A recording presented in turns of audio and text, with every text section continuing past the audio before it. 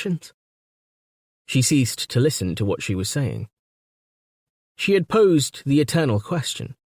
Surely every human being who had ever lived had had to face up to that question and answer it in her own way. Have we sole charge of our own actions? She could not tell the answer in her own case. In consequence, she felt herself totally unfit to teach. Yet they listened. She knew why they listened, even if they listened without understanding. They listened because she was accepted as a great sorceress. Since the miracle at Fish Lake, she was isolated by their reverence. Rune himself was more distant than before. She looked out through the ruinous window at the Acrithmus world, now freeing itself from the recent cold, its slimes and snows spatchcocked with green, its river streaked with muds from remote places she would never visit. There were miracles. The miraculous lay beyond her window. Yet, had she performed a miracle, as everyone assumed? Shaital broke off her talk in mid-sentence. She perceived that there was a way of testing her own holiness. The Fagors charging at Fish Lake had turned to ice. Because of something in her, or something in them. She recalled tales about Fagors dreading water. Perhaps the reason was that they turned to ice in it. That could be tested. There were 1 or 2 old Fagor slaves in Oldorando. She would try one out in the Voral and see what happened. One way or the other, she would know. The 13 were staring at her, waiting for her to go on. Leontal Eye looked puzzled. She had no idea what she had been saying.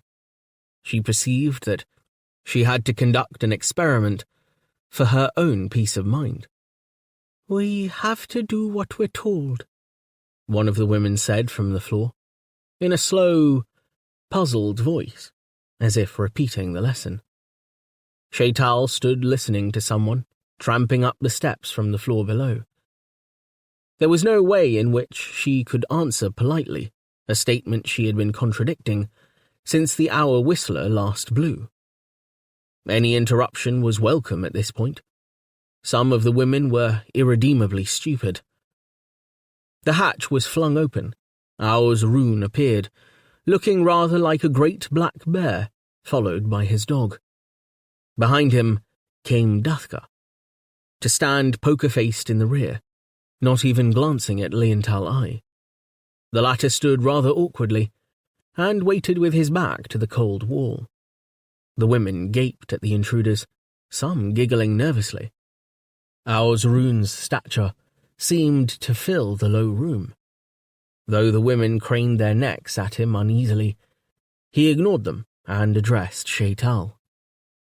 She had moved back to the window, but stood facing him, framed against a background of muddy village, fumaroles, and the party-coloured landscape stretching to the horizon. "What do you want here?" she asked. Her heart beat as she beheld him. For this, above all, she cursed her new reputation, that he no longer bullied her, or held her arms, or even pursued her. His whole manner suggested this was a formal and unfriendly visit. "I wish you to come back into the protection of the barricades, ma'am," he said. "You are not safe, living in this ruin. I cannot protect you here in the event of a raid." "Vry and I prefer living here." "You're under my control. For all your reputation, you and Vry, and I must do my best to protect you. All you other women, you should not be here. It is too dangerous outside the barricades. If there was a sudden attack, well, you can guess what would happen to you. Shaital, as our powerful sorceress, must please herself.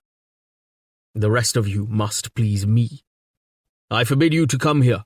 It's too dangerous. You understand?" All evaded his gaze except the old midwife, Rol Sakil. "That's all nonsense, Rune. This tower is safe enough. Shaital's scared off the fuggies. We all know that. Besides, even you have been here on occasion, haven't you now?" This last was said with a leer. Owl's Rune dismissed it. I'm talking about the present. Nothing's safe now the weather's changing. None of you enter here again, or there will be trouble. He turned, raising a beckoning finger to Liental Eye. You, come with me. He marched down the steps without a farewell, and Liental Eye and Dathka followed. Outside, he paused, pulling at his beard. He looked up at her window. I'm still Lord of Embrudok, and you had better not forget it. She heard his shout from within, but would not go to the window. Instead, she stood where she was, alone despite the company, and said in a voice loud enough for him to hear, Lord of a rotten little farmyard. Only when she heard the squelch of 3 pairs of boots, retreating, did she deign to glance out the window. She watched his broad back as he trudged with his young lieutenants towards the north gate, Curd trotting at his heel. She understood his loneliness. None better. As his woman, she would surely not have lost stature, or whatever it was she valued so highly. Too late to think of that now. The rift was between them, and an empty-headed doll kept his bed warm. You'd better all go home, she said, afraid to look directly at the women. When they got back to the muddy main square, Rune ordered Liental Eye to stay away from the academy. Liental Eye flushed. Isn't it time that you and the council gave up your prejudice against the academy? I hoped you'd think better of it, since the miracle of Fish Lake. Why upset the women? They'll hate you for it. The worst the academy can do is keep the women content. It makes the women idle. It causes division. Liental Eye looked at Dathka for support, but Dathka was gazing at his boots. It is more likely to be your attitude that causes division, Rune. Knowledge never hurt anyone. We need knowledge. Knowledge is slow poison. You're too young to understand. We need discipline. That's how we survive, and how we always have survived. You stay away from Shaital. She exerts an unnatural power over people. Those who don't work in Aldorando get no food. That's always been the rule. Shaital and Vry have ceased working the boilery, so in future they will have nothing to eat. We'll see how they like that. They'll starve. Rune drew his brows together and glared at Liental Eye. We will all starve if we do not cooperate. Those women have to be brought to heel, and I will not tolerate you siding with them. Argue with me any more and I'll knock you down. When Rune had gone, Liental Eye gripped Dathka's shoulder. He is getting worse. It's his personal battle with Shaital. What do you think? Dathka shook his head. I don't think. I do what I'm told. Liental Eye regarded his friend sarcastically. And what are you told to do now? I'm going up by the Brassimips patch. They've killed a Stungabag. He exhibited a bleeding hand. I'll be there in a while. He walked by the Voral, idly watching the geese swimming and parading, before following his friend. He thought to himself that he understood both Rune's and Shaital's points of view. To live, all had to cooperate. Yet was it worth living if they merely cooperated? The conflict oppressed him, and made him long to leave the hamlet, as he would do if only Oira were to agree to come with him. He felt that he was too young to understand how the argument, the growing division, would resolve itself. Slyly, seeing nobody was looking, he brought out from his pocket a carved dog, given him long ago by the old priest from Borlean. He held it forward and worked its tail. The dog began to bark furiously at nearby geese. Someone else was wending her way towards the Brassimips, and heard the imitation dog bark. Vry saw Liental Eye's back between 2 towers. She did not intrude on him, for that was not her way. She skirted the hot springs and the owl whistler. An easterly breeze took the steam from the waters as it emerged from the ground, to blow it, hissing, across wet rock. Vry's furs were pearled with a bead of moisture at every hair end. The waters ran gargling, yellow and chalky in their crevices, full of an infectious fury to be somewhere. She squatted down on a rock and absent-mindedly dipped her hand in a spring. Hot water ran up her fingers and explored her palm. Vry licked the liquid off her fingers. She knew the sulphurous flavour from childhood. Children were playing here now, calling to each other, running across slippery rock without falling, agile as orangs. The more adventurous children ran naked, despite the stiff breeze, inserting their androgynous bodies into clefts between rocks. Spuming waters cascaded up their stomachs and over their shoulders. "Here comes the whistler," they called to Vry. "Look out, missus, or you'll get a soaking." They laughed heartily at the thought. Taking the warning, Vry moved away. She thought that a stranger here would credit the children with a sixth sense, able to predict exactly when the owl whistler blew. Up it went, a solid column of water, muddy for a moment, then brilliant pure, ascending. It whistled on an ascending note, its unvarying note, sustained for an unvarying duration. The water sailed upwards to about 3 times the height of a man, before falling back. The wind curved the jet towards the west, hammering the rocks where Vry had squatted a moment earlier. The whistle stopped. The column died back into the black lips of earth from which it had sprung. Vry waved to the children and continued up the Brassimip track. She knew how they knew when the geyser was about to blow. She still remembered the thrill of wriggling naked between ochre rocks, plunging one's body into the streaming earth, toes among hot slime, flesh tickled by bursting bubbles. When the hour was near, a tremor shook the ground. One wedged oneself into the rock and felt in every fibre the strength of the earth gods as they tensed themselves to deliver their triumphant ejaculation of hot liquids. The path she followed was trodden mainly by women and pigs.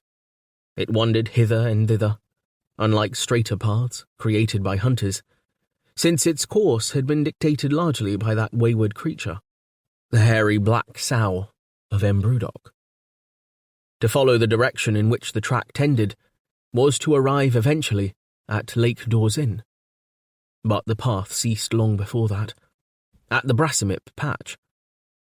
The rest of the way was still a wilderness of marsh and frost. As she moved up the path, Vry wondered if all things aspired to a highest level, and if there was a competing force trying to drag them to the lowest. One looked up to the stars. One ended as a gossie, a fess-up. The hour whistler was an embodiment of the two opposed forces. Its sprouting waters always fell back to earth. In her unobtrusive way, she willed her spirit to soar to the sky, the region she studied without shame. Tal's Aid, the place of sublime movement, the riddling place of stars and suns, of as many secret passages as the body. 2 men came towards her. She could see little of them but legs, elbows, and the tops of their heads, as they staggered downhill under heavy loads. She could identify Sparat Lim by his spindly legs. The men were carrying slabs of stungabag. After them came Dathka, carrying only a spear. Dathka gave her a grin of welcome and stood to one side of the path, surveying her with his dark eyes. His right hand was bloody, and a thin trail of blood ran down the spear shaft. "We killed a stunga," he said, and that was all. As usual, Vry was both embarrassed and comforted by his lack of words. It was pleasant that he never boasted, unlike many of the young hunters. Less pleasant that he never revealed his thoughts. She tried to feel something for him. She halted. It must have been a big one. I'll show you, he added, if you'll let me. He turned back along the track and she followed, unsure whether she ought to speak or not. But that was silly, she told herself. She understood perfectly that Dathka desired to communicate with her. She blurted out the first thing that came into her head. How do you account for human beings in the world, Dathka? Without a backward glance, he said, We came from the original boulder. He spoke without the consideration she would have wished him to give to such an important matter, and there the conversation languished. She regretted that there were no priests in Aldorando. She could have talked to them. Legends and songs related that Embrudok had once had its fair share of priests, administering an elaborate religion which united Wutra with the living of this world and the Fessups of the world below. One dark season before Wall Ein Den ruled, when breath froze on people's lips as it issued forth, the population rose and slew the priesthood. Sacrifices had ceased from then on, except on festival days. The old god, Akka, was no longer worshipped. No doubt a body of learning had also been lost. The temple had been stripped.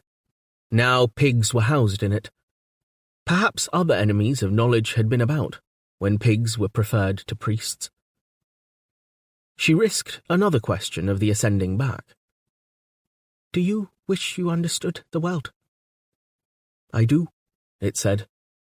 She was left wrestling with the brevity of the reply. Did he understand? Or did he wish he understood? She asked herself. The forces that had thrown up the Quizzint Mountains had folded the earth in all directions, causing attendant deformations like buttresses, like the roots of trees, to extend outwards for many miles from the mountains themselves. Between two such rocky extrusions grew a line of brassimips, which had long been essential to the local economy. Today, the plot was a scene of mild excitement, and several women were clustered round the open tops of the brassimips, warming themselves and herding their pigs while watching the work in progress. Dathka indicated that this was where the Stungabag was killed.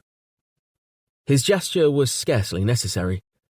The carcass lay about in piles, sprawling up the desolate hillside. Towards its tail, Aosrun himself was investigating it, his yellow hound about his heels. The stubby legs of the immense corpse pointed into the air, fringed by stiff black hairs and spines. A group of men waited about the body, laughing and talking. Goija Hin supervised the slaves, human and Fagorian, who wielded axes. They were splitting the fibrous carcass into slabs that could be carried down to the hamlet. They stood up on their knees in coir and woody sections of the Stungabag's flesh. Great splinters flew as they dismembered the remains. Two older women dodged about with buckets, gathering up spongy white entrails. They would boil the mess down later to distill a coarse sugar from it. The coir would be used for ropes and mats, the flesh for fuel for the various cores. From the paddle-like digging paws of the Stungabag, oils would be extracted to form a narcotic called rungibel. The older women were exchanging impolite remarks with the men, who grinned and stood in nonchalant poses about the hillside. It was unusual for Stungabags to venture near human habitation. The beasts were easy to kill, and every part of them was useful to the fragile economy. The present kill was 30 meters long, and would benefit the community for days to come. Pigs ran squealing around Vry's feet as they rooted among the fibrous debris. Their swine herds were working below in the brassimips.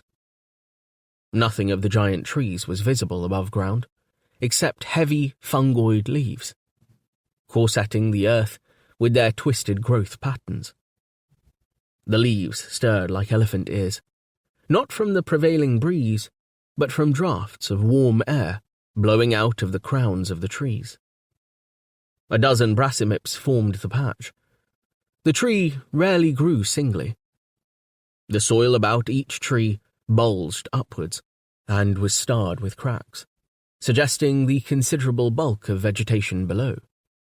The heat that the trees siphoned up to their leaf system enabled the trees to thaw frozen ground, so that they continued to grow even in permafrost conditions.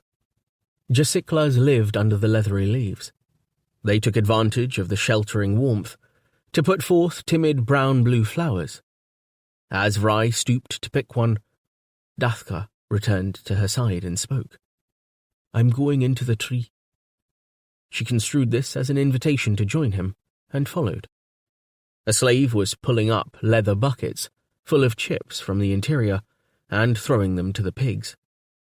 Pulped brassimip chips had fed Embrudock's pigs through the dark centuries. "That's what attracted the Sangabag," Vry said. The monstrous animals were as fond of brassimip as the pigs. A wood ladder led into the tree. As she followed Dathka down, her eyes came for a moment level with the ground. As if drowning in earth, she saw the leather leaves waving about her. Beyond the backs of the pigs were the men, fur-clad, standing among the wreckage of the giant Stungabag. There was snowy high ground, and a sky of slate over it. She climbed down into the tree. Warm air assailed her cheeks, making her blink, carrying with it a perfumed, rotting smell that both repelled and attracted her. The air had come from a long way down. Brassimip roots bored far into the crust.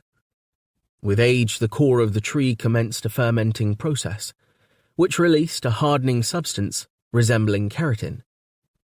A tube formed through the center of the tree. A heat pump was established, warming leaves and underground branches with heat trapped at lower levels.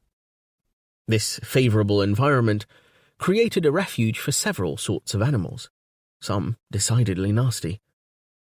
Dathka reached out a hand to steady Vry. She climbed off the ladder beside him and stood in a bulb-shaped natural chamber. 3 dirty-looking women were working there.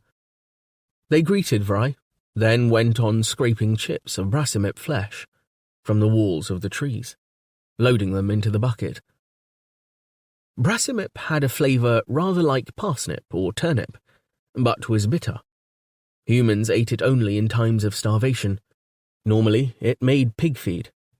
In particular, feed for the sows whose milk went to the making of rathor, Oldorando's staple winter drink. A narrow gallery opened to one side. It led into the topmost branch of the tree, the leaves of which would surface in a bunch some distance away. Mature brassimips had 6 branches.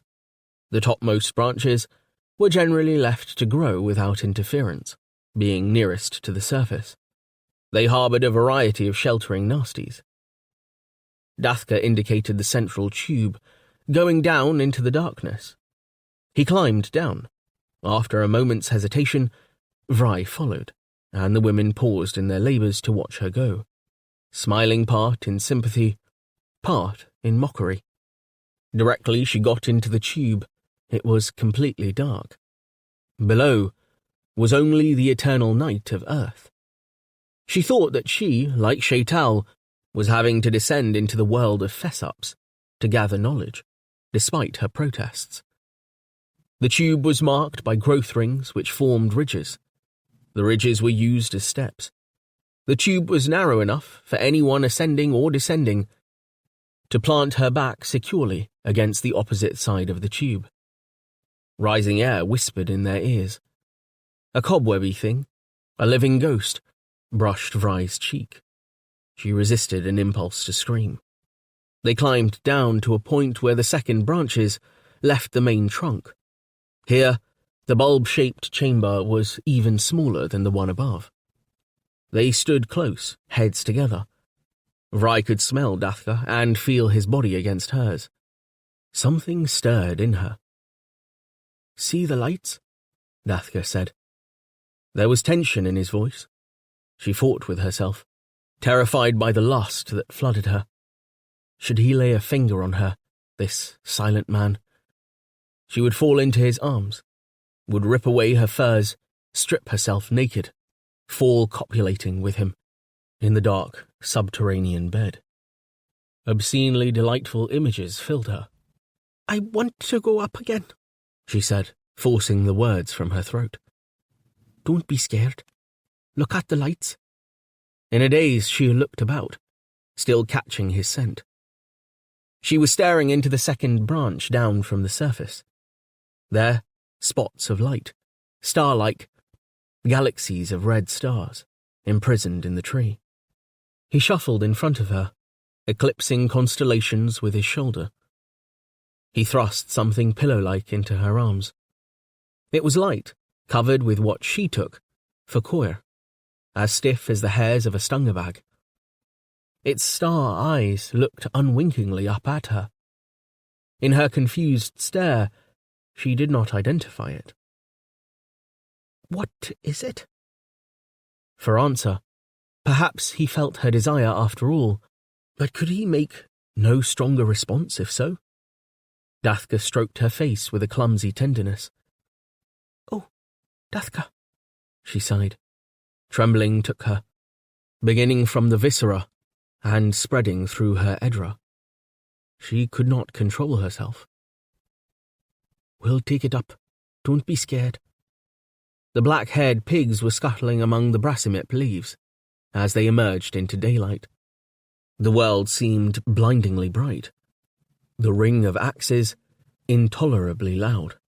The scent of jacyclas unduly strong. Vry sank down and, listlessly, regarded the small crystalline animal she held. It was in a state like the fagor's tether, curled into a ball, with its nose tucked into its tail. Its 4 legs folded neatly into its stomach. It was immobile, and felt as if made of glass. She could not uncurl it. Its eyes fixed her with a remote gaze, unwinking between immobile lids. Through its dusty grey coat, striations of faded colour showed. In some way, she hated it, as she hated him, so insensitive to a woman's feelings, that he had mistaken her trembling for the vibrations of fear. Yet she was grateful that his stupidity had prevented her from certain disgrace. Grateful and resentful. It's a glossy, Dathka said, squatting by her, looking aslant into her face, as if puzzled. A gossy? For a moment she wondered if he was trying to be uncharacteristically funny. A glossy. They hibernate in the brasimips, where it's warm. Take it home. Shaital and I have seen them west of the river. Hoxneys. That's what they're called when they emerge from hibernation. And what would Shaital have thought if... Take it, he repeated. A present from me. Thank you, she said with contempt. She rose, emotions in place again. She found she had blood on her cheek, where he had stroked her with his cut hand. The slaves were still hacking away at the monstrous carcass. Liental I had arrived, and was talking to Tanth Ein and Ours Rune. The latter summoned Dathka vigorously, waving his hand over his head in command. With a resigned look of farewell to Vry, Dathka made off towards the Lord of Embrudok. The busy things men did were nothing to her. She tucked the glossy between her arm and her shallow bosom, and turned downhill, towards the distant towers. When she heard the sound of someone running to catch her up, she said to herself, well, he's too late now. But it was Liental I. I'll walk down with you, Vry, he said. As she remarked, he seemed in a carefree mood. I thought you were having trouble with Ours Rune. Oh, he's always a bit touchy after a brush with Shaital. He's a great man, really. I'm pleased about the stungerbag, too. Now that the weather is warming up, they're harder to find. The children were still romping by the geysers. Leontal I admired her glossy, and burst into a snatch of Hunter's song. The glossies that sleep, when the snowdrifts are deep, will wake up to Edra-filling rain, and then Hoxneys will spread, with their high-stepping tread, across the plain, across the flower-thrilling plain. Oh, you are in good humour. Is Oira being nice to you? Oira's always nice. They went their different ways, Vry heading for her ruined tower, where she showed her present to Shaital. Shaital examined the little crystalline animal. It's not good to eat at this stage of its life. The flesh may be poisonous. I don't plan to eat it. I want to guard it, till it wakes. Life is serious, my dear.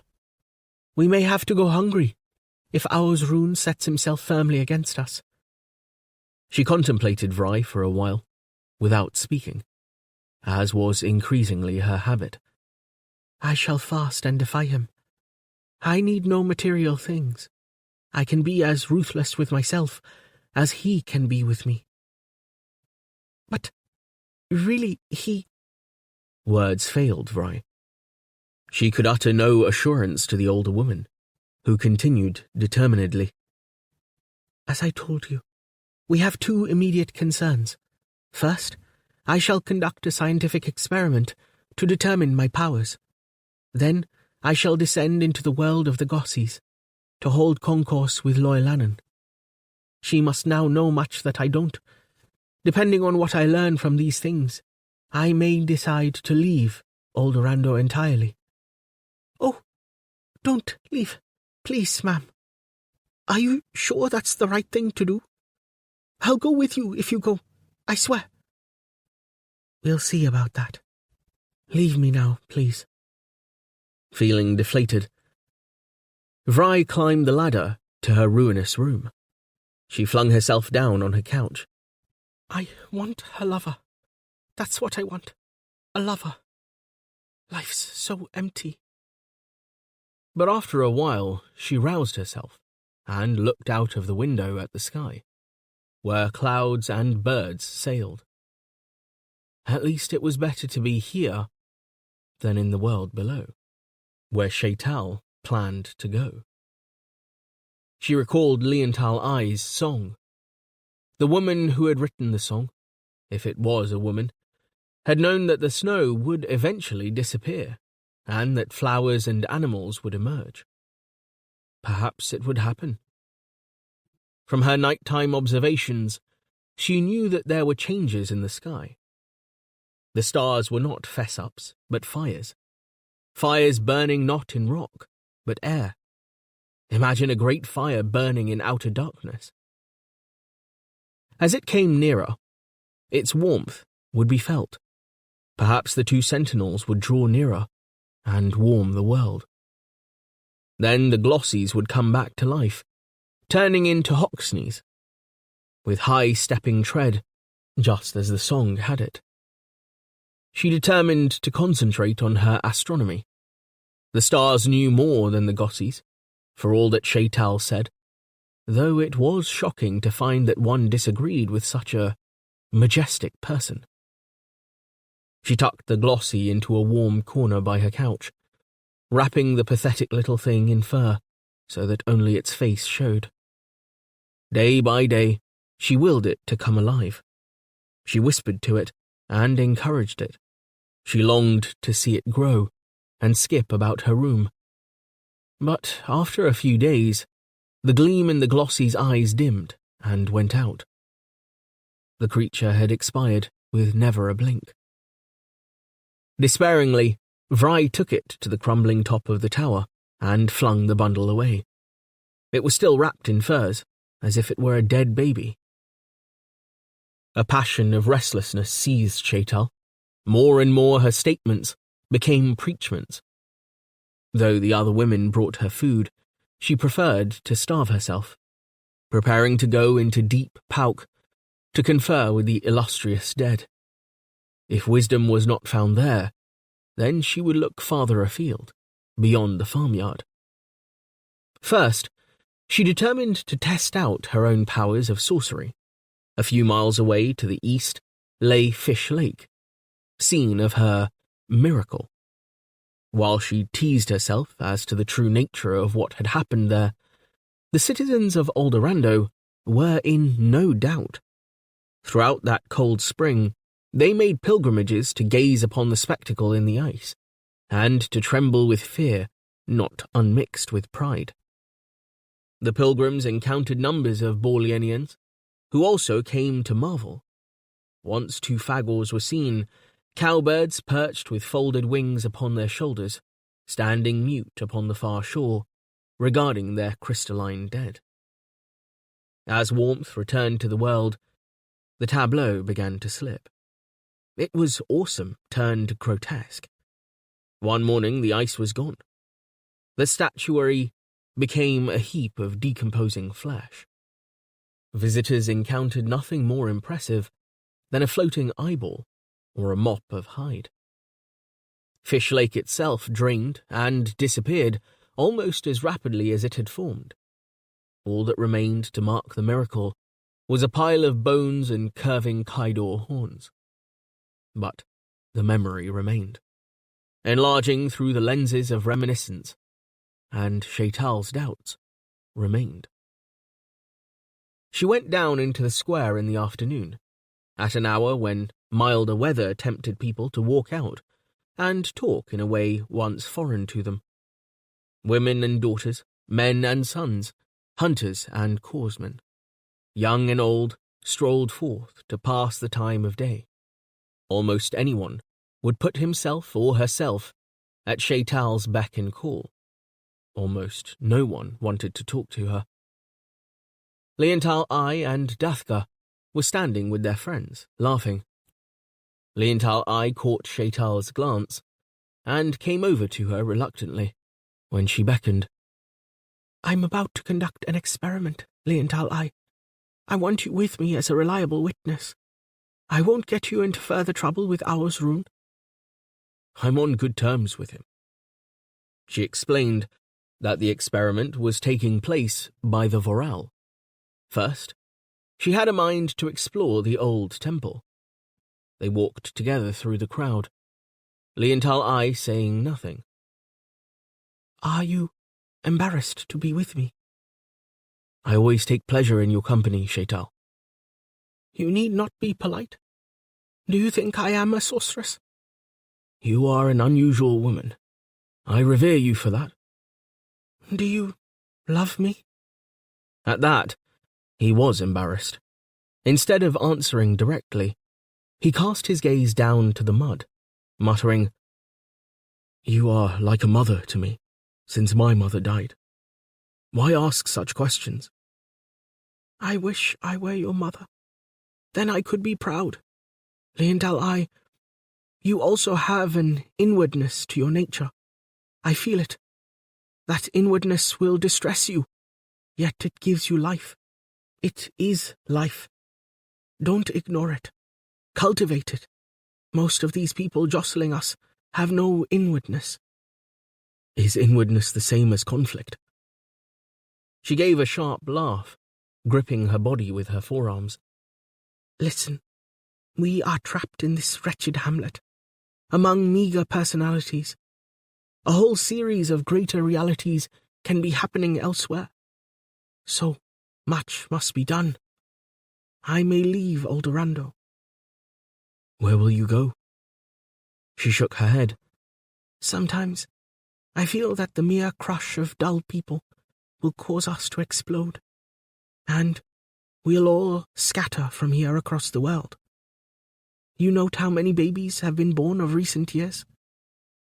He looked round at all the friendly, familiar faces in the lane, and suspected that she was talking for effect, though there were more children. He put his shoulder to the door of the old temple and heaved it open. They entered and stood silent. A bird was trapped inside. It flew round and round, darting close to them, as if scrutinizing them, then soared upward and escaped through a hole in the roof.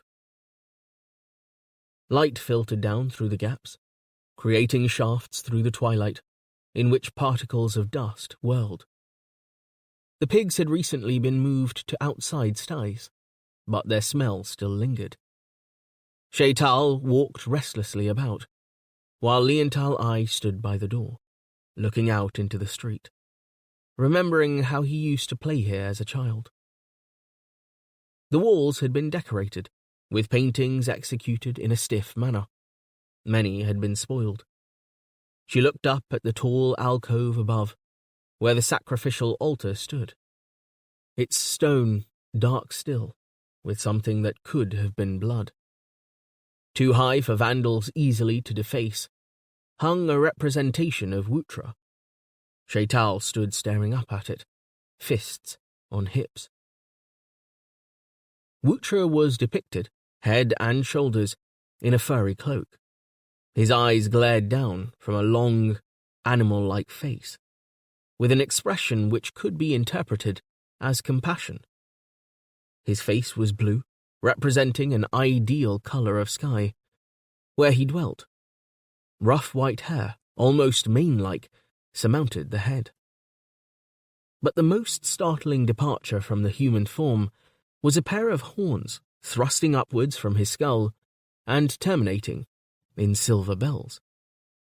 Behind Wutra crowded other figures of a forgotten mythology, mainly horrendous, teeming through the sky. On his left and right shoulder perched his two sentinels. Batalix was depicted as ox-like, bearded, grey and old, with rays of light streaming from his spear. Freya was larger, a virile green monkey, with an hourglass suspended round his neck. His spear was bigger than that of Batalix, and also radiated rays of light. She turned away, saying briskly, "Now my experiment, if Goija Hin is ready." "Did you see what you wanted?" He was puzzled by her abruptness. "I don't know. Later I may know. I plan to go into Pauk.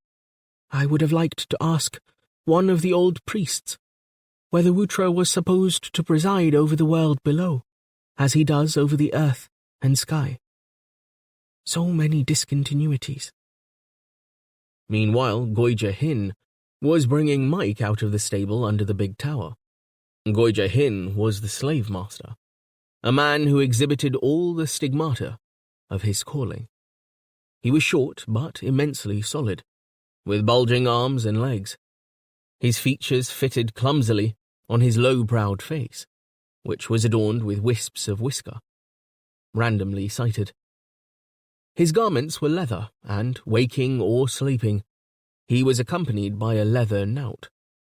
Everyone knew Goija Hin, a man impervious to blows or thought. "Come on, Mike, you brute. Time to make yourself useful," he said, speaking in his customary low snarl. Mike ambled forth promptly, having grown up in slavery. He was the Fagor longest in servitude in Aldorando, and could remember Goija Hin's predecessor, a man of far more terrible aspect. Black hairs grew in his patchy coat. His face was wrinkled, and the sacs under his eyes were messy with rheum. He was always docile. On this occasion, Oira was nearby to soothe him. While Oira patted his bent shoulders, Goija Hin prodded him with a stick.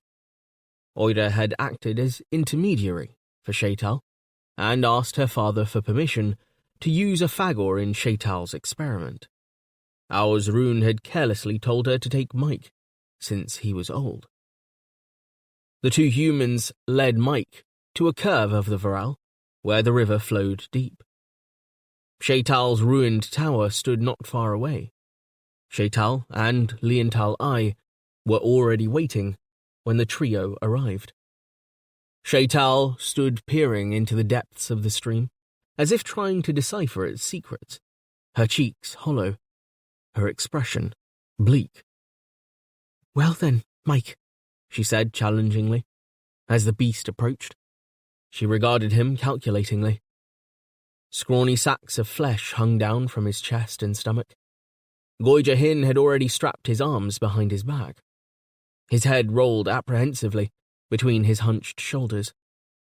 When he saw the Vorel, he ran his milt anxiously up his nostril slits several times in quick succession, uttering a low cry of fear. Could it be that water would turn him into a statue? Goija Hin gave Shaital a rough salute. "Tie his legs together," Shaital ordered.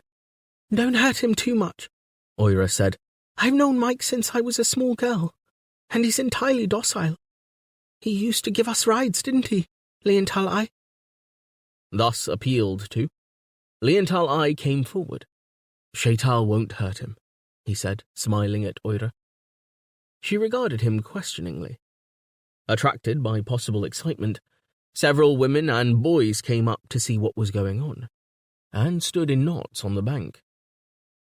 The river ran deep in the curve, cutting into the near bank only a few inches below the ground on which they stood. On the opposite side of the river, where it was shallower, a thin shelf of ice remained, preserved from direct sun by an overhang. This wafer jutted out towards deeper water, elaborately marked in glassy whorls, as if the water itself had taken a knife to carve it. When Goija Hin had bound the legs of the unfortunate Mike, he pushed him to the edge of the river. Mike stuck his long head in the air, curled back his lower lips onto his stubbly chin, and let out a trumpet of fear. Oira clutched at his coat, begging Shaital not to harm him. "Stand back," Shaital said. She gave the signal to Goija Hin to push the Fagor in. Goija Hin set his thick shoulders to Mike's ribs. The Fagor tottered, then plunged into the river with a splash. Shaital raised her arms in imperious gesture. The watching women gave a shout and rushed forward. Rol Sakil was among them. Shaital motioned them back. She stared down into the water and could see Mike struggling below the surface. Swaths of his coat came roiling upward with the disturbed water, brushing the surface like yellow weed. The water remained water. The Fagor remained alive. "Pull him up," she ordered. Goija Hin had Mike by two straps. He tugged and Leontal Eye helped. The old Fagor's head and shoulders broke the surface, and Mike gave a pathetic cry. "Don't killy drown, poor me." They dragged him ashore, and he lay panting at Shaital's feet. She chewed her underlip, frowning at the Vorel. The magic was not working. "Throw him in again," one of the onlookers called. "No more water, or I finish," Mike said thickly. "Push him in again," Shaital ordered. Mike went in a second time, and a third. But the water remained water. No miracle happened, and Shaital had to conceal her disappointment. "That's enough," she said. "Goija Hin, take Mike away and feed him extra." Oira knelt compassionately by Mike's throat, crying and patting him. Dark water flowed from the Fagor's lips, and he began coughing. Leontal Eye knelt and put his arm round Oira's shoulder. Disdainfully, Shaital turned away. The experiment showed that Fagors plus water did not make ice. The process was not inevitable. So what had happened at Fish Lake? Equally, she had not managed to turn the Vorel to ice, as she had wished to do. So the experiment did not prove she was a sorceress. It did not prove she was not a sorceress. It seemed to prove that she had turned the Fagors at Fish Lake to ice, unless there were other factors involved she had not considered. She paused, with her hand on the rough stone of the doorway to her tower, feeling the rasp of lichen against her palm. Until she found another explanation, she would have to treat herself as others treated her, as a sorceress. The more she starved, the more she respected herself. Of course, as a sorceress, she was destined to remain a virgin. Sexual intercourse would destroy her magical powers. She gathered her furs against her lanky form and climbed the worn stairs. The women on the bank looked from Mike's half-drowned body, surrounded by a growing puddle, to Shaital's retreating figure. Now what did she want to go and do that for? Old Rolsakil asked the company. How come she didn't drown the stupid thing properly while she was about it? The next time the council met, Leontal I rose and addressed them. He said that he had heard Shaital lecture, all knew of her miracle at Fish Lake, which had saved many lives. Nothing she did was directed to the ill of the community. He proposed that her academy should be recognized and supported. Rune looked furious while Leontal I spoke. Dathka sat rigid in silence. The old men of the council peered at each other under their eyebrows and muttered uneasily. Eline Tal laughed. What do you wish us to do to aid this academy? Rune asked. The temple is empty. Give it to Shaital. Let her hold meetings there, every afternoon at promenade time. Use it as a forum, where anyone can speak. The cold has gone, people are freer.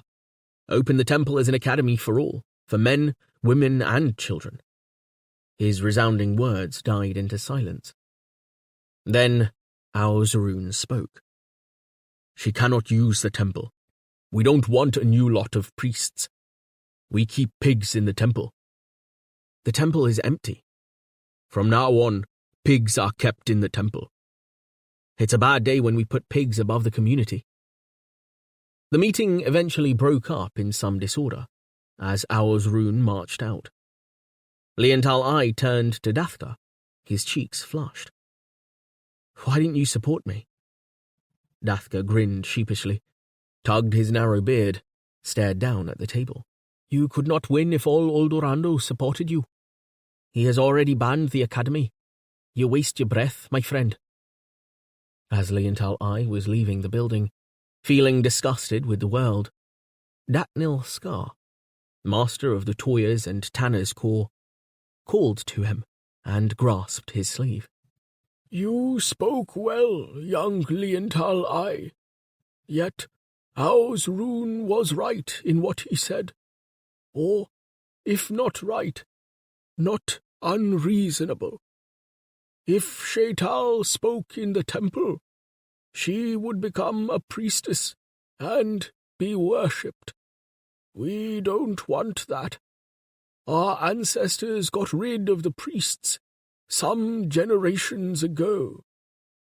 Leontal I knew Master Datnil for a kindly and modest man. Restraining his anger, he looked down at the worn face and asked, Why tell me this? Master Datnil looked about to see that no one was listening. Worship arises from ignorance. Believing in one fixed thing is a mark of ignorance. I respect attempts to drum facts into people's heads. I wanted to say that I am sorry you were defeated, though I don't agree with your proposition. I would be willing to address Shaital's academy, if she will have me. He removed his fur hat and set it on the lichenous sill.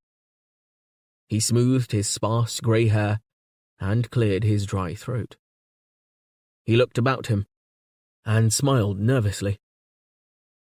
Although he had known everyone in the room since he was born, he was unaccustomed to the role of speaker. His stiff clothes creaked as he shifted from one foot to another. Don't be afraid of us, Master Datnil, Shaital said. He caught the note of impatience in her voice. It's only of your intolerance, I'm afraid, ma'am, he replied, and some of the women squatting on the floor hid smiles behind their hands. You know what we do in our corps, because some of you work for me, Datnil Scar said. Membership in the corps is for men only, of course, for the secrets of our profession are handed down from generation to generation. In particular, a master teaches all he knows to his personal novice, or chief boy. When a master dies or retires, then the chief boy becomes master in his turn, as Rainil Leyan will soon take over my position. A woman could do that just as well as any man, said one of the women. Cheem Far. I've worked for you long enough, Datnil Scar. I know all the secrets of the brine pits. I could pickle myself if need arose. Ah, but we have to have order and continuity, Cheem Far, said the master mildly. I could give the orders all right, said Cheem Far, and everyone laughed, then looked at Shaital. Tell us about the continuity, the latter said. We know, as Loylanen taught us, that some of us are descended from Yuli the priest, who came from the north, from Panoval and Lake Dorzin. That's one continuity. What about continuity within the core, Master Datnil? All members of our core were born and bred in Embrudok, even before it was Oldorando. Too many generations. How many generations? Ah, a good many. Tell us how you know this. He wiped his hands on his trousers. We have a record. Each master keeps a record. In writing? That's right. Written in a book. The art is passed on, but the records are not to be disclosed to others. Why do you think that is? They don't want the women taking over their jobs and doing it better, someone called, and again there was laughter. Datnil Scar smiled with embarrassment and said no more. I believe that secrecy served a protective purpose at one time, Shaital said. Certain arts, like metal forging and tannery, had to be kept alive in bad times, despite starvation or Fagor raids. Probably there were very bad times in the past, and some arts were lost. We cannot make paper any longer. Perhaps there was once a papermaker's core. Glass. We cannot make glass, yet there are pieces of glass about. You all know what glass is. How is it that we are more stupid than our ancestors? Are we living, working, under some disadvantage we don't fully understand? That's one of the big questions we must keep in mind. She paused. No one said anything, which always vexed her. She longed for any comment that would push the argument forward. Datnil Scar said, Mother Shay, you speak true, to the best of my belief. You understand that, as master, I am under oath to disclose secrets of my art to nobody. It's an oath I take to Wutra and to Embrudok. But I know that there were once bad times, of which I am not supposed to speak. When he fell silent, she helped him with a smile. Do you believe that Oldorando was once bigger than it is now? He looked at her with his head on one side. I know you call this town a farmyard, but it survives. It's the center of the cosmos. Well, that's not answering your question. My friends, you found rye and oats growing north of here. So, let's speak of them. To the best of my belief, that place was once carefully tended fields, enclosed against wild beasts. The fields belonged to Embrudok. Many other cereals grew there, and were cultivated. Now you cultivate them again, which is wise. You know we need bark for our tanning. We have a job to get hold of it. I do believe, well, I know. He fell silent, then said quietly, great forests of tall trees, which yield bark and wood, grew to the west and north. The region was called Case. It was hot then, and there was no cold. Someone said, The time of heat. That's a legend left over from the priesthood. The sort of tale we're supposed to get out of our minds in the academy. We do know that it was once colder than it is now. Ask my grandma. What I'm saying is that, to the best of my belief, it was hot before it was cold, Datnil Scar said, slowly scratching the back of his grey head. You should try to understand these things. Many lives go by, many years. There's a lot of history vanished. I know you women think that men are against you learning, and it may be so. But I speak sincerely when I say that you should support Shaital, despite various difficulties. As a master, I know how precious knowledge is. It seems to run out of the bottom of a community, like water out of a sock. They stood and clapped him politely when he left. At Freya's set 2 days later, Shaital was pacing restlessly in her room, in the isolated tower. A shout came from below. Immediately, she thought of Aur's rune, though the voice was not his. She wondered who would venture beyond the barricades when light was growing dim. Putting her head out of the window, she saw Datnil Scar, his figure insubstantial in the dusk. Oh, come up, my friend, she cried. She went down to meet him. He appeared, clutching a box, smiling nervously. They sat down facing each other on her stone floor, and she poured him a measure of rathel. After some idle conversation, he said, I think you know that I'm due to retire soon as master of the Toyers and Tanner's Corps. My chief boy will take my place. I'm getting old, and he long ago knew all I have to teach. You come here because of that? He smiled and shook his head. I come here, Mother Shay, because I experience an old man's admiration for you, for your person and your worth. No, let me say it. I have always served and loved this community, and I believe you do the same, though you have the opposition of many men. So, I wanted to do you a good turn while I was able to. You're a good man, Datnil Scar.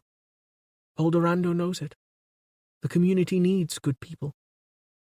Sighing, he nodded. I have served Embrudok, or Eldorando, as we should call it, every day of my life, and have never left it. Yet, scarcely a day has gone by.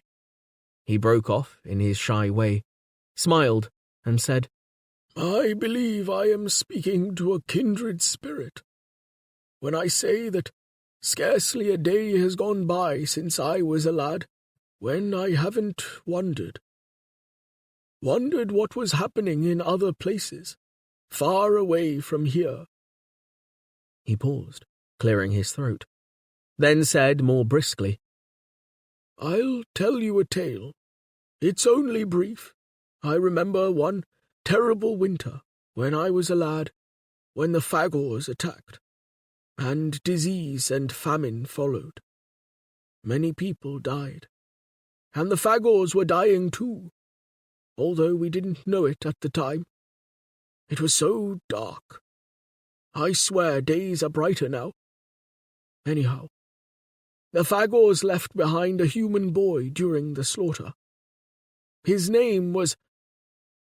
I'm ashamed to say I've forgotten it, but, to the best of my belief, it was something like Crindle Sheddy, a long name, Once I knew it clearly. The years have made me forget.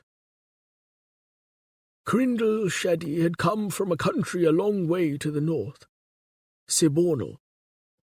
He said that Sibornal was a land of perpetual glaciers. I was selected to be chief boy in my corps, and in Sibornal he was to be a priest. So we were both dedicated to our calling. He, Crindle Sheddy, or whatever his name was, thought our life was easy. The geysers kept Oldorando warm. As a young member of the priesthood, my friend had belonged with some colonists who moved south to escape the cold. They came to a better land by a river, where they had to fight with the local inhabitants of a realm called, well, the name has gone after these many years. A great battle raged, in which Crindle Sheddy, if that was his name, was injured. The survivors fled, only to be caught by raiding Fagors. It was mere fortune that he escaped them here, or perhaps they left him because he was wounded. We did what we could to help the lad, but he died after a month. I cried for him. I was only young. Yet, even then I envied him because he'd seen something of the world. He told me that in Sibornal, the ice came in many colours and was beautiful. As Master Datnil finished his story, sitting meekly beside Shaital, Vry entered the room, on her way to the floor above. He smiled kindly at her, saying to Shaital, "Don't send Vry away. I know she's your chief boy, and you trust her, as I wish I could trust my chief boy. Let her hear what I have to say." He laid his wooden box on the floor in front of him. "I have brought the master book of our corps for you to see." Shaital looked as if she would faint. She knew that if this borrowing was discovered, the Maker's Corps would kill the master without hesitation.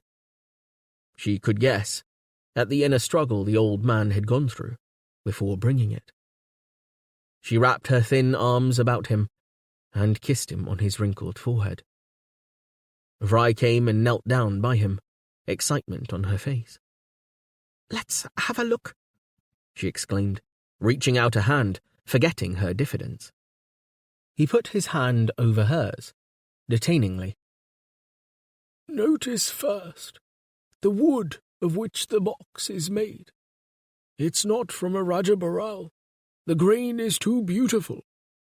Notice how it's carved. Notice the delicate metal chasing that binds the corners. Could our metal maker's corps do such fine work today?" When they had examined the details, he opened the box. He brought out a large tome bound in heavy leather, tooled with an elaborate design. "I did this myself, Mother. I rebound the book. It's the inside that's old." The pages inside were carefully, often elaborately, written by a number of different hands. Datnil Scar turned the pages rapidly, even now reluctant to reveal too much. But the women clearly saw dates, names, lists, and various entries and figures.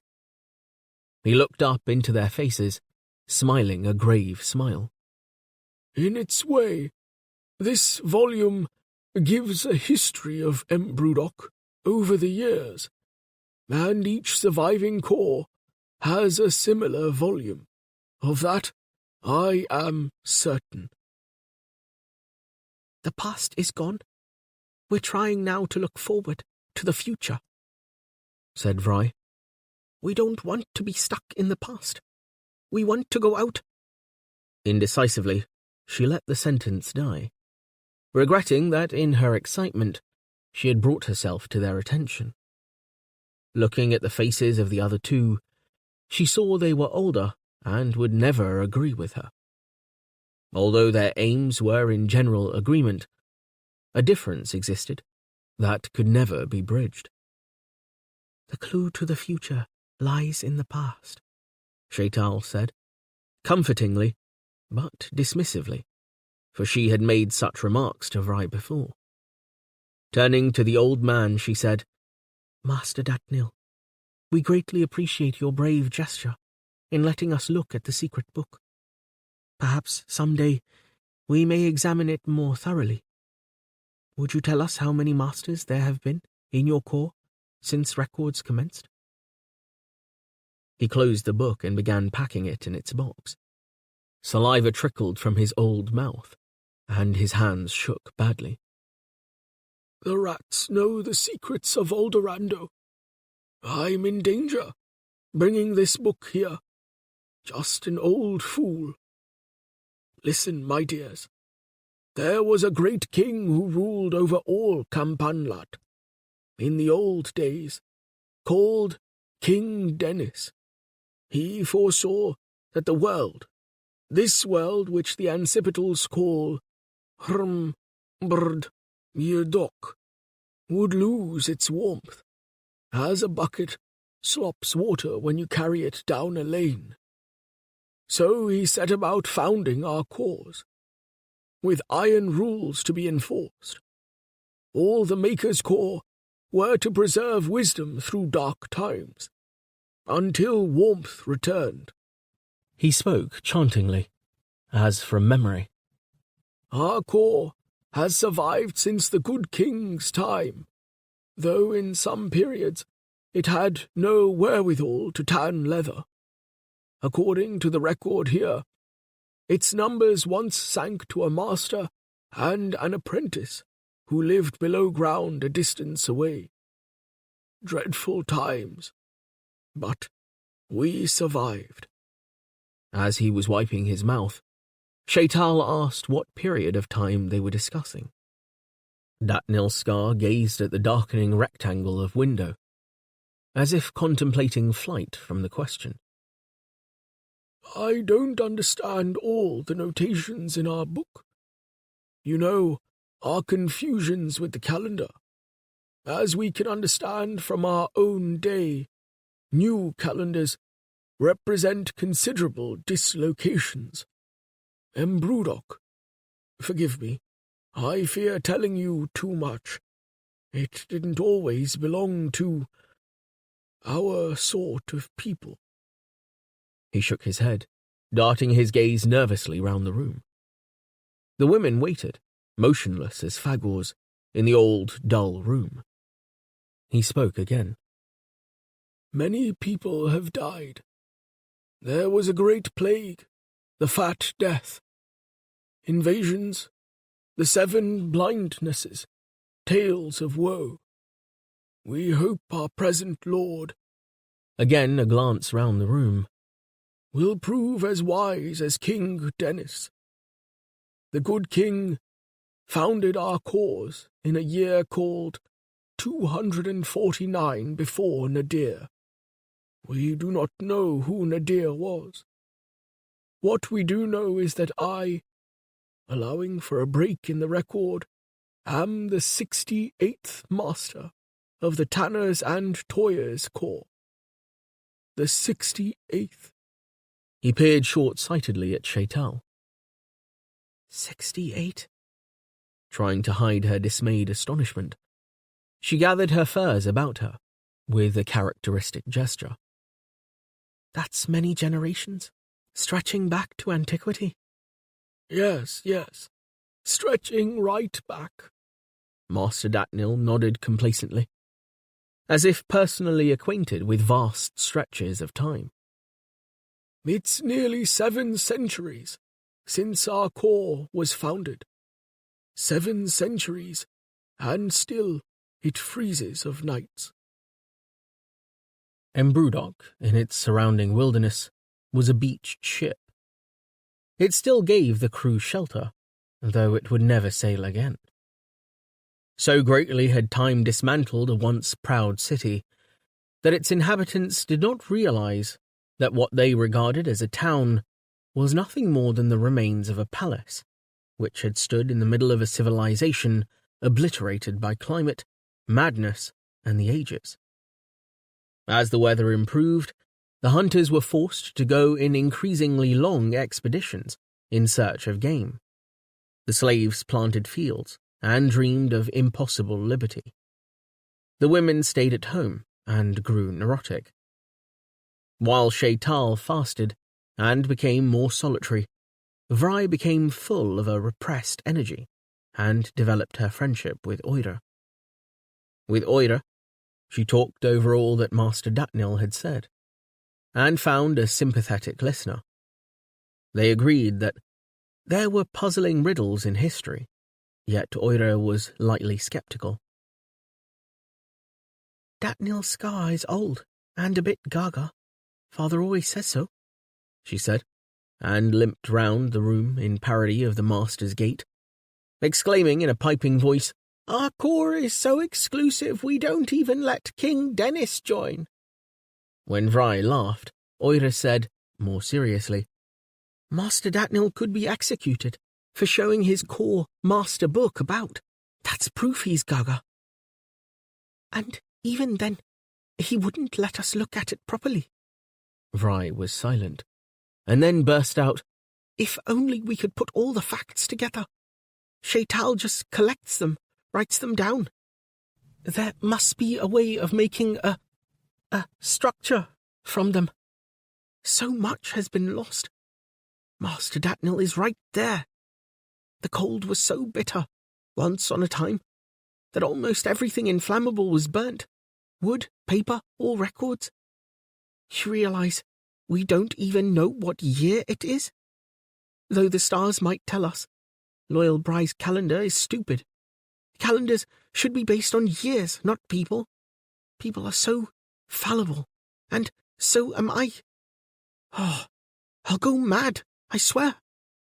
Oira burst out laughing and hugged Vry.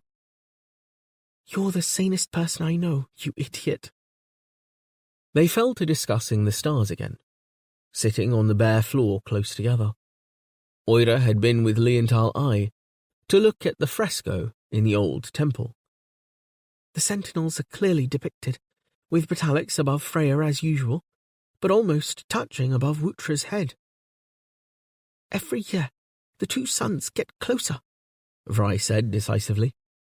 "Last month, they virtually touched as batalics overtook Freya, and no one paid any notice. Next year, they will collide. What then? Or maybe one passes behind the other." Perhaps that's what Master Datnil meant by a blindness. It would suddenly be dim day, wouldn't it, if one sentinel disappeared? Perhaps there would be 7 blindnesses as once before. She looked frightened and moved nearer her friend. "It would be the end of the world. Wutra will appear, looking furious, of course." Vry laughed and jumped to her feet. "The world didn't end last time, and won't do so this time. No, perhaps it will mark a new beginning." Her face became radiant. "That's why the seasons are growing warmer. Once Shaital has done her ghastly pauk, we will tackle the question anew. I shall work at my mathematics. Let the blindnesses come. I embrace them." They danced round the room, laughing wildly. "How I long for some great experience," Vry cried. Shaital, meanwhile, showed more clearly than before, the little bird bones below her flesh, and her dark skins hung more loosely about her body. Food was brought her by the women, but she would not eat.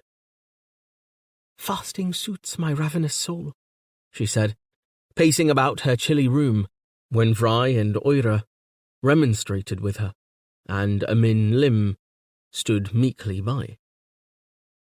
"Tomorrow I will go into Pauk. You 3 and Rolsakil can be with me.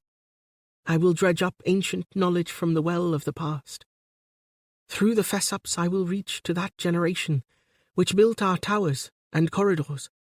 I will descend centuries if necessary, and confront King Dennis himself. How wonderful! Amin Lim exclaimed. Birds came to perch on her crumbling windowsill, and be fed the bread Shaital would not touch. Don't sink into the past, Mum, Vry counselled her. That's the way of old men. Look ahead, look outward. There's no profit in interrogating the dead. So unused to argument had Shaital grown that she had difficulty in refraining from scolding her chief disciple. She looked and saw, almost with startlement, that the diffident young thing was now a woman. Her face was pallid, with shadows under her eyes, and Oira's the same. Why are you two so pale? Are you ill?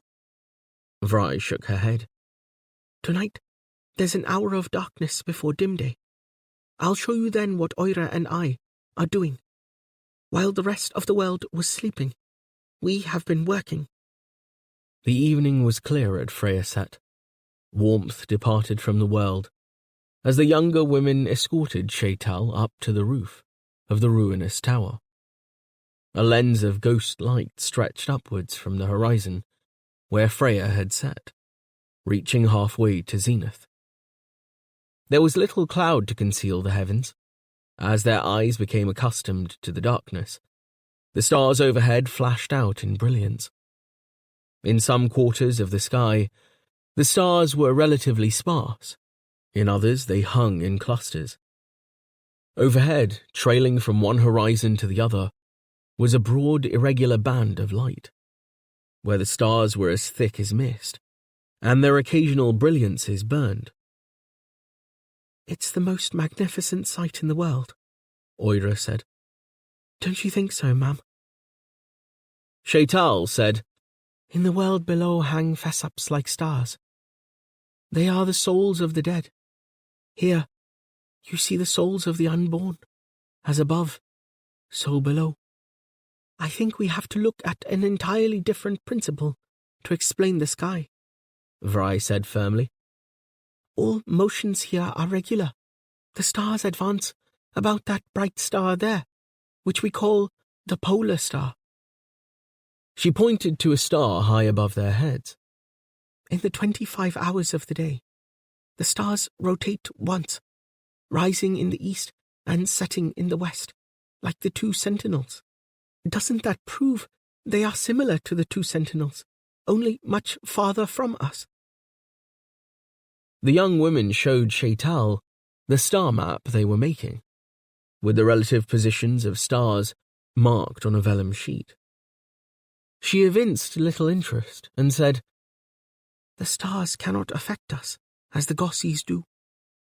How does this hobby of yours advance knowledge? You would do better to sleep at night. Vry sighed. The sky is alive. It's not a tomb like the world below. Oira and I have stood here and seen comets flaring, landing on the earth, and there are 4 bright stars that move differently from all the others. The Wanderers, of which the old songs sing.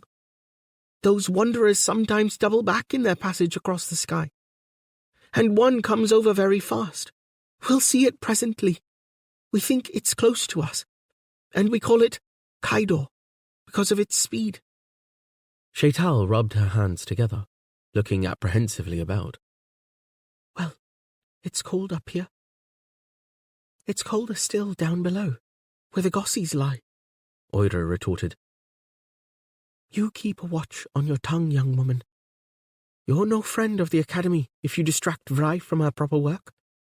Her face became cold and hawk-like. She turned away quickly, as if to shield Oira and Vry from its sight, and climbed back downstairs without further words. Oh, I shall pay for this, Vry said. I shall have to be extra humble to make up for this. You're too humble, Vry, and she's too haughty. Scum her Academy. It's scared of the sky like most people. That's her trouble, sorceress or no sorceress. She puts up with stupid people like Amin Lim, because they pander to her haughtiness. She clutched Vry with a sort of angry passion, and began to list the stupidities of everyone she knew. What upsets me is that we do not get the chance to make her look through our telescope, Vry said. It was the telescope that had made the greatest difference to Vry's astronomical interest. When Ao's Rune had become lord, and had gone to live in the big tower, Oira had been free to grub through all kinds of decaying possessions, stored there in trunks. The telescope had come to light, tucked among moth-riddled clothes, which fell to pieces at the touch. It was simply made, perhaps by the long-defunct glassmaker's core, being no more than a leather tube, which held two lenses in place. But when turned upon the wandering stars, the telescope had the power to change Vry's perceptions, for the wanderers showed distinct discs. In that, they resembled the sentinels, though they did not emit light. From this discovery, Vry and Oira had concluded that the wanderers were near to the earth, and the stars far away, some very far. From trappers who worked by starlight, they had the names of the wanderers: Hippocrene, Agonip, and Copais. And there was the fast one they had named themselves, Kaidor. Now, they sought to prove that these were worlds like their own, possibly even with people in them. Gazing at her friend, Vry saw only the general outlines of that beautiful face and powerful head, and recognized how much Oira resembled Ao's Rune.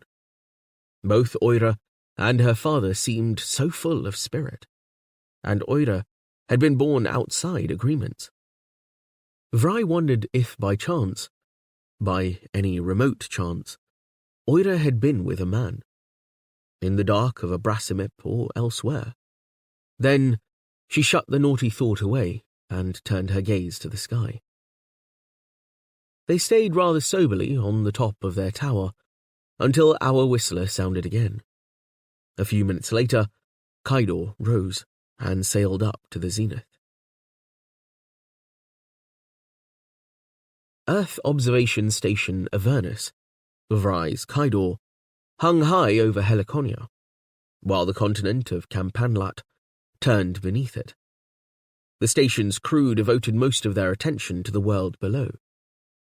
But the other three planets of the binary system were also under constant surveillance by automatic instrumentation. On all four planets, temperatures were rising. Improvement overall was steady. Only on the ground did anomalies register on tender flesh. Heliconia's drama of generations in travail was set upon a stage sparsely structured by a few overriding circumstances. The planet's year about Batalics, star B, to the scholars of the Avernus, took 480 days, the small year. But Heliconia also had a great year, of which the people of Embrudok knew nothing in their present state. The great year was the time star B, and its planets within it, took to make an orbit around Freya, the star A of the scholars. That great year took 1,825 Heliconian small years, since one Heliconian small year was the equivalent of 1.42 terrestrial years. This meant a great year of 2,592 terrestrial years, a period during which many generations flourished and departed from the scene. The great year represented an enormous elliptical journey. Heliconia was slightly larger than Earth, with a mass 1.28 times Earth's. In many respects, it was Earth's sister planet. Yet on that elliptical journey across thousands of years, it became almost two planets, a frozen one at Apastron, when farthest from Freya, an overheated one at Periastron, when nearest Freya. Every small year Heliconia drew nearer to Freya. Spring was about to signify its arrival in spectacular fashion.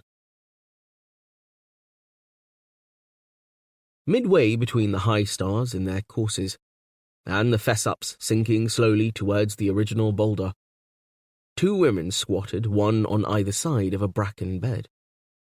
The light in the shuttered room was dim enough to render them anonymous, giving them the aspect of 2 mourning figures, set on either side of the prostrate figure on the couch.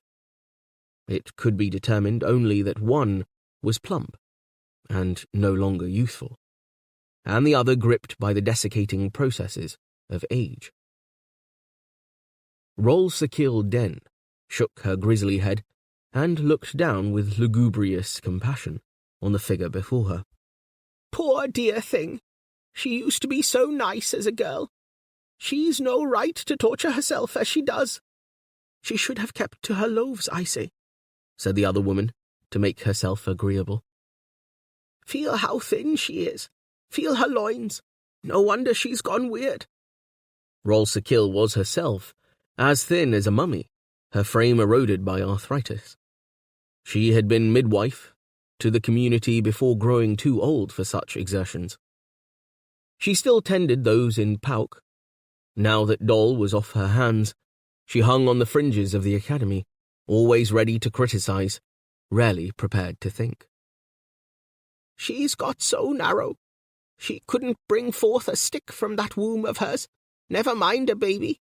Wombs have to be tended. They are the central part of a woman. She has much to look to beside babies, said Amin Lim. Oh, I've as much respect for knowledge as the next person. But when knowledge gets in the way of the natural facilities of copulation, then knowledge should move over. As for that, Amin Lim said with some asperity from the other side of the bed, her natural facilities were set aback when your doll settled herself in Ausrune's bed. She feels deeply for him, as who doesn't, a respectable man, Ausrune, besides being Lord of Embrudok. Rolsekil sniffed. That's no reason why she should go off intercourse entirely. She could always fill in time elsewhere, to keep herself in training. Besides, he wouldn't come round knocking at her door again, you mark my words. He's got his hands full with our doll. The old woman beckoned Amin Lim nearer to bestow a confidence, and they put their heads together over the supine body of Shaital. Doll always keeps him at it, both by inclination and policy. I suppose I'd recommend to any woman, you included, Amin Lim. I hazard you enjoy a length now and again. It ain't human not to, at your age. You ask your man. Oh, I dare say there isn't a woman who hasn't fancied Ausrune, for all his tempers. Shaital sighed in her Pauk. Rolsekil took her hand in her own withered one, and said, still using a confidential mode, My doll tells me, as he mutters terribly in his sleep. I tell her that's the sign of a guilty conscience. What's he got to be guilty about, then? Amin Lim asked. Now, then, there I could tell you a tale. That morning after all the drinking and carrying on, I was about early as of old, and as I went out, well wrapped against the cold of morning, I came on a body in the dark, and I says to myself, why, here's some fool drunk out of his wits, lying asleep on the ground. There he was at the base of the big tower. She paused to observe the effect of her story on Amin Lim, who, having nothing else to do, was listening intently. Rolsekil's little eyes became almost hidden in wrinkles as she continued. I'd never have thought a mite more of it. I likes a drop of pig's counsel myself. But round the other side of the tower, what do I find but another body lying there? That's 2 fools drunk out of their wits, lying asleep on the ground, says I to myself, and I'd never have thought a mite more of it. But when it's given out that young Clils and his brother Nachri were found dead together, lying at the bottom of their tower, why, that's another matter. She sniffed. Everyone said that's where they were found. Ah, but I found them first, and they weren't together. So They didn't fight together, did they? That's fishy, Amin Lim, isn't it? So I says to myself, someone went and pushed them two brothers off the top of the tower. Who might it be? Who stood most to gain by their deaths? Well, girl, that's something I leave to others to judge. All I says is, I says to our doll, you cultivate your fear of heights, doll. Don't you go near no edges of towers while you're with ours rune, I says. Don't you go near no edges of towers, and you'll be all right. That's what I says. Amin Lim shook her head. Shaital wouldn't love ours rune if he did that kind of thing. And she'd know. She's wise. She'd know for sure. Rol Sakil rose and hobbled nervously about the stone room, shaking her head in doubt. Where men's concerned, Shaital is the same as the rest of us. She doesn't always think with her harnies. Sometimes she uses the thing between her legs instead. Oh, hush with you. Amin Lim looked sorrowfully down at her friend and mentor. Privately, she wished that Shaital's life were ruled more in the way Rol Sakil indicated. She might then be happier. Shaital lay stretched out stiffly on her left side, in the pauk attitude. Her eyes seemed barely closed. Her breathing was scarcely audible, punctuated by long, drawn-out sighs. Looking at the austere contours of that loved face, Amin Lim thought she was watching someone facing death with composure. Only the mouth, growing tighter occasionally, indicated the terror it was impossible to suppress in the presence of the denizens of the world below. Although Amin Lim had once gone into pauk herself, under guidance, the fright of seeing her father again had been enough for her. The extra dimension was now closed. She would never again visit that world until her final call came. Poor thing, poor little thing, she said, as she stroked her friend's head, lovingly regarding its grey hairs, hoping to ease her passage through the black realm lying below life. Though the soul had no eyes, yet it could see in a medium where terror replaced vision. It looked down as it began to fall into a space more enormous than the night sky. Into that space, Wutra would never come. This was a region of which Wutra, the Undying, had no cognizance. With his blue face, his undaunted gaze, his slender horns, he belonged to the great frosty battle taking place elsewhere. This region was hell, because he was not. Every star that gleamed was a death. There was no smell except terror. Every death had its immutable position. No comets flared down here. This was the realm of entropy absolute, without change. The event death of the universe, to which life could respond only with terror, as the soul did now. The land octaves wound over real territory. They could be likened to paths, except that they more resembled winding walls, endlessly dividing the world. Only their tops showed above the surfaces. Their real substance went down deep into the seamless ground, penetrating to the original boulder on which the disk of the world rested. In the original boulder, at the bottom of their appropriate land octaves, the gossies and fessups were stacked, like thousands of ill-preserved flies. The gaunt soul of Shaital sank down on its predestined land octave, negotiating a course between the fessups. They resembled mummies. Their stomachs and eye sockets were hollow. Their bony feet dangled. Their skins were coarse as old sacking, yet transparent, allowing a glimpse of luminescent organs beneath.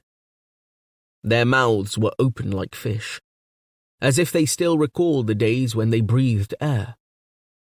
Less ancient gossies had their mouths stuffed with things like fireflies, which issued forth in smoky dust. All these old put-away things were without motion, yet the wandering soul could sense their fury, a fury more intense than any of them could have experienced before Obsidian claimed them.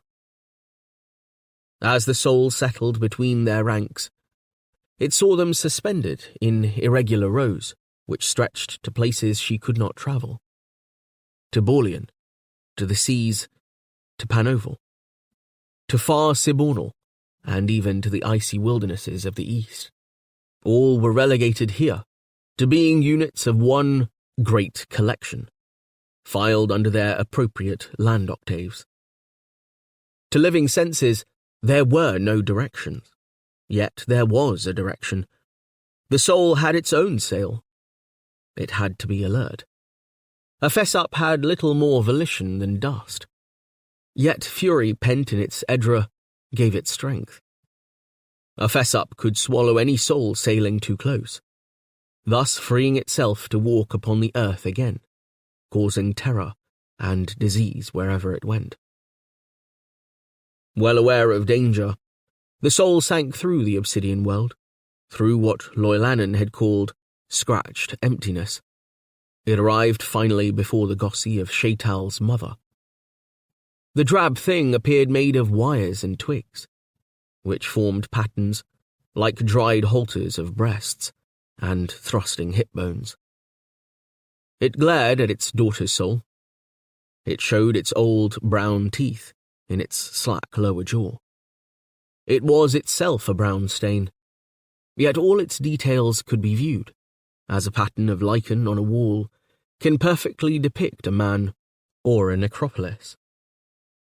The Gossi emitted a noise of unceasing complaint. Gossis are negatives of human lives, and believe nothing good of life in consequence. No Gossi considers that its life on earth was long enough, or that its tenure there achieved the happiness it deserved, nor can it believe that it has earned such oblivion. It craves living souls. Only living souls can give ear to its endless grievances. Mother, I come dutifully before you again, and will listen to your complaints. You faithless child, when did you last come? How long? And reluctant. Oh, always reluctant. Ever more reluctant.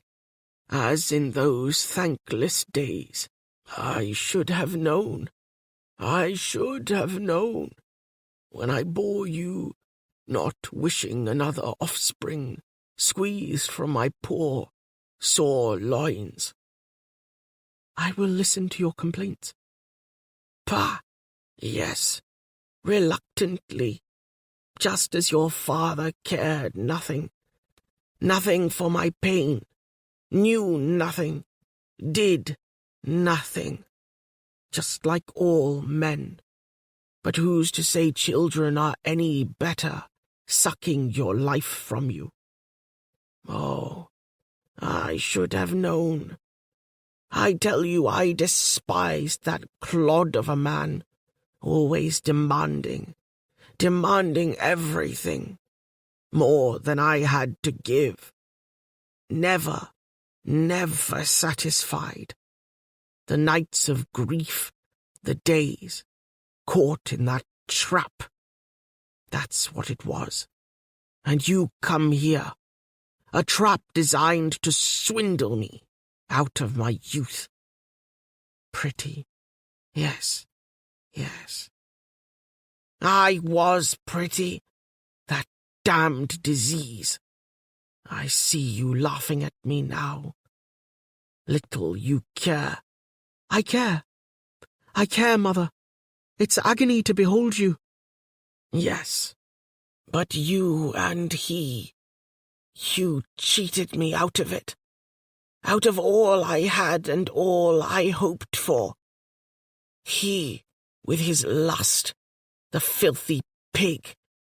If men only knew the hatreds they stir, when they overpower us, override us, in the dim, unendurable dark, and you with that piddling feebleness, that ever-sucking mouth, forever with that mouth, like his prod demanding too much by far in patience, and your scumble ever needing wiping, witless, wailing, wanting something all the while, the days, the years, those years, draining my strength. Ah, my strength, my sweet strength, and I once so lovely, all stolen, no pleasure left for life. I should have known. No life my mother promised me at her breast, and then she too, no better than the rest, dying, damn her, dying, curse the stinking milkless bitch that bore me, dying when I needed her. The little thing's voice scratched against the pane of obsidian, trying to get at the soul. I do sorrow for you, Mother. I am now going to ask you a question, to help take your mind off your sorrows.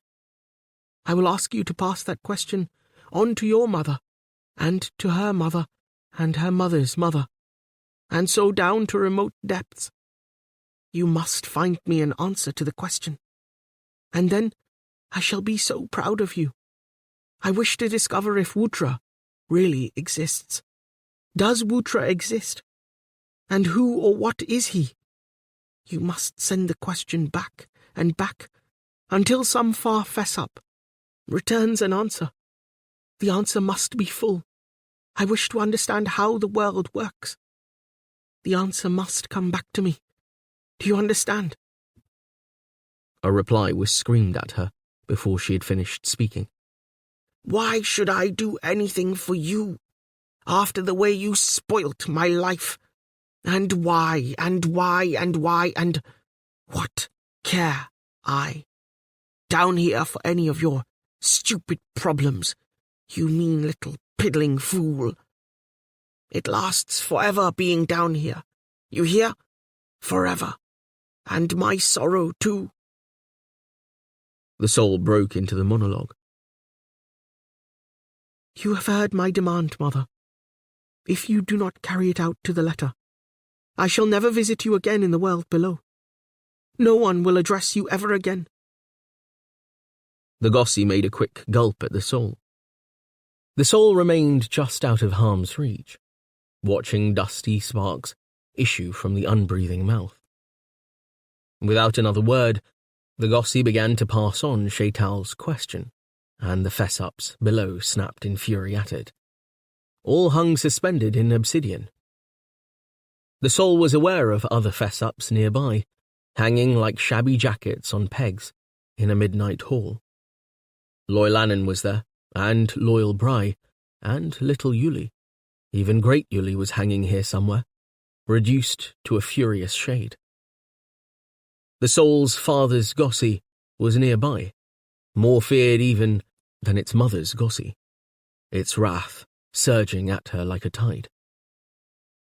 And the voice of the father's Gossi was like the scratching of the nails of a hand on a window pane. And another thing, ungrateful girl. Why weren't you a boy, you wretched failure? You knew I needed a boy, wanted a boy, a good son to carry on the miserable suffering of our line. So I'm regarded as a laughing-stock by all my friends. Not that I thought aught of that gang of miserable cowards. Ran from danger, they did. Ran when the wolves howled, and I ran with them, not knowing if I could have my time again. My time again. Oh, yes, my damned time again. And the wind blowing fresh in the lungs, and every joint on the move down the trail, where the deer flickered free, with their white scuts bobbing. Oh, the time again. And no involvement with that sexless, breastless hag you call your mother, here in the clutches of this unbreathing stone. I hate her, I hate her. Hate you too, you prattling scumble. You'll be here one day soon yourself. Yes, Here, forever in the tomb, you'll see. And there were other messages from other dried mouths, tail ends of grunts, sticking into her fabric like old animal bones, protruding from soil, verdigreed over with earth, age, edra, envy, and poisonous to the touch. The soul of Shaital waited amid the venoms, sail a-quiver, waiting for her answer. And eventually a message travelled up from dry, insensate mouth to dry, insensate mouth through the obsidian, passing something like a response to the question through the crystallized centuries. All are festering secrets. Why should you share them, you prying slut with slime for hammies? Why should you presume to share that little that we have here in our destitution far from sun? What once was knowledge is lost, leaked from the bottom of the bucket, despite all that was promised. And what remains you would not understand. You would not understand, whore. Nothing you'll ever understand except the final throes of heart, giving in, for all your pretensions. And Wutra, what of him? He did not aid our distant fess-ups when they lived. In the days of the old iron cold came the white fagors out of the murk, and took the town by storm, making the humans their slaves, who worshipped their new masters by the name Wutra, because the gods of ice winds ruled. Stop! Stop! I wish to hear no more, cried the soul, overwhelmed, but the malicious gale blew over her. You asked. You could not stand the truth, you mortal soul. You'll see when you get here.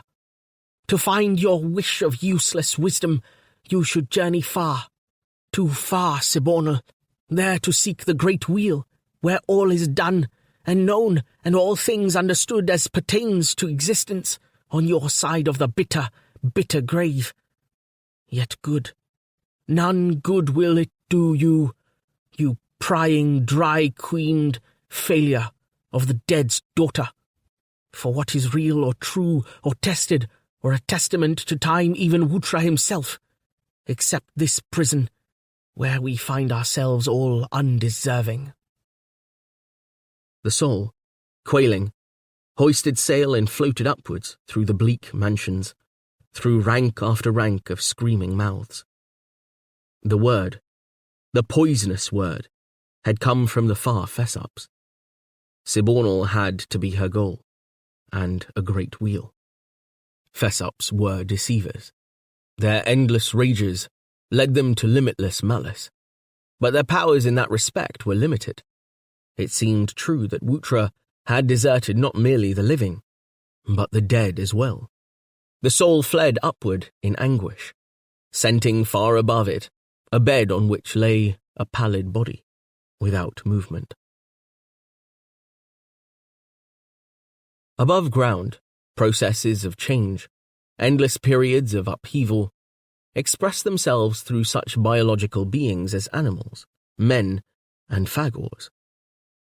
From the northern continent, Sibonalans still moved southwards, across the treacherous isthmus of Chals, propelled by a sporadically improving climate, to seek more hospitable lands.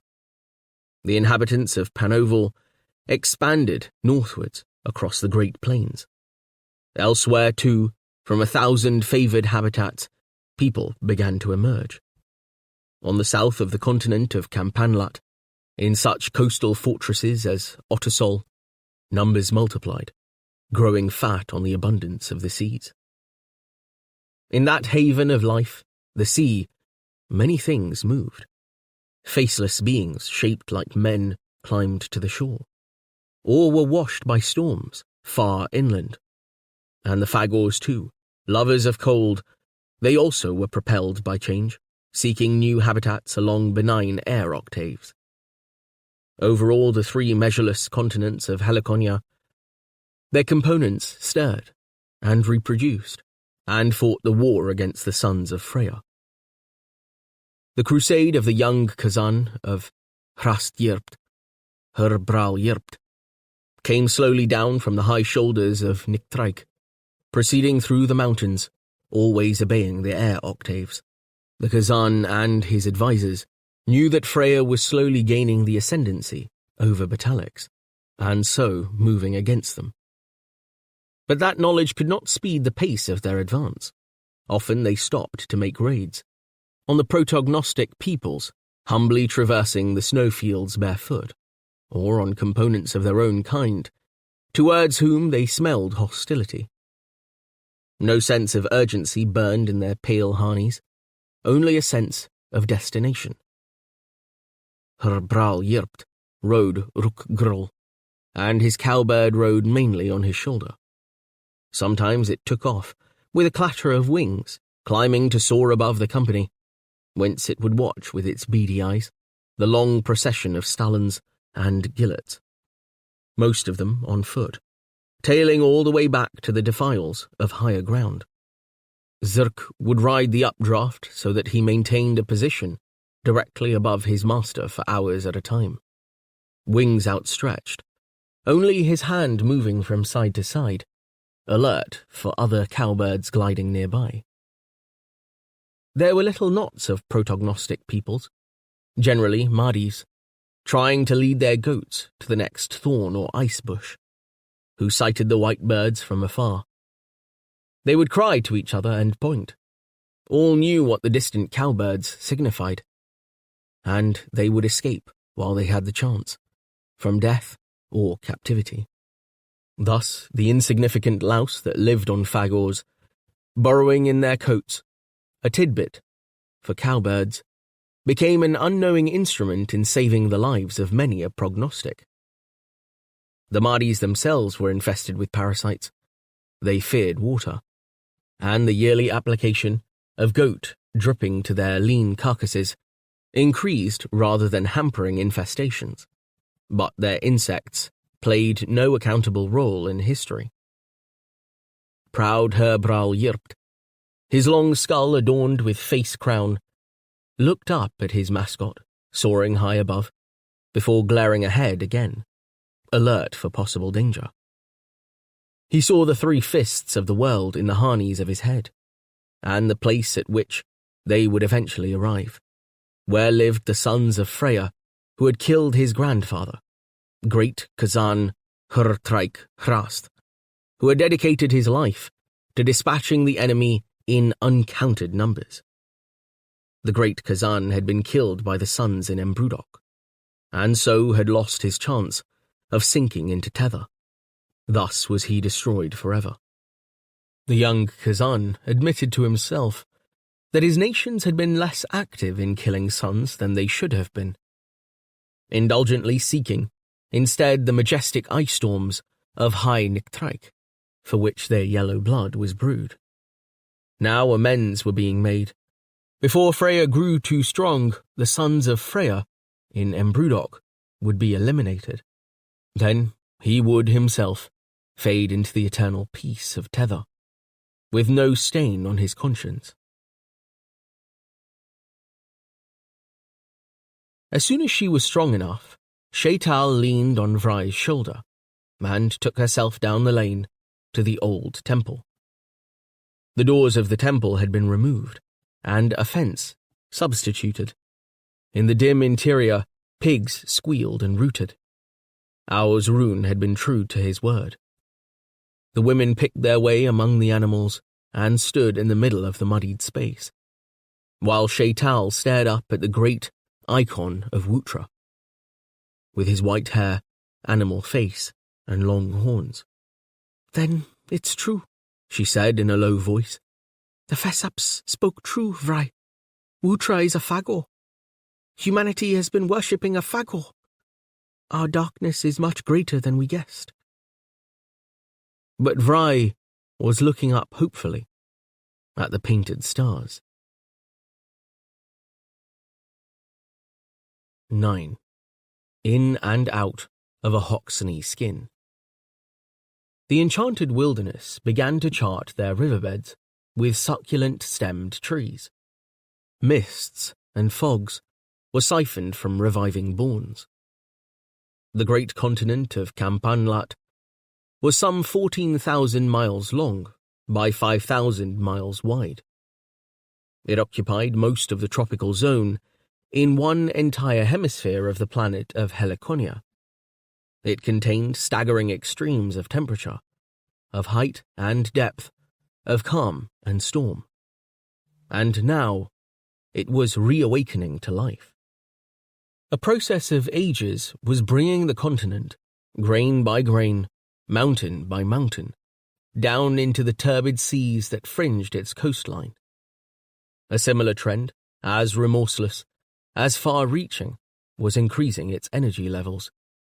Climatic change triggered an acceleration in metabolism, and the ferment of the two suns brought forth eructations from the veins of the world, tremors, volcanic eruptions, subsidences, fumaroles, immense suppurations of lava.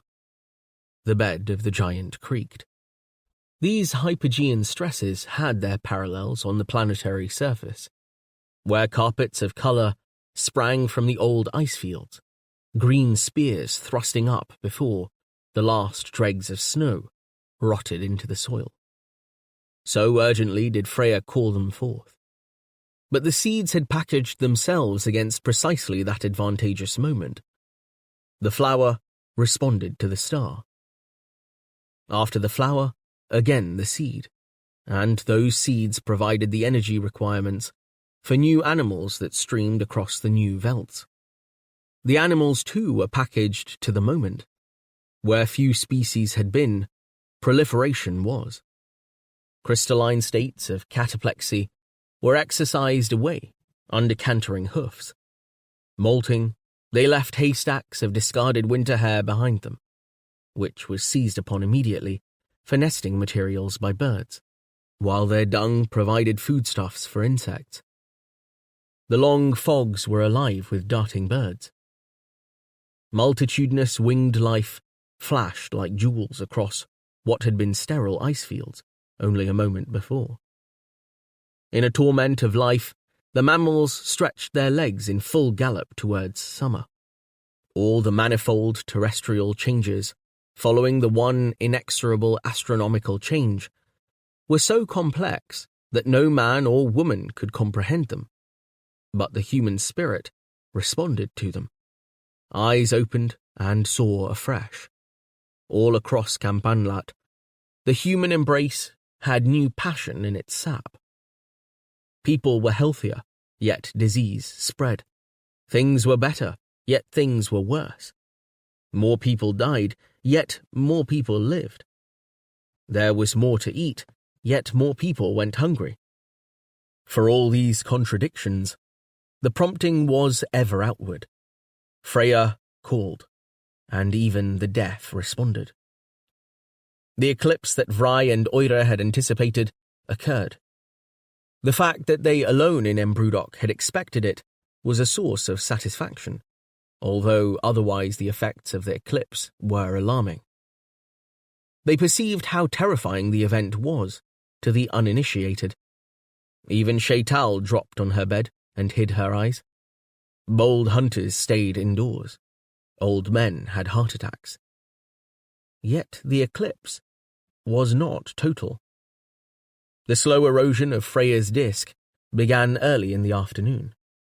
Perhaps it was the sloth of the whole thing which was so disturbing, and its duration. Hour by hour, the erosion of Freya increased.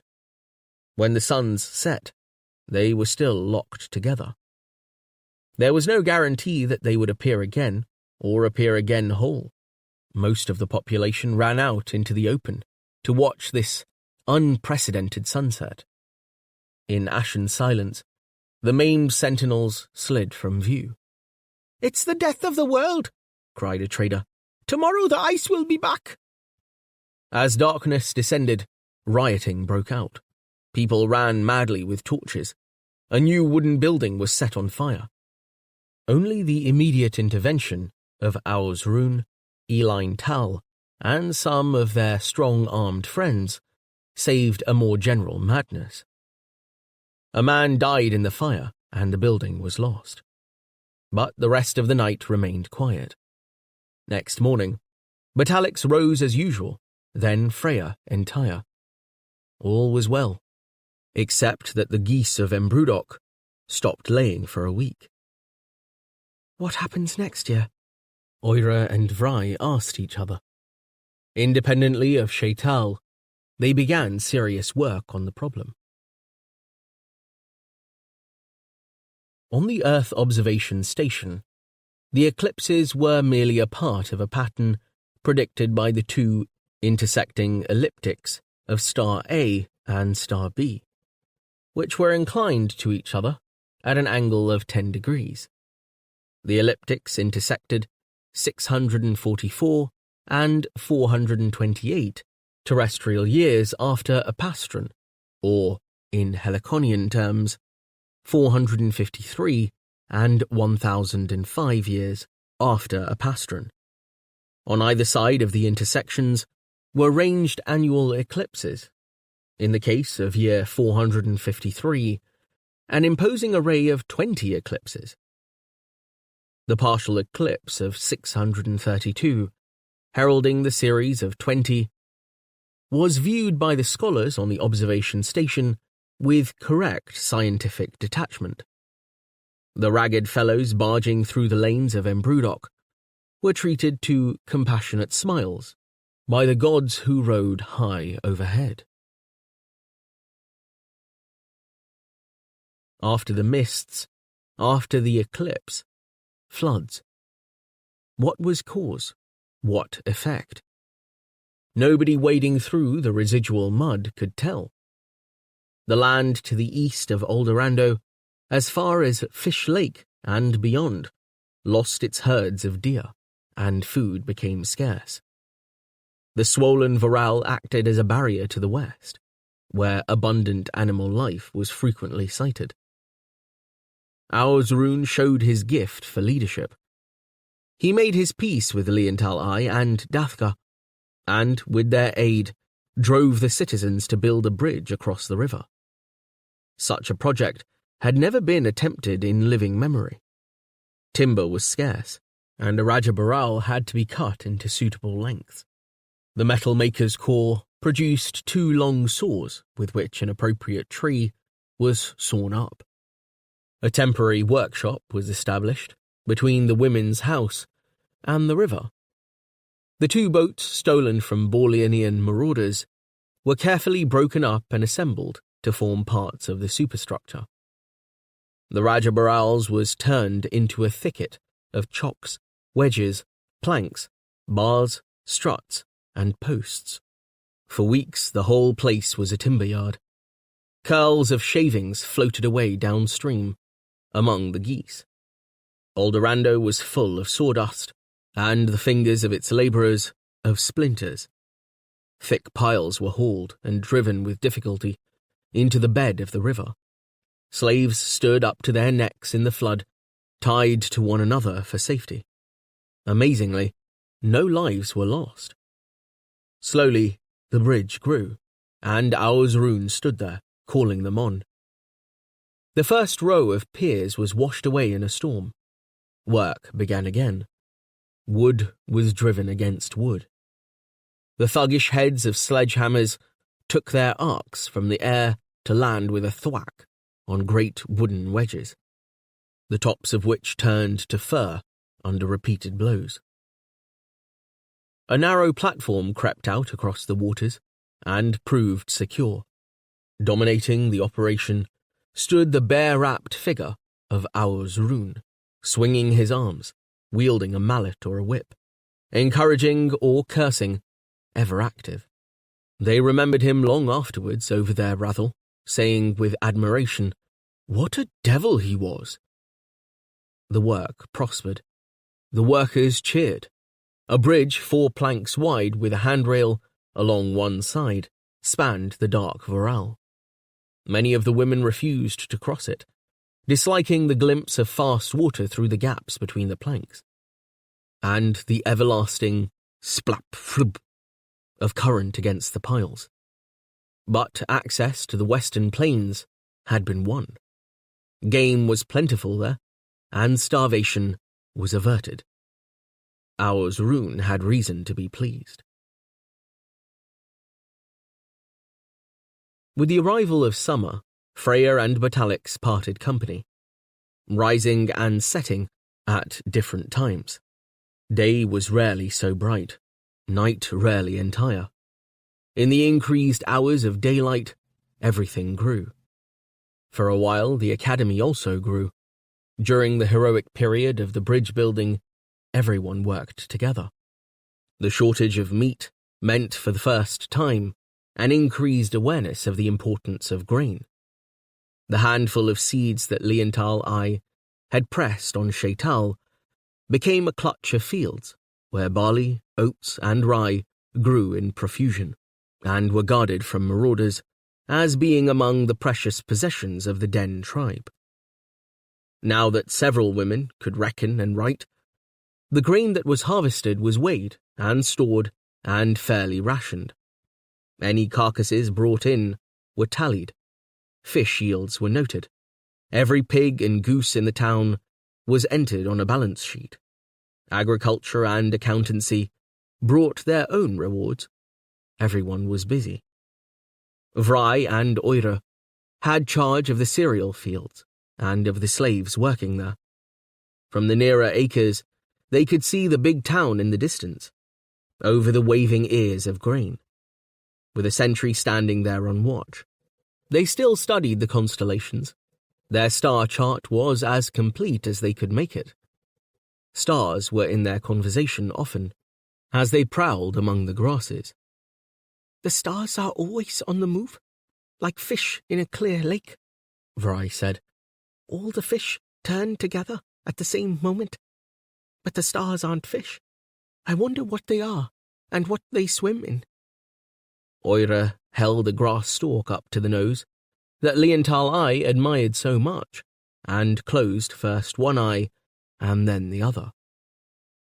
The stalk seems to move back and forth across my vision, yet I know it's still all the while. Perhaps the stars are still, and it's we who move. Vry received this and was silent. Then she said in a small voice, Oira, my beauty, perhaps it's so. Perhaps it's the earth that moves all the while. But then, what about the sentinels? Why, they don't move either. That's right.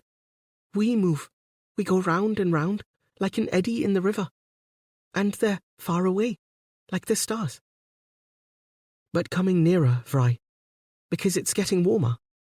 They gazed at each other, mouths open, eyebrows slightly raised, breathing lightly. Beauty and intelligence flowed in them.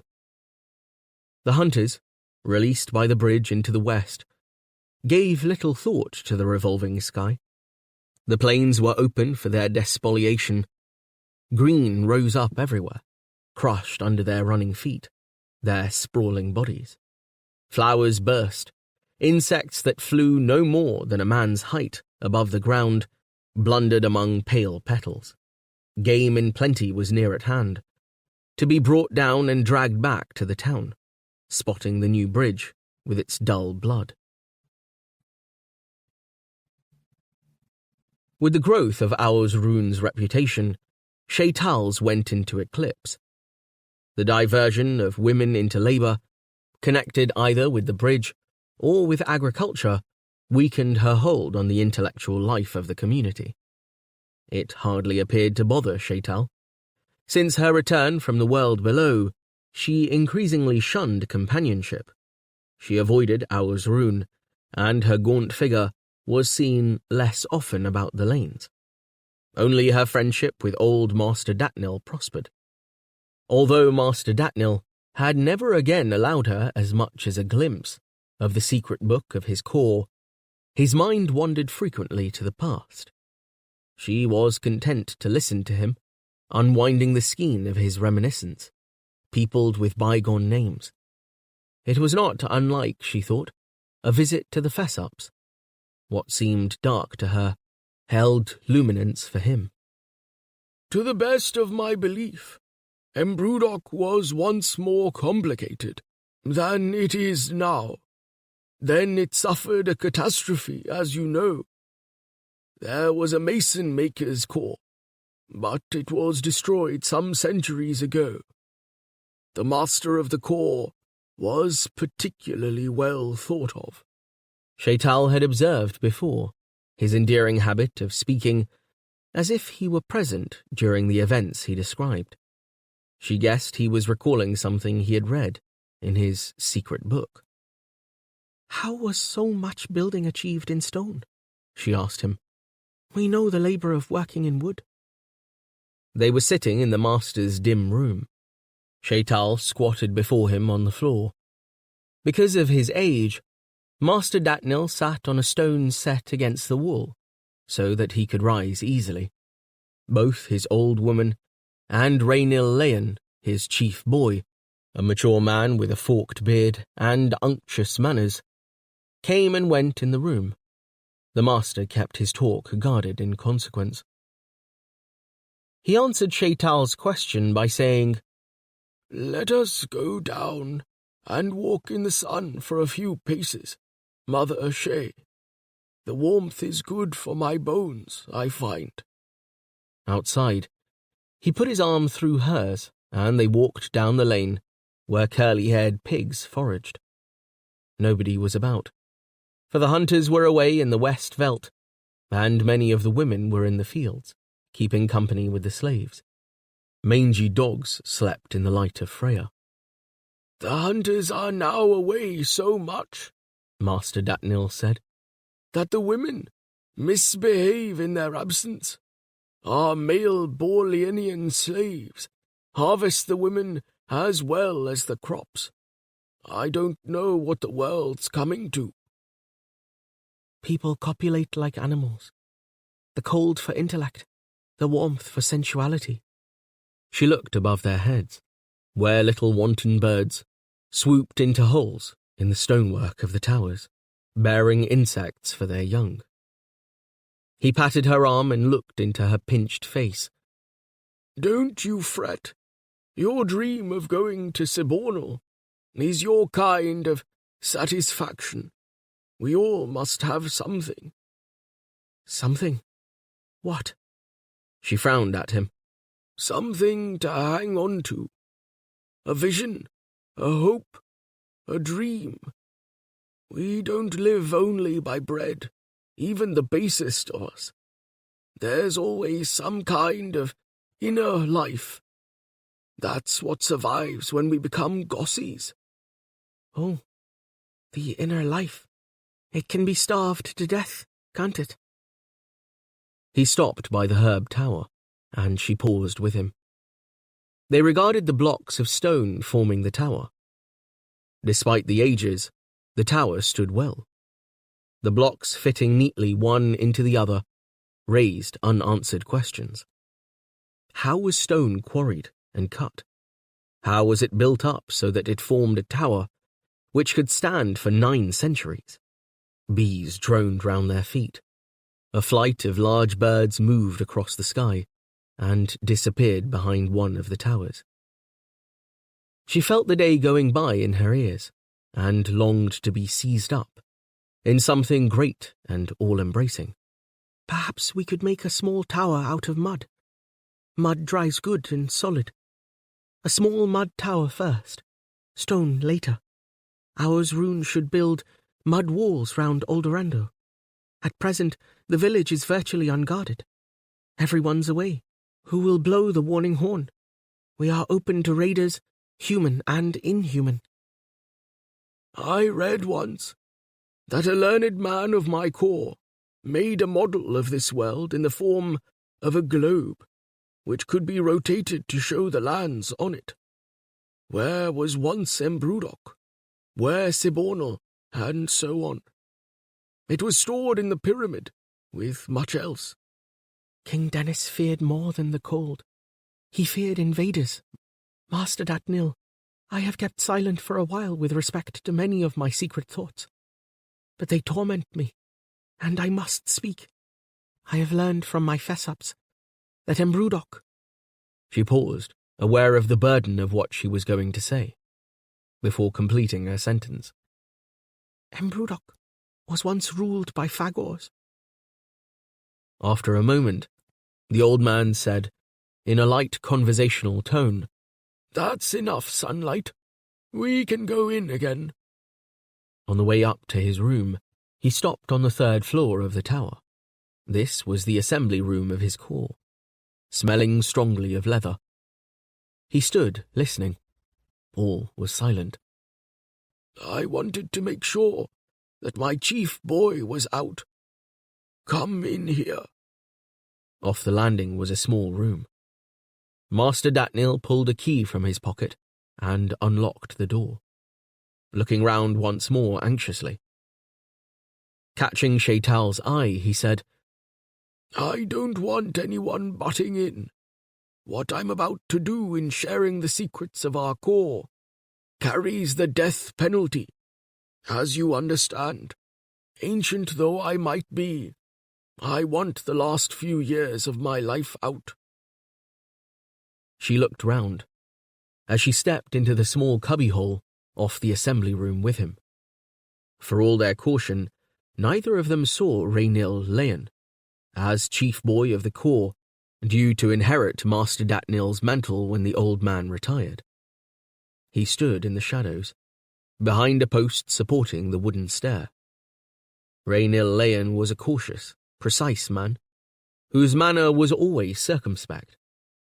He stood at this moment absolutely rigid, without breathing, showing no more movement than the post that partly protected him from view. When the master and Shaital had entered the cubbyhole and closed the door behind them, Raynil Leyen moved with some alacrity, his step light for so large a man. He applied his eye to a crack between 2 boards, which he had engineered himself some while ago, the better to observe the movements of the man he would supplant. Distorting his face by tugging considerably on his forked beard, a nervous habit imitated by his enemies, he watched Datnil's scar remove from its box the secret record of the Toyers and Tanners' corps. The ancient spread it open before the gaze of the woman. When that information was laid before Aur's rune, it would mark the end of the old master, and the beginning of the rule of the new. Raynil Leyen descended the stairs 1 step at a time, moving with quiet deliberation. With trembling fingers, Master Datnil pointed to a blank in the pages of his musty tome. "This is a secret which has weighed heavy on me for many years, Mother, and I trust your shoulders are not too frail for it. At the darkest, coldest time of an earlier epoch, Embrudok was overrun by the accursed Fagors. Its very name is a corruption of an ancestral name, Hrim Brd Yudok. Our corps was then driven out into caves in the wild, but both men and women were kept here. Our kind was then in servitude, and the Fagors ruled. Isn't that a disgrace?" She thought of the Fagor god Wutra, worshipped in the temple. "A disgrace not yet past. They ruled us," she said, "and are worshipped still. Doesn't that make us a race of slaves to this day?" A fly with viridian plates on its body, of a kind only recently seen in the settlement, buzzed from a dusty corner and alighted on the book. Master Datnil looked up at Shaital in sudden fear.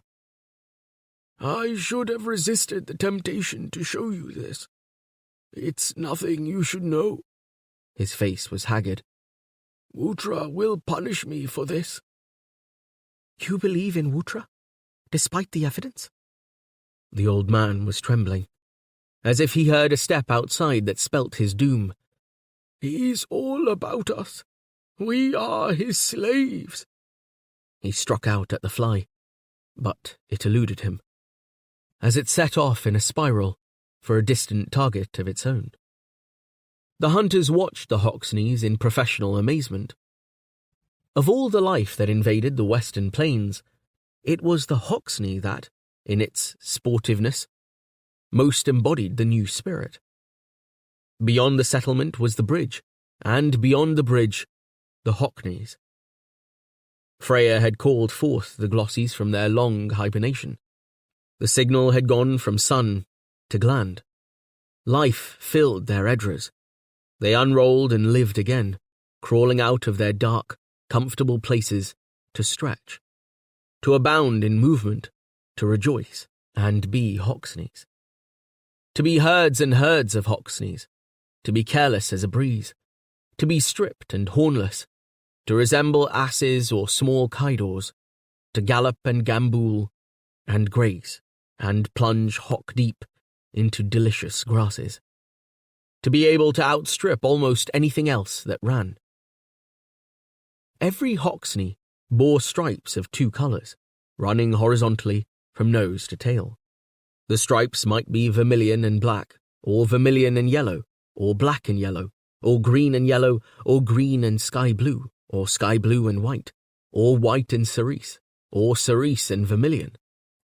When the herds threw themselves down to rest, sprawling like cats, their legs carelessly stretched, they faded into the landscape, which also had put on new shows for the new seasons.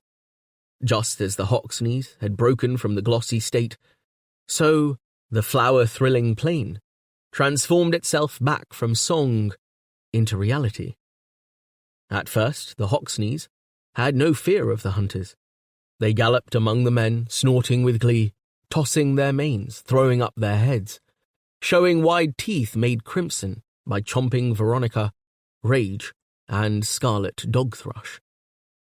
The hunters stood perplexed, caught between delight and the lust of the hunt, laughing back at the sportive beasts, whose rumps zithered with fire where the light of the sentinels touched them.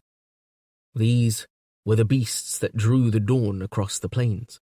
In the first enchantments of meeting, they seemed impossible to kill. Then they'd fart and be off like vaulted zephyrs, thundering between the pointless brown steeples that ants were raising everywhere, wheeling about, gazing mischievously back, shaking manes, whinnying, often charging back again to prolong the game. Or, when they tired of that, and of grazing with their soft muzzles to the floor, the stallions would set upon their fillies, rolling them in delight among the tall white awling flowers. Calling with shrill dove notes, like laughter, they plunged their striped prods into the willing creams of the mares, then pranced off, dripping still to the applause of the hunters. The mood of ease had its effect on the men. No longer were they so keen to return to their stone rooms. After they had brought down a capering animal, they delighted in lying by the fire that roasted it, talking of women, bragging, singing, sniffing the sage, dog thrush, and scantium that blossomed about them, and, crushed by their bodies, gave out pleasing aromas. Generally speaking, they were harmonious. When Rainil Leon appeared, it was unusual to see a man of the corps in the hunting grounds. The mood was broken for a while. Ausrune went apart from the others, and talked to Rainil Leon with his face to the far horizon. When he returned, his expression was grim, and he would not tell Leontal I and Dathka what had been said. When false evening came to Aldorando, and one or other of the 2 sentinels scattered its ashes over the western sky, the Hoxney herds scented a familiar challenge. Lifting their nostrils to the flushed air, they watched for sabre tongues. Their enemies also sported bright colours. Sabre tongues were striped like their prey, always black and one other colour, a blood colour, generally scarlet or a rich maroon. Sabre tongues bore a close resemblance to Hoxneys, although their legs were shorter and thicker, and their heads rounder, the rotundity emphasised by lack of visible ears. The head, set on a sturdy neck, housed the sabre tongue's chief weapon. Fast in pursuit over short distances, the sabre tongue could project a sword-sharp tongue from its throat and sever the leg of a Hoxney as it fled. Having once seen this predator in action, the hunters held it in respect, The saber-tongue, for its part, showed the men neither fear nor aggression. Mankind had never appeared on its menu, nor, as far as it knew, was it on mankind's. Fire seemed to attract the animal. Saber-tongues developed a habit of slouching up to the campfire in twos, male and female, to sit or sprawl there. They licked each other with their white sword tongues, and would devour pieces of meat the men threw them. Yet they would never allow themselves to be touched, drawing away snarling from a cautiously proffered hand. The snarl was sufficient warning for the hunters. They had seen what damage that terrible tongue could do, used in anger. Brakes of thorn tree and dog thrush were in blossom about the landscape. Beneath their heavy boughs, the men slept. They dwelt among blossom and its cloying scents, with flowers never seen or smelt before, except by long-gone fess-ups. In the dog thrush thickets, they found the hives of wild bees, some brimming with honey. The honey fermented easily to make betel. On the glutinous betel, the men got drunk and pursued one another through the grasses, laughing, shouting, wrestling, until the curious Hoxneys came to see what all the fun was about. The Hoxneys, too, would not permit a man to touch them, although many a man tried when caught up by the betel, running across the veldt after the frolicking animals until he fell over and slept where he lay. In the old days, the return home had been the crowning pleasure of the hunt. The challenge of the chill snowfields had been exchanged for warmth and sleep. That was altered. The hunt had become play. Their muscles were no longer stretched, and there was warmth on the flowering veldt. Also, Aldorando held less attraction for the hunters. The hamlet was growing crowded, as more children survived the hazards of their first year on Earth. The men preferred convivial betel binges on the plain to the complaints that often attended their return, so they no longer came back boastfully in the old tight-knit bunch, straggling home instead in ones and twos, in a less obtrusive way. These new-style returns held one excitement previously absent, at least as far as the women were concerned.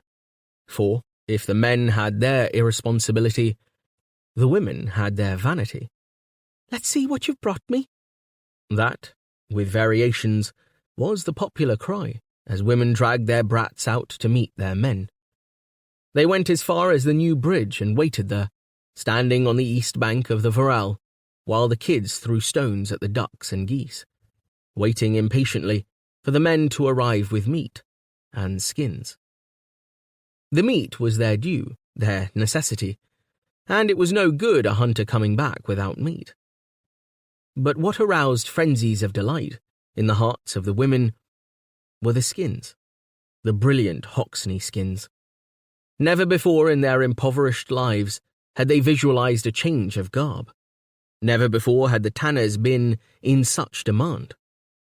Never before had the men been driven out to kill for the sake of killing. Every woman wished to possess a Hoxney skin, preferably more than one, and to dress her offspring in one. They competed with each other for brighter skins: blue, magenta, aquamarine, cherry. They blackmailed the men in ways men enjoyed. They preened themselves. They stained their lips. They paraded. They dressed their hair. They even took to washing themselves. Correctly worn, with those electric stripes, running vertically up the body, Hoxney skins could make even a dumpy woman look elegant. The skins had to be properly cut. A new trade prospered in Aldorando: tailor. As flowers put forth bells and spikes, and faces along the lanes between the ancient worn towers, the flowering ivies climbed the towers themselves.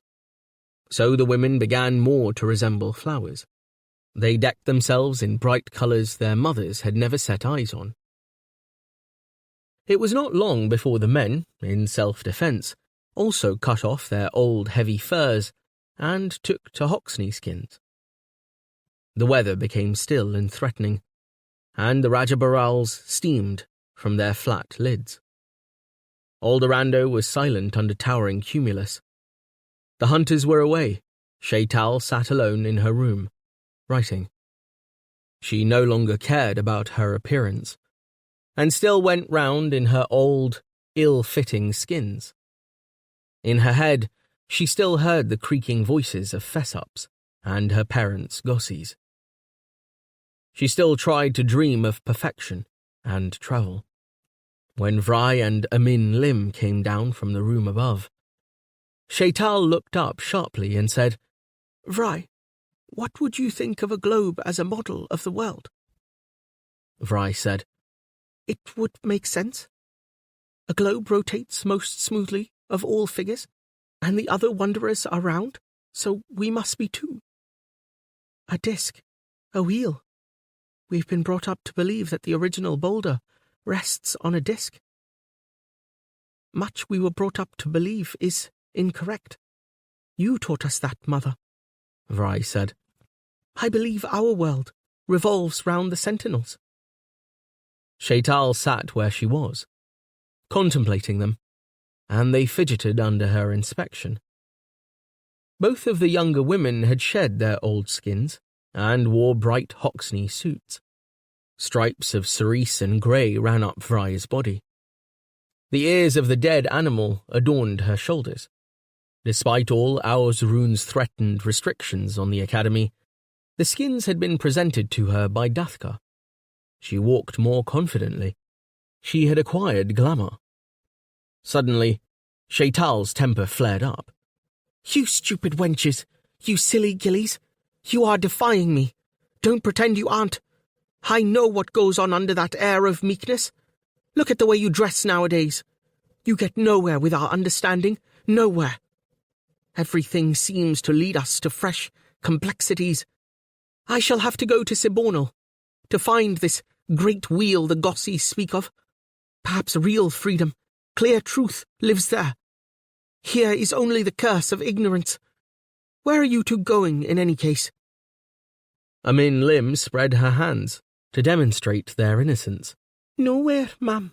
Only to the fields, to see if we've cured the mildew on the oats. She was a big girl, even bigger at this time with the seed her man had planted within her.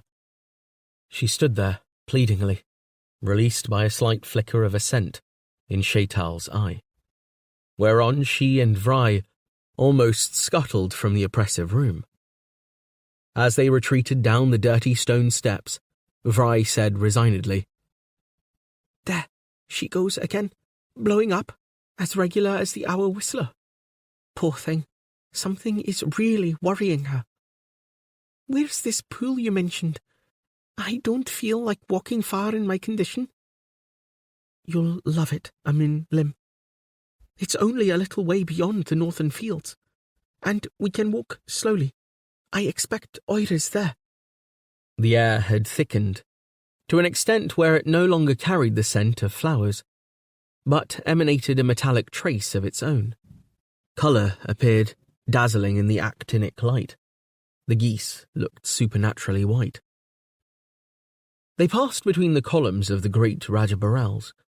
The stark cylinders with their concave curve were better suited to the geometries of a winter landscape.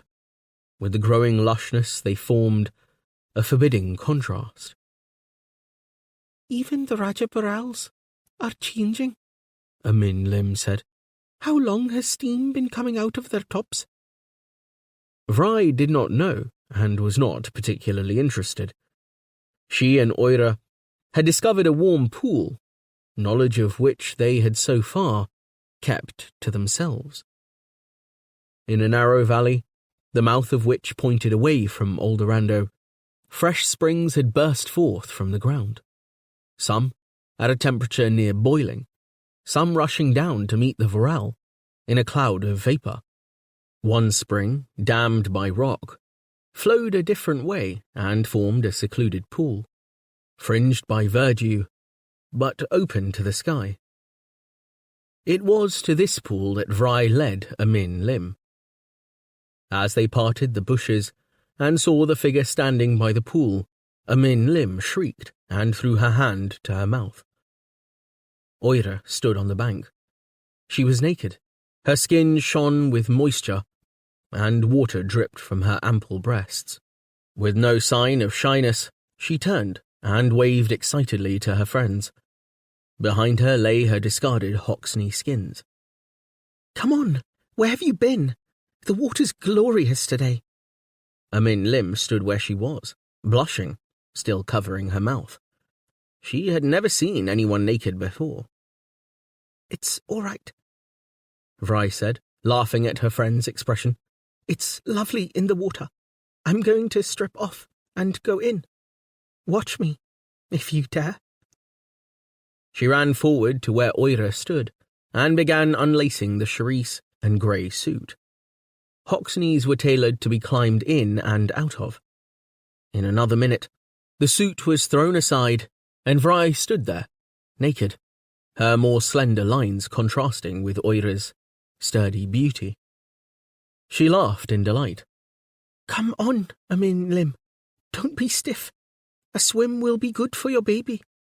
She and Oira jumped into the water together. As it swallowed up their limbs, they squealed with delight. Amin Lim stood where she was and squealed with horror. They had gorged down an enormous feast, with bitter fruits to follow the slabs of meat. Their faces still shone with fat. The hunters were heavier than they had been last season. Food was all too plentiful. The Hoxneys could be slaughtered without anyone's having to run. The animals continued to come close, capering among the hunters and rolling their party-coloured bodies against the hides of their dead fellows. Still wearing his old black furs, Rune had been talking apart to Goija Hin, the slave master, whose broad back was still visible as he trudged towards the distant towers of Aldorando. Rune returned to the company. He grabbed up a chunk of rib still sizzling on a stone and rolled over in the grass with it. Kurd, his great hound, frisked playfully with him, growling, until Rune brought a bunch of fragrant dog thrush down to keep the brute from his meat. He kicked out at Dathka in a friendly way. "This is the life, friend. Take it easy. Eat as much as you can before the ice returns. By the original boulder, I'll never forget this season as long as I live." "Splendid." That was all Dathka said. He had finished eating and sat with his arms wrapped round his knees, watching the Hoxneys, a herd of which was wheeling fast through the grass, not a quarter of a mile away. "Damn you, you never say anything," Rune exclaimed, good-humouredly, pulling at his meat with his strong teeth. "Talk to me." Dathka turned his head so that his cheek rested on his knee, and gave Rune a knowing look. "What's going on between you and Goija Hin, then?"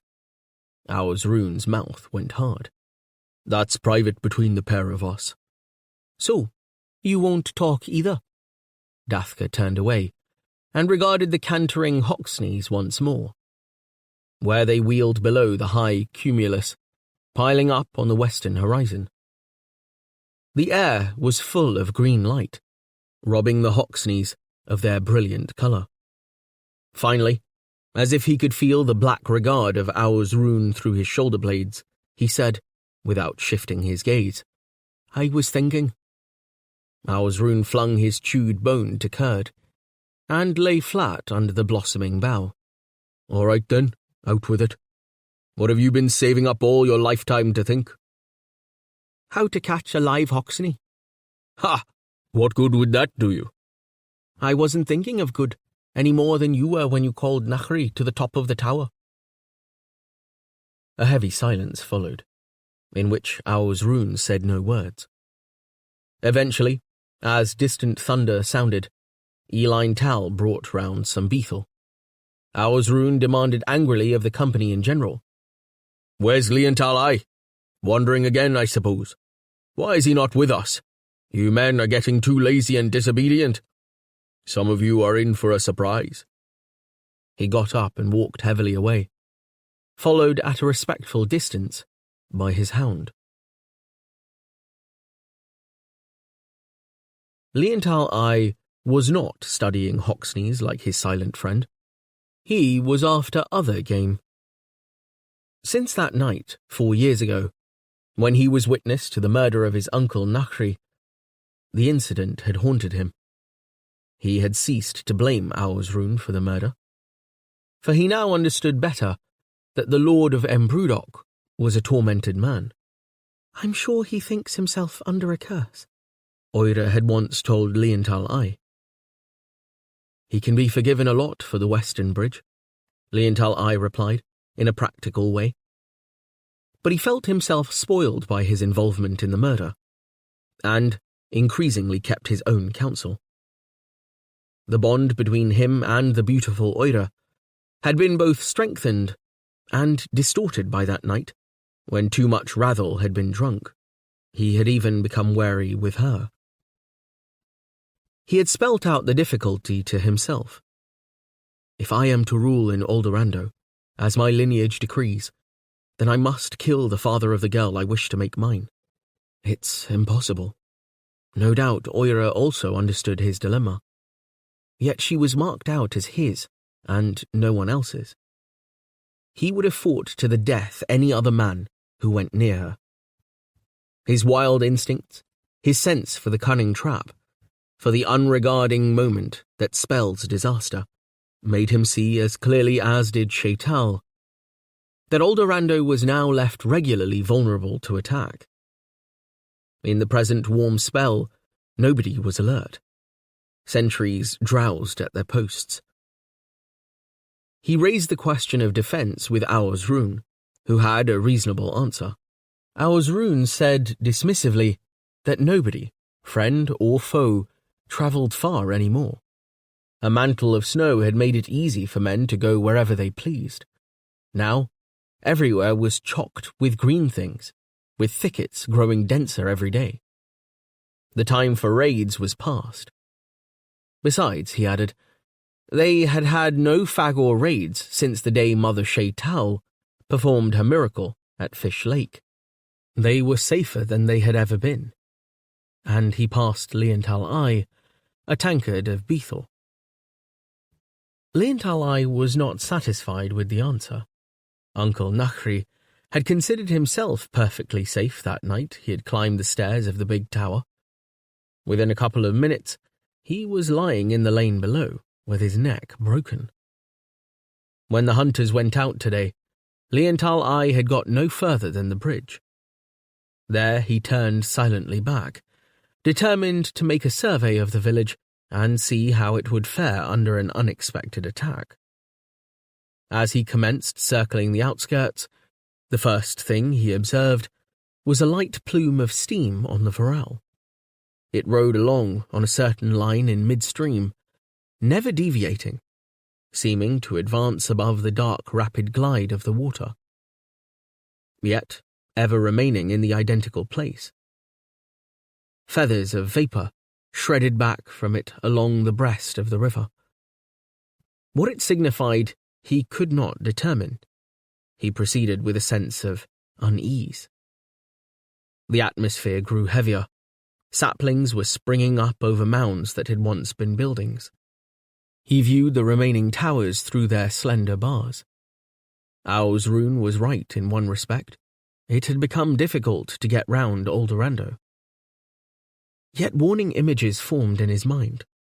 He saw Fagors riding Kaidors, leaping obstacles and charging into the heart of the settlement. He saw the hunters straggling home, loaded with bright skins, their heads heavy from too much Bethel. They had time to witness their homes burnt, their women and children dead, before they too were trampled under savage hoof. He forced his way through prickly bushes. How the Fagors rode! What could be more wonderful than to mount a Kaidor and ride it, master it, share its power, be one with its action? Those furious beasts submitted to no mount but a Fagor, or so the legends said, and he had never heard of the man who had ridden a Kaidor. The very notion made one dizzy. Men went on foot, but a man on a Kaidor? would be more than the equal of a fagor on a Kaidor. Half concealed by bushes, he could see across to the north gate, which stood open and unguarded. 2 birds perched on top of the gate, twittering. He wondered if a sentry had been posted that morning, or if the man had deserted his post. The silence, through the heavy air, took on a booming quality. A shambling figure came into his line of vision. It was immediately recognizable as the slave master, Goija Hin. Behind him went Mike, led by a rope. "There now, you'll enjoy this afternoon's work," Liantal heard the slave master say. He stopped beyond the gate and tied the fagor to a small tree. The creature's legs were already chained. He patted Mike almost affectionately. Mike looked at Goija Hin with apprehension. "Mike can sit here in the sunshine sometime." "Not sit, stand." "You stand, Mike. You do as you're told, or you know what you'll get. We're going to do exactly as Owl's rune says, or we'll both be in trouble." The old fagor made a growling sound. "Trouble is always all round us in the air octaves. What are you, sons of Freya, but trouble?" "Any more of that? I rip your stinking hide off," Goija Hin said, without malice. "You stay there, and do what we were told, and you'll have your chance at one of us, sons of Freya, in a minute." He left the monster where he was concealed from gaze, and marched off with his flat-footed walk, back towards the towers. Mike promptly lay down on the ground, and was lost to Liantal-I's view. Like the trail of vapor riding on the Varel, this incident made Liantal-I uneasy. He stood waiting, listening, wondering. The twittering stillness was one he would have regarded as unnatural only a few years ago. He shrugged his shoulders and walked on. Aldorando was unguarded. An undertaking must be made to rouse the hunters to a sense of peril. He observed that steam seeped from the caps of the bare Rajabarals. There was another portent he could not interpret. Thunder rumbled, far to the north, yet with intimate menace. He crossed a brook which bubbled and let forth steam. The vapor snarled itself among teeth of fern growing from the bank. When he bent to dip his hand, he found the water tolerably warm. A dead fish floated past, tail uppermost, just under the surface. He squatted there, looking across it at the tangle of new green, through which the tops of the towers showed. No hot spring had existed here before. The ground trembled. Reed trailed in the water, forever uncurling. Newts flashed in it, then were gone. Birds rose crying over the towers, then sank again. As he waited for the tremor to be repeated, the hour whistler blew nearby, the sound of Aldorando he remembered since the cradle. It lasted a fraction longer than usual. He knew exactly how long it lasted. This time, the note was sustained for an instant more than it should have been. He rose and continued his perimeter prowl. When moving with difficulty through rage bushes, which reached to his thigh, he heard voices. With the prompt response of a hunter, Liantal-I froze, then moved forward cautiously, bent double. Ahead was a sharp rise in the ground, patched by thyme bushes. He sank down on his hands among the fragrant leaves, to peer forward cautiously. He felt his stomach swing under him. His lean arc of belly had become convex with recent good living. Voices, female again. He raised his head and looked over the mound. Whatever he had expected to see, the reality was far more delightful. He found himself gazing into a hollow, in the centre of which lay a deep pool surrounded by verdure. Wisps of steam rose from the water, and drifted into the bushes round about, which dripped moisture back into the pool. On the far side of this pool were two women dressing themselves in their Hoxney skins. One was heavy with child. He quickly identified her as Amin Lim, and her companion as Vry. Standing near him on the edge of the pool, her beautiful back turned to him, was his adored and self-willed Oira, naked. When he realized who it was, he gasped with pleasure, and lay where he was, regarding those shoulders, that sweep of back, those glowing buttocks and legs, with a delight that caught his breath. But Alex had broken free from one of the giant purple castles of cloud, to flood the land below with gold. The sentinel's rays scattered obliquely over Oira's cinnamon skin, which was pearled about her shoulders and breasts with water drops. Runnels of water chased themselves down the mazes of her flesh, finally spreading to the stone on which she stood, as if to unite her, naiad-like, to the nearby element they shared. Her pose was relaxed, her feet were slightly apart, one hand was raised to wipe away water from her eyelashes, as she watched her friends preparing to leave. Oira's was the carelessness of an animal, unconscious at this moment of the hunter's predatory regard, yet poised for escape, if need be.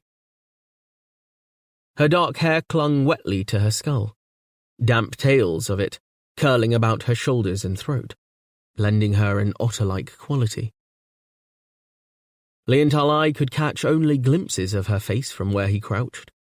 He had never seen any naked body before, male or female. Custom, reinforcing cold, had banished nudity from Aldorando. Overcome by what he saw, he allowed his face to sink into the fragrant thyme. Pulses beat heavily in his temples. When he could raise his head and look upon the sight again, the movement of her buttocks as she waved her friends goodbye and turned away, working a strong enchantment in him. He breathed a different air. Oira now regarded the pool almost drowsily, gazing into its pure depths, her lashes gleaming against her cheeks. At her next movement, he could consider her pudendum, covered with tiny wet pigtails, her superb belly, and the cunning whirl of her navel. All was momentarily revealed, as she flung up her arms and jumped into the pool. He was alone, with the heavy sunlight and the steam rolling into the bushes, until she surfaced again, laughing. She climbed out quite near him, her breasts swinging clear of her body, jellying lightly against each other. "Oira! Golden Oira!" he called in ecstasy. He rose. She stood in a crouch before him, a pulse throbbing by a little hollow on her neck. Her regard was heavy upon him, her dark eyes lustrous, yet with a kind of sensuous dullness induced by the general ripe warmth. He saw anew the beauty of the short oval of her face, framed in otter hair, and the sweetness about her eyebrows, and the folds of her eyelids. Those eyebrows were arched at present, but after her first surprise, she showed no fear, simply looking at him with parted lips, awaiting his next move, as if puzzled as to what it might be. Then, belatedly, she curled one hand down and covered her queen. The gesture was more provocative than protective. Well aware of her beauty, she possessed a natural composure. 4 little lascivious birds fluttered down between them, overcome by the heaviness of the afternoon. Leontalai strode across the grass and clutched her, looking fiercely into her eyes, feeling her body against his furs. He reached forward and grasped her, kissing her passionately on the lips. Oira stepped back and licked those lips, smiling slightly. Her eyes narrowed. "Strip yourself. Let Patalyx see how you are made," she said. The words were part invitation, part taunt. He unlaced his neckties, then grasped the opening of his tunic and tugged so that the stitches tore. With loud ripping sounds, the tunic came away and he flung it down. Then he treated his trousers similarly and kicked them off. He was aware of how his prod stood out stiff from his body. As he crossed to her, Oira grasped his outstretched arm, pulled, kicked at his shin, and stepped back swiftly, propelling him full length into the water. The moist lips of the pool closed over Leontal Eye. It felt astonishingly hot. He surfaced, yelling for breath. She leaned down, laughing with her hands on her handsome knees. You wash yourself before you are fit for me, you flea-bitten warrior. He splashed her, smacking the surface of the water between laughter and anger. When she helped him out, she was considerably softer. She felt slippery in his grasp. As they knelt down in the grass, he slid a hand between her legs, feeling her fine details. Immediately, his seed burst from him across the grass. "Oh, you fool! You fool!" she cried, and caught him a slap across the chest, her face distorted by disappointment. No, Oira. It's all right. Give me a minute, please. I love you, Oira. With all my Edra. I want you always, always. Come to me. Rouse me again. But Oira stood up, full of annoyance and inexperience. Despite his coaxing words, he felt enraged with her, with himself. He jumped up beside her. Scum you! You shouldn't be so pretty, you minx! He grabbed hold of her arm, swung her brutally round, and thrust her towards the steaming pool. She grabbed his hair, snarling and screeching. Together they tumbled into the water. He got an arm about her back, caught her underwater, kissed her as they surfaced, grabbing a breast with his left hand. Laughing, they climbed to the muddy bank, rolling over together. He hooked a leg round hers and climbed on top. She kissed him passionately on the lips, thrusting her tongue into his mouth, even as he entered her queen. There they lay in the secret place, serene, ecstatic, making love. The mud beneath them plastered their sides, emitted comfortable noises, as if full of microbes all copulating, to express their joy in life. She was climbing languorously into her Hoxney skins. The soft pelts were distinctively marked, with dark blue and light blue stripes, each stripe varying in width as it chased its way down Oira's body. The afternoon had become stifling, and thunder rumbled near at hand, occasionally breaking into claps like sharp cries of protest. Leontal Eye sprawled close, watching Oira's movements, eyes half closed. I've always wanted you, he said. For years. Your flesh is a hot spring. You'll be my woman. We'll come here every afternoon. She said nothing. She started singing under her breath. The stream on its way glides like our day. I want you badly every day, Oira. You want me too, don't you? She looked at him and said, Yes, Leontal Eye. I wanted you, but I cannot be your woman. He felt the ground tremble under him. What do you mean? She seemed to hesitate. Then she leaned towards him. When he automatically reached for her, she pulled herself away, tucked her breasts into her tunic, and said, I love you, Leontal Eye, but I am not going to become your woman. I always suspected that the academy was just a diversion, a consolation for silly women like Amin Lim. Now the weather's fine, it has fallen apart. To be honest, only Vry and Shaital care about it, and possibly old Master Datnil. Yet I value Shaital's example of independence, and imitate it. Shaital will not submit to my father, though I expect she desires him madly, as everyone does, and I follow her example. If I become your possession, I become nothing. He scrambled up on his knees, looking wretched. Not so, not so. You'll be everything, Oira. Everything. We're nothing without each other. For a few weeks, yes. What do you expect? What do I expect? Her eyes rolled upwards, and she sighed. She smoothed back her still damp hair and looked away. At the young bushes, at the sky, at the birds. It's not that I have such a high regard for myself. I can do so little. By remaining independent like Shaital, perhaps I can achieve something. Don't talk that way. You need someone to protect you. Shaital, Vry, they're not happy. Shaital never laughs, does she? Besides, she's old. I'd look after you and make you happy. I want nothing better.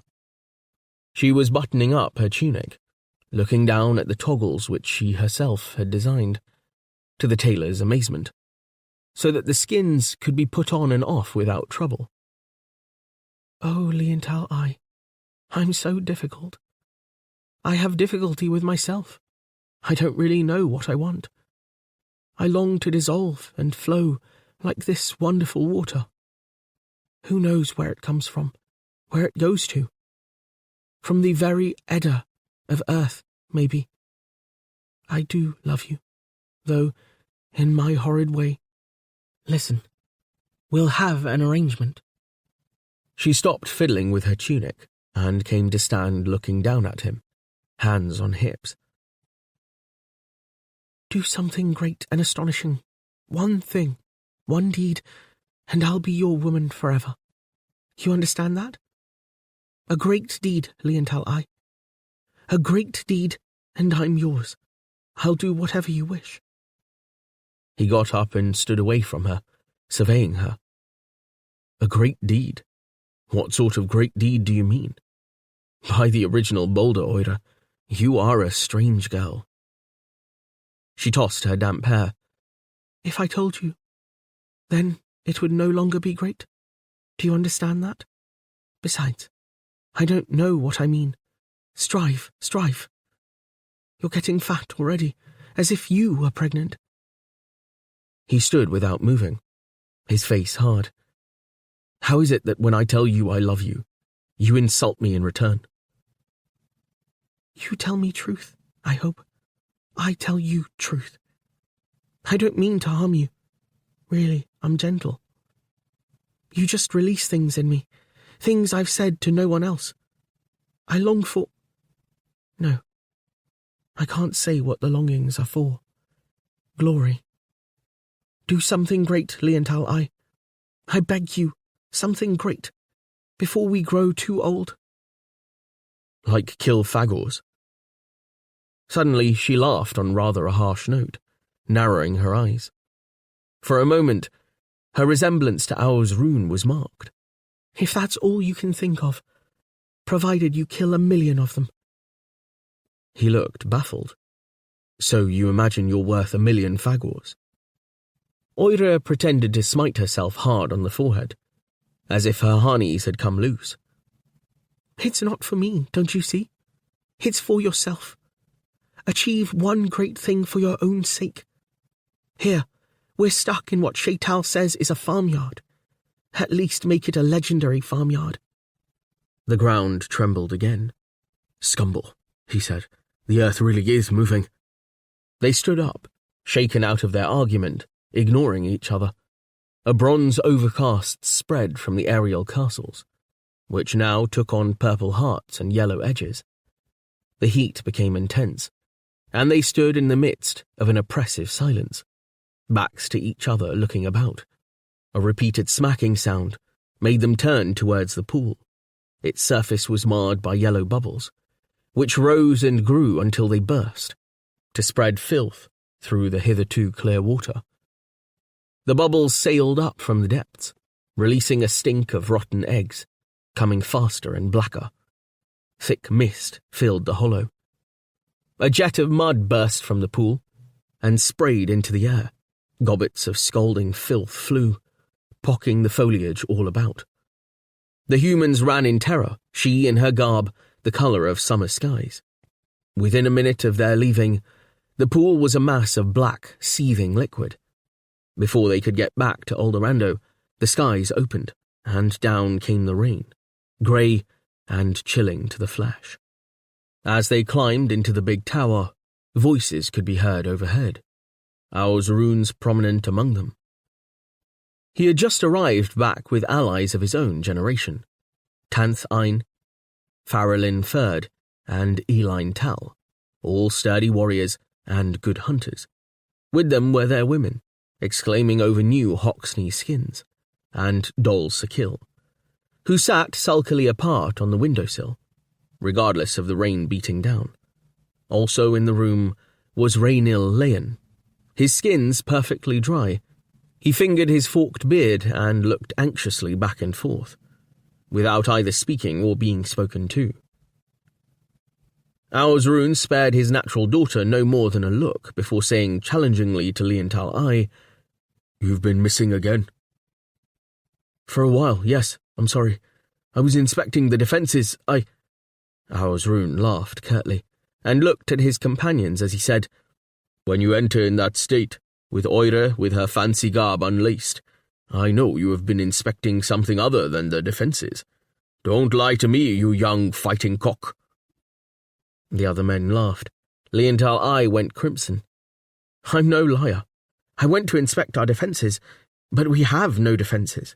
There are no sentries, no guards. While you were lying drinking in the wilderness, Eldorado could fall to one single armed Borleanian. We're taking life too easy, and you set a poor example." He felt Oira's steadying hand on his arm. "He spends little time here now," Dol called, in a teasing voice, but was ignored. For Rune had turned to his other companions and said, "You see what I have to endure from my lieutenants, so-called. Always impudence. Eldorado is now concealed and protected by green, growing higher every week. When the warlike weather returns, as return it will, that will be time enough for war. You're trying to make trouble, Liental Ai." "Not so. I'm trying to prevent it." Rune walked forward and confronted him, his immense black figure towering over the youth. "Then keep quiet, and don't lecture me." Above the noise of the downpour, cries could be heard outside. Dol turned to stare out of the window, and called that someone was in trouble. Oira ran to join her. "Stand back!" Rune shouted. But the three older women also jostled to get close to the window. The room became even darker. "We'll go and see what's happening," Tanth Ein said. He started down the stairs, his great shoulders almost blocking the trap as he descended, with Farrellin Ferd and Eline Tal after him. Raynil Leyen remained in the shadows, watching them go. Rune made as if to stop them, then stood indecisively in the middle of the dull room, regarded only by Liental Ai. The latter came forward and said, "My temper ran away with me. You shouldn't have called me a liar. Don't let that mean that my warning goes unheeded. Our responsibility is to keep the place guarded as we used to." Rune bit his lip and did not listen. "You get your ideas from that damned woman, Shaital." He spoke absently, one ear cocked to the noises outside. Masculine shouts were now added to the earlier cries. The women at the window also set up a great noise, running about and clinging to Dol and to each other. "Come away!" cried Rune, grabbing Dol angrily. Curd, the great yellow hound, started to howl. The world danced to drumming rain. The figures below the tower were grey in the downpour. Two of the three burly hunters were lifting a body from the mud, while the third, Farrellin Ferd, was endeavouring to put his arms about two old women in rain-soaked furs and direct them towards shelter. The old women, uninterested in comfort, raised their faces in grief. Rain poured into their open mouths. They were recognisable as Datnil Scar's woman and an ancient widow, the aunt of Farrellin Ferd. The women had dragged the body in from the north gate between them, covering it and themselves with mud in the process. As the hunters straightened up with their burden, the body was revealed. Its visage was distorted and masked by blood so caked that the rain did not wash it away. Its head fell back as the hunters heaved it high. Blood still gouted across its face and garments. Its throat had been bitten out, as cleanly as a man bites a great mouthful from an apple. Dol began to shriek. Auzrun pushed past her, thrust his burly shoulders into the window space, and called down at those below. "Don't bring that thing in here!" The men chose to disregard him. They were making for the nearest shelter. Jets of rainwater were spewing down from the parapets above them. They floundered in the muck with their muddy burden. Auzrun cursed and ran from the room, charging downstairs, Kurd following. Caught by the drama of the moment, Leontal I followed, with Oira, Dol, and the other women behind him, jostling on the narrow steps. Rainil Leon came more slowly in the rear. The hunters and the old women dragged or escorted the dead body into the low-ceilinged stable to drop it on scattered straw. The men stood away, wiping their faces with their hands, as a puddle of water in which blood spiraled leaked from the body, to set afloat wisps of straw, which turned uncertainly on the flood, like boats seeking an estuary. The old women, grotesque bundles, cried on each other's shoulders monumentally. Although the face of the dead man was plastered with blood and hair, there was no doubt of his identity. Master Datnil Scar, with Kurd sniffing at his cold ear, lay dead before them. Tanth Ain's woman was a personable creature, by name Farayil Mask. She broke into a series of long, wailing cries, which she was unable to stifle. Nobody could mistake the deadly neck wound for anything but a fagor bite. The mode of execution common in Panoval had been passed on. For when need arose, as it rarely did, by Yuli the priest, somewhere outside in the pouring rain was Wutra, waiting. Wutra, forever at war. Leontal I thought of Shaital's alarming claim that Wutra was a fagor. Perhaps there really was a god. Perhaps he was a fagor. His mind went back to the time earlier in the day, before he had found Oira naked, when he had seen Goija Hin leading Mike to the north gate. There was no doubt who was responsible for this death. He thought how Shaital would have fresh cause for sorrow. He looked at the stricken faces about him, and Rainil Leon's gloating one, and took courage. In a loud voice he said, "Auzrun, I name you the killer of this good old man." He pointed at Auzrun, as if imagining that some present did not know whom he designated. All eyes turned to the Lord of Embrudok, who stood with his head against the rafters, his face pale. He said harshly, "Don't dare speak against me. One more word from you, Leontal I, and I will strike you down." But Leontal I could not be stopped. Full of anger, he cried mockingly, "Is this another of your cruel blows against knowledge? Against Shaital?" The others murmured, restless in the confined space. Auzrun said, "This is justice. I have information that Datnil Scar allowed outsiders to read the secret book of his core. It's a forbidden act. Its just penalty is now, as it always was, death." Justice? Does this look like justice? This blow has all the stealth of a murder. You've all seen. It's carried out like the murder of... Auzrun's attack was hardly unexpected, but its ferocity knocked his guard away. He struck back at Auzrun's face, dancing back with rage before him. He heard Oira shriek, then a fist caught him squarely on the side of the jaw. Detachedly, he saw himself stagger backwards, trip over the sodden corpse, and sprawl powerless on the stable floor. He was aware of screams, shouting, boots trampling round him. He felt the kicks in his ribs. There was confusion as they took him up like the body they had dropped. He attempted to protect his skull from knocking against a wall, and carried him outside into the downpour.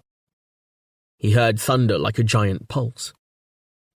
From the steps, they flung him bodily into the mud.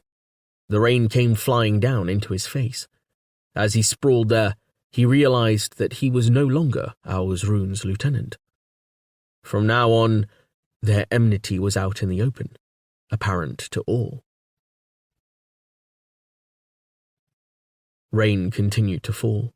Belts of dense cloud rolled across the central continent. An atmosphere of stalemate prevailed over the affairs of Aldorando. The distant army of the young Kazan, Hrbral Yirpt, was forced to halt its advance, to shelter among the shattered hills of the east. Its components went into a sort of tether rather than face the downpour. The Fagors also experienced earth tremors, which originated from the same source as those afflicting Aldorando. Far to the north, old rift zones in the Chals region were undergoing violent seismic upheaval.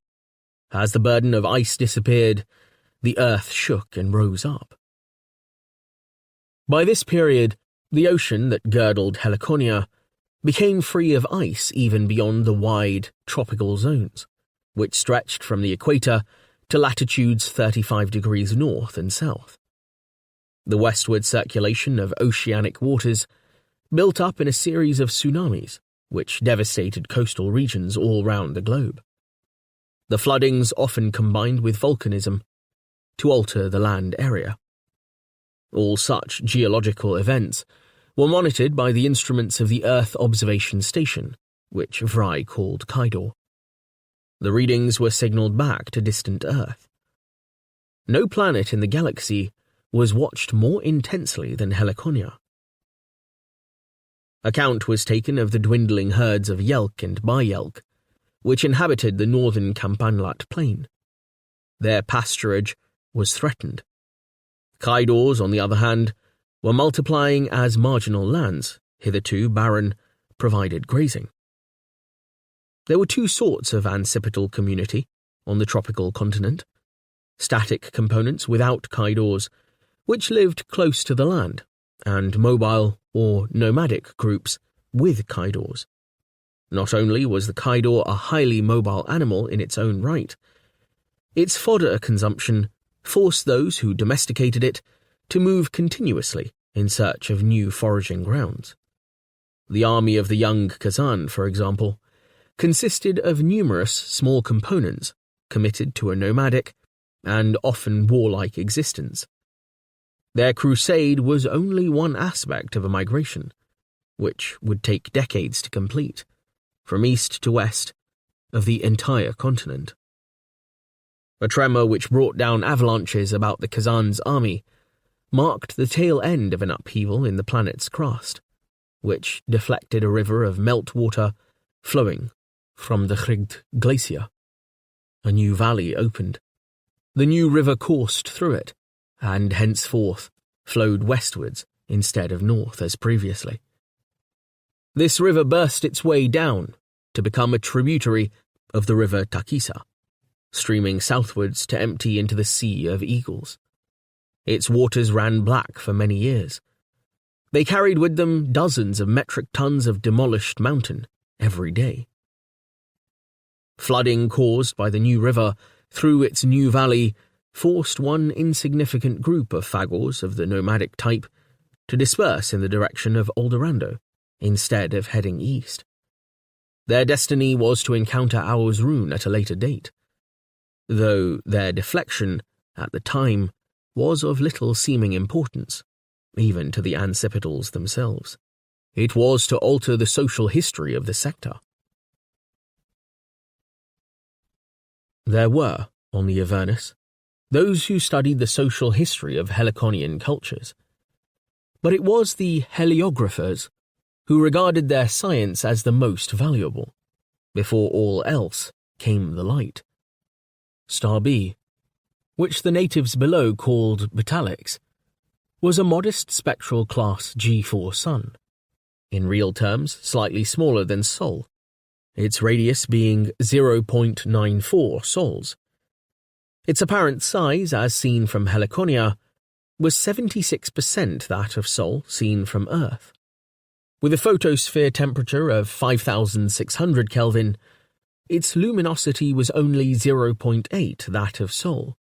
It was about 5 billion years old. The more distant star, known locally as Freya, about which Star B revolved, was a much more impressive object, as viewed from the Avernus. Star A was a brilliant white spectral Class A-type supergiant, with a radius 65 times that of Sol's, and a luminosity 60,000 times as great. Its mass was 14.8 times Sol's, and its surface temperature 11,000 Kelvin, as opposed to Sol's 5,780 Kelvin. Although Star B had its constant students, Star A was a greater magnet for attention, especially now that the Avernus was moving, along with the rest of Star B's system, nearer to the supergiant. Freya was between 10 and 11 million years old. It had evolved away from the main sequence of stars and was already entering its old age. Such was the intensity of the energy it poured out that the disk of Star A was always more intense as viewed from Helliconia than that of Star B, though it never appeared so large, owing to its much greater distance. It was a worthy object for ancipital fear and for Vry's admiration. Vry stood alone on the top of her tower, her telescope by her side. She waited. She watched. She felt the history of private relationships flowing towards the morrow like a silt-laden river. What had been fresh was clogged with sediment. Beneath her passivity was an unformulated longing to be seized up by some larger thing, which would provide wider, purer perspectives than faulty human nature could command. When darkness fell, she would look again at the stars, provided the cloud cover parted sufficiently. Aldorando was now surrounded by palisades of green. Day by day, new leaves unfurled and mounted higher, as if nature had a plan to bury the town in forest. Some of the more distant towers had already been overwhelmed by vegetation. She saw a large white bird hover above one such mound. Without paying it particular attention, she watched and admired its effortless hovering above the earth. Distantly came the sound of men singing. The hunters were back in Aldorando from a Hoxney hunt, and Rune was holding a feast. The feast was in honour of his 3 new lieutenants, Tanth Ein, Farrellin Ferd, and Eline Tal. These friends of his childhood supplanted Dathka and Leontal I, who were now relegated to the chase. Vry tried to keep her thoughts abstract, but they drifted back continually to the more emotional subject of defeated hope. Hers, Dathka's, whose desires she could not find it in herself to encourage, Leontal I's. Her mood was in tune with the long protracted evening. Metallics was down. The other sentinel would follow in an hour. This was a time when men and beasts made preparations against the reign of night. This was a time to bring out a stub of candle against some undreamed-of emergency, or to resolve to sleep until the light of dawn. From her eyrie, Vry saw the common people of Aldorando, whether or not further on with their hopes, coming home. Among them was the thin, crooked shape of Shaital. Shaital returned to the tower with Amin Lim, looking grimy and tired. Since the murder of Master Datnil, she had become increasingly remote. The curse of silence had fallen on her too.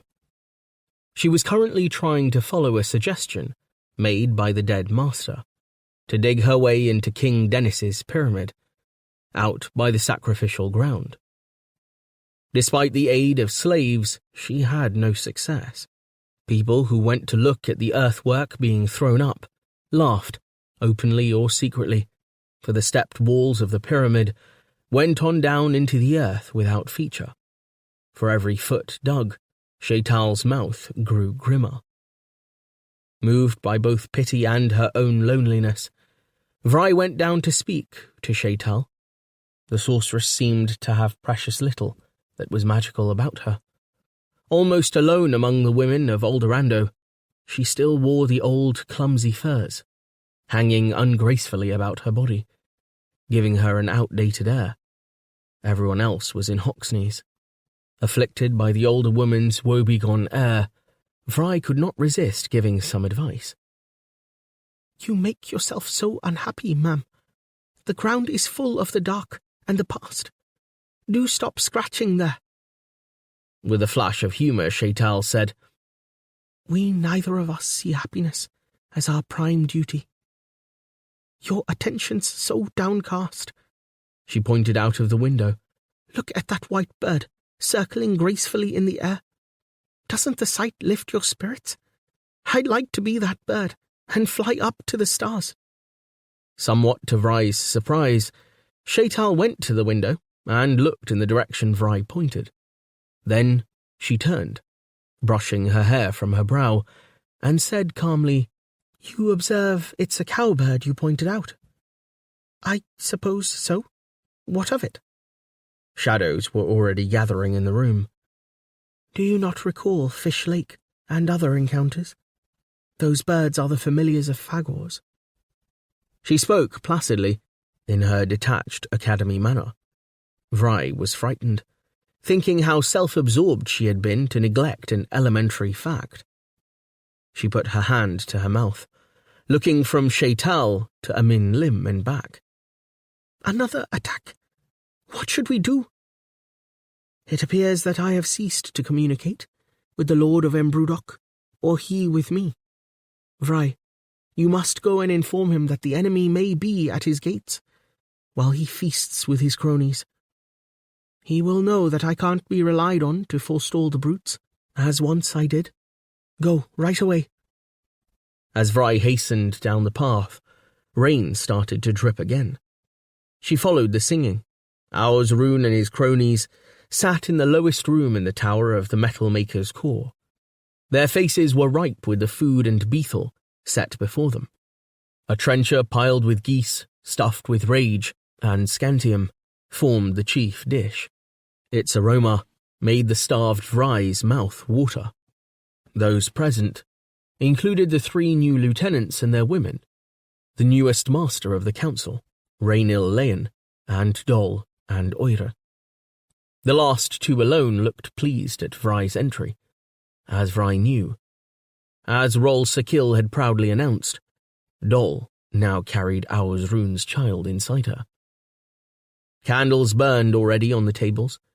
Dogs milled in the shadows under the tables. Flavors of cooked goose and raw dog's piss intermingled. Although the men were red and shining, despite the piped heating, the room felt cold. Rain gusted in, causing streamlets to run between the flags.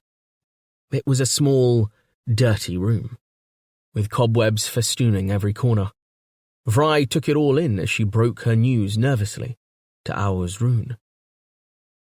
She had once been familiar with every adze mark on the beams overhead. Her mother had served as a slave to the metal makers, and she had lived in this room, or in a corner of it, and witnessed the degradation of her mother every night. Although he had looked far gone in drink a moment earlier, Rune jumped up immediately. Kurd started to bark furiously, and Dol kicked him into silence. The other feasters stared at each other rather stupidly, reluctant to digest Vry's news. Rune marched round the table, clouting their shoulders as he issued an order to each. "Tanth Ein, alert everyone and turn out the hunters. God's Edra, why aren't we properly guarded? Mount sentries on all towers. Report when all's done. Farrellin Ferd, Fetch in all women and children. Lock them in the women's house for safety. Dol, Oira, you two remain here. And you other women. Eline Tal, you have the loudest voice. You stay on top of this tower and relay any messages needed. Raylin Lane, you're in charge of all Corps' men. Have them paraded at once. Go. After this rapid fire of orders, he shouted them into action, himself pacing about furiously. Then he turned to Vry. All right, woman. I want to see the lie of the land for myself. Yours is the northernmost tower. I'll look from there. Move, everyone, and let's hope this is a false alarm. He set off rapidly down to the door, his great hound bursting past him. With a last glance at the stuffed geese, Vry followed. Soon, shouts resounded among the leprous old buildings. The rain was tapering off. Yellow flowers, abloom in the lanes, unbent their heads and stood erect again. Oira ran after Aur's rune and fell in by his side, smiling despite his growled dismissal. She sprang along in her dark blue and light blue hoxney, with something like glee.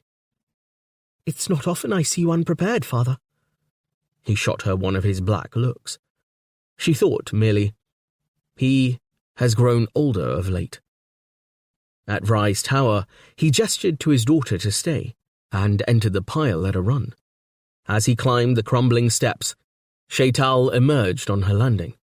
He spared her only a nod, and continued upwards. She followed him to the top, catching his scent. He stood by the parapet, scrutinizing the darkening land. He set his hands in a platform across his eyebrows, elbows out, legs apart. Freya was low, its light spilling through rifts of western cloud. The cowbird was still circling, and not far distant. No movement could be observed in the bushes beneath its wings. Shaital said from behind his broad back, "There's only the one bird." He gave no answer. "And so perhaps no fagors." Without turning or changing his attitude, he said, "How the place is altered since we were children." "Yes, sometimes I miss all the whiteness." When he did turn, it was with an expression of bitterness on his face, which he seemed to remove with an effort. "Well, there's evidently little danger. Come and see if you wish." He then went down without hesitation, as if regretting his invitation. Kurd stayed close as ever. She followed to where the others waited. Leontal I came up, spear in hand, summoned by the shouting. He and Aur's rune glared at each other. Neither spoke. Then Aur's rune drew out his sword and marched down the path in the direction of the cowbird. The vegetation was thick. It scattered water over them. The women got the worst of it as the men pressed back boughs, which showered in the faces of those who followed. They turned a bend where young damson trees were growing, trunks thinner than a man's arm. There was a ruined tower, reduced to 2 floors and swamped by vegetation. Beside it, under the leprous stone, in a tunnel of sullen green gloom, a fagor sat astride a kaidor.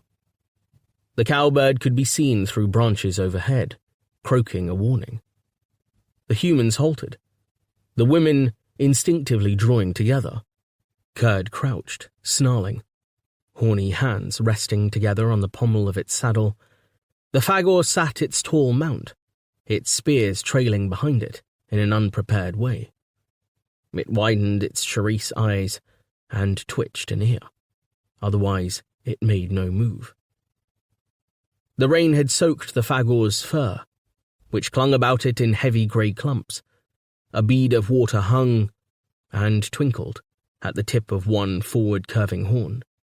The kaidor was also immobile, its head outstretched, its furled horns twisting below its jaw and then up. Its ribs showed, and it was spattered with mud and gashes on which its yellow blood had caked. The unreal tableau was broken, unexpectedly, by Shaital. She pushed past Aur's rune and Leontal I, to stand alone on the path in front of them. She raised her right hand above her head in a commanding gesture. No response came from the fagor. It certainly did not turn to ice. "Come back, ma'am," called Vry, knowing the magic would not work. As if under compulsion, Shaital moved forward, bringing all her attention to bear on the hostile figure of mountain rider. Twilight was encroaching, light dying. That would be to the advantage of the adversary, whose eyes saw in the dark. Taking pace after pace forward, she had to raise her eyes to watch the fagor for any unexpected movement. The stillness of the creature was uncanny. Drawing nearer, she saw that this was a female. Heavy brownish dugs showed beneath the soaked fur.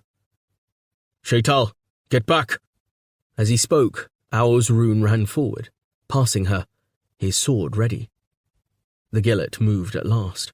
She raised a weapon with a curved blade and spurred her mount. The Kaidor came on with extraordinary speed. At one moment it was still, at the next, charging towards the humans down the narrow path, horns first. Screaming, the women dived into the dripping undergrowth. Kurd, without being told, raced in, dodging under the Kaidor's prognathous jaw, to nip it in the fetlock. Baring her gums and incisors, the Gillet leaned from her saddle and struck at Owl's Rune. Ducking backwards, he felt the crescent slice by his nose. Farther back down the path, Leontal Eye stuck the butt of his spear in the ground, fell on one knee, and pointed the weapon at the chest of the Kaidor. He crouched before its charge, but Owl's Rune reached out for the leather girth that was strapped around the animal's body, clasping it as the brute thundered by. Before the fagor could get in a second swipe, he worked with the momentum of the charge and swung himself up on the Kaidor's back, behind its mount. For a second, it seemed that he would fall over on the far side, but he hooked his left arm about the Gillet's throat and stayed in place, head well out of reach of the deadly sharp horns. She swung her head about. Her skull was as heavy as a club. One blow would have knocked the man senseless, but he ducked under her shoulder and tightened his stranglehold on her neck. The Kaidor halted as suddenly as it had started into action, missing Leontal Eye's point by inches. Beset by Kurd, it sheared about, furiously trying to toss the great hound with its horns. As it plunged, Owl's Rune brought up his sword with all the force he could muster, and thrust it between the ribs of the Gillet, into her knotted intestines. She stood up in her leather stirrups and screamed, a harsh, rending noise. She threw up her arms and her curved sword went flying into the nearest branches. Terrified, the Kaidor pranced on its hind legs. The fagor fell free, and Owl's Rune with her. He twisted as they fell, so that she bore the brunt of the tumble. Her left shoulder struck the ground jarringly. From the dusky sky, the cowbird came swooping in, screeching, to defend its mistress. It dived at Owl's Rune's face. Kurd leapt high and caught it by a leg. It slashed at him with curved beak. It battered his head with furious wings, but he tightened his grip and dragged it to the ground. A quick change of grip, and he had its throat. In no time the great white bird was dead, its pinions sprawled, without motion, across the muddy path. The Gillet also was dead. Owl's Rune stood over it, panting.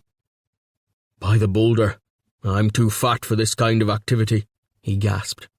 Shaital stood apart and wept.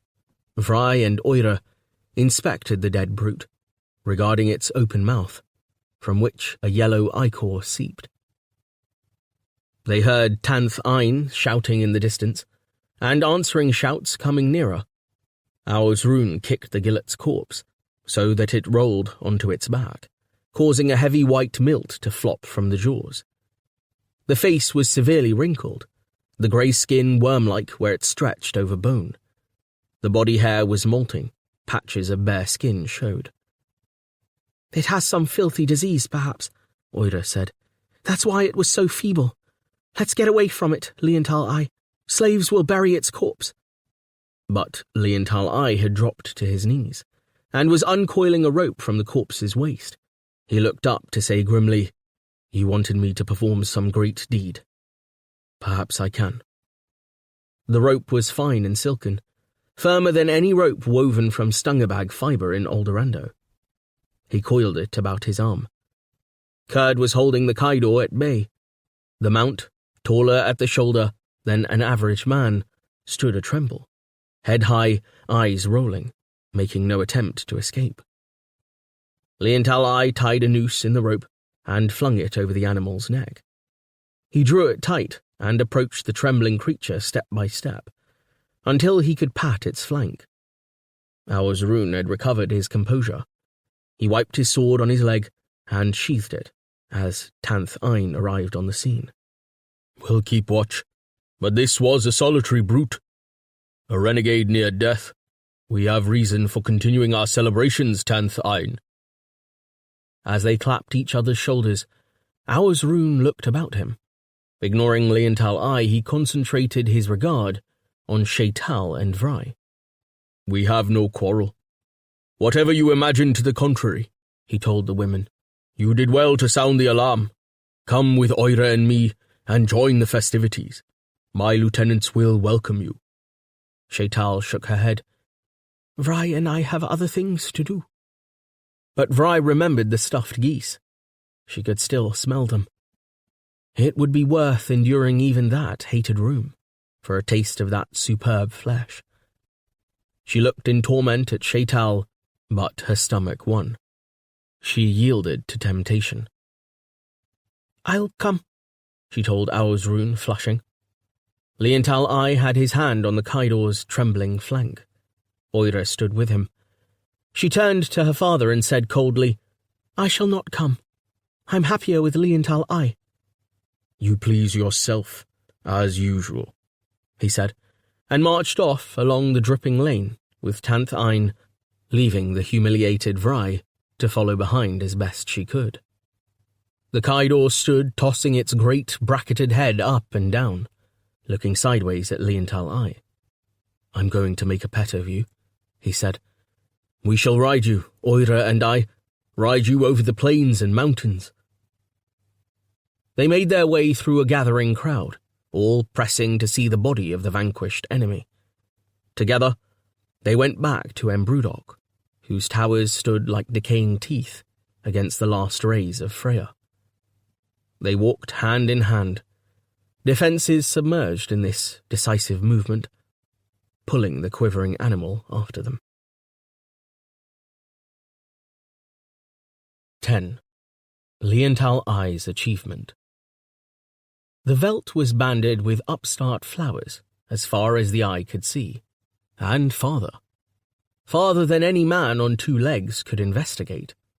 White, yellow, orange, blue, viridian, cerise. A storm of petals blew across the unmapped miles to wash against the walls of Aldorando, and incorporate the hamlet into its blast of colour. The rain had brought the flowers, and the rain had gone. The flowers remained, stretching to the horizon where they shimmered in hot bands, as if distance itself were stained for spring. A section of this panorama had been fenced off. Liental Eye and Dathka had finished work. They and their friends were inspecting what they had achieved. With saplings and thorn trees, they had built a fence. They had chopped down new growth until the sap ran from their blades over their wrists. The saplings had been trimmed and secured horizontally to serve as the bars of the fence. The uprights and horizontals were packed branches and whole thorn trees. The result was almost impenetrable, and as high as a man. It enclosed about a hectare of ground. In the middle of this new enclosure stood the Kaidor, defying all attempts to ride it. The Kaidor's mistress, the Gilot, had been left to rot where she fell, as the custom was. Only after 3 days were Mike and 2 other slaves sent to bury the body, which had begun to stink. Blossom hung neglected like spittle from the Kaidor's lips. It had taken a mouthful of pink flowers, eaten in captivity, they seemed not to its taste, for the great gaunt animal stood with its head high, staring out over the top of the stockade, forgetting to munch. Occasionally it moved a few yards, with its high step, and then came back to its original vantage point, eyes showing white. When one of its downward sweeping horns became entangled in the thorns, it freed itself with an impatient shake of the head. It was strong enough to break through the fence and gallop to freedom, but the will was lacking. It merely gazed towards freedom, blowing out sighs from distended nostrils. "If the Fagors can ride it, so can we. I rode a Stungerbag," Leontal I said. He brought up a bucket of beetle and set it by the animal. The Kaidor took a sniff and backed away, bridling. "I'm going to sleep," Dathka said. It was his only comment after many hours. He crawled through the fence, sprawled on the ground, stuck his knees in the air, clasped his hands behind his head, and closed his eyes. Insects buzzed about him. Far from taming the animal, he and Leontal I had earned themselves only bruises and scratches. Leontal I wiped his forehead and made another approach to the captive. It brought its long head down so as to look him levelly in the eye. It was blowing softly. He was aware of the horns pointing at him, and made coaxing noises, poised to jump aside. The great beast shook its ears against the base of its horns, and turned away. Leontal I controlled his breathing, and moved forward again. Ever since he and Oira had made love by the pool, her beauty had sung in his Edra.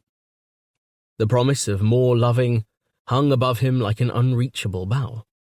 He must prove himself by that imaginary great deed she required.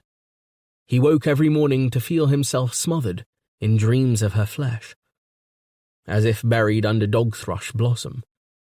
If he could ride and tame the Kaidor, she would be his. But the Kaidor continued to resist all human advances. It stood waiting as he approached. Its hamstrings twitched. At the last possible moment, it bucked away from his outstretched hand, to prance off, showing him its horns, over one shoulder. He had slept in the stockade with it on the previous night, or dozed fitfully, afraid of being trampled under its hoofs. Still the beast would not accept food or drink from him, and shied away from every approach. The performance had been repeated 100 times. Finally, Leontal I gave up. Leaving Dathka to slumber, he returned to Aldorando to try a new approach. 3 hours later, as the hour whistler sounded, a curiously deformed Fagor approached the enclosure. It dragged itself through the fence with awkward movements, so that gouts of wet yellow fur were torn out by the thorns, to remain hanging among the twigs like dead birds. With a dragging gait, the oddity approached the Kaidor. It was hot inside the skin, and it stank. Leontal I had a cloth tied round his face. With a sprig of rage against his nostrils, he had made 2 Barlianian slaves dig up the 3-day-old corpse and skin it. Rainil Leon had soaked the skin in brine to remove some of its unpleasant associations. Oira accompanied him back to the enclosure and stood with Dathka, waiting to see what happened next. The Kaidor put its head low and breathed a soft question. Its dead mistress's saddle, complete with flamboyant stirrups, was still strapped about its girth. As soon as Leontal I reached the puzzled beast, he set 1 foot high in the near stirrup and swung himself into the saddle. He was mounted at last, positioned in front of the animal's single low hump. Fagors rode without reins, crouching over the necks of their mounts or holding the harsh, frizzled hair growing along the ridge of their necks. Leontal I clutched the hair tightly, awaiting the next move. From the corner of his eye, he could see other villagers strolling across the Voral bridge, coming to join Oira and Dathka to watch the proceedings. The Kaidor stood in silence, head still low, as if weighing its new burden. Then slowly, it began an absurd movement, arching its neck inward, bringing its head round until its eyes, from an upside-down position, could look up and regard the rider. Its gaze met Leontal's eyes. The animal remained in its extraordinary position, but began to tremble. The trembling was an intense vibration, seemingly originating at its heart and working outwards, much like an earthquake on a small planet. Yet still its eyeballs glared fixedly at the being on its back, and it was bereft of voluntary movement. Leontal's eye also stayed motionless, vibrating with the Kaidor. He remained looking down into its twisted face, on which, so he afterwards reflected, he read a look of intense pain. When it did finally move, the Kaidor shot upwards like a released spring. In one continuous movement, it came erect and jumped high in the air, arching its spine like a cat's, and curling its clumsy legs beneath its belly. This was the legendary spring jump of the Kaidor, experienced at first hand. The jump took it clear over the stockade fence. It did not even brush the uppermost sprigs of thorn. As it fell, it snapped its skull down between its forelegs and thrust its horns upwards, so that it struck the ground, neck first. One of the horns was immediately driven through its heart. It fell heavily on its side and kicked twice. Leontal's flung himself free and sprawled among the clover. Even before he climbed shakily to his feet, he knew that the Kaidor was dead. He pulled the stinking Fagor skin from his body. He whirled it round his head and flung it away. It fell into a sapling's branches and dangled there. He cursed in frustration, feeling a terrible heat inside his head. Never had the enmity between man and Fagor been more clearly demonstrated than in the self-destruction of this Kaidor. He took a pace towards Oida, who was running to him. He saw the villagers behind, and bands of colour. The colours rose, took wing, became the sky. He floated towards them. For 6 days, Leontal's eye lay in a fever. His body was lapped in a flame-like rash. Old Rol Sakil came and applied goose grease to his skin. Oida sat by him. Rune came and looked down at him without speaking. Rune had Dol with him, made heavy with child, and would not let her stay. He departed stroking his beard, as if remembering something. On the 7th day, Leontal's put on his Hoxneys again and returned to the veldt, full of new plans. The fence they had built already looked more natural, dappled all over with green shoots. Beyond the enclosure, herds of Hoxneys grazed among the light-coloured pastures. "I am not going to be beaten," Leontal's said to Dathka. "If we can't ride Kaidors, we can ride Hoxneys. They are not adversaries like Kaidors. Their blood is as red as ours. See if we can't capture one between us." Both of them were wearing Hoxney skins. They picked out a white and brown striped animal and approached it on hands and knees. It was resting. At the last moment, it got up and walked away disgustedly. They tried approaching it from different sides, while the rest of the herd watched the game. Once Dathka got near enough to touch the animal's coat, it showed its teeth and fled. They brought up the rope taken from the gillard and tried to lasso the animals. They ran about the plain for several hours, chasing Hoxneys. They climbed young trees, lying in wait in the branches with the lasso ready. The Hoxneys came sportingly near, pushing each other and whinnying, but none ventured under the bough. By dusk, both men were exhausted and short-tempered.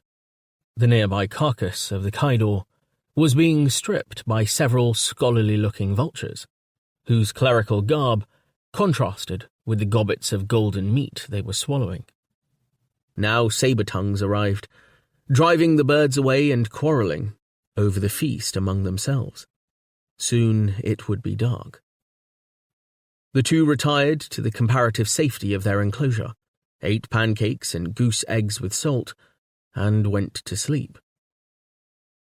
Dathka was the first to waken in the morning. He gasped and propped himself on one elbow, hardly able to believe his eyes. In the cool dawn light, colour had scarcely returned to the world. Grey mist lay in strata, completely screening the old hamlet from their sight.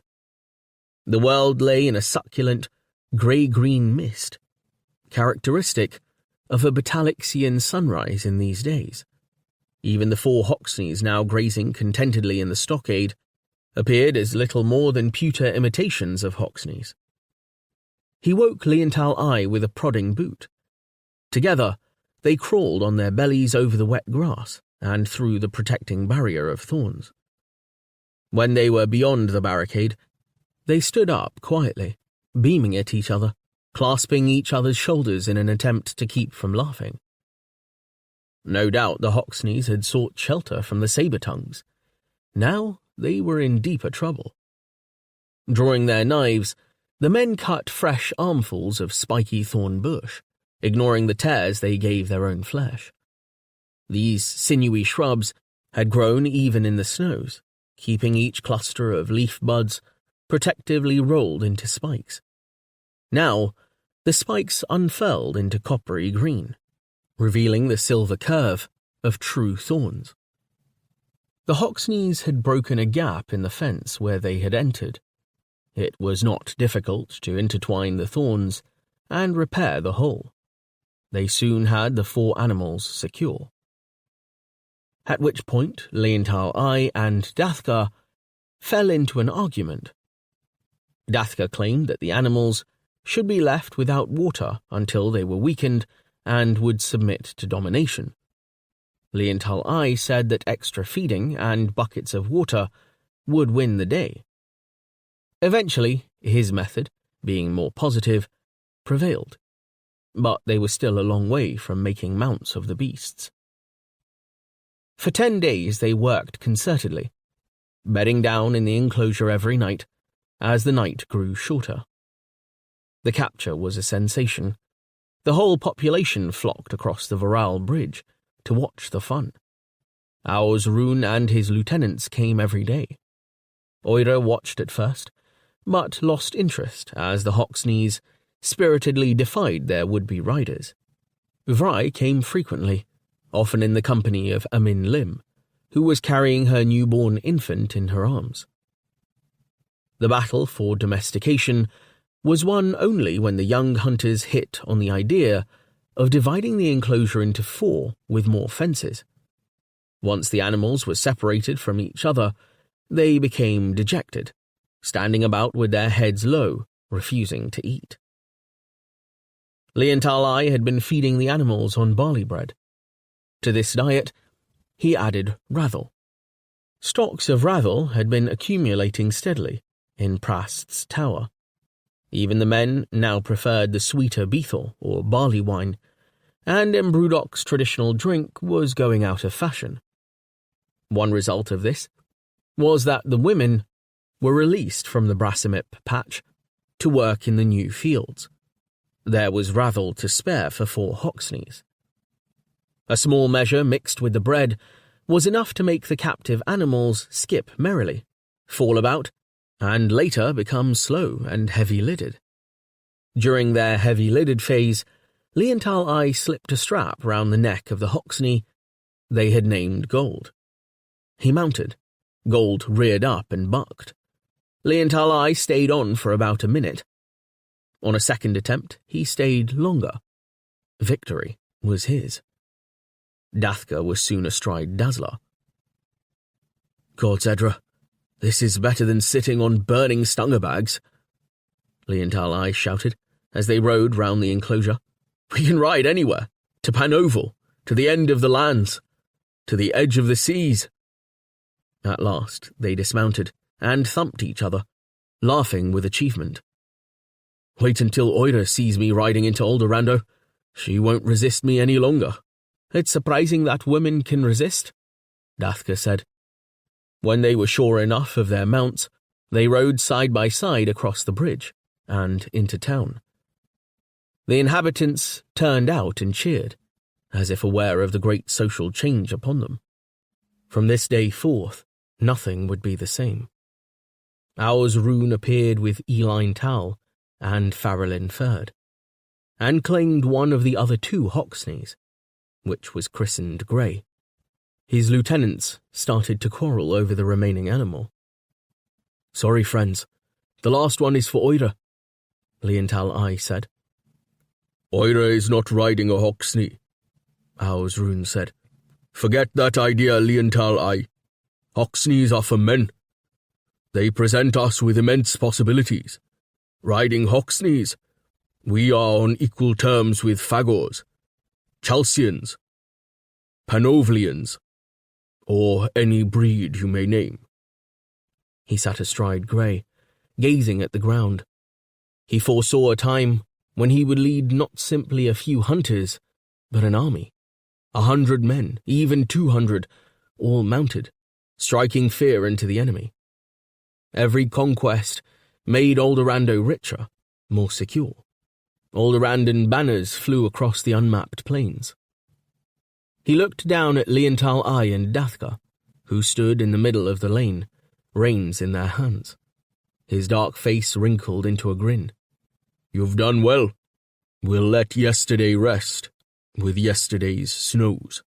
As Lord of Embrudok, I appoint you both Lords of the Western Veldt." He leaned forward to clasp Leontal I's hand. "Accept your new title. You and your silent friend are in charge of all Hoxneys from now on. They are yours, my gift. I'll see you have help. You'll have duties and privileges. I am a just man. You know that. I want all the hunters mounted on broken Hoxneys as soon as possible." "I want your daughter as my woman, Aursrune." Aursrune scratched his beard. "You get to work on the Hoxneys. I'll get to work on my daughter."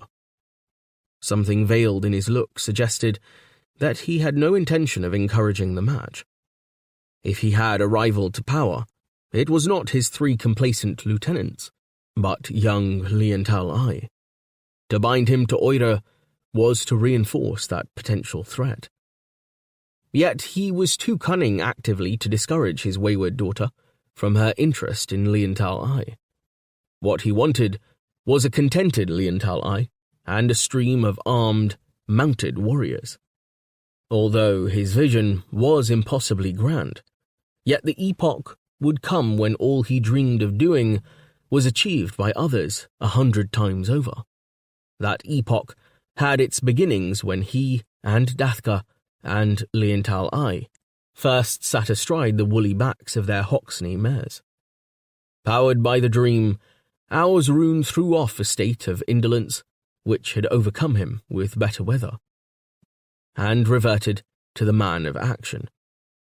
He had inspired his people to build a bridge. Now it was stables and corrals and a shop where harness and saddles were made. The dead Gillet's saddle, with adjustable stirrups, was used as a model for all Aldorandan saddles. The tamed Hoxneys were used as decoys in the manner of captive deer, and more of the wild animals were caught. Despite their protests, all hunters had to learn to ride. Soon, each had a Hoxney of his own. The age of hunting on foot was dead. Fodder became an overwhelming problem. The women were driven to plant more fields of oats. Even the old were sent out to do what they could. Fences were built round the fields to exclude Hoxneys and other despoilers. Expeditions went out to discover fresh Brassimip plants. Once it was discovered that Hoxneys would eat ground Brassimip, the food from the plant where their glossies had sheltered in darker days. For all these new developments, power was needed. The greatest innovation was the building of a mill. A Hoxney, plodding round and round in a circle, ground all the grain required, and the women were released from their immemorial morning chore. Within a few weeks, days even, the Hoxne Revolution was well underway. Eldorado became a different kind of town. Its population had doubled. For every human, there was a Hoxne. In the base of every tower, Hoxnes were quartered, beside pigs and goats. In every lane, Hoxnes were tethered, champing down grasses. Along the banks of the Varal, Hoxnes were watered and traded. Beyond the town gates, primitive rodeos and circuses were held, with Hoxnes in starring roles. Hoxnes were everywhere, in towers, in talk, in dreams.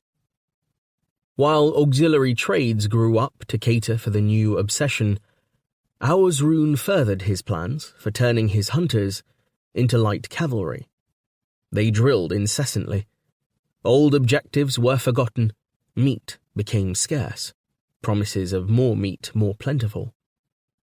In order to stave off complaints, Aur's-Rune planned his first mounted foray. He and his lieutenants chose as their target a small town in the southeast, by name Vanlian, within the province of Borlian. Vanlian was situated on the Varal, where that river broadened into a valley. It was protected on its east side by tall, crumbling cliffs, honeycombed by caves. The inhabitants had dammed the river to create a series of shallow lakes in which they bred fish, the chief item of their diet. Sometimes traders brought the fish, dried, to Eldorado. Vanlian, with over 200 inhabitants, was larger than Eldorado, but had no strongholds equivalent to the stone towers. They would be destroyed by surprise attack. The marauding cavalry numbered 31. They attacked at Batalic's dawn, when the inhabitants of Vanlian were out of their caves and attending to their fish harvest. Although their town was surrounded by ditches backed by steep embankments, the Hoxnes climbed this fortification with ease and bore down on the helpless people, their riders uttering wild cries and striking down with their spears. Within 2 hours, Vanlian was destroyed. The men were killed, the women raped. Huts were burned down, fires were started in the caves, the dikes regulating the artificial lakes despoiled. A celebratory feast was held among the ruins, with much of the local small ale consumed. Aur's-Rune made a speech praising his men and their mounts. None of the cavalry had died, although one Hoxne had been mortally wounded by a Vanlianian sword thrust.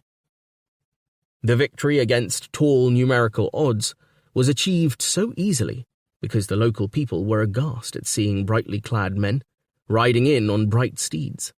They stood with mouths open to receive their death blow. Only youths and children of both sexes were spared. These were forced to round up their livestock and move off in the direction of Eldorado, driving pigs, goats, and cattle before them. Under the eyes of 6 cavalry selected as guards, they took a day to make a journey that Aur's-Rune and his triumphant lieutenants achieved in an hour. Vanlian was hailed as a great victory. More conquests were called for. Aur's-Rune tightened his grip. And the population learned that conquests call for sacrifices. The Lord addressed his subjects on this question when he and his cavalry had returned from another successful raid. "We shall never want again," he announced. He stood with his arms akimbo and his legs apart. A slave stood behind him, holding Grey's rein.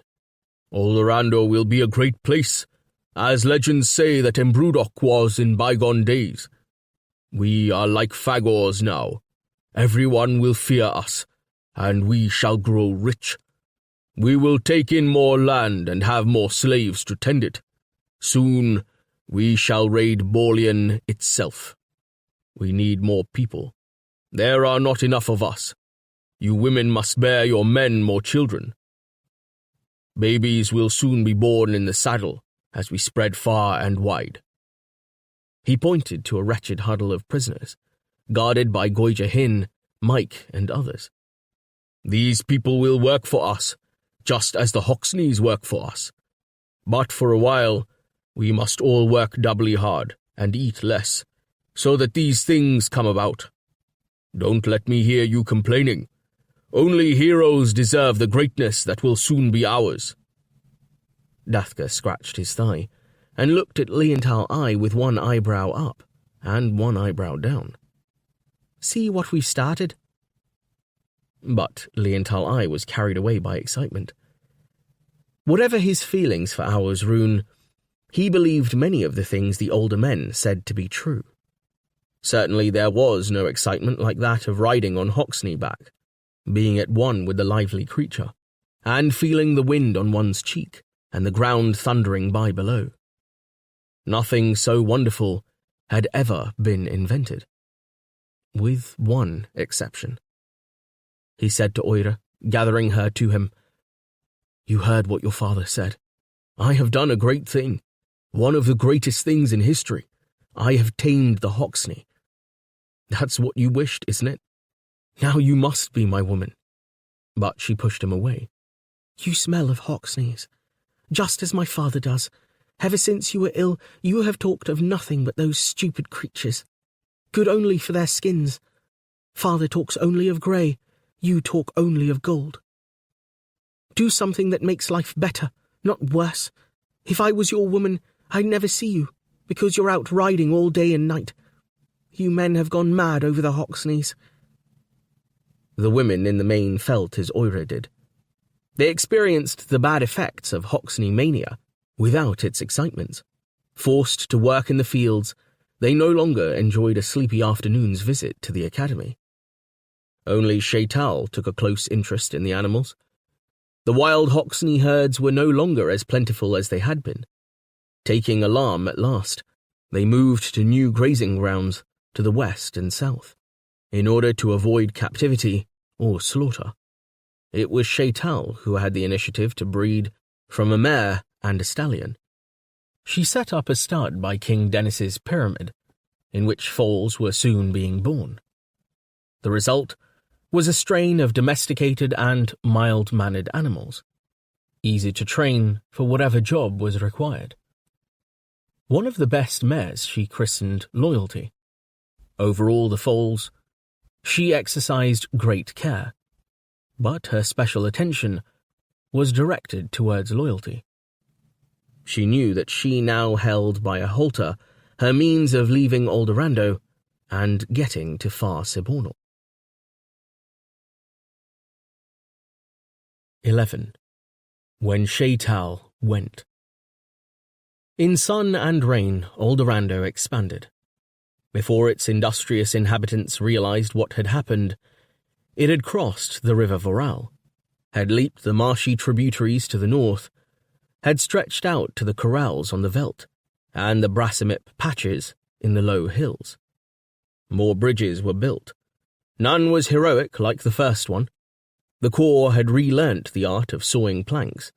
Carpenters came forth, among both the free and the slaves, for whom arches and joints and abutments presented few problems. Beyond the bridges, fields were planted and fenced, sties were built for pigs and pens for geese. Food production had to be dramatically increased, to feed the increasing numbers of domesticated Hoxneys and to feed the slaves needed to tend the extra fields. Beyond or between the fields, new towers were built along the old Embrudok lines, to house the slaves and their keepers. The towers were built according to a demonstration given by the Academy, using mud blocks instead of stone, and rising only to 2 stories instead of 5. The rains, heavy on occasion, washed away the walls. The Aldorandans cared little for that, since only slaves lived in the new blocks. But the slaves themselves cared, and demonstrated how straw, harvested from the cereal fields, could be used as overhanging thatch to preserve the mud buildings, and keep them intact even in heavy rainstorms. Beyond the fields and new towers were bridle paths patrolled by Hour's Rune's cavalry. Eldorando was not merely a town, but an armed camp as well. Nobody left or entered without permission, except in the traders' quarters, nicknamed the Pauk, developing to the south side. For every proud warrior mounted on a steed, 6 backs must bend in the field. But the harvest was good. The ground gave forth abundantly, following its long rest. Prast's tower had been used in cold times to store first salt, then ravel. Now it stored grain. Outside, where the ground had been beaten flat, women and slaves worked to winnow an immense pile of grain. The men turned over the grain with wooden paddles. The women flapped skins tied to square frames, fanning away the chaff. It was hot work. Modesty went by the board. The women, at least the young ones, threw off their smart jackets and worked with naked breasts. Fine particles of dust rose. The dust stuck to the moist skins of the women, powdering their faces, lending their flesh a furry appearance. It rose in the air, creating a pyramid above the scene, gold in the sunlight, before dispersing to fall elsewhere, deadening footfalls on stairs, staining vegetation. Tanth Ein and Farrelin Ferd rode up, closely followed by Aosrun and Eline Tal, with Dathka and younger hunters riding behind. They had returned from a hunt and had brought in several deer. For a minute they were content to sit in their saddles, watching the women at work. Among the women were the wives of the 3 lieutenants. They paid no attention to the jocular remarks of their lords. The frames fanned the grain. The men leaned indulgently forward in their saddles. The chaff and dust flew high, flecking the sunshine. Doll appeared, walking slowly, heavy with child, and Mike, the aged Fagor, walked by her, driving her geese. With her came Shaital, her skinniness emphasized by the plumpness of Dol. When they saw the Lord of Embrudok and his men, both women paused, glancing at each other. "Say nothing to Aosrun," Shaital cautioned. "He's amenable just now," Dol said. "He hopes for a boy." She strode forward and stood by the side of Grey. Aosrun looked at her, but said nothing. She slapped his knee. "Once there were priests to bless the harvest in Wutra's name. Priests used to bless newborn babies. Priests cared for all, men and women, high and low. We need them. Can't you capture some priests for us?" "Wutra," Aosrun exclaimed. He spat into the dust. "That's no answer." His dark eyebrows and eyelashes were dusted with the golden pepper in the air as he switched his heavy glance beyond Dol to where Shaital stood, her dark, narrow face as blank as an alleyway. "She's been talking to you, Dol, hasn't she? What do you know or care about Wutra? Great Yuli threw him out, and our forefathers threw out the priests. They're only lazy mouths to feed. Why are we strong while Bolian is weak? Because we have no priests. Forget this nonsense. Don't bother me with it," Dol said, pouting. "Shaital says the Gossies are angry because we have no priests. Isn't that right, Shaital?" She looked appealingly over her shoulder at the older woman, who still made no move. "Gossies are always angry," Aosrun said, turning away. "They're twitching down there like a bed of fleas," Eline Tal agreed, pointing at the earth and laughing. He was a big, red-cheeked man, and his cheeks wobbled when he laughed. More and more, he had become Aosrun's closest companion, with the other 2 lieutenants playing rather subsidiary roles. Stepping 1 pace forward, Shaital said, "Aosrun, despite our prosperity, we Aldorandans remain divided. Great Yuli would not have wished that. Priests might help us become a more united community." He looked down at her, and then climbed slowly from his hoxney, to stand confronting her. Dol was pushed to one side. "If I silence you, I silence Dol. No one wants the priests back. You only want them back because they'll help fortify your craving for learning. Learning's a luxury. It creates idle mouths. You know that. But you're so damned stubborn you won't give up. Starve yourself if you will, but the rest of Aldorando is growing fat. See for yourself. We grow fat without priests, without your learning. Shaital's face crumbled. She said in a small voice, I do not wish to fight you, Aursrune. I'm sick of it. But what you say is not true. We prosper in part because of applied knowledge. The bridges, the houses, those were ideas the Academy contributed to the community. Don't anger me, woman. Looking down at the ground, she said, I know you hate me. I know that's why Master Datnil was killed. What I hate is division. Constant division, Aursrune roared. We survive by collective effort, and always have done. But we can only grow through individuality, Shaital said. Her face grew paler as the blood mounted in his cheeks. He made a violent gesture. Look about you for Yuli's sake. Remember what this place was like when you were a child. Try to understand how we have built it to what it is now by unified effort. Don't stand in front of me and try to argue differently. Look at my lieutenant's women, tits swinging, working in with everyone else. Why are you never with them? Always on the fringe, mouthing discontent, whining. No tit to swing, I'd say, Eline Tal said, chuckling. His remark had been intended for the delectation of his friends, Tanth Ein and Farrellin Third, but it also reached the alert ears of the young hunters, who burst into jeering laughter, all except Dathka, who sat silent, hunched in his saddle, alertly surveying the participants in the momentary drama. Shaital also caught Eline Tal's comment. Since he was distant kin to her, the remark stung the more. Her eyes glittered with tears and wrath. Enough, then. I'll stand no more abuse from you and your cronies. I'll worry you no more, Aursrune. I'll argue never again. You've seen the last of me, you thick-headed, disappointing, treacherous bully.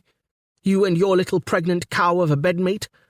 At Freya dawn tomorrow, I leave Aldorando for good. I shall depart alone on my mare. Loyalty, and no one will ever see me more. Aursrune flung out his arm. No one leaves Aldorando without my permission. You're not going from here until you grovel at my feet, begging to leave. We'll see about that in the morning, Shaital snapped. She turned on her heel, clutched her loose, dark furs about her body, and made off towards the north gate. Dol was red in the face. Let her go, Aursrune. Drive her out. Good riddance. Pregnant cow indeed, the juiceless creature. You keep out of this. I'll settle this my way. I suppose you're going to have her killed, like the others? He struck her across the face, lightly and with contempt, still looking after the retreating figure of Shaital. It was the night period when everyone slept, though batalix still burned low in the sky. Although slaves twitched in the dreams of dim-day sleep, some of the free were still about on this occasion. In the room at the top of the big tower, full council was met, consisting of the masters of the 7 old corps, plus 2 new masters, younger men from newly constituted corps, the harness and lorimers, and the outfitters. Also present were Aursrune's 3 lieutenants and 1 of his lords of the Western Veldt, Dathka. The Lord of Embrudok presided over the meeting, and serving wenches kept their wooden cups filled with beethel, or small beer. After much argument, Aursrune said, Ingson Atray, give us your voice on this question. He was addressing the senior master, a greybeard who ruled over the metalmakers' corps, who had, as yet, said nothing.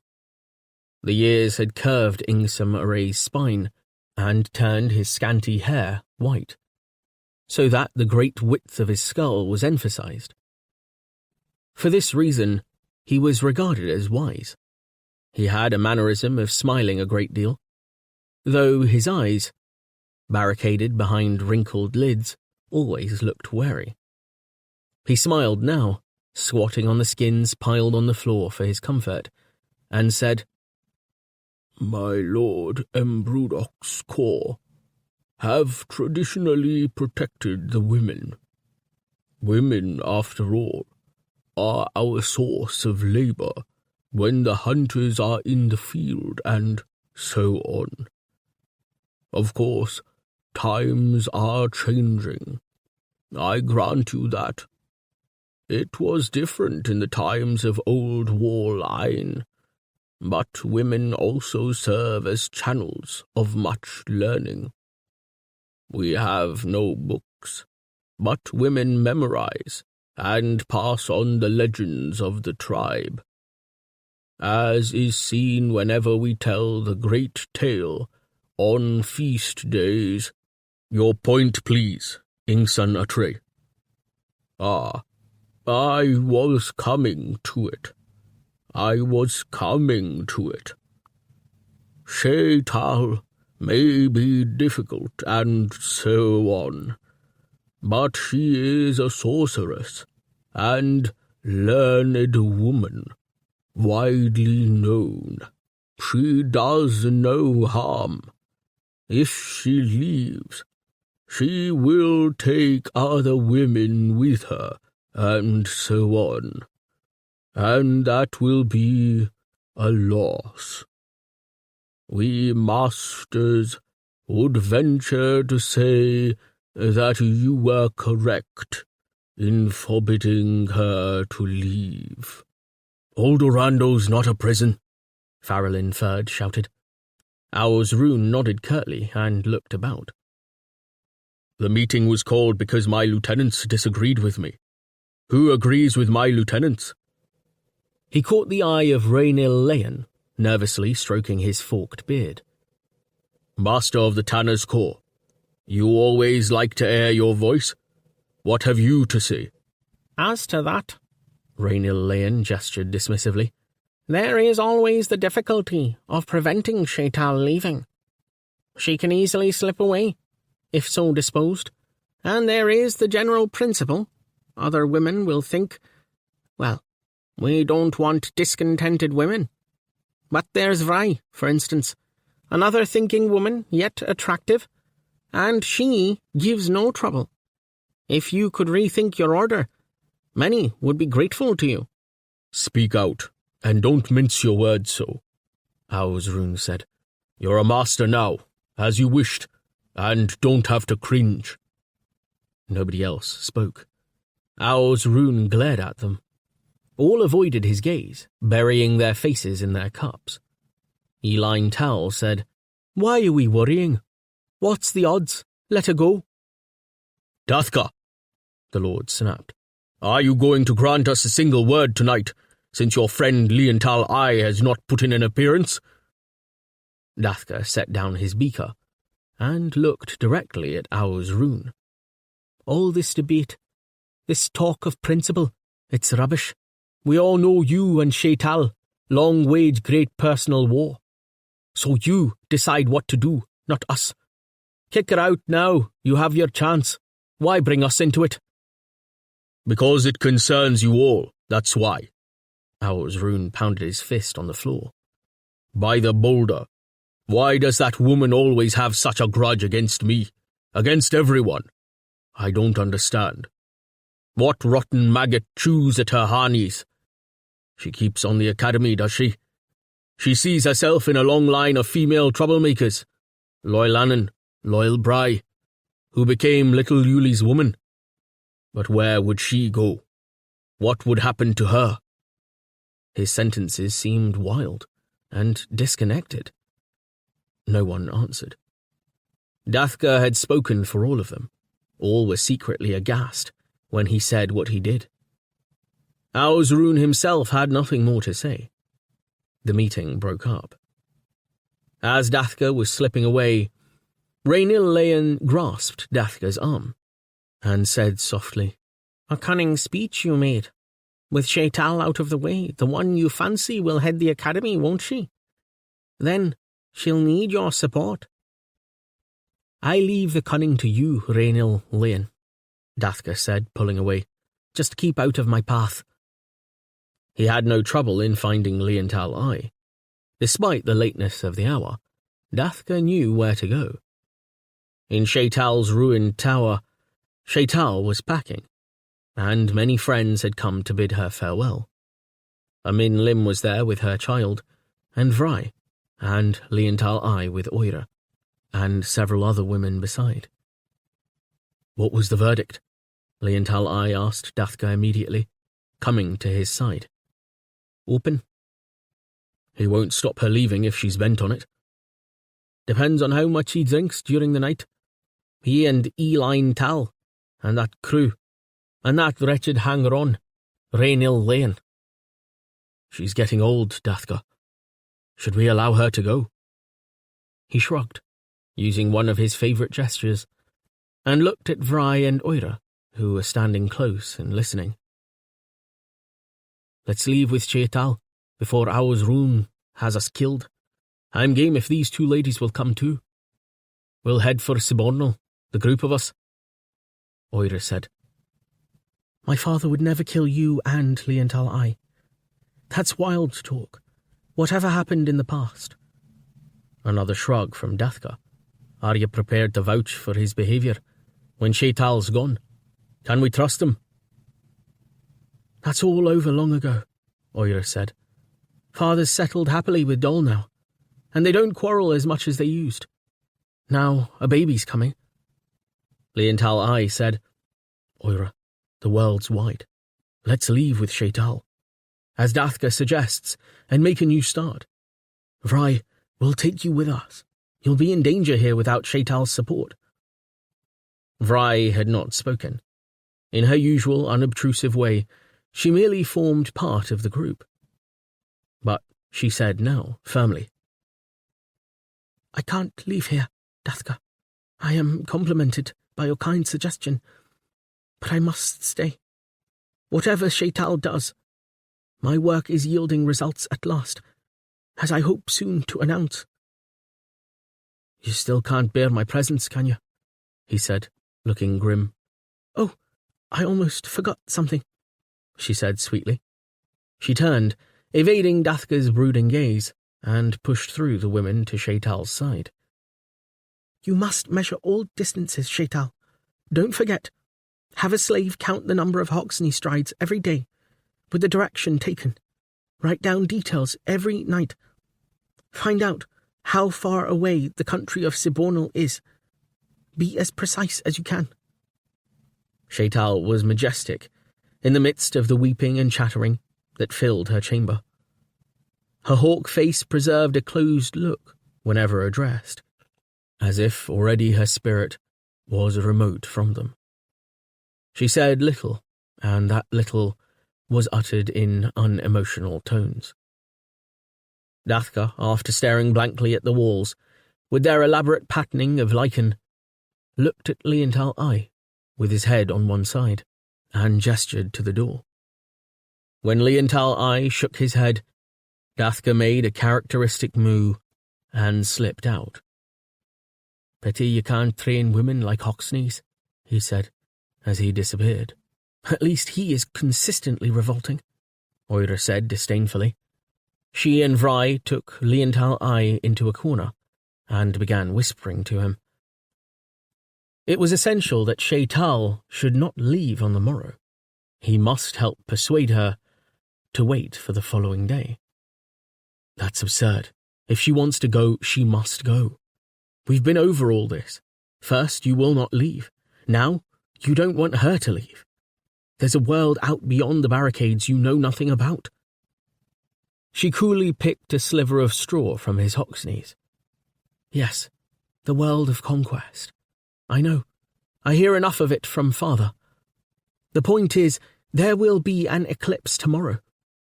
That's general knowledge. It's a year since the last one. Tomorrow will be rather different, Liental Eye, Vry said warningly. We simply wish Shaital to postpone her departure. If she leaves here on the day of the eclipse, people will associate the two events, whereas we know there is no connection. Liantal frowned. What of it? The two women looked uneasily at each other. We think that if she leaves tomorrow, ill things may follow. Ha! So you do believe there is a connection? The workings of the female mind. If the connection exists, then there's no way we can evade it, is there? Oira clutched her face in exaggerated disgust. The male mind. Any excuse not to do anything, eh? You witches will meddle with what is no concern of ours. In disgust, they left him standing in the corner and pressed back into the crowd round Shaital. The old women still chatted away, speaking of the miracle at Fish Lake, speaking obliquely, looking obliquely, to see if their reminiscences registered on the preoccupied Shaital. But she gave no sign that she heard or saw them. You look proper fed up with life, Rolsakil commented. Maybe when you reach this Subornal, you'll marry and settle down happily, if men are made there, as they're made here. Perhaps they're made better there, another old woman responded, amid laughter. Various suggestions as to improvements were bandied about. Shaital continued to pack without smiling. Her belongings were few. When she had finally assembled them in 2 skin bags, she turned to the crowd in her room and requested them to leave, as she desired to rest before her journey. She thanked them all for coming, blessed them, and said she would never forget them. She kissed Vry on the forehead. Then she summoned Oira and Liantal to her side. She clutched one of Liantal hands in her 2 thin ones, looking with unusual tenderness into his eyes. She spoke only when all but Oira had left her room.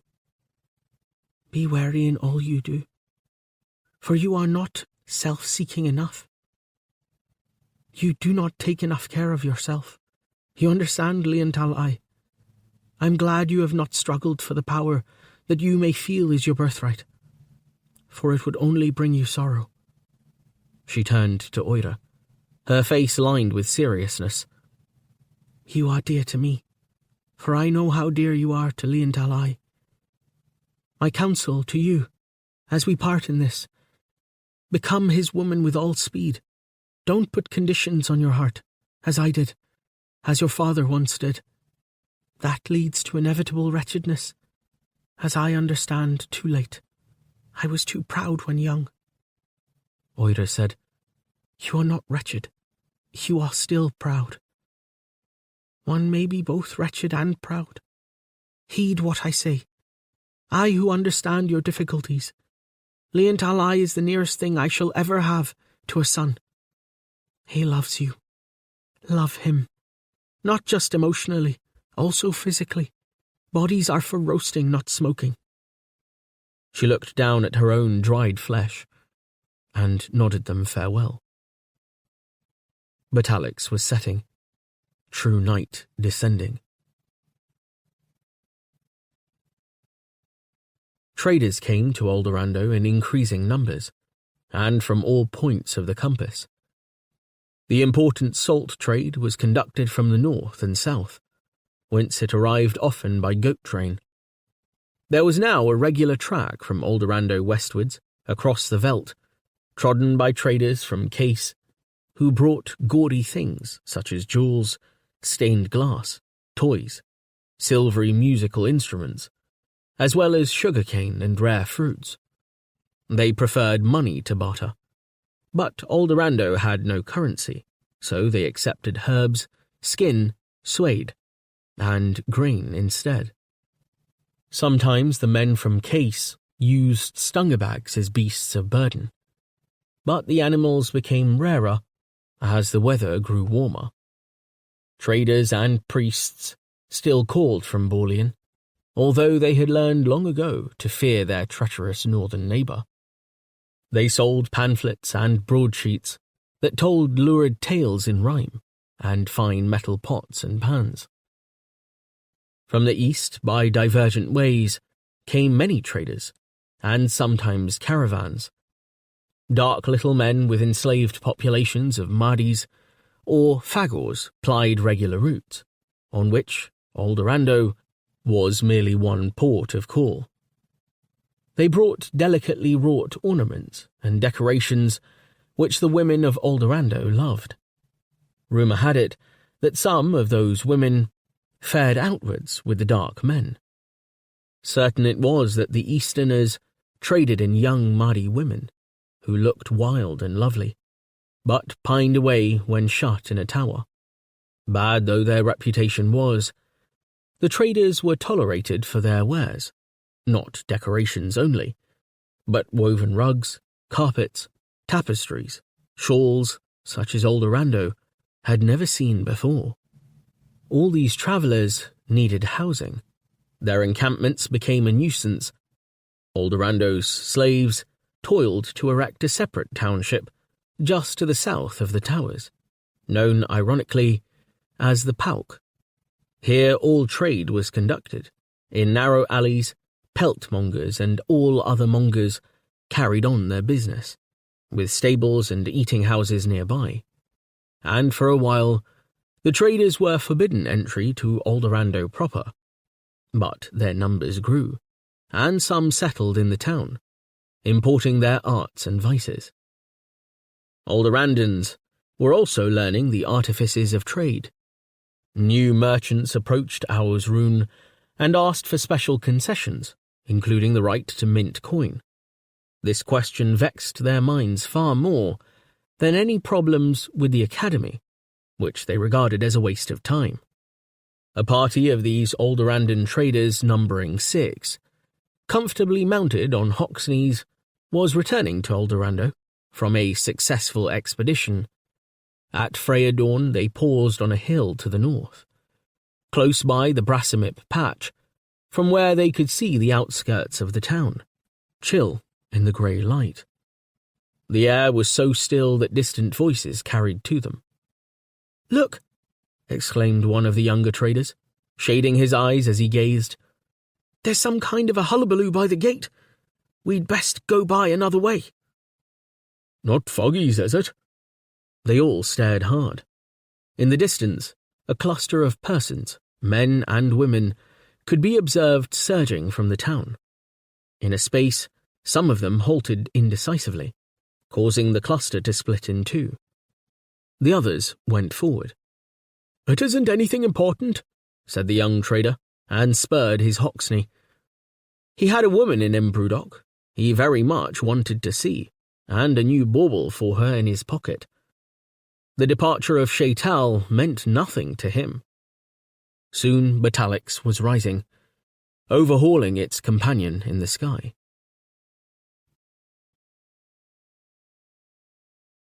The chill, the etiolated morning in which rain threatened, the sense of adventure, served to make her feel disembodied.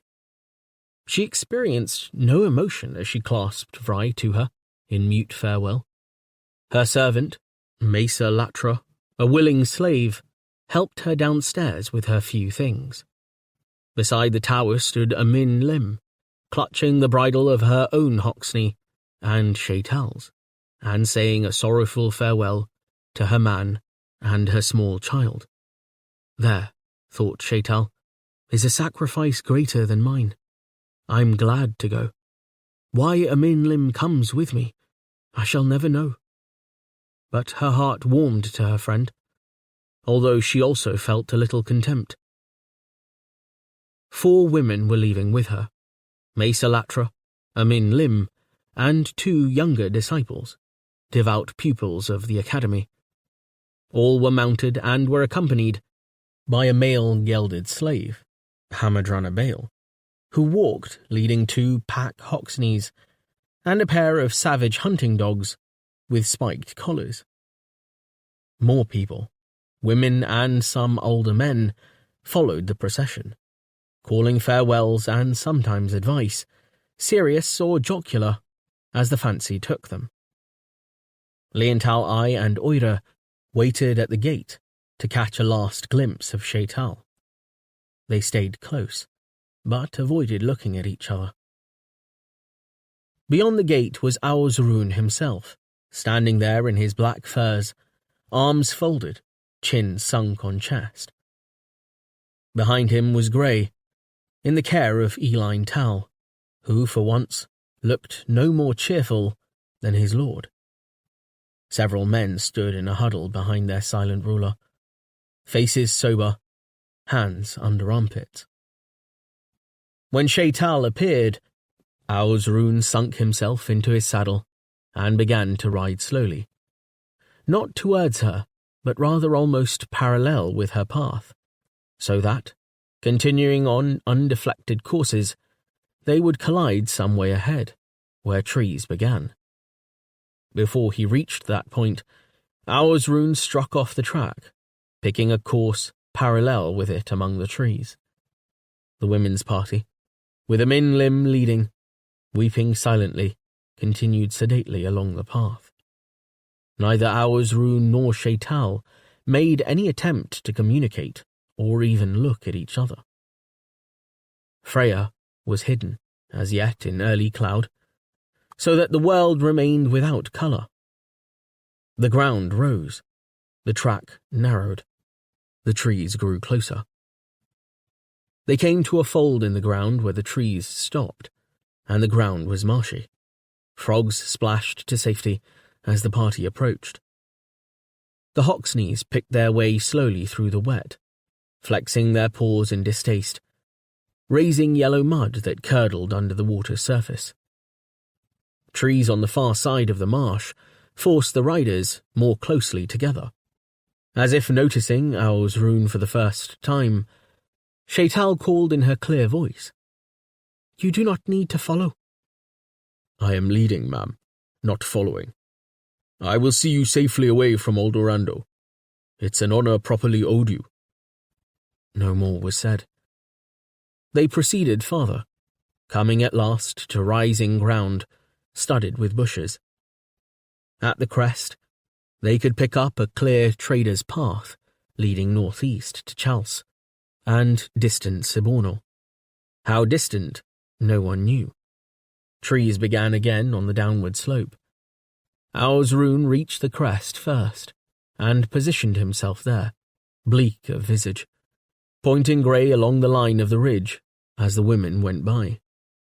Shaital turned Loyalty's head and approached him, the lines of her face clear and composed. "It's good of you to come this far." "Enjoy a safe journey," he said formally, holding himself upright, pulling in his belly. "You observe that no attempt is made to stop you leaving us." Her voice softened. "We shall never see each other again. From this date on, we are extinct to each other. Have we ruined each other's lives? Auzrun?" "I don't understand what you're talking about." "Yes, you do. Since we were children, we have been up against each other. Give me a word, friend, as I go away. Don't be proud, as I've always been proud. Not now." He firmed up his mouth and regarded her without saying anything. "Please, Auzrun, a true word on parting. I am well aware I said no to you once too often." At that, he nodded. "There's your true word." She looked about anxiously, then kicked Loyalty one pace nearer, so that the two Hoxneys touched each other. "Now that I'm leaving forever, just tell me that in your heart you still feel for me as once you did, when we were younger." He gave a snorting laugh. "You're mad. You never understood reality. You were too wrapped up in yourself. I feel nothing for you now. Or you for me, if you but knew it." She reached out to clutch him, but he backed away, showing his teeth like a dog. "Lies, Auzrun, all lies. Give me then a gesture as I go. Give me a parting kiss, damn you. I who have suffered so much from you. Gestures are better than words." "Many think not. What's said always remains." Tears burst from her eyes and were gone. falling aslant her lean cheeks. "May the Fessups feed on you!" She wrenched round the head of her mare and galloped away, plunging into the trees to catch up with her small procession. He sat for a moment where he was, drawn up rigid in the saddle, staring ahead with his knuckles white about the reins. Gently, he turned Grey's head and coaxed her among the trees, going away from Aldorando at a tangent, ignoring Eline Tal, who discreetly waited some distance behind. Grey picked up speed as she moved downhill, encouraged by her master. Soon they were going at full gallop, the ground flying beneath them, and all human beings lost to view. Aosrune raised his clenched right fist high in the air. "Good riddance to the hag bitch," he cried. Savage laughter was torn from his throat as he rode. Earth Observation Station Avernus saw everything as it passed overhead. All change was monitored, and all data transmitted back to Earth. In the Avernus, members of the 8 learned families were at work, synthesizing the new knowledge. They charted not only the movement of human populations, but also those of the Fagorian populations, both white and black. Every advance or retreat was transformed into an impulse which would eventually make its way across the light years to the globe and computers back in the Heliconian Centronics Institute on Earth. From the window of the station, the team could observe the planet below and the progress of the eclipse, as it spread a grey necrosis over the oceans and the tropical continent. On one bank of monitor screens, another progress was under survey, the progress of the Kazan's crusade towards Aldorando. By its own peculiar travelling time, the crusade was now precisely 1 year away from its anticipated target, the destruction of the old town. In codified form, these signals were relayed back to Earth. There, many centuries later, Helliconia watchers assembled to see the final agonies of the drama.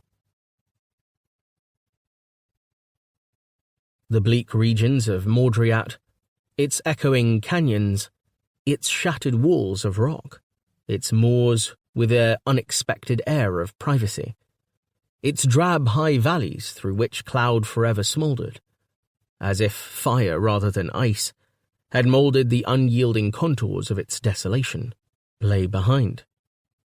The straggling crusade, broken into many separate groups, was wending its way over lower country, empty save for Mahdi's with their flocks, and dense flights of birds. Indifferent to their surroundings, the Fagors continued towards the southeast. The Kazan of Hrast Yirpt, Herbral Yirpt, led them onwards. Vengeance was still strong in their harneys as they made their way through the floods of the East Aldorandan plain. Yet many of them had died. Sickness and attacks from merciless sons of Freya had cut down their numbers. Nor had they been well received by small components of Fagors through whose land they travelled. Those components without Kaidors pursued a settled way of living, often with large gangs of human or Mahdi slaves, and fiercely resisted any invasion of their territory. Herbral Yirpt had come victorious through everything. Only sickness was beyond his power to command. As news of his column preceded him, so living things in his path moved away, causing the ripples of his progress to spread across half a continent. Now the leaders stood with Herbral Yirpt before a wide-flowing river. The waters of the river were icy. They plunged down, though the Fagor host knew it not, from the same Nictraik uplands from which the crusade against the sons of Freya had started, 1,000 miles away. "Here, by these torrents, we will stay while Batalix makes her way twice across the sky," Herbral Yirpt said to his commanders. "Lead our scouts. We'll diverge to either side and find us a dry crossing. The air octaves will guide them." He whistled down his cowbird, who began to search his pelage for ticks. It was done distractedly, for the Kazan had other matters on his harness, but the minute creatures were suddenly irritating. Perhaps it was the warmth of the valley surrounding them. Green cliffs rose on all sides, trapping the unwelcome heat as cupping hands hold water. The third blindness would soon be upon them. Later, a retreat to colder quarters must commence. But first came vengeance. He gestured the graceful Zerk away and strode off to obtain an understanding of the overall situation, his bird remaining above him with an occasional downthrust of its wings. They could wait while the rest of the force, which straggled back over several dozen miles, caught up. Banners were hoisted, and Kaidors were released to forage. Minions erected tents for the leadership. Meals and rituals were set in train. As Batalix and the traitorous Freya sailed above the encampment, the Kazan of Hrast Yirpt strode into his tent, unbuckling his face crown.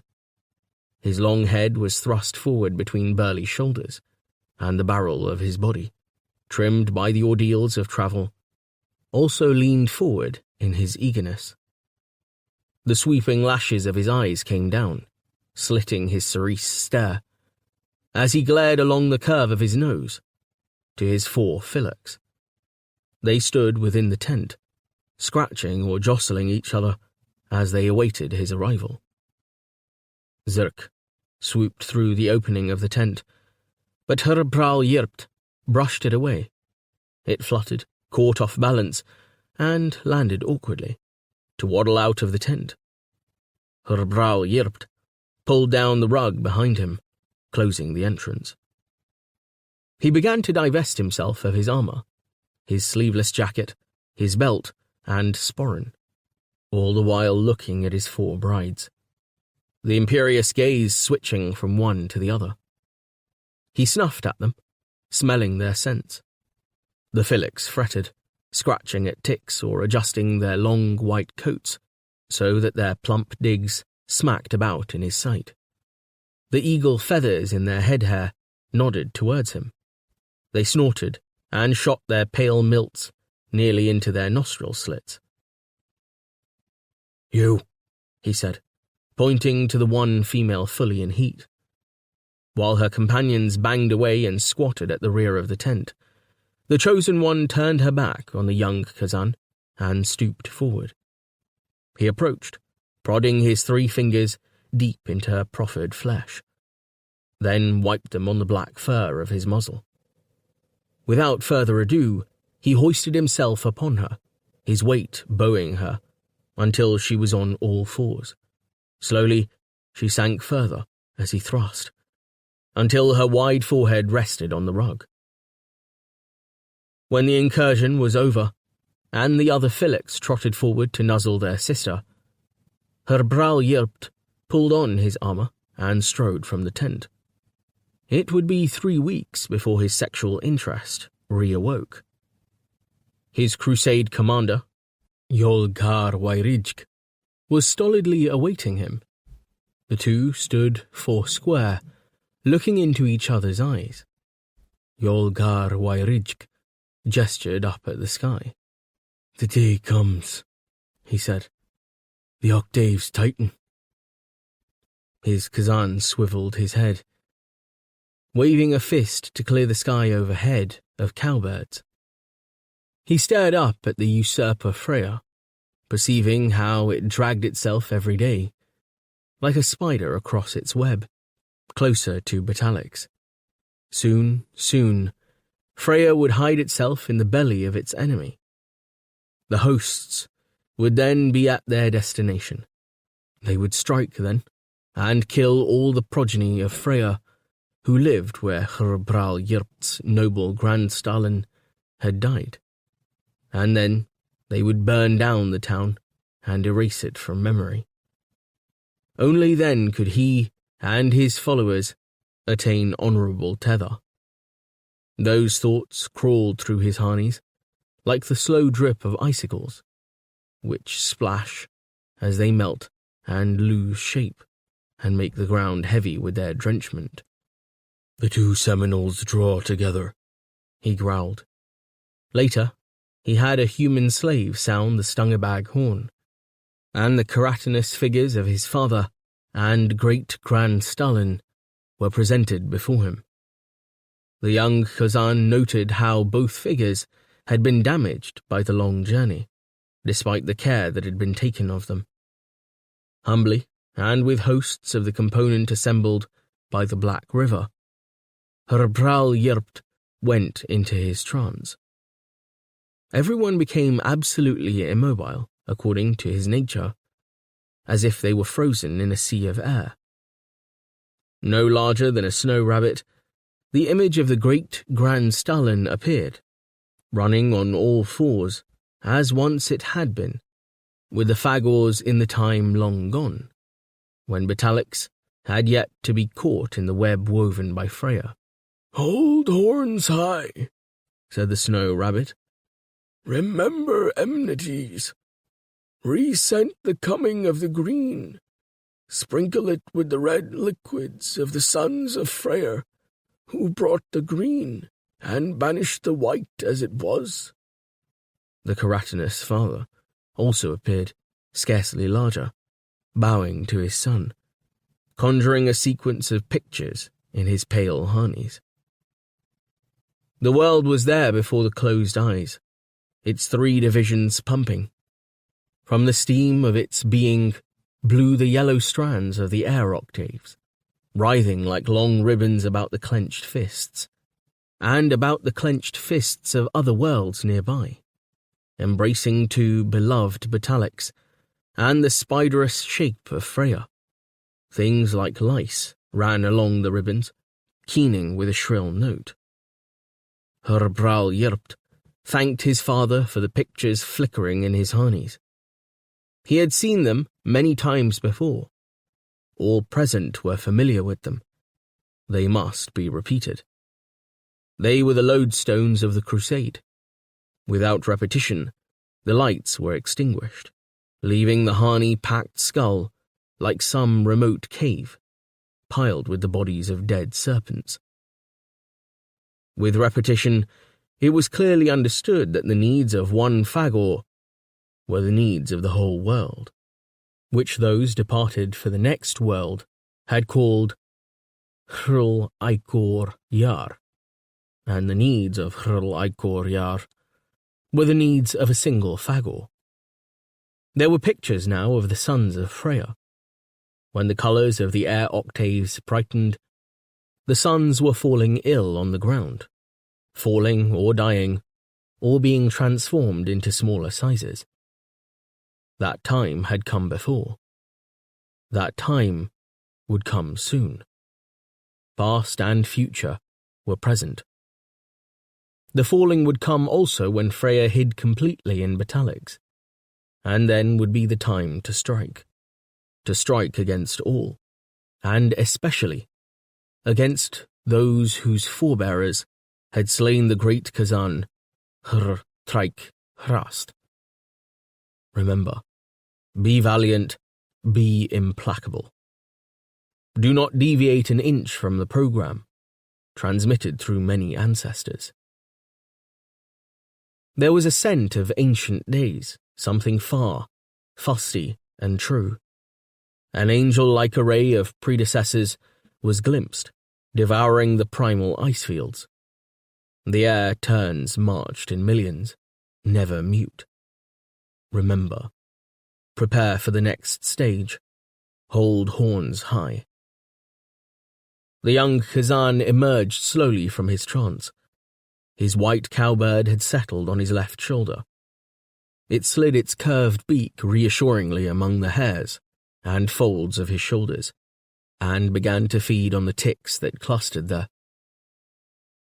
The horn was sounded again, its mournful note carrying across the ice-cold river. That melancholy note could be heard some distance away, where a group of fagors had become separated from their main component. They were 8 in number, 6 being gillets and 2 stallions. They had with them 1 old red Kaidor, past riding, on whose back weapons and supplies were lashed.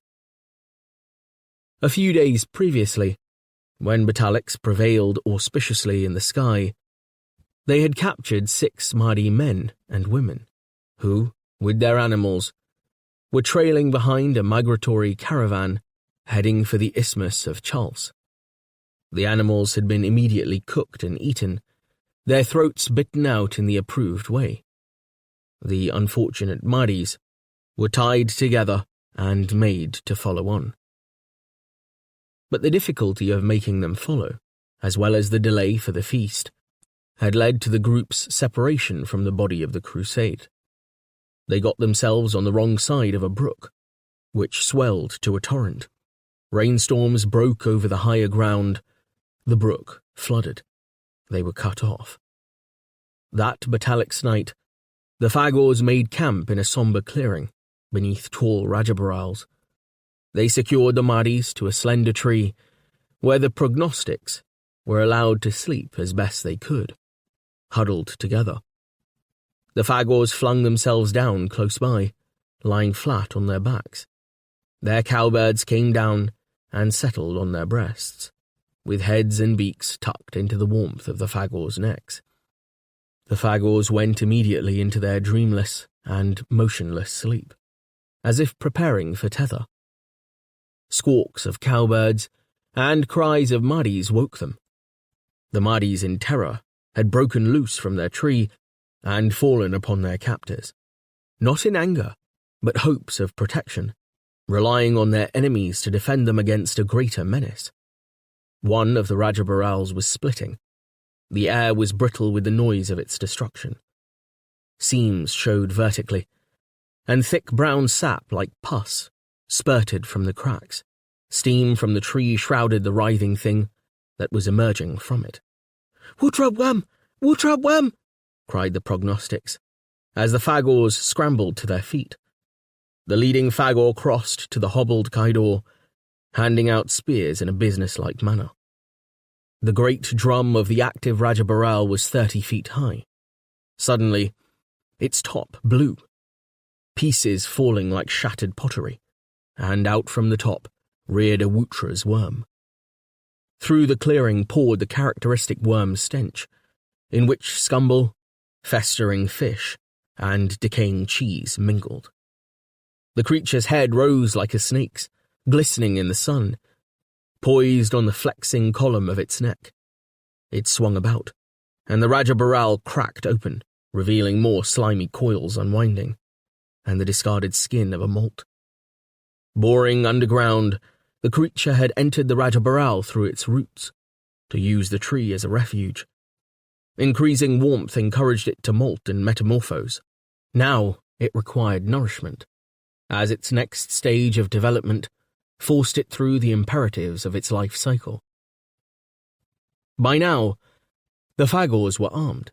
Their leader, a thick-set gillet, with black hairs showing in her pelt, gave the order. Her 2 best marksmen flung their spears at the Wutra's worm. The beast twisted. The spears flew harmlessly by. It sighted the figures below it, and immediately snaked its head down in attack. Those on the ground were suddenly aware of its true size as it confronted them, 4 banked eyes glaring at them above thick, fleshy feelers spreading from its mouth. The feelers waved like fingers as the worm poised itself to strike. The mouth, filled with backward-pointing teeth, was curiously baggy, pursing itself in the middle as well as at the sides. The head was held sideways, sweeping towards them like a wagging Asukin's tail. One moment it loomed above the treetops, the next it was bearing down on the line of fagors. They flung their spears, the cowbirds scattered.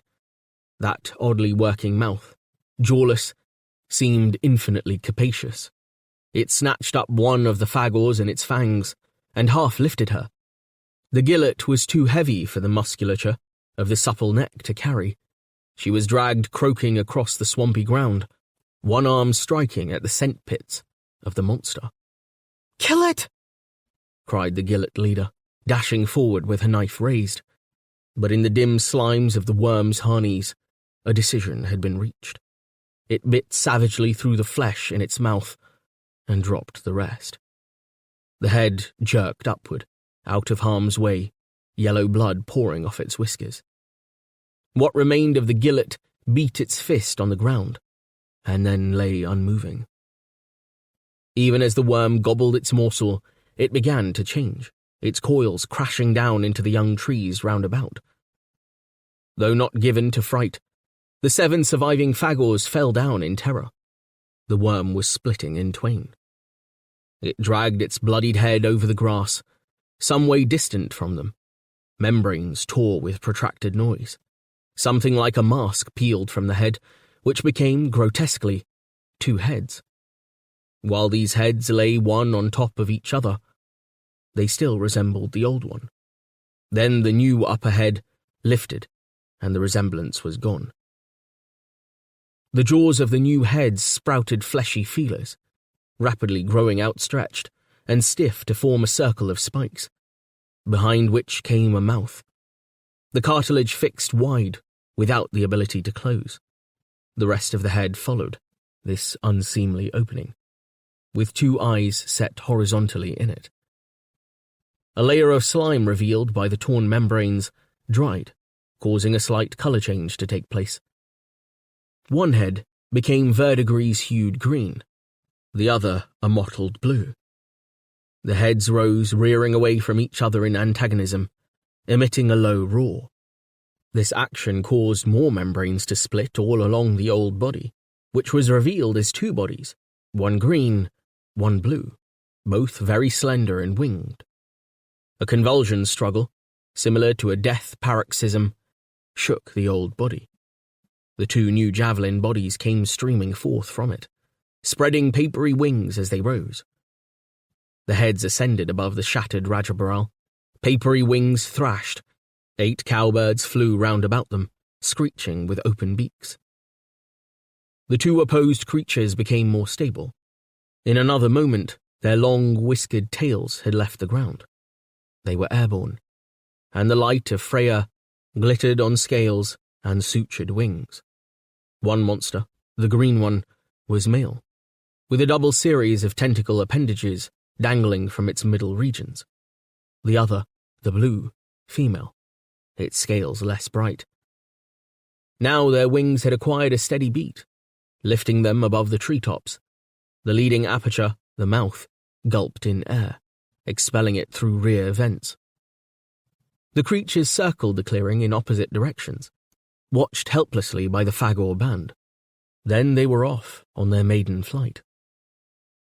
The flyers headed away like flying snakes, one towards the distant north, one towards the far south, obeying mysteriously musical air octaves of their own, and suddenly beautiful in their power. Their long, thin bodies undulated through the atmosphere.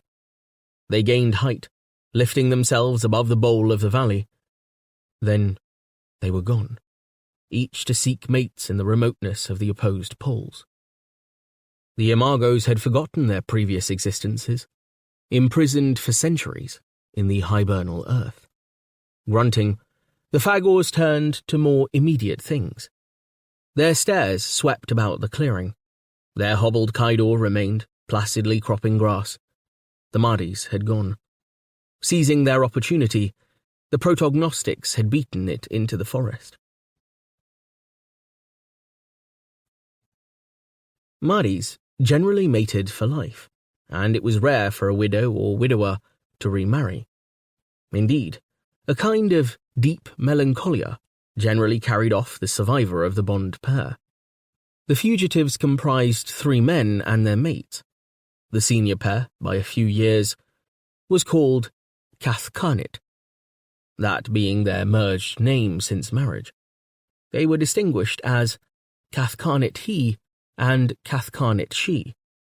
All 6 of them were slender, and of small stature.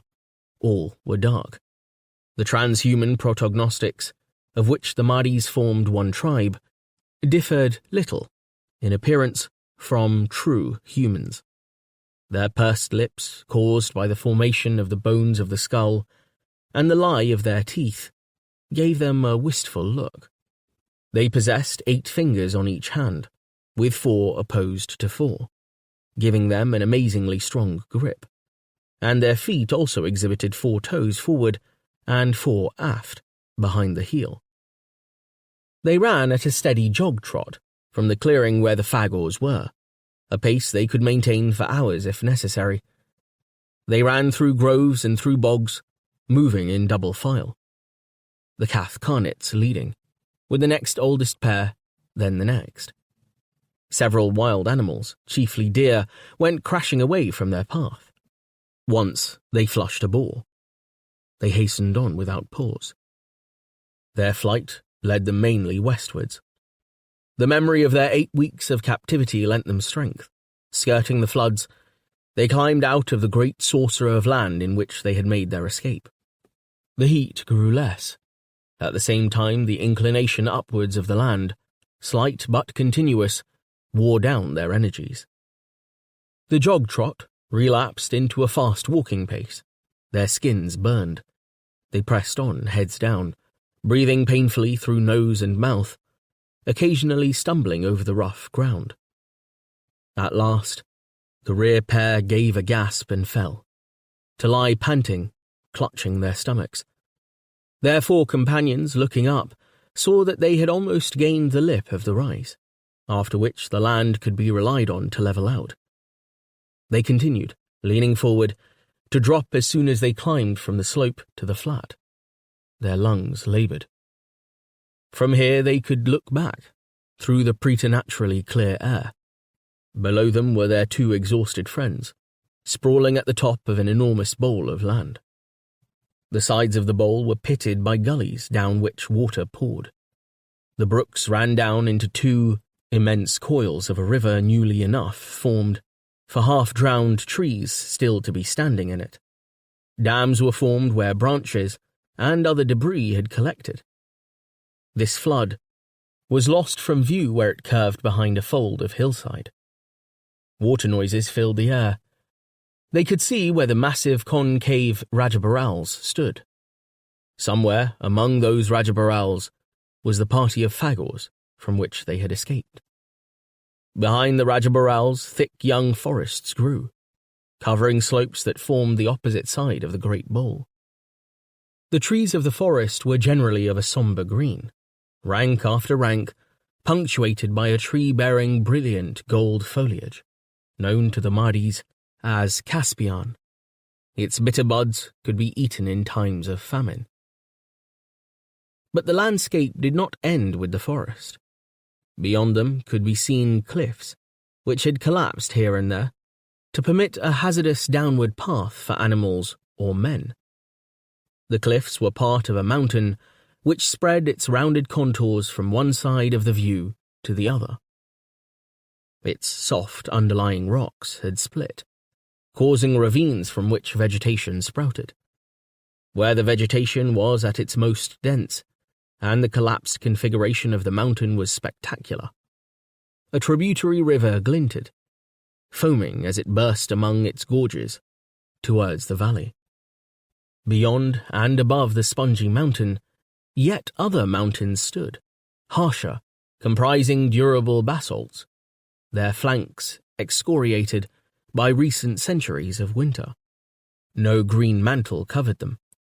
They remained uncompromised, although here and there they were spread with the yellow and orange and white of tiny upland flowers, their colours pure, even when viewed from miles away.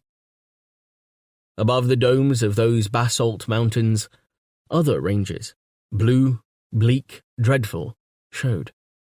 And, as if to demonstrate to every living thing that the world had no end, those ranges too permitted a glimpse of objects beyond. Land at a great distance and great altitude, showing its teeth in a procession of peaks. These were bastions of matter, standing where the blistering colds of the tropopause commenced. The keen eyes of the Mahdi's took in this prospect, picking out small touches of white among the nearer trees, between the Caspians along the cliffs, between the higher defiles of the mountains, even as far as the flashing tributary in its gorges. Those touches of white the Mahdi's correctly identified as cowbirds. Where the cowbirds were fagors. For almost as many miles as they could see, the stealthy advance of Herbral Yirp's host could be marked by cowbirds. Not one fagor could be viewed, yet the mighty landscape probably concealed 10,000 of them. As the Mahdi's rested and watched, first one and then the other started to scratch at himself or herself. The scratching began like a tickle, but grew more savage as they cooled down. Soon they were rolling about, scratching and swearing, their bodies stung by sweat, which cut into the rash of bites, mottling their skin. They curled themselves into balls, scratching with feet as well as hands. This frantic itch had assailed them at intervals, ever since their capture by the fagors. While raking in their crotches or groping frantically at their armpits, or dragging their nails through the mops of their hair, they gave no thought to cause and effect, never ascribing their rashes to a tick caught from the matted coats of their captors. That tick was generally harmless, or at least passed on to humans and protognostics, nothing worse than a fever or rash, which rarely lasted more than a few days. But heat balances were changing as Helliconia moved nearer to Freya. Exodidae multiplied. The female tick paid her tribute to great Freya in millions of eggs.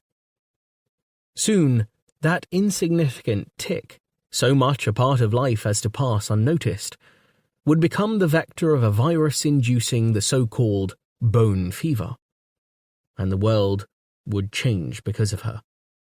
This virus moved into an active stage of development in the spring of Helliconia's great year, at the time of the eclipses. Every spring, the human population was afflicted with bone fever. Only something like half the population could expect to survive. The disaster was so comprehensive, its effects so thoroughgoing, that it could be said to wipe itself from such meagre records as were kept. As the Mahdi's rolled scratching in the leaves, they paid no heed to the untravelled ground behind them. There, out of the heat of the valley, lush grasses grew, interspersed with thickets of a rank, warted grass, known as Shoata praxi, which had a hollow stem, and grew hard in old age. Lightly robed men in high turn-down boots emerged from the shelter of the Shoata praxi clumps, ropes in hand. They pounced on the Mahdi. The pair of Mahdi's down the slope took their chance and ran away, though it meant going back towards the Fagor columns. Their four friends were made captive, still twitching. Their brief, exhausting spell of liberty was over. This time they were the possessions of human beings, to form an insignificant part of another cyclic event, the southward invasion from Sibornal. They had involuntarily joined the colonizing army of the warrior priest Festibariatid. Little the Cathcarnets and their two companions cared about that, bowed down as they were by supplies piled on their backs. Their new masters drove them forward. They staggered southwards, still scratching despite their more novel miseries. As they made their way, skirting the lip of the great bowl to their left, Freya rose into the sky. Everything grew a second shadow, which shortened as the sun attained its zenith. The landscape shimmered, the noonday temperature increased. The unregarded ticks swarmed in a myriad unregarded crannies. 12. Lord of the Island. Eline Tau was a large, cheerful man, faithful, dependable, lacking in imagination. He was brave, he hunted well, he rode his Hoxney with style. He even had the rudiments of intelligence, although he was suspicious of the academy and could not read. He discouraged his women and children from reading. He was completely loyal to Aur's-Rune, with no ambition but to serve him as best he could. What he was unable to do was understand Aur's-Rune. He dismounted from his bright striped mount and stood patiently some distance away from the Lord of Embrudock. All he could see was the back of Aur's-Rune, as the latter stared stolidly forward, with his beard on his chest. The Lord wore his old stinking black furs, as always, but had draped a cloak of coarse yellow stamel over his shoulders, presumably intending in some obscure way to do honour to his departing sorceress thereby. The hound, Curd, stayed shivering by Grey's heels. So Eline Tal remained at a distance, one finger in his mouth, picking idly at a back tooth, and did nothing more. His mind was blank. After a few more curses uttered aloud, Aur's-Rune set his mount in motion. He looked back once over his shoulder, black brows drawn together, but acknowledged his faithful lieutenant in no way, any more than he paid attention to his dog. He goaded his Hoxney at full tilt up to the brow of escarpment, reining Grey so savagely that she reared upon her hind legs. "Bitch hag!" shouted Aur's-Rune, his voice echoing back to him. Liking the sound of his own bitterness, he bellowed in rejoinder to the echoes, indifferent that the mare took him farther from Aldorando, while dog and henchman followed if they would. He reined Grey suddenly, letting foam drip from the bit between her lips. It was only mid-morning, yet a shade had fallen over the world, quelling its life. He scowled upwards, through spiked branches, and observed that a bite was taken from Freya, by the dull globe that had slowly outpaced it through the sky. The blindness was encroaching. Curd whined in apprehension, and slunk nearer the Hoxney's heels. A night owl burst from a nearby fallen larch, speeding close to the ground. It had speckled feathers, and a wingspan wider than a man's outstretched arms. Screeching, it shot between Grey's legs and rose into the sallow sky. Grey stood high on her hind legs. Then she was up and away, no stopping her, plunging forward at full gallop. Aur's-Rune fought to cling on, the Hoxney fought to dislodge him. Alarmed by the heavenly phenomenon, Eline Tal followed, wrestling with Drifter, his stallion, to bring him under control. They went like a southern wind, hot in pursuit of the other animal. When Aur's-Rune at last calmed the frightened steed, his blacker mood had lifted.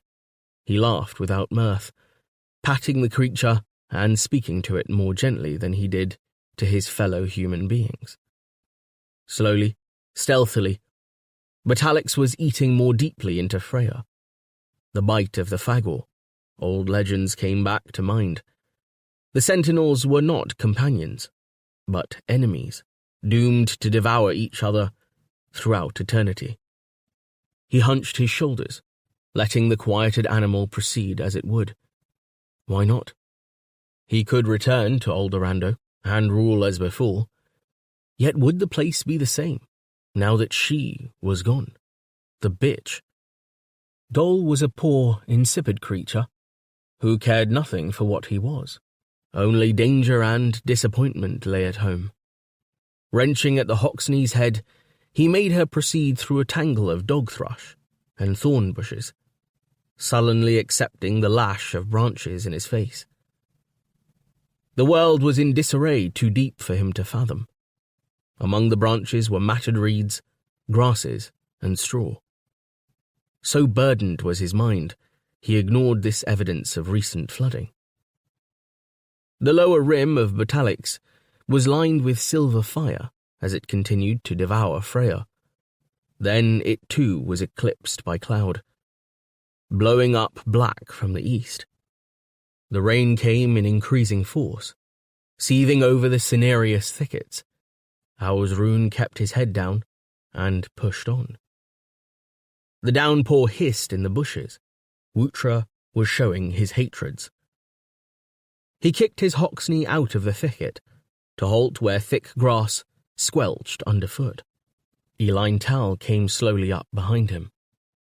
The rain increased, running off the animals to the ground. Looking up from under dripping brows, the Lord of Embrudok saw how the ground rose to one side, where trees grew over a boulder-strewn slope. At the bottom of the slope, a kind of shelter had been built from split stones. Beyond was marshy land, with waterways winding through it. The view faded into the pallor of rainfall. Even the outlines of the shelter were indistinct, but not so vague that he failed to see the figures standing at its entrance. The figures were immobile. They watched. They must have been aware of his approach long before he saw them. Kurd stood his ground and growled. Without looking back, Auzrun motioned Eline Tal up to stand with him. "Scommon foggies," Eline Tal said cheerfully enough. "They hate water. The downpour may keep 'em safe where they are. Move steady." He set the pace, a slow walk forward, called Kurd to heel. He would not turn back, or show he was afraid. The marsh might be impassable. Best to go up the hillside. Once at the crest, if the Fagors let them get that far, they could ride away hard. He was unarmed except for a dagger at his belt.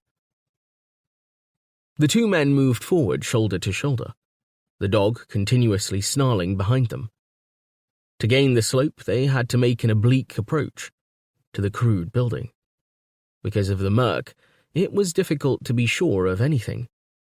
It looked as if no more than 5 or 6 of the monsters crouched in the miserable shelter.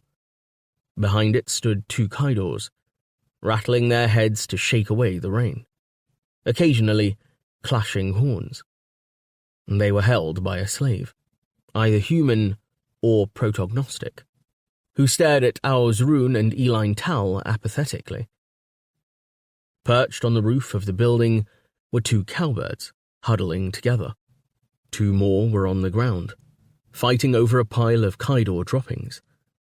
A 5th, some way off, perched on a boulder, shedding and eating a small animal it had caught. The Fagors made no move.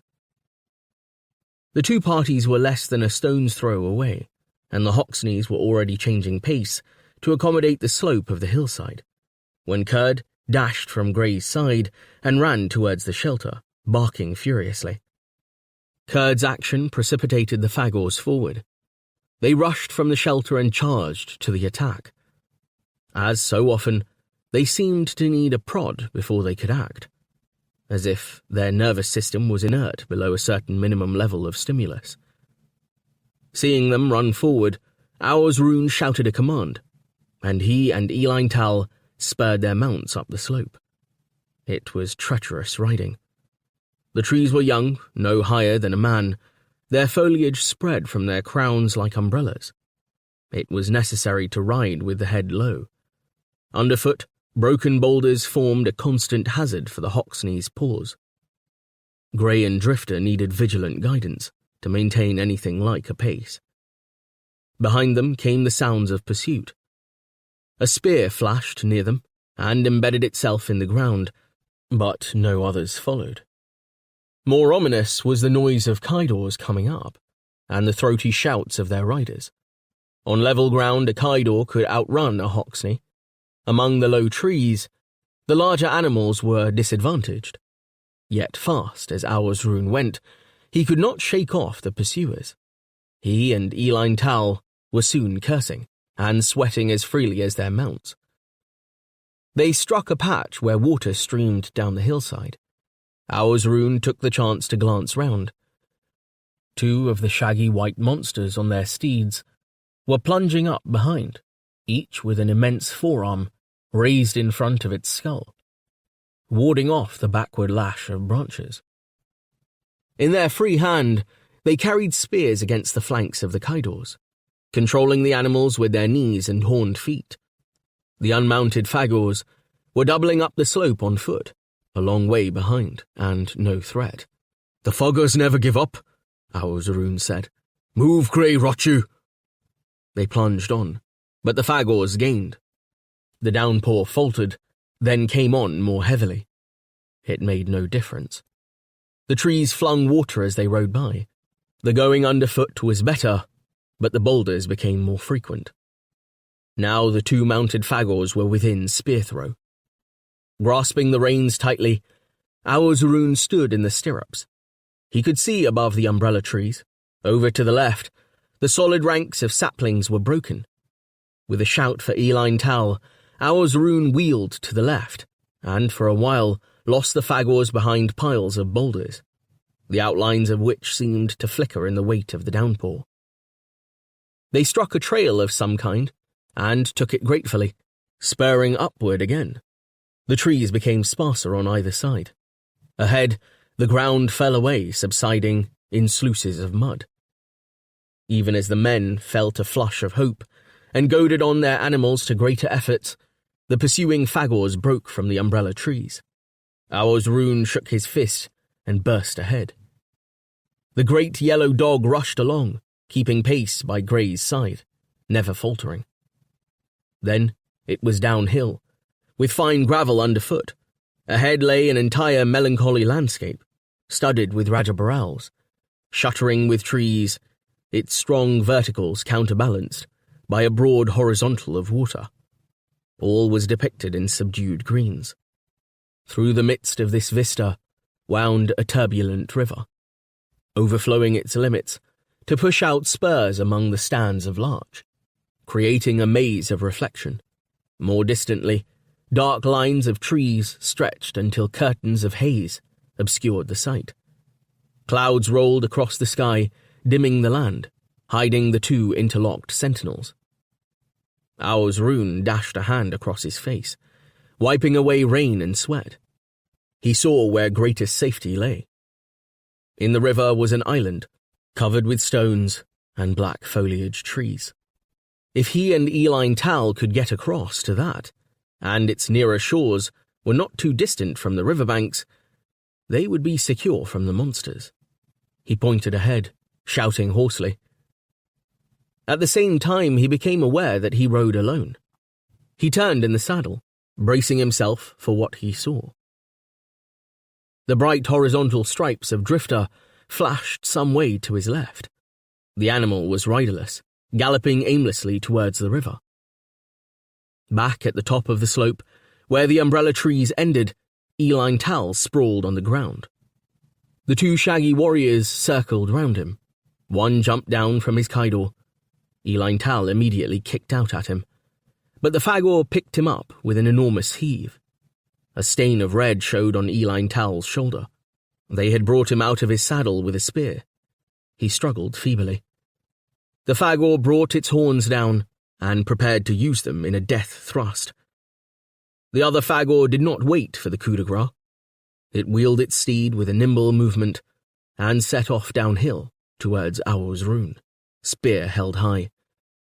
The Lord spurred Grey immediately. There was nothing he could do for his unlucky lieutenant.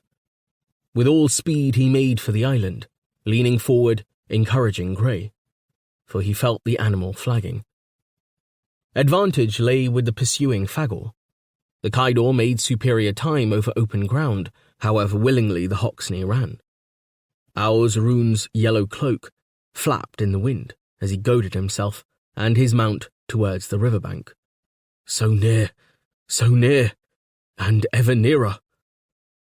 The swirling waters, the dank foliage, the blur of distant natural figures. A rodent scuttled for safety in the grass, all flashed before his eyes. He knew he was too late. The pores of the skin between his shoulder blades seemed to turn to liquid as they awaited the fatal spear strike. A quick glance back, the brute was almost on him, the sinews of the Kaidor's stretched head and neck standing clear, like strands of creeper entwining a tree. It would draw level now, making sure to kill the damned thing. Its eyes glared. Old though he was, Rune's responses were quicker than any Fagor's. Suddenly, he dragged on the reins, forcing Grey's head up with savage strength, breaking its stride so that it slewed about in the path of the pursuer. At the same instant, he humped from the saddle, rolled over on the sodden ground, absorbing impetus, then flinging himself quickly into the path of the Kaidor. Grasping his sodden cloak from his shoulders, he swirled it about him and smartly upwards as the spear stabbed down. The coarse cloth folded itself about the enemy's extended weapon arm. Rune pulled. The Fagor slid forward. With its free arm, it grasped the Kaidor's mane. Tugging his cloak free, Rune grasped both ends and slammed it down across the beast's throat. One pull. The Fagor was jerked loose and struck the ground, its rust-coloured mount bolting onwards. Its sickly stale milk stench assaulted Rune. He stood there, gazing down at it, uncertain. Not so far behind, the other Fagors were running to the rescue. Grey galloped off. His plight remained as desperate as ever. He called Kurd, but the hound crouched trembling in the grass and would not come. As the Fagor rose, Rune started to run for the river, clutching the spear. He could swim to the island. It represented his one hope. Before he reached the edge of the flood, he saw the danger of that swim.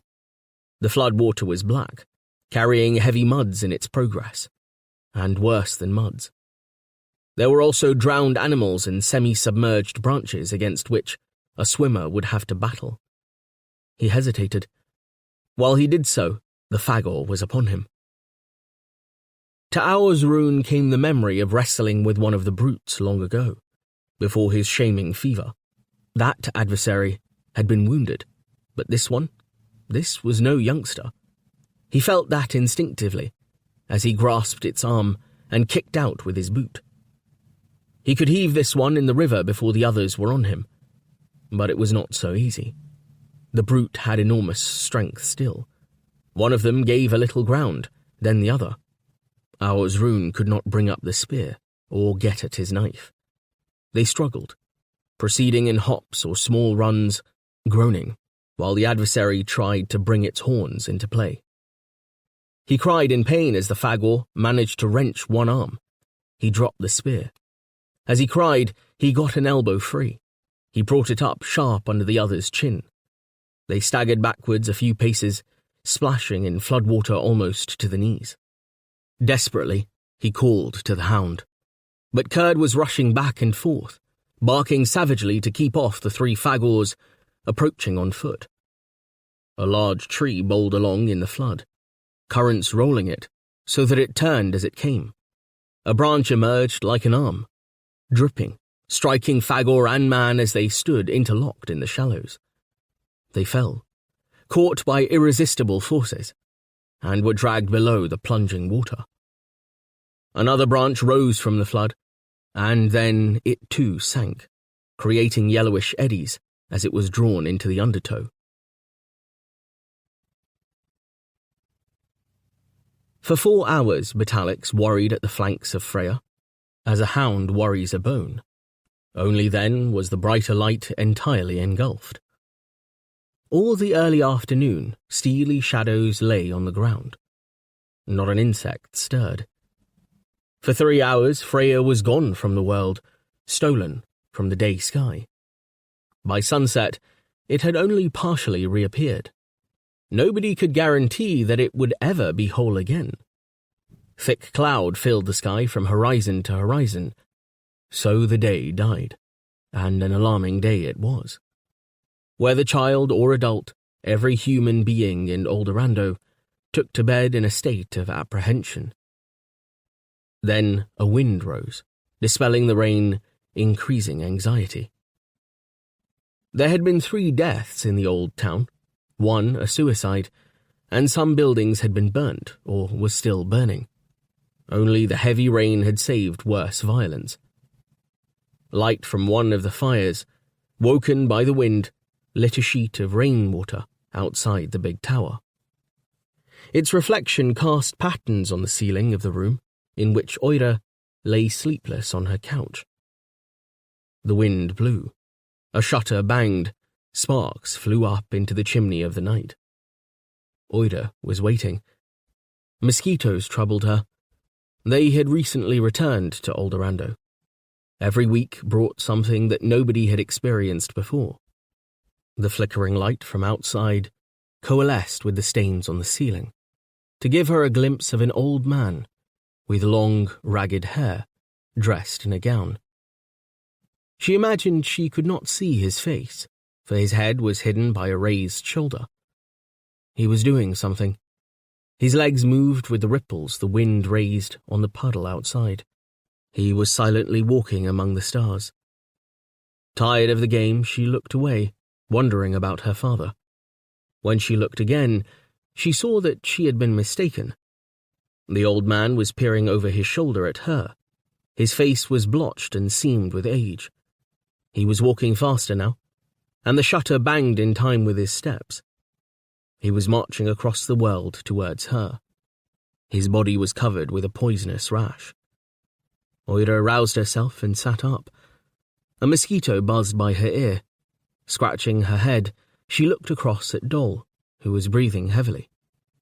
"How goes it with you, gal?" "The pains are coming faster." Oira climbed naked out of bed, put on a long cloak, and padded across to her friend, whose pale face she could dimly discern. "Shall I send for Ma Scantium?" "Not yet. Let's talk." Dol reached up a hand, and Oira took it.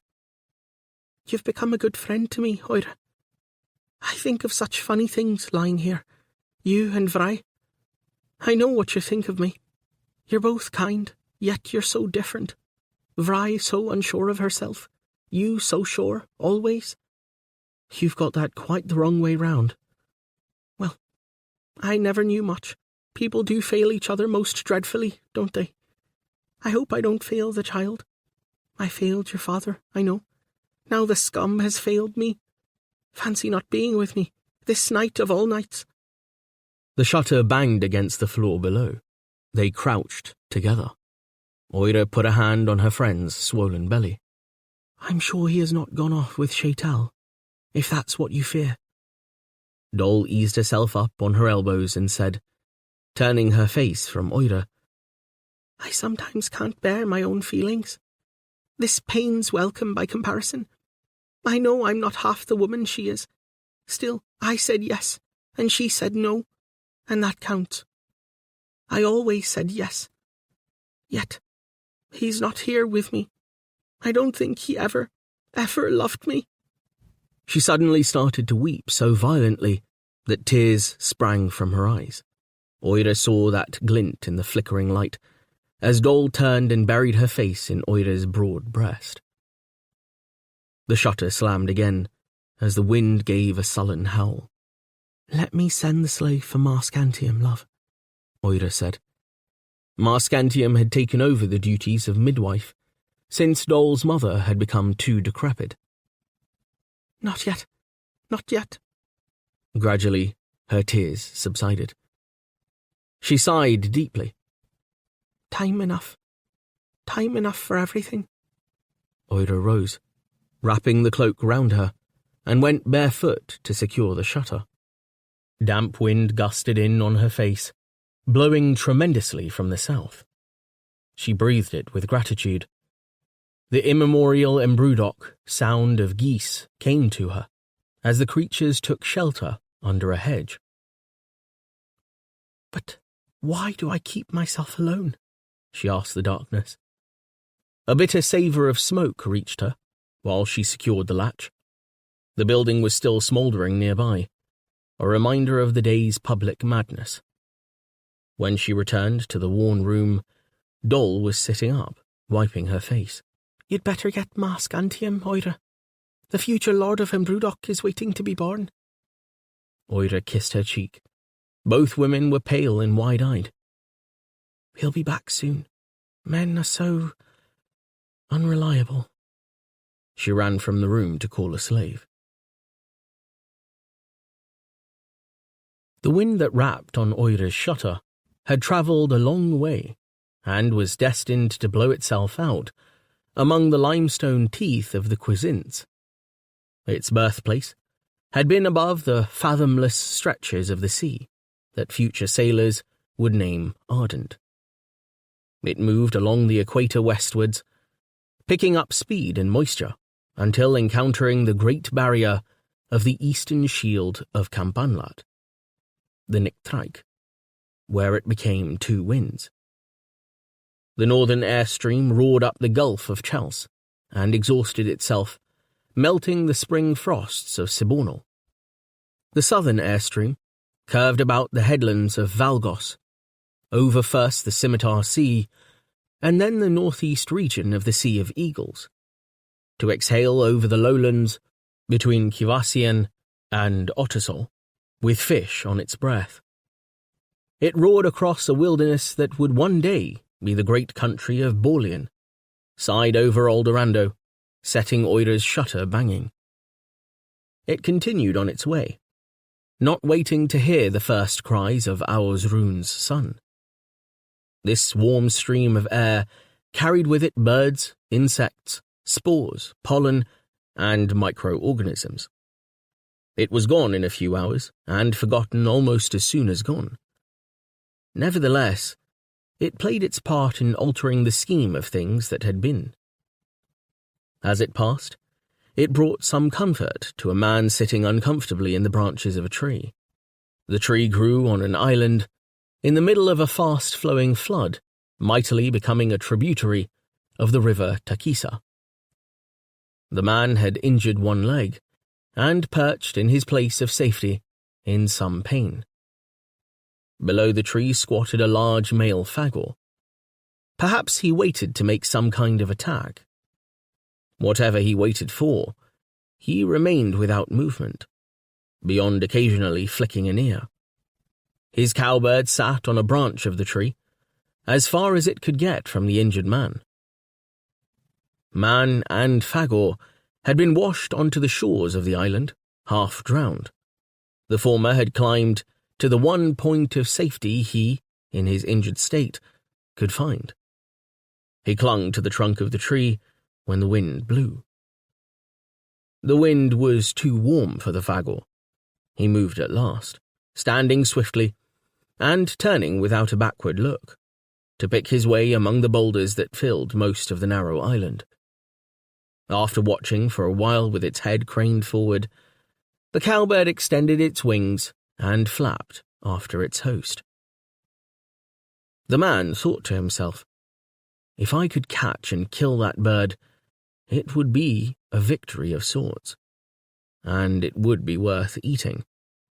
But Aursrune had more pressing problems than hunger. First, he had to overcome the fagor.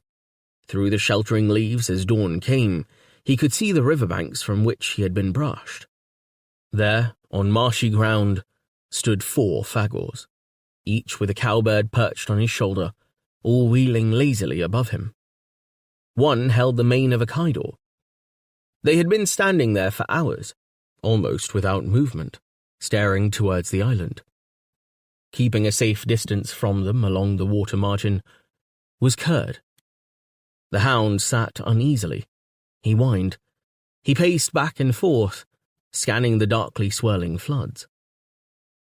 Biting his bearded lower lip against the pane, Aursrune tried to slide farther along his branch, so as to watch his immediate adversary's retreat. It moved slowly. Since there appeared to be nowhere to go on the island, he imagined that the monster would merely make a circuit and come back. Had he been in better fettle, he might have devised some unpleasant surprise for it when it returned. He squinted out at the sky. Freya was disentangling itself from a barrier of trees, apparently intact after its experiences of the previous day. But Alex, having risen already, was lost in cloud. Aursrune longed to sleep, but dared not. The fagor probably felt the same way. There was neither sight nor sound of the monster.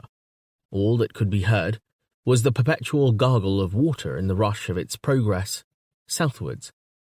It had been icy cold. Rune remembered that well. His enemy would be suffering from the immersion. It seemed likely that the Fagor would be setting a trap for him.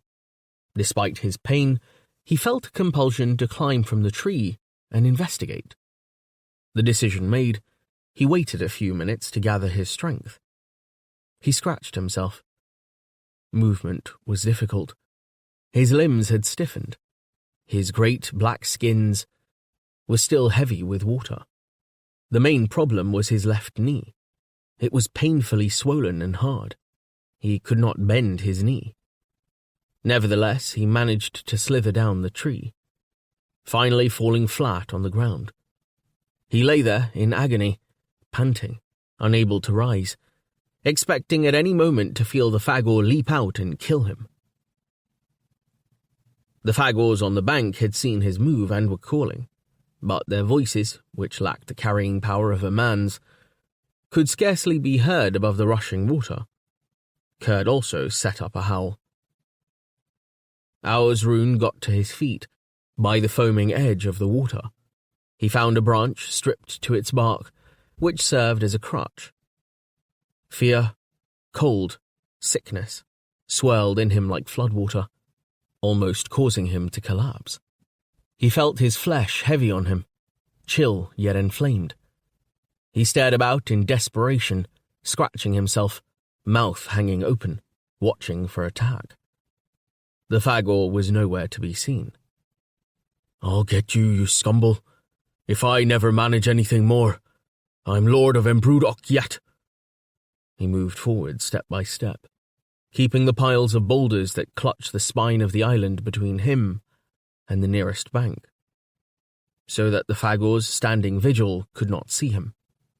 To his right, stones, debris, lank grass, trailed down into the flood, whose smooth treachery whirled away towards a distant bank.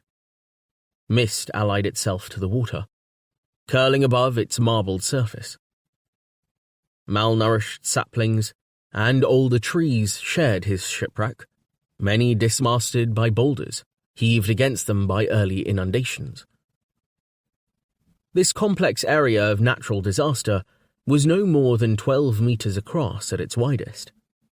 Yet its length, like the spine of a great submerged creature, divided the flood for farther than eye could see. Like a wounded bear, he limped forward, taking care, in his anxious tour of inspection, to lumber on the margins of the water and keep as much space as he could between himself and possible attack. A stag, head high, eyes aflash, burst from a fern thicket in front of him.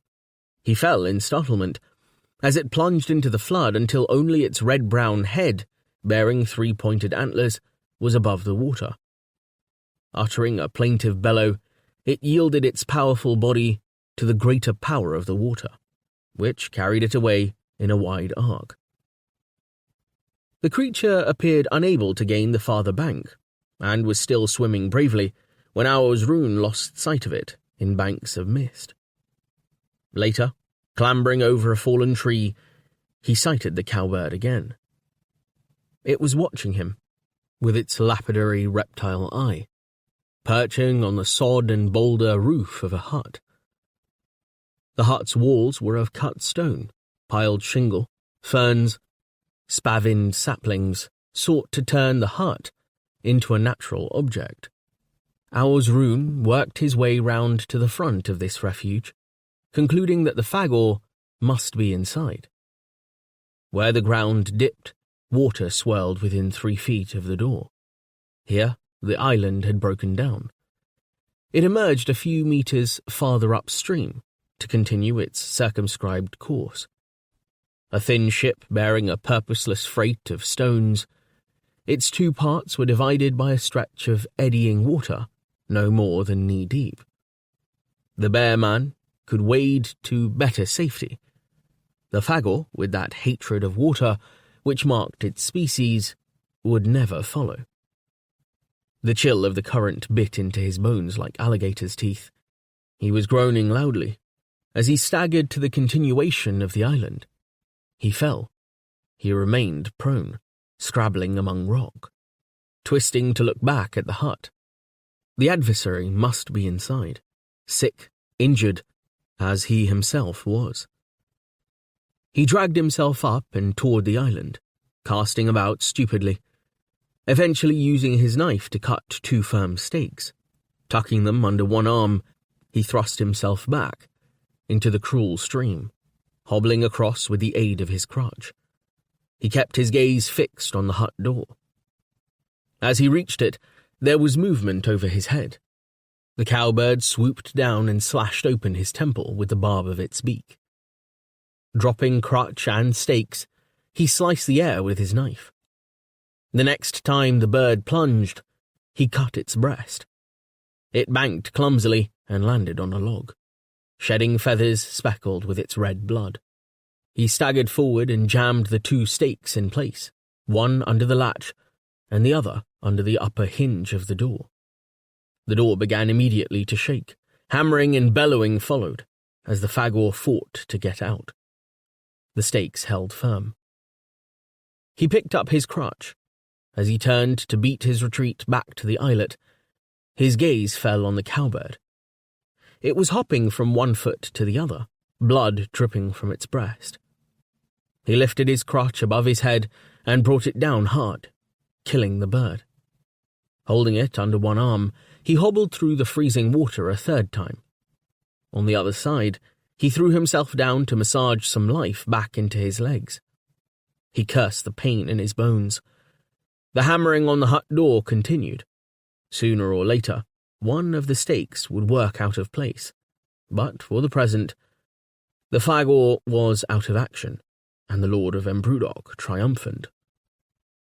Dragging the cowbird, Auzrun crawled between 2 trees that leaned together, pulling stones round himself for protection. Weakness flowed over him in waves. He fell asleep with his face buried in the still warm breast feathers of the bird.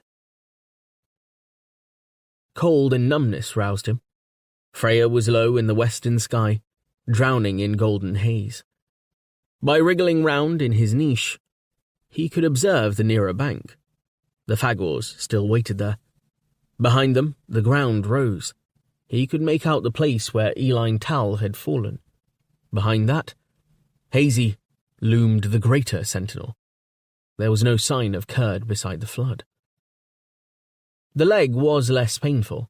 He worked his way backwards out of his hole, dragging the dead bird, and stood up. The fagor was waiting only a few meters away across the stream. Behind him was the hut, its door still intact. Its roof was broken, its stones rolled aside. That way had the fagor escaped. Snorting, the fagor turned his head to one side, and then the other, his horns catching the sun as he made this enigmatic gesture. He was a doleful specimen, his coat matted from the recent immersion in the river. He held a clumsy spear as Auzrun presented him with a full target. Auzrun was too stiff, too surprised to duck, but the missile went wide. He saw it was one of the stakes he had cut to prop against the door. Perhaps the poor throw signified that the fagor had injured his arm. Auzrun shook his fist. It was going to be dark soon. For a short while, instinct prompted him to light a fire. He busied himself about the task, thanking Wutra that he was feeling stronger, yet puzzled that he felt mysteriously sick. It might be hunger, he told himself, but food was at hand, once he had a fire. After collecting twigs and rotted wood, and creating a sheltered place among stones, he set to work like a good hunter, rubbing a stick between his palms. The tinder smouldered. The miracle happened, and a small flame burned. The harsh lines of Auzrun's face relaxed slightly, as he looked down at the glow between his hands. The fagor stood at its distance and watched, unmoving. "Son of Freyr, you are make warm," he called. Looking up, Rune saw his adversary only in outline, silhouetted against the gold of the western sky. I make warm, and what's more, I'm going to cook and eat your cowbird, Foggy. You give me a share, cowbird. The floods will go down in a day or two. Then we can both go home. You stay where you are for the present. The Fagor's articulation was thick. He said something Rune did not understand. The latter squatted by his fire, peering across the dark water at the adversary, whose silhouette was now fading into the general silhouette of trees and hills, black against the sunset. Rune was scratching himself, raking with his nails under his furs, swaying to and fro. You son of Freyr are sick, and will die in the night. He had difficulty pronouncing the sibilants, rendering them as heavy Z's. Zick. Yes, I'm Zick. But I'm still Lord of Embrudok, scumbu. Rune began to call Kurd, but no answer came. It was too dark on the ground to see if the Fagor group continued to wait by the flood. The whole world was drowning in night, becoming nothing but a shadowy reflection. Fearful in his weakness, he thought the Fagor crouched, as if it was about to attempt to jump the space that intervened between them. He waved a fist. You stick to your world, I'll stick to mine. Merely uttering the words exhausted him. He held his hands over his eyes, panting as Kurd had panted after a day's hunting. The Fagor made no reply for a long while, as if trying to digest the man's remark, and finally decided to reject it. This he did without gesture, saying, We live and die in same world. Same world. This is why we must fight. The words came to Rune over the water. He could not understand their meaning. He remembered only that he had shouted to Shaital that they would survive by unity. Now he was confused. It was typical of her not to be at hand when he needed her. Turning to his fire, he fell upon his knees, pushed more branches on the blaze, and began the bloody job of cutting up the bird. He wrenched off one of its legs from which sinews dangled, and skewered it on a stick. He was preparing to push it into the flames when he realized that the agony of the rash on his skin was echoed throughout his bones. His skeleton felt as if it were on fire. Sickness washed over him. The thought of eating anything was suddenly revolting. He staggered back to his feet, trod in the fire, blundered forward into the water, went in circles, crying, holding aloft the bloody limb. The water noise was loud. It seemed to him that the river became motionless. The island was a slim boat, moving at speed across the surface of a lake. He could not control its flight, and the lake went on forever, into a great cavern of darkness. The mouth of the cavern closed, swallowing him. You have the bone fever, said the Fagor. He was called Yaham Wurmar. He was no warrior. He and his friends were iterant woodsmen and fungus mongers. Their Kaidors were stolen. When two sons of Freya had appeared in their midst, they had merely done their bounden duty, with the result that Yaham Wurmar was now in some difficulty. The fungus mongers had been driven westwards by a combination of factors. They were striking in the opposite direction, following favourable air octaves, when they met humble dwellers like themselves, who spoke of a great crusade advancing, destroying all before it. Although alarmed, the fungus mongers had continued their quest for cooler ground, but had deflected up a long valley where the air octaves were tainted. Floods had come. They had been forced to retreat. Unkindness and confusion assailed their very edges. He stood motionless on the edge of the flood, awaiting the death of the evil seminal being, Freya. Its disappearance into darkness brought him relief. He unfroze and massaged his injured arm. Night was welcome. Some distance away, his enemy lay sprawled across a heap of stones. There would be no further trouble from that quarter. After all, parasitic cursed though they were, the sons of Freya were to be pitied. They all eventually fell sick in the presence of the ancestral race. It was no more than justice. Yaham Warmar stood motionless, letting hours pass. "You are sick and will die," he called. But he also felt bad air inside him.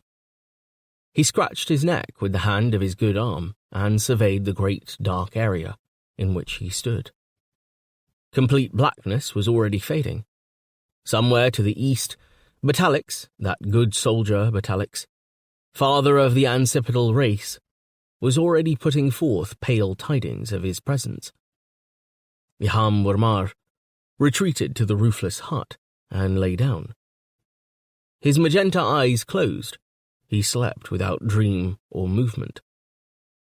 Over the great floodwaters stole a glimmer from the east, promise of Batalix's dawn. Batalix would rise many times before the floods died, for those floods were fed by enormous reservoirs of water, held in the remote Nictraik. Time would come when the flood scoured for itself a regular riverbed. Later still, shifts in the landmass would deflect the river elsewhere. By the period, still many centuries distant, when Freya reached its maximum glory, this land would become parched and form a sector of the Madura Desert, traversed by nations as yet a part of futurity unglimpsed. As Man and Fagor slept, neither realized that water would flow past their flimsy strip of island for an age to come. It was a temporary inundation, but that inundation would last for another 200 Batalix years. 13. View from a half rune. On the Earth observation station, the term bone fever was well understood. It was part of a complex disease mechanism caused by the virus known to the learned families on the Avernus as the helicovirus, and its workings were better understood by them than by those who suffered and died from it on the planet below. Research into Heliconian microbiology was far enough advanced for the Earthmen to know that the virus manifested itself twice in every 1,825 years of the Heliconian Great Year. However, it might appear to the contrary to the Heliconians. These manifestations were not random. They occurred invariably during the period of the 20 eclipses, which marked the beginning of true spring, and again during the period of the 6 or 7 eclipses occurring later in the Great Year.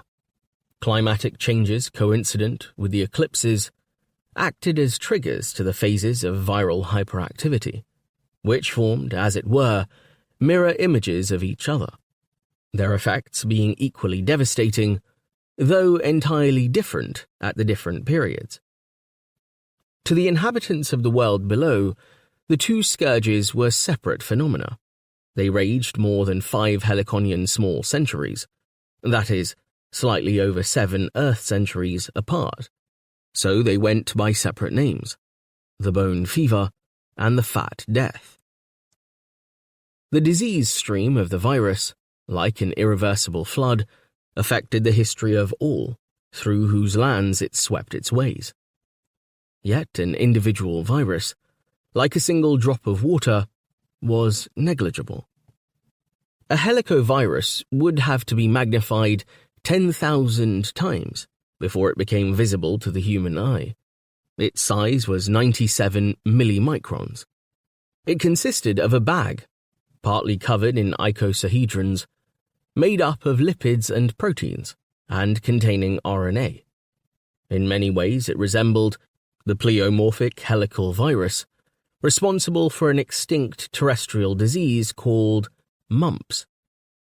Both the scholars on the Avernus and the Helliconia watchers back on Earth had deduced the function of this devastating virus. Like the ancient Hindu god Shiva, it represented the ancestral principles of destruction and preservation. It killed, and existence followed in its deadly wake. Without the presence of the helicovirus on the planet, neither human nor Phagorian life would have been possible. Because of its presence, no person from Earth could set foot on Helliconia and survive. On Helliconia, the helicovirus ruled, and set a cordon sanitaire about the planet. As yet, the bone fever had not entered Embrudok. It was approaching, as surely as was the crusade of the young Kazan, Herbral Yirpt. The question in the mind of the scholars on the Avernus was, which would strike first? Other questions occupied the minds of those who lived in Embrudok. The question uppermost in the minds of the men within sight of the top of the shaky hierarchy was, how could power be attained and, when attained, how could it be retained? Fortunately for the run of mankind, no permanent answer to this question has ever been devised. But Tanth Ein and Farrellin Ferd, venal and easygoing men, had no interest in the question in the abstract. As time passed and another year, the fateful year of 26 in the new calendar, dawned, and Ausrune's absence grew to over half a year, the two lieutenants ran affairs on a day-to-day basis. This suited them. It suited Raynil Leyen less. He had gained increasing say with both the two regents and the council. Raynil Leyen saw that an entirely new system was overdue in Aldorando.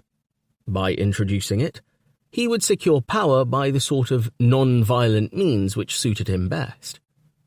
He would appear to yield to pressure from traders and bring in money to replace the age-old system of barter. From now on, nothing would be free in Aldorando. Bread would be paid for in his coin. Satisfied that they would get their share, Tanth Ein and Farrellin Ferd nodded agreement to Raynil Leyen's scheme. The city was expanding every day. Trade could no longer be confined to the outskirts. It was becoming the center of life, and so it appeared in the center. And it could be taxed under Raynil Leyen's innovatory thinking. Buying food is not right. Food should be free, like the air. But we're going to be given money to buy it with. I don't like it. Raynil Leyen's going to get fat, Dathka said. He and his fellow Lord of the Western Veldt were strolling towards Oira's tower, inspecting some of their responsibilities on the way. Those responsibilities grew as Aldorando spread. Everywhere they saw new faces. Learned members of the council estimated, with some wringing of the hands, that little more than a quarter of the present population was born locally. The rest were foreigners, many of them in transit.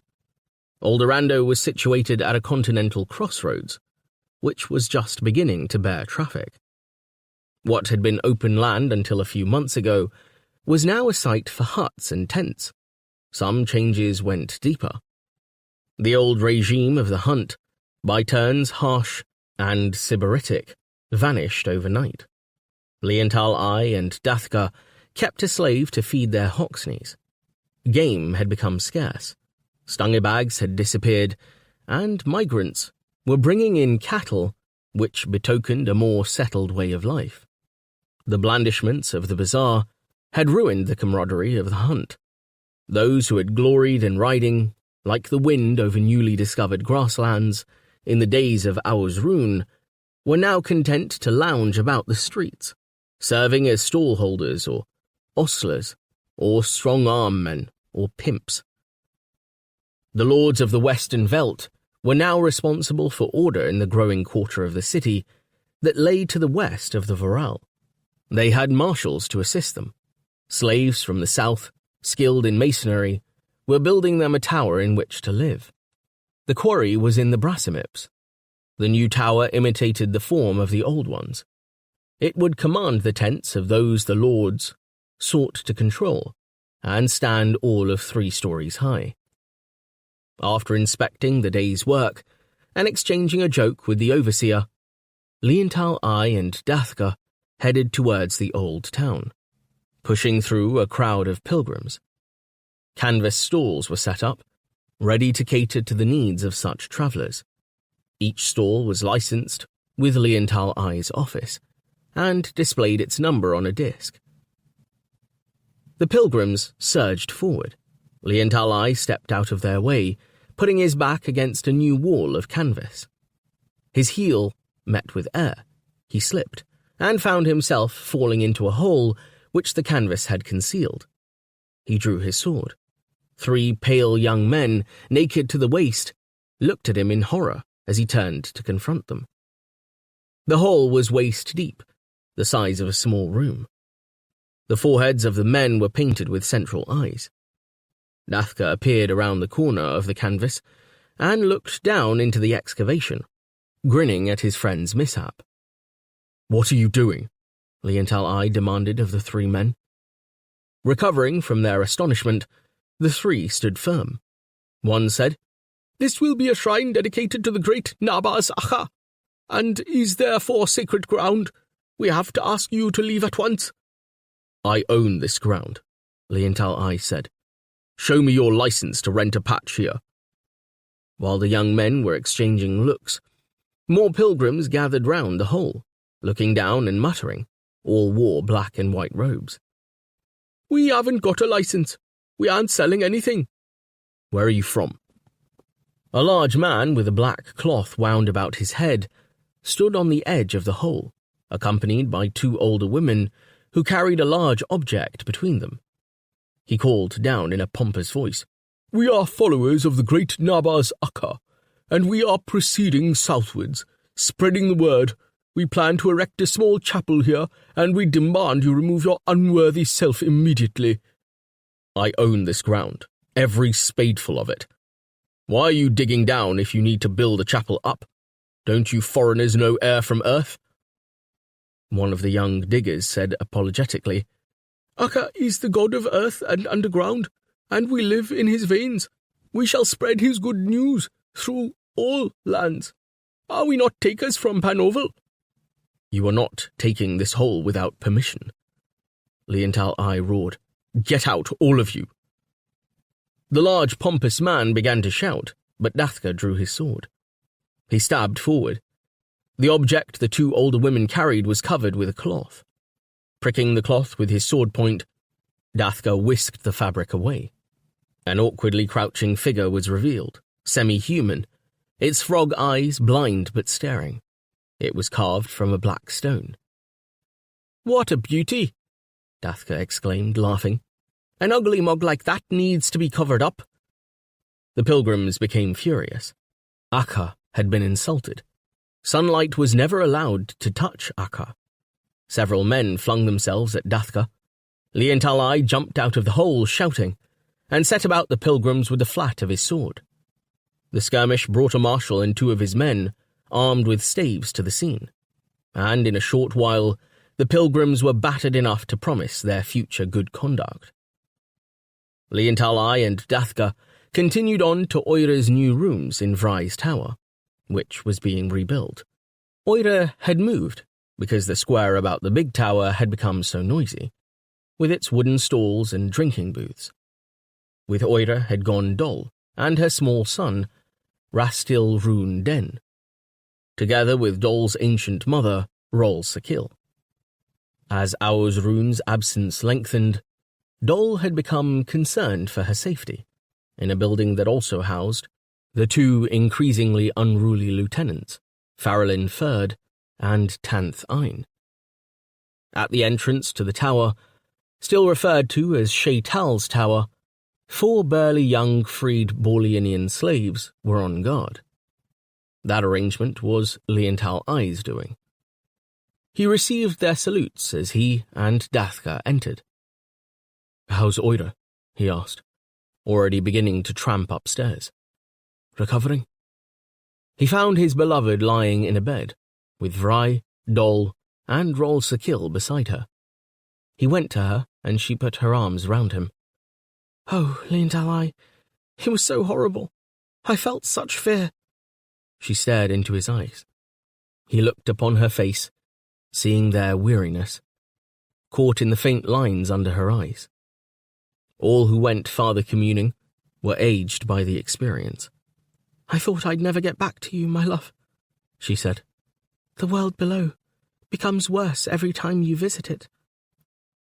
Age had bent Rol Sakil double. Her long white hair covered her face, so that all that could be seen was her nose.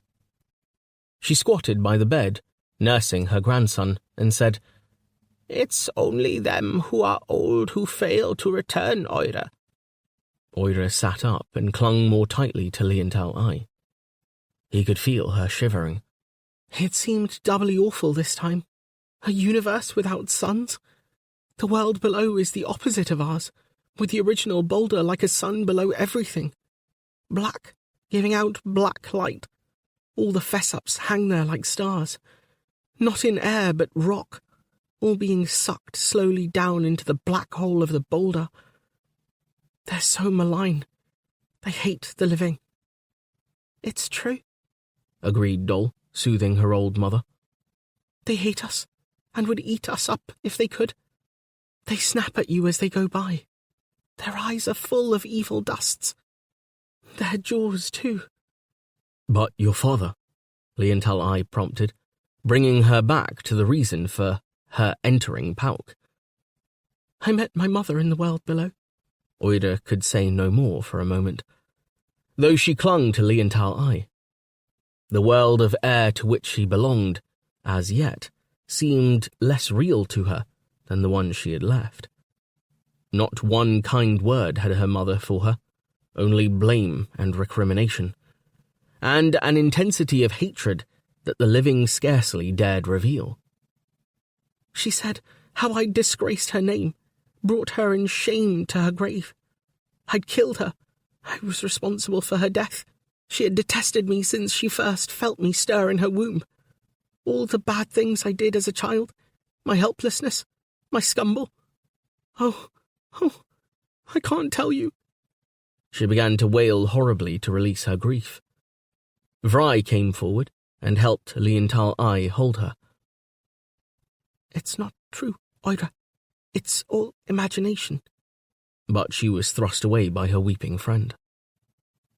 All had been in Pauk at some time. All looked on in gloomy sympathy, locked in their own thoughts.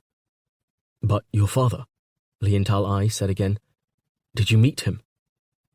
She recovered sufficiently to hold him at arm's length, regarding him with red eyes. Her face glistened with snot and tears. "He was not there, thanks be to Wutra. He was not there. The time has not yet arrived when he must fall to the world below." They gazed round at each other in puzzlement at this news. To cover a dread that Auzrun was, after all, with Shaital, Oira went on talking. "Surely he won't become that kind of evil gossy. Surely he has lived a life full enough not to turn into one of those little bundles of malevolence. At least he spared that fate a while longer. But where is he, all these long weeks?" Dol began to weep by infection, snatching Rastil Rune from her mother, rocking him and saying, "Is he still alive? Where is he? He wasn't so bad, to be honest. Are you sure he wasn't down below?" "I tell you, he wasn't. Liandalai, Dathka, he's still somewhere in this world, though Wutra knows where. That we can be sure of." Rol Sakil began to wail, now that her movements were not hampered by the infant. "We must all go down to that terrible place, sooner or later. Dol, it will be your poor old mother's turn next. Promise you'll come and see me. Promise, and I promise I'll say no word against you. I will never blame you for the way you've become involved with that terrible man who has afflicted all our lives." As Dol comforted her mother, Liental I tried to comfort Oira, but she suddenly pushed him away and climbed from the bed, wiping her face and breathing deep. Don't touch me. I stink of the world below. Let me wash myself. During these lamentations, Dathka had stood at the back of the room, his stocky figure against the rough wall, his face wooden. Now he came forward. Be silent, all of you, and try to think. We are in danger, and must turn this news to our advantage.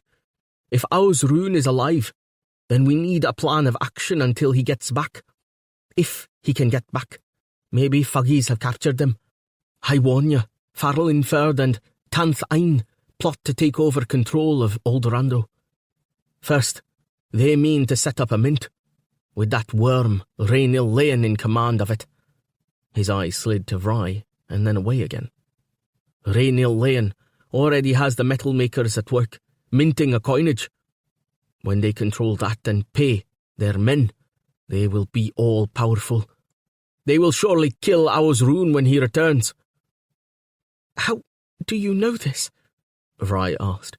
Farlin Ferd and Tanth Ein are his friends, of long standing.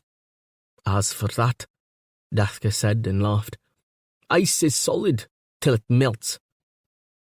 He stood alert, looking at each, finally letting his gaze rest on Liental I. Now we must prove our real worth. We tell nobody that Aosrune is still alive. Nobody. Better that they should be uncertain. Leave everyone in doubt. Oira's news will prompt the lieutenants to usurp power at once. They would act to forestall him before he got back. I don't think... Liental I began. But Dathka, suddenly in command of his tongue, cut him short. Who has the best claim to rule if Aosrune is dead? You, Liental I, and you, Oira. Loilanen's son and Aosrune's daughter. This infant of Dol's is a dangerous counter-argument that the council could seize on. Liental I, you and Oira must become united at once. Enough shilly-shallying. We'll command 12 priests from Borlean for the ceremony, and you will make the announcement that the old lord is dead, so the two of you will rule in his stead. You'll be accepted. And Farlinford and Tanth Ein? We can look after Farlinford and Tanth Ein, said Dathka grimly. And Rainil Leon. They have no general support as you do. They all regarded each other soberly. Finally, Liental I spoke. I'm not going to usurp Aosrune's title while he is still alive. I appreciate your cunning, Dathka, but I will not carry out your plan. Dathka put his hands on his hips and sneered. I see. So you don't care if the lieutenants do take over. They'll kill you if they do. And me. I don't believe that. Believe what you wish. They'll certainly kill you, and Oira, and Dol, and this kid. Probably Vry too. Come out of your dreams. They are tough men, and they have to act soon. The blindnesses, rumours of bone fever. They'll act while you sit and mope. It would be better to get my father back, Oira said, deliberately looking not at Liental I, but Dathka. Things are in flux. We need a really strong leader. Dathka laughed sourly at her remark, and watched its effect on Liental I without replying. A heavy silence fell in the room. Liental I broke it by saying awkwardly, Whatever the lieutenants may or may not do, I am not going to bid for power. It would only be divisive. Divisive? Dathka said. The place is divided. It's sliding into chaos with all the foreigners here. You're a fool if you ever believed Aosrune's nonsense about unity. During this argument, Vry had remained unobtrusively by the trapdoor, and was leaning with arms folded against the wall. She came forward now, and said, You make a mistake by thinking only of earthly things. Pointing towards the baby, she said, When Rastil Rune was born, his father had just disappeared. That is 3 quarters ago. The time of double sunset is past, so it is 3 quarters since the last eclipse. I will remind you. Or the last blindness, if you prefer the old term. I must warn you that another eclipse is approaching. Oida and I have done our calculations. Doll's aged mother set up a wail. We never had these afflictions in the old days. What have we done to deserve them now? One more will finish everybody off. I can't explain the why. I'm only just learning to explain the how, Vry said, casting a sympathetic glance at the old woman. And, if I'm correct, the next eclipse will be of much greater duration than the last, with Freya totally concealed for over 5.5 hours, and most of the day filled with the event, which will have begun when the suns rise. You can imagine the kind of panic that may ensue. Rolsikil and Doll started to howl. Dathka ordered them abruptly to be quiet and said, A day-long eclipse. In a few years, we'll have nothing but eclipse and no Freya at all, if you're right. Why do you make such claims, Vry? She faced him, looking seekingly at his dark countenance. Fearing what she saw, she answered deliberately in terms she knew he could not accept. Because the universe is not random. It is a machine. Therefore, one can know its movements. Such a deeply revolutionary statement had not been heard in Aldorando for centuries. It went entirely over Dathka's head. If you are sure, we must try to protect ourselves with sacrifices. Without bothering to argue, Vry turned to the others, saying, The eclipses will not last forever. They will go on for 20 years, getting shorter after the first 11. After number 20, they will not return. Her words were meant to reassure. The expression on their faces showed the pain of their inward thought. In 20 years, none of them was likely to be alive. How can we know what's going to happen in the future, Vry? Even Shaital couldn't do that, Leontal I said heavily. She wanted to touch him, but was too shy. It's a matter of observation and gathering old facts, putting everything together. It's a matter of understanding what we know, of seeing what we see. Freya and Ptolix are far apart, even when they appear close to us. Each balances on the edge of a great round plate. The plates are tipped at an angle. Where they intersect, their eclipses happen, because our world is in line with Freya, with Ptolix between. Do you understand that? Dathka strode up and down. He said impatiently, Listen, Vry, I forbid you to speak of such mad notions in public. The people will kill you. This is what the Academy has led you to. I'm not going to listen to any more. He gave her a dark look, bitter, yet oddly imploring. She was transfixed. Dathka left the room without further word. Silence was what he left behind. He had been gone only a couple of minutes when there was a commotion in the street outside. Leontal I ran down immediately to see what was happening. He suspected Dathka's intervention, but his friend had disappeared. A man had fallen from his mount and was crying for help. A foreigner by his garb. A crowd gathered round him, among them faces Leontal I knew, although none went to help the traveller. It's the plague, a man told Leontal I. Anyone who aided this knave would be sick himself by Freya fall. 2 slaves were brought up, and the sufferer was dragged towards the hospice. This was the first public appearance of the bone fever in Aldorando.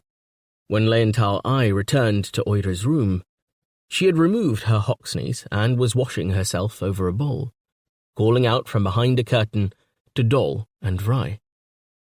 Doll's dimpled face was for once registering expression.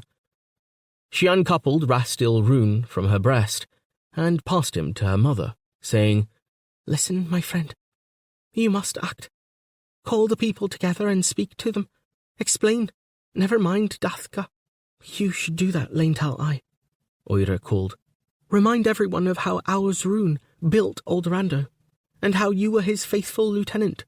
Don't follow Dathka's plan. Assure everyone that Aur's rune is not dead, and will return soon. That's right, Dol said. Remind people how they fear him, and how he built the bridge. They'll listen to you. You've sorted out our troubles between you, said Laental I. But you are mistaken. Aur's rune has been gone too long. Half the people here scarcely know his name. They're strangers. Traders passing through. Go to the Pauk and ask the first man you meet who Aur's rune is. He won't be able to tell you. That's why the question of power is open. He stood solid before them. Dol shook her fist at him. You dare say that? It's lies. When he comes back, he'll rule as before.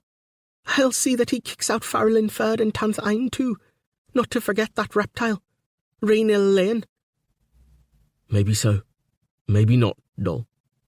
The point is, he is not here. What about Shaital? She's been gone just as long. Who speaks of her nowadays? You may still miss her, Vry, but others don't. Vry shook her head. She said quietly, If you want the truth, I miss neither Shaital nor Aur's rune. I think they blighted our lives. I believe she blighted mine. Oh, it was my fault, I know. And I owe her much, I being the daughter of a mere slave woman. But I followed Shaital too slavishly. That's right, old Rol Sakil piped, bouncing the baby. She was a bad example to you, Vry. Too virginal by half was our Shaital. You've gone the same way. You must be 15 now, near middle age, and still not laid. Get on with it, before it's too late. Dol said, Ma's right, Vry. You saw how Dathka marched out of here. Furious because you argued with him. He's in love with you, that's why. Be more submissive. That's a woman's job, isn't it? Throw your arms round him, and he'll give you what you want. I should think he'd be quite lusty. Throw your legs round him, not your arms. That's my advice, Rol Sakil said, cackling with laughter. There's pretty women passing through Aldorando now, not like when we was all young, when flesh was in short supply. The things they get up to in the bazaar nowadays. No wonder they want a coinage. I know the slot they'll stuff it in. That's enough, Vry said, her cheeks red. I'll manage my own life without your crude advice.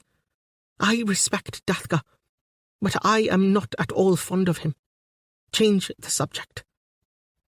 Laental I took Vry's arm, with a consoling gesture, as Oira emerged from behind her curtain. Her hair piled on the top of her head. She had discarded her Hoxney skins, which were now regarded as somewhat outmoded among a younger set in Aldorando.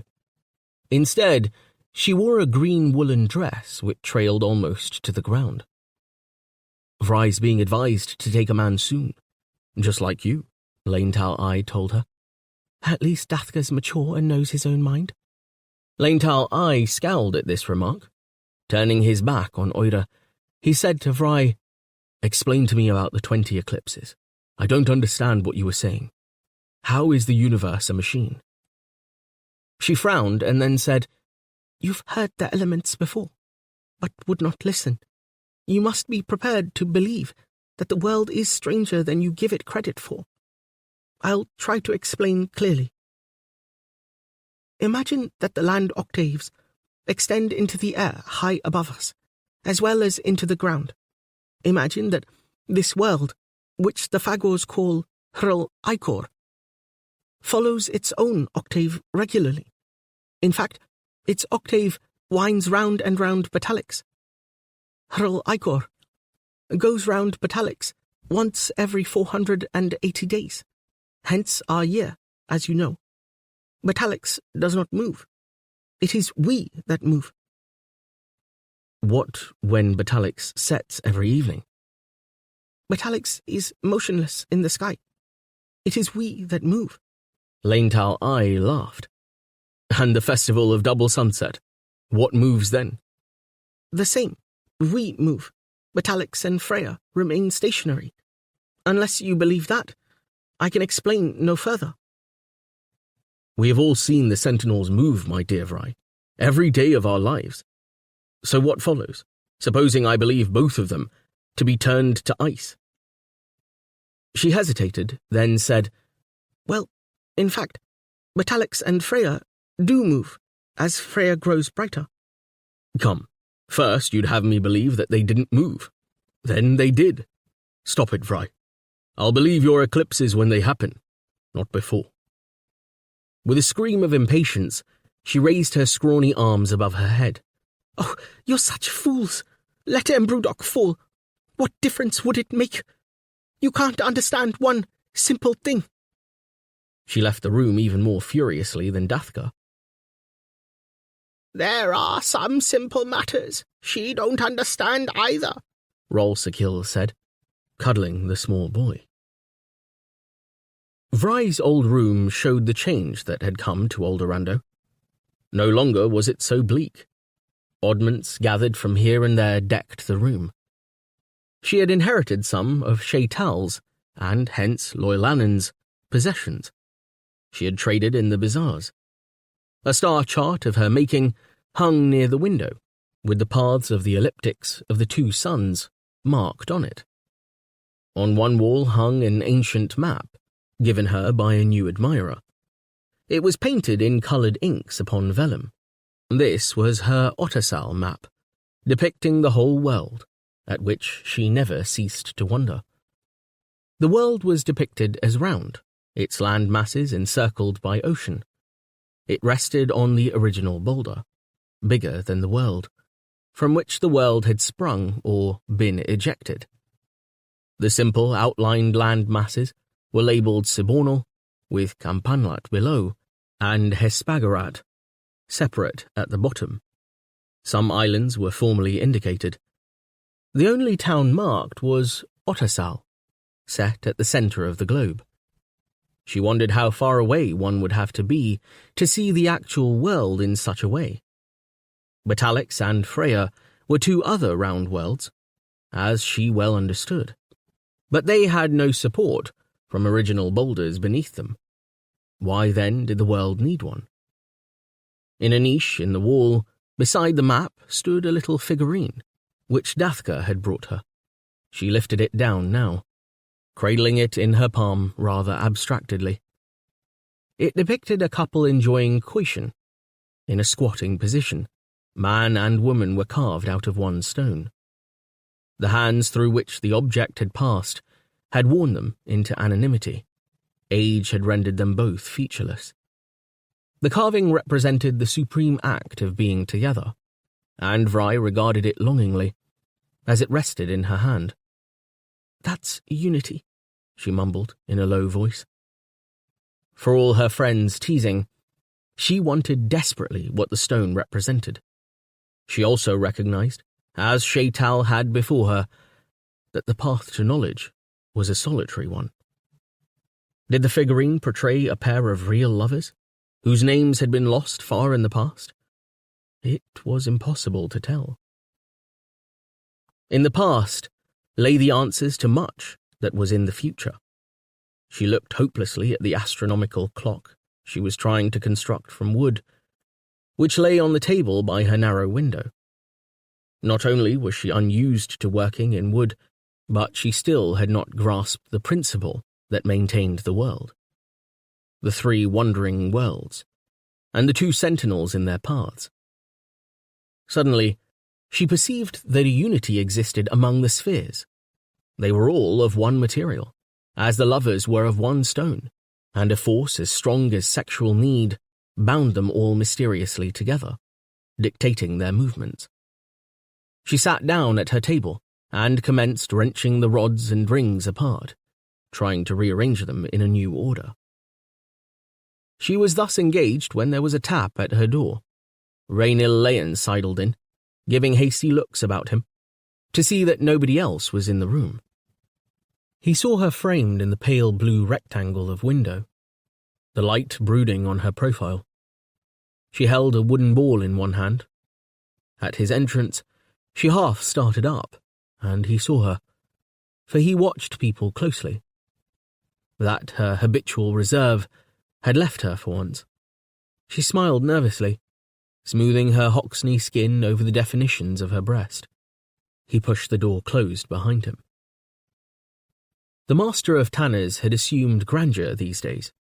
His forked beard was tied with 2 ribbons, in a manner he had learned from foreigners, and he wore trousers of silk. Recently, he had been paying Vry attention, presenting her with such items as the Ottersal map, acquired in Pauk, and listening closely to her theories. All this she found obscurely exciting. Although she mistrusted his smooth manners, she was flattered by them, and by his interest in all she did. "You work too hard, Vry," he said, cocking a finger and raising an eyebrow at her. "More time spent outdoors will put colour back in those pretty cheeks." "You know how busy I am, running the academy, now Amin Lim's gone with Shaital, as well as doing my own work." The academy flourished as never before. It had its own building, and was largely run by one of Vry's assistants. They engaged learned men to speak. Anyone passing through Aldorando was approached. Many ideas were put into practical operation in the workshops under the lecture room. Raynil Leon himself kept a watch on all that was happening. His eye missed nothing. Catching sight of the stone figurine among the litter on her table, he scrutinized it closely. She flushed and fidgeted. "It's very old." "And still very popular." She giggled. "I meant the object itself." "I meant their objective." He set it down, looking archly at her, and settled his body against the edge of the table so that their legs were touching. Vry bit her lip and looked down. She had her erotic fantasies about this man she did not greatly like, and they came crowding back to her now. But Raynil Leon, as was his style, had changed tack. After a moment's silence, he moved his leg, cleared his throat, and spoke seriously. "Vry, among the pilgrims just arrived from Panoval, is a man not as blinded with religion as the rest of his crowd. He makes clocks, working them precisely from metal. Wood is no good for your purpose. Let me bring this craftsman to you, and you can instruct him as you will to build your model expertly." "Mine's no mere clock, Raynil Leon," she said, looking up at him as he stood against her chair, wondering if she and he could in any way be regarded as being made of the same stone. "That I understand. You instruct the man about your machine. I'll pay him in coin. I shall soon take up an important post, with power to command as I will." She stood up, the better to assess his response. "I hear you are to run an Aldorandan mint." He narrowed his eyes and surveyed her, half smiling, half angry. "Who told you that?" "You know how news travels." "Farlin Fard has been blabbing out of turn again." "You don't think greatly of him, or Tanth Ein, do you?" He made a dismissive gesture and seized her hands. "I think of you all the while. I will have power and, unlike those other fools, unlike Owl's Rune, I believe that knowledge can be wedded to power to reinforce it. Be my woman, and you shall have what you wish. You shall live better. We will discover all things. We will split open the pyramid that my predecessor, Datnil Scar, never managed to do, for all his prattle." She hid her face, wondering if her thin body, her torpid queen, could entice and hold a man. Pulling her wrists from his grasp, she backed away. Her hands, now free, flew like birds to her face to try to conceal the agitation she felt. "Don't tempt me. Don't play with me." "You need tempting, my doe." Narrowing his eyes, he opened the purse at his belt and brought forth some coins. These he extended towards her, like a man tempting a wild hoxney with food. She came cautiously to inspect them. The new currency, Vry. Coins. Take them. They're going to transform Aldorando. The 3 coins were improperly rounded and crudely stamped. There was a small bronze coin stamped half rune, a larger copper coin stamped 1 rune, and a small gold coin stamped 5 runes. In the middle of each coin was the legend OLDORANDO, Aldorando. Vry laughed with excitement as she examined them. Somehow the money represented power, modernity, knowledge. Runes, she exclaimed.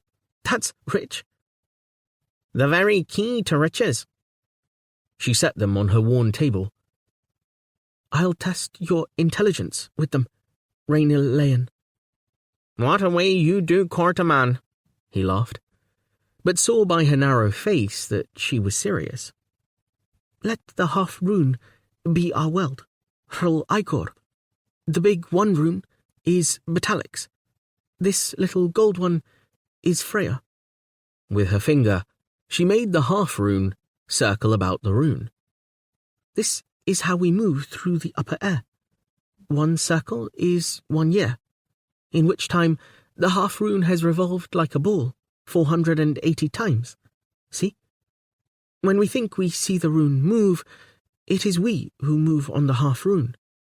Yet the rune is not still. There's a general principle involved, much like love.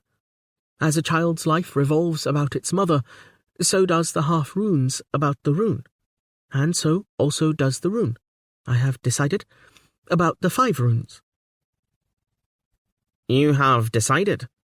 A guess? No, simple observation. But no observation, however simple, can be made except by those predisposed to make it. Between winter and spring solstices, the half rune moves its maximum to either side of the rune. She demonstrated the diameter of its orbit. Imagine that behind the 5 runes there are a number of tiny sticks, standing to represent fixed stars.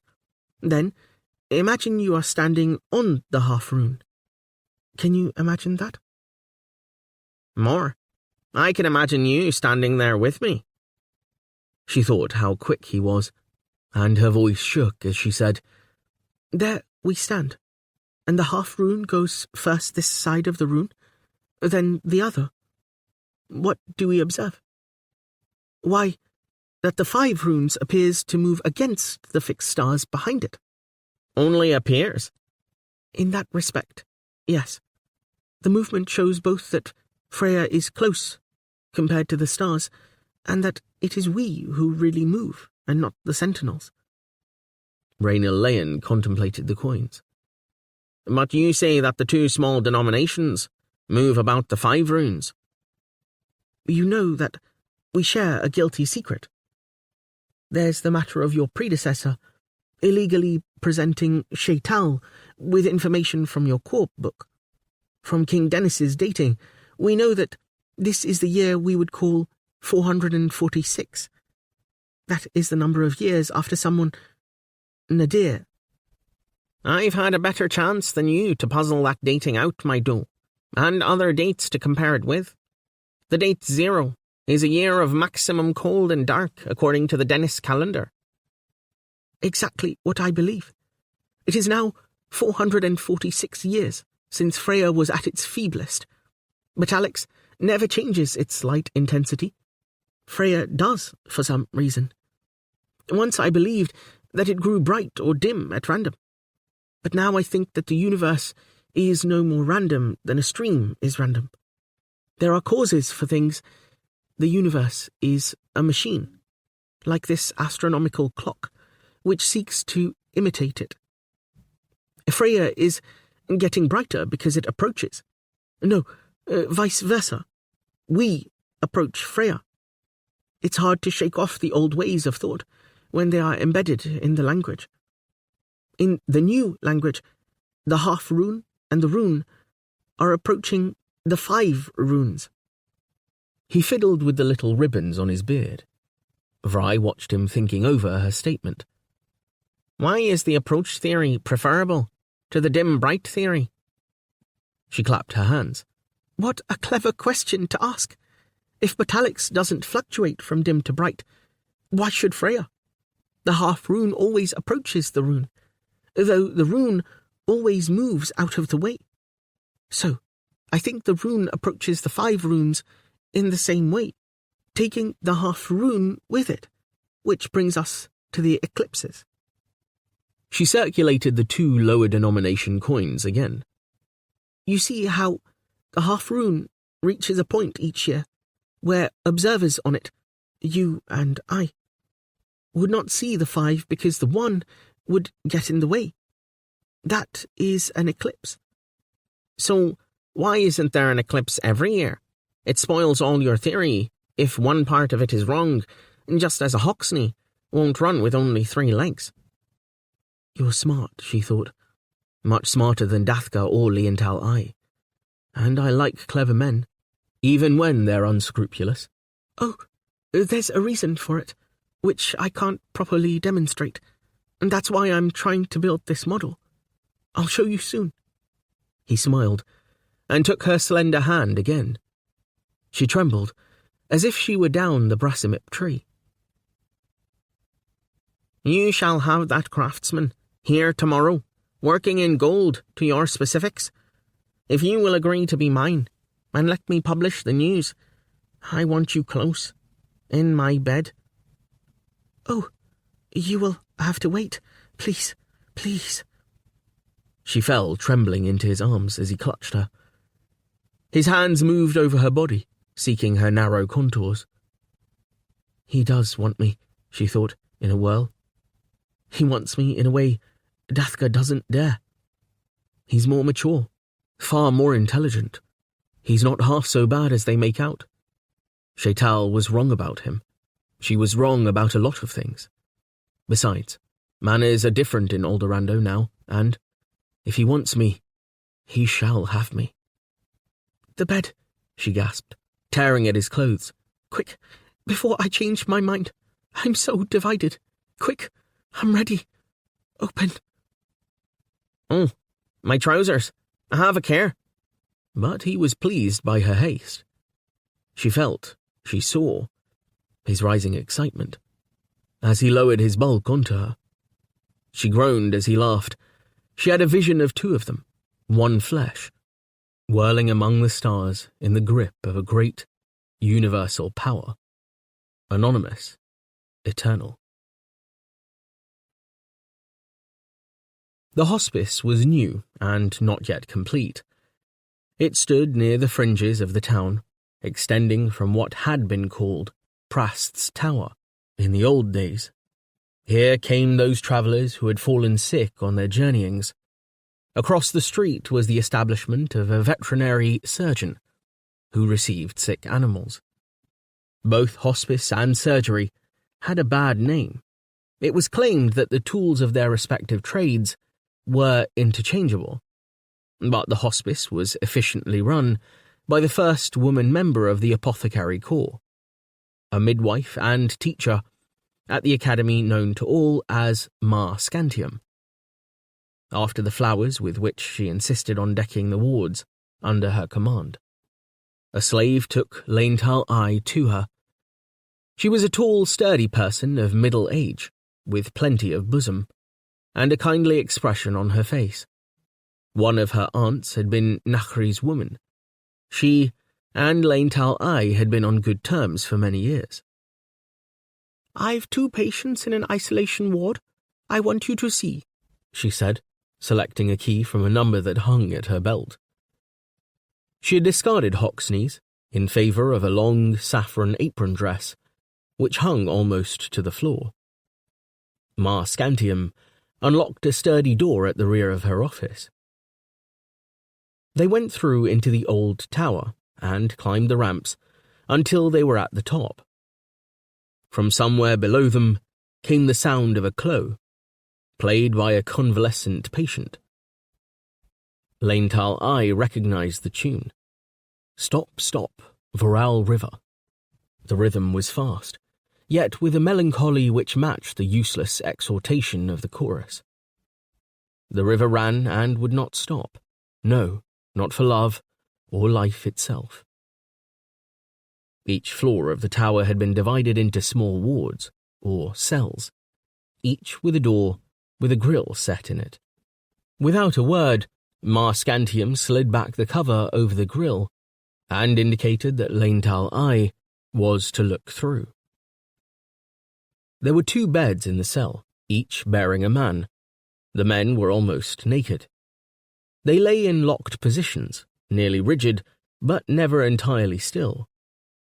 The man nearest the door, who had a thick mane of black hair, lay with spine arched and his hands clenched together above his head.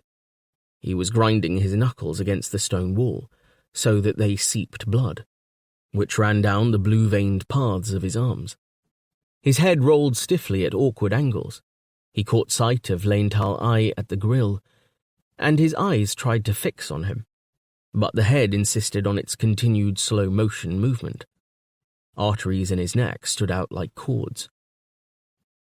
The second patient, lying below the window, held his arms folded tight into his chest. He was curling himself into a ball and then unrolling, at the same time waggling his feet back and forth so that the little bones cracked.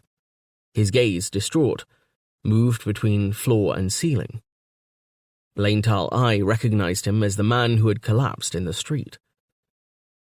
Both men were deathly pale and glistening with sweat, the pungent smell of which filtered out of the cell. They continued to wrestle with invisible assailants as Laental Eye drew the cover across the grill. "The bone fever," he said. He stood close to Mar Scantium, seeking out her expression in the thick shadow. She merely nodded. He followed down the ramps behind her. The clo was still wearily playing. "Why do you hurry so? Pray this longing takes me to her, or else lets me go." Mar Scantium said over her shoulder, "The first of them arrived 2 days ago. I should have called you yesterday. They starve themselves. They can hardly be persuaded to take water. It's like a prolonged muscular spasm. Their minds are affected." "They'll die." "Only about half survive attacks of bone fever.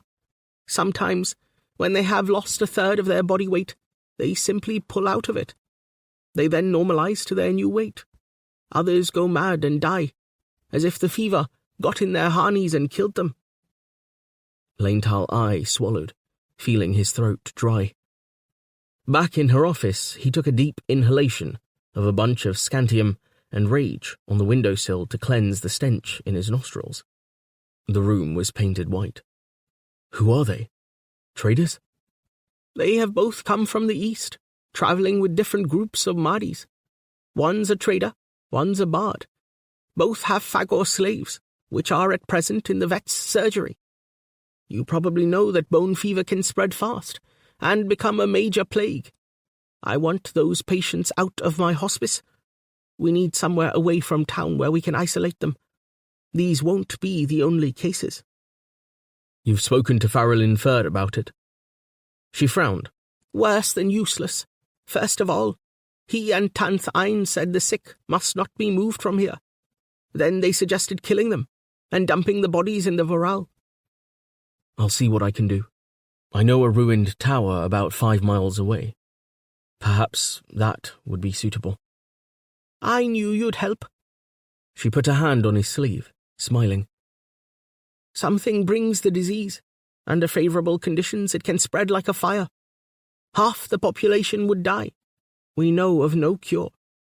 My belief is that those filthy Fagors carry it. Perhaps it is the scent of their pelts. There are 2 hours of Freya Dark tonight. In that time, I'm going to have the 2 Fagors in the vet's surgery killed and buried.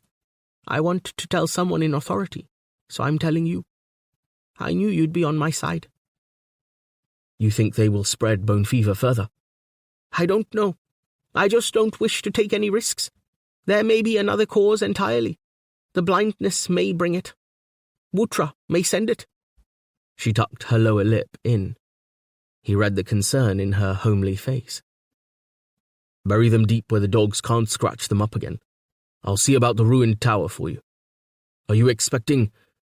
He hesitated. More cases soon. Without changing her expression, she said, Of course. As he left, the Clo was still playing its plaintive tune, remote in the depths of the building. Laental I did not think of complaining to Mar Scantium, although he had laid other plans for the 2 hours of Freyadark. Dathka's speech of the morning, when Oira had returned from her Pauk-induced spell of father communing, troubled him deeply. He saw the strength of the argument which said that he and Oira together represented invincible claimants to the leadership of Aldorando.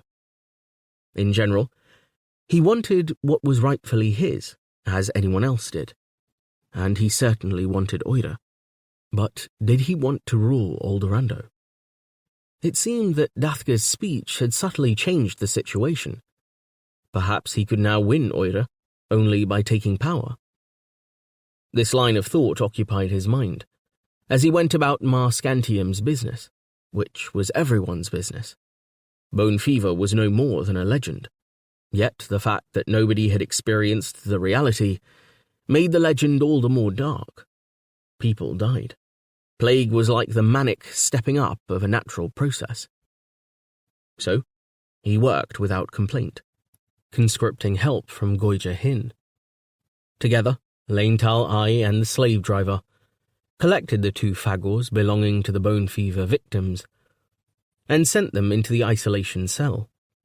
There, the fagors were made to roll their sick masters into rush mats and carry them away from the hospice. The innocuous-looking mat rolls would cause no panic. The small group moved with its burdens out of town, towards the ruined tower Laental I knew of. With them shuffled the ancient slave fagor, Mike, to take an occasional turn carrying the diseased men. This was designed to hasten the proceedings, but Mike had become so ancient that progress was slow. Goija Hin, also bent with age, his hair growing so long and stiff over his shoulders that he resembled one of his miserable captives, lashed Mike savagely. Neither lash nor curses hastened the old burdened slave. He staggered onward without protest, though his calves above his fetters were raw from whipping. My trouble is, I neither want to wield the lash nor feel it, Laental I told himself. Another layer of thought arose in his mind, like mist on a still morning. He reflected that he lacked certain qualities. There was little he wished for. He was content with the days as they fled. I've been too content, I suppose. It was enough to know that Oira loved me, and to lie in her arms. It was enough that once Aur's rune was almost like a father to me. It was enough that the climate changed, enough that Wutra ordered his sentinels to keep their place in the sky. Now Wutra has left his sentinels to stray. Aur's rune has gone. And what was that cutting thing Oira said earlier? That Dathka was mature, implying I was not? Oh, that silent friend of mine. Is that maturity? To be a mass of cunning plots inside? Wasn't contentment maturity enough? There was too much of his grandfather, little Yuli, in him, too little of Yuli the priest. And for the first time in a long while, he recalled his mild grandfather's enchantment with loyal Bry, and of how they had stayed together happily in the room with the porcelain window. It was another age. Everything had been simpler then. They had been so content then, with so little. He was not content to die now.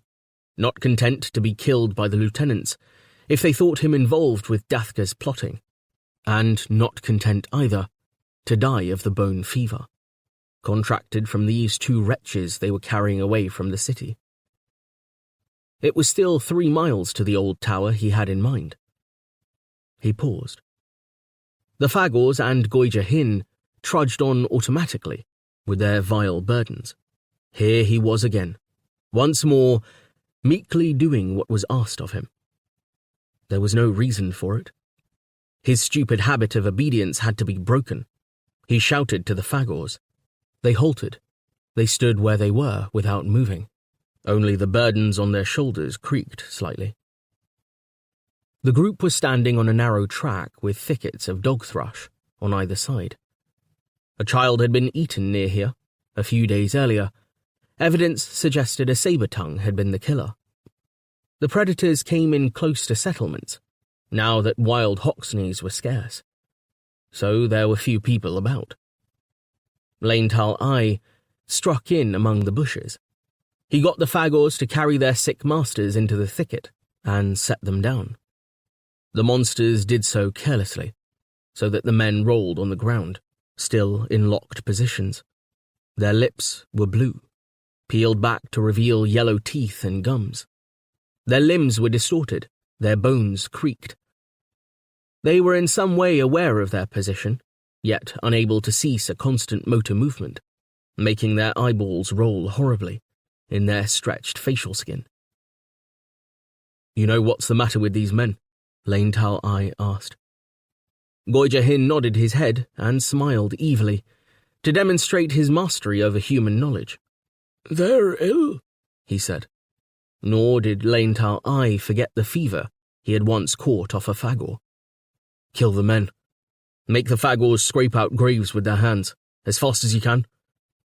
"I understand." The slave master came heavily forward. Laental Eye stood with a branch pressing in his back, watching the fat old man do as he was bid, as Goijahin had always done. At each step in the proceedings, Laental Eye gave an order, and it was executed. He felt himself fully implicated in everything, and would not let himself look away. Goijahin drew a short sword and stabbed it twice through the hearts of the sick men. The Fagors scraped graves with their horny hands, 2 white Fagors and Mike, as obese as his master, prickled with the black hairs of age and working very slowly. All Fagors had shackles on their legs. They rolled the corpses into their graves and kicked dirt over them, then stood without movement, as was their fashion, awaiting the next order. They were commanded to scrape 3 more graves under the bushes. This they did, working like mute animals. Goijahin ran his sword between the ribs of the 2 strange Fagors, afterwards smearing the yellow ichor on their coats as they lay face down, in order to clean his blade. Mike was made to push them in their graves, and cover them with dirt. As he stood up, he faced Laental Eye, sliding his pale milt up the slot of his right nostril. "Not kill now, Mike, master. Strike off my chains and allow me to go away to die." "What? Let you loose, you old scumble, after all these years?" Goijahin said angrily, raising the sword. Laental Eye stopped him, staring at the ancient Fagor. The creature had given him rides on his back when he was a boy. It touched him that Mike did not attempt to remind him of the fact. There was no feeble appeal to sentiment. Instead, he stood without movement, awaiting whatever would befall. "How old are you, Mike?" Sentiment, he thought. My sentiment. You couldn't face giving the necessary order to kill, could you? "I, prisoner, don't count years." The S's were dragged like bees from his throat. "Once we Ancipitals ruled Embrudok, and you sons of Freya were our slaves. Ask Mother Shaital, she knew." "She told me, and you killed us as we kill you." The crimson eyes blinked once. The creature growled. "We kept you alive through the centuries, when Freya was sick. Much foolish. Now you sons will all die. You strike away my chains. Leave me, go to die in tether." Laental Eye gestured to the open grave. "Kill him," he ordered Goijahin. Mike put up no struggle. Goija Hin kicked the huge body into the depression and piled dirt about it with his boot. Then he stood among the tanglewood, facing Lane Tal Ai, moistening his lips and looking uneasy. I knew you when you was a little boy, sir. I was good to you. Myself, I always said you should be Lord of Embrudok. You asked my mates if I didn't. He made no attempt to defend himself with his sword. It fell from his hands, and he went down on his knees, blubbering, bowing his hoary head. Mike's probably right, Lane Tal Ai said. We've probably got the plague in us. We're probably too late. Without another glance, he left Goija Hin where he was and strode back to the crowded city, angry with himself for not striking the fatal blow. It was late when he entered his room. He stared round it without relaxing his black expression. Horizontal rays of Freya light lit the far corner, flaring up brightly, casting the rest of the room into unlikely shadow. He rinsed his face and hands in the basin, scooping up the cool water, letting it run over his brow, his eyelids, his cheeks, and drip from his jaw. He did it repeatedly, breathing heavily, feeling the heat leave him and the self-anger remain. As he smoothed his face, he noted with satisfaction that his hands had ceased to tremble. The light in the corner slid to one wall and faded to a smouldering yellow, making a square no bigger than a box in which the world's gold decayed. He went round the room, collecting a few items to take with him, scarcely giving a thought to the task. There was a knock on the door. Oira looked in. As if sensing immediately the tension in the room, she paused on the threshold. Lane Tal Ai, where have you been? I've been waiting for you. There was something I had to do. She paused with her hand still on the latch, watching, breathing a sigh. With the light behind him, she could not decipher his expression through the thick dusk gathering in the room, but she caught the abruptness in his voice. Is anything the matter, Lane Tal Ai? He stuffed his old hunter's blanket into a pack, punching it down. I'm leaving Aldorando. Leaving? Where are you going? Oh. Let's say I'm going to look for Ao's rune, he spoke bitterly. I've lost interest in everything here. Don't be silly.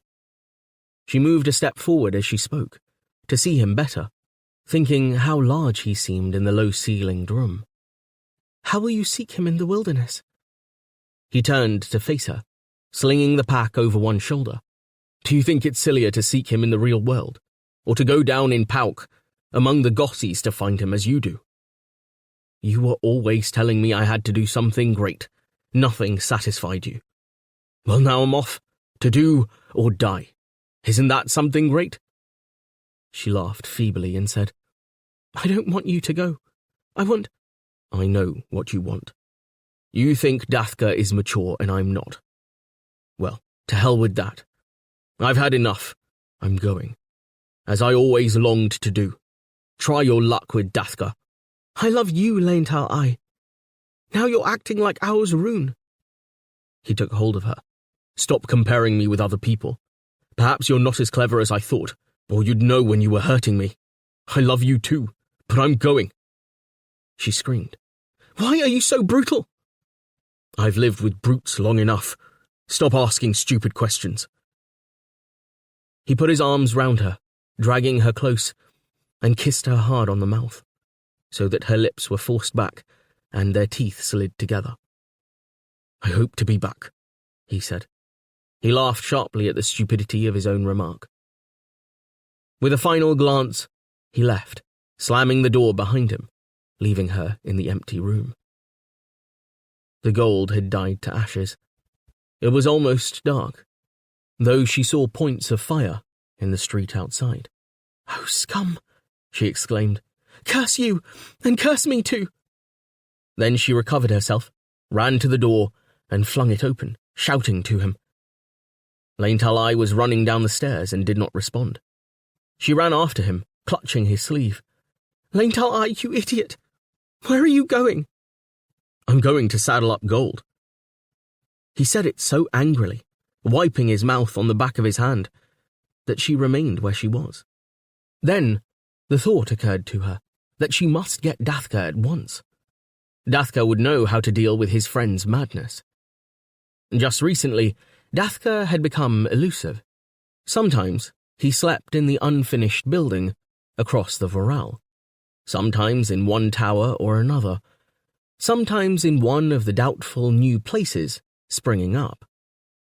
All she could think of at this hour was to run to Shaital's tower to see if he was with Vry. Fortunately, he was. He and Vry were in the middle of a quarrel. Her cheeks burned, and she cowered almost as if Dathka had struck her. Dathka looked pale with fury, but Oira broke in on them and poured out her tale, oblivious to their troubles. Dathka gave a choking noise. We can't let him leave now, just when everything's falling apart. With one deadly glance at Vry, he ran from the room. He ran all the way to the stables, and was in time to catch Leintal Eye, walking out leading Gold. They confronted each other. You're playing mad, friend. Behave sensibly. No one wants you to go. Come to your senses, and look after your own interests. I'm sick of doing what everyone wants me to do. You want me here because you need me to play a role in your schemes. We need you to see that Tanth Ein and his mate, and that slimy toad Rainil Lane. Don't take control of everything we've got. His expression was bitter. You don't stand a chance. I'm going to find Aur's rune. Dathka sneered. You're mad. Nobody knows where he is. I believe he went with Shaital to Sibonal. You fool. Forget Aur's rune. His star is set. He's old. Now it's us. You're getting out of Eldorando because you're afraid, aren't you? It so happens I still have a few friends who haven't betrayed me, including one at the hospice. What does that mean? I know as much as you know. You're getting out because you're afraid of the plague. Afterwards, Leintal Eye repeated obsessively the angry words they exchanged. Realizing that Dathka was not his ordinary, rather emotionless self. At the time, he simply acted on reflex. He struck Dathka with all his might, bringing up his open right hand and dealing his friend an upward blow under the nose with the edge of his palm. He heard the bone go. Dathka fell back immediately, clutching his face. Blood flowed and dripped from his knuckles. Leintal Eye swung himself up into the saddle, spurred Gold, and edged through the gathering crowd. Chattering with excitement, the crowd swarmed round the injured man, who staggered about, cursing, and bent double with pain. His temper still raging within him, Leintal Eye rode out of town. He had brought few of the things he intended to bring. In his present mood, it felt good to be leaving with little but his sword and a blanket. As he went, he felt in his pocket and brought out a small, carved object. In the twilight, he could scarcely make out its shape, but it was familiar to him since boyhood. It was a dog, which moved its jaw when its tail was worked up and down. He had it since the day his grandfather died. He pitched it into the nearest bush. 14. Through the Eye of a Needle. Humankind feared the bite of the fagor, but the bite of a fagor tick was more to be dreaded. The bite of a fagor tick causes a fagor no irritation, and scarcely more to a human. Its mouthparts have adapted over the millennia to pierce skin tissue with a minimum of damage, and to sucking up painlessly the fluid food it requires to further its own complex reproductive cycle. The tick possesses elaborate genital organs and no head. Its mouthparts are divided into two pairs. One pair consists of modified pincers, which penetrate and inject a cocktail of local anesthetic and anticoagulant into the flesh. The other of sensory organs, bearing a complex blade covered with teeth, which, projecting backwards, anchor the tick comfortably into position on its host. There, the tick clings, resisting dislodgement, to drop off only when gorged, unless the questing beak of a cowbird discovers it and gobbles it down as a delicacy. Multitudinous embryodocks, for the helicovirus, are provided in the cells of the tick, and there the virus tarries, inert, awaiting a certain harmonic, which will draw it into the orchestra of life, although it is sparked to quasi-activity if female phagor hosts are on estrus. Only twice in the cycle of the great Helliconian year does that harmonic trigger the active phase of the virus. A chain of events then operates that will eventually decide the fate of whole nations. Wutra, the philosophical might claim, is a helical virus. Obedient to the external signal, the virus streams forth from the cells of the tick, down its mouthparts, and into the body of a human host, where it makes its way along the bloodstream. As if tracing its own air octaves, the invading force moves through the body until it reaches its new host's brainstem and flows into the hypothalamus, causing severe inflammation of the brain and, frequently, death. Once in the hypothalamus, that ancient sector of awareness, the seat of rage and lust, the virus replicates itself with a reproductive fury which may be likened to a storm over the Nicktrike. The invasion of the human cell represents an incursion of one genetic system into the precincts of another. The invaded cell capitulates and becomes virtually a new biological unit, complete with its own natural history, much as a city may change hands in a prolonged war, belonging first to one side, then to the other. Invasion, furious replication, then the outward signs of those events. The victim manifests that manic stiffening and tightening in the sinews witnessed by Leontal I in the hospice, and many of his kind before him. On the whole, those who witnessed it left no record, for obvious reasons. These facts have been established by patient observation and careful deduction. The scholarly families of the Avernus were trained in such matters, and supported by superb instrumentation. The disability of being unable to visit the planetary surface was thus, to some extent, overcome. But their imprisonment on the Avernus had drawbacks, other than the obvious psychological ones. First-hand verification of hypotheses was not possible. Their understanding of the incursions of the so-called bone fever had recently become confused by further knowledge.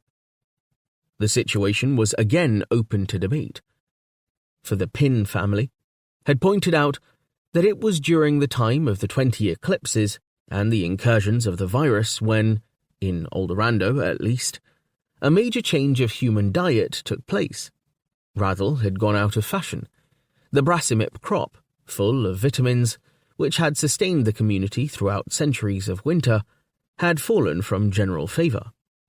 Was it, the Pins suggested, that this dietary change rendered the humans more susceptible to the bite of the tick, or to the tick's parasite, the virus? The matter was under discussion, often heated. Once more, there were hotheads who voted for an illegal expedition down to the Heliconian surface, despite the dangers. Not all who contracted bone fever died. It was noticeable that those stricken fell in different ways. Some people were aware of the approach of illness and had time to suffer apprehension or make their peace with Wutra according to their disposition. Others collapsed in the midst of an activity unwarned, while talking to friends, when walking in the fields, even when lying in love's embrace. Neither gradual nor sudden succumbing was any warrant for survival. However they sickened, only half recovered. For the rest, it was a lucky corpse, like the patients from Mar Scantium's hospice, which found a shallow grave. Many, in the general terror that assailed any stricken community, were left as carrion, while whole populations fled from their homes towards a pestilence that would embrace them on the road. So it had been as long as there had been human beings on Helliconia. The survivors of the pandemic lost a third of their normal body weight, although normal was here a relative term. They never regained the lost weight, nor did their children, nor their children's children. Spring had arrived at last. Summer was ahead, when adaptation would lie in ectomorphism. The leaner shape persisted throughout many generations, though gradually with less marked effect as subcutaneous fat again built up. The disease remaining latent, carried in the nerve cells of the survivors. This status quo continued until late summer of the great year. Then the Fat Death struck.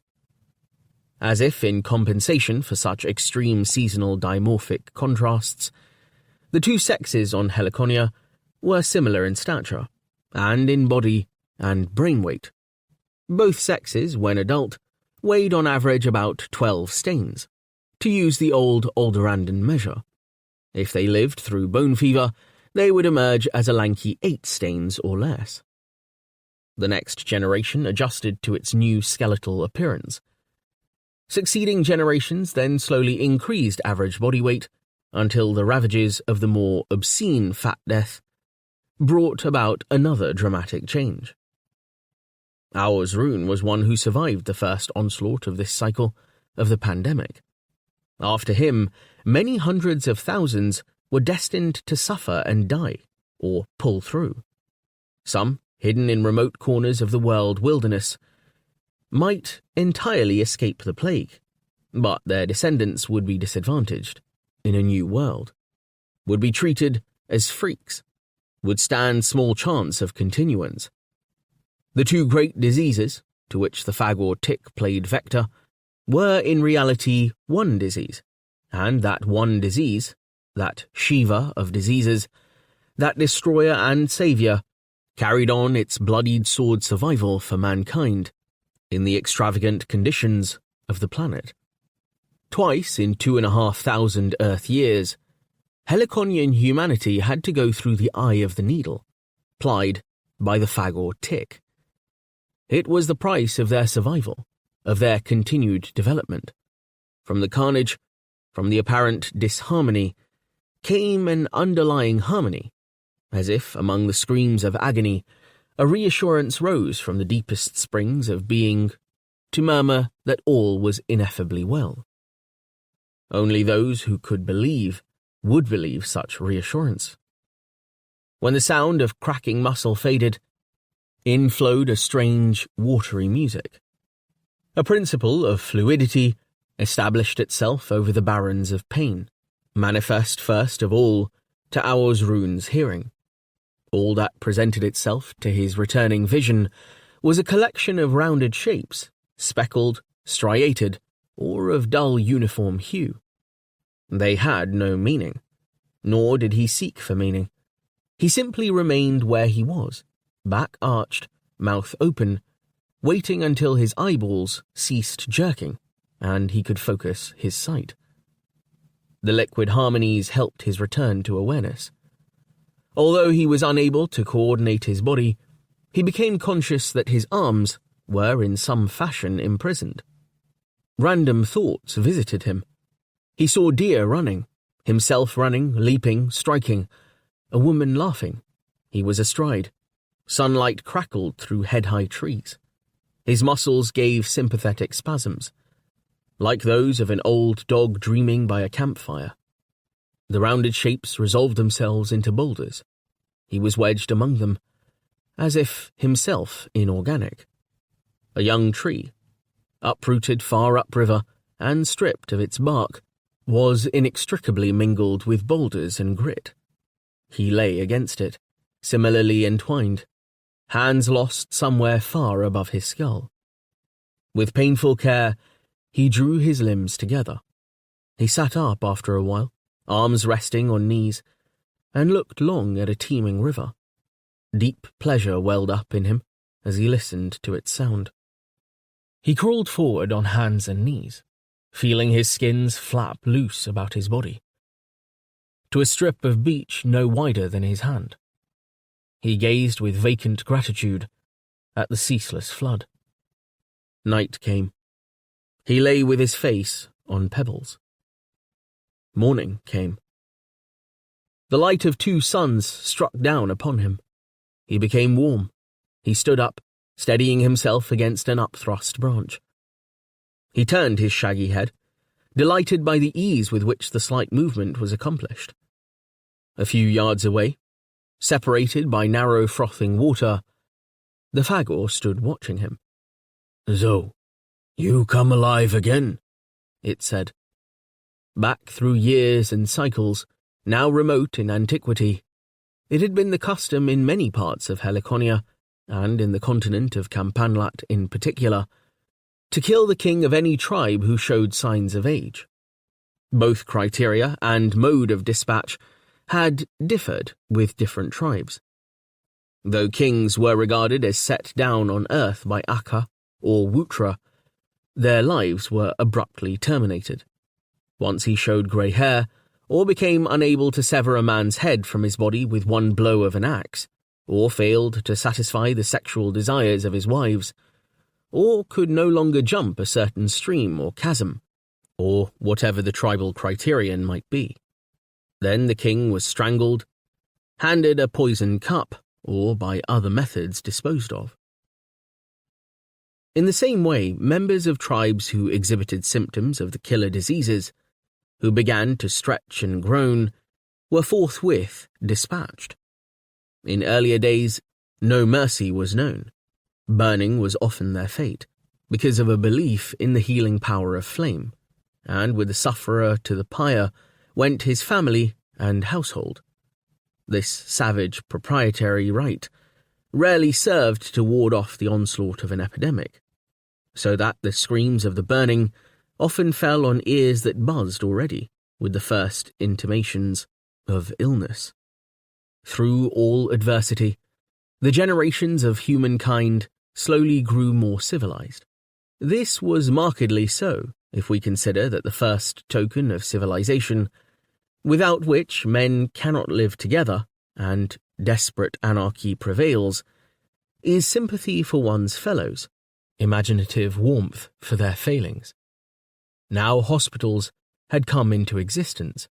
The doctors, nurses, and priests, all bent on alleviating suffering rather than terminating it brutally. Rune had recovered without such aid. Perhaps his rugged constitution helped him. Ignoring the Fagor, he staggered to the margin of the grey flood, bent slowly, and scooped water in his 2 hands to sip. Some of the water, escaping between his fingers, ran from his lips to his beard, where, caught by a breeze, it blew to one side, splashing back into the greater flood to be reabsorbed. Those neglected drops were observed in their fall. Millions of eyes caught the tiny splash. Millions of eyes followed every gesture of Rune as he stood, panting with wet mouth on his narrow island. Ranked monitors on the Earth observation station kept many things under close surveillance, including the Lord of Embrudog. It was the duty of the Avernus to transmit all signals received from the Helliconian surface back to the Helliconian Institute. The Helliconian Institute's receiver was situated on Pluto's moon, Charon, on the extreme margins of the solar system. Much of its financial support came from its edutainment channel, through which a continuous saga of Helliconian events was beamed to audiences on Earth and the other solar planets. Vast auditoria stood like conch shells upended in sand in every province. Each was capable of housing 10,000s of people. Their peaked domes aspired towards the skies from which the edutainment channel was beamed.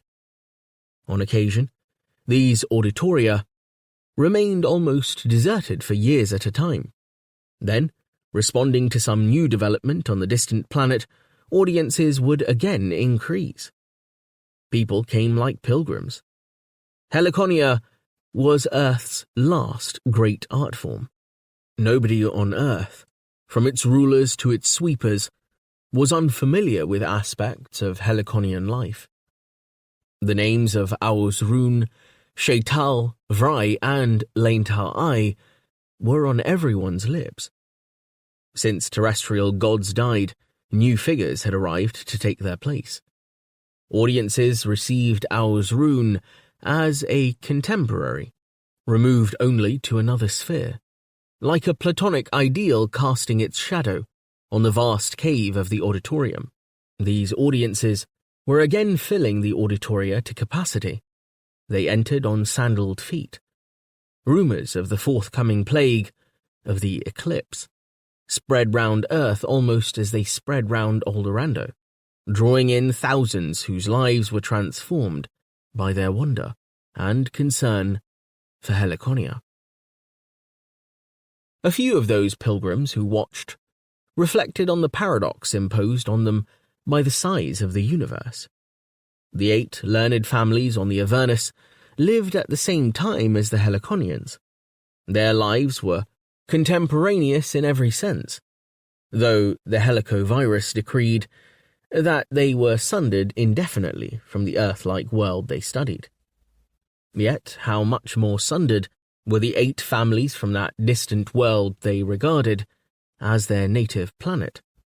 They transmitted signals back to an Earth where not one single auditorium had been constructed, where even the planners of the auditoria were as yet unborn.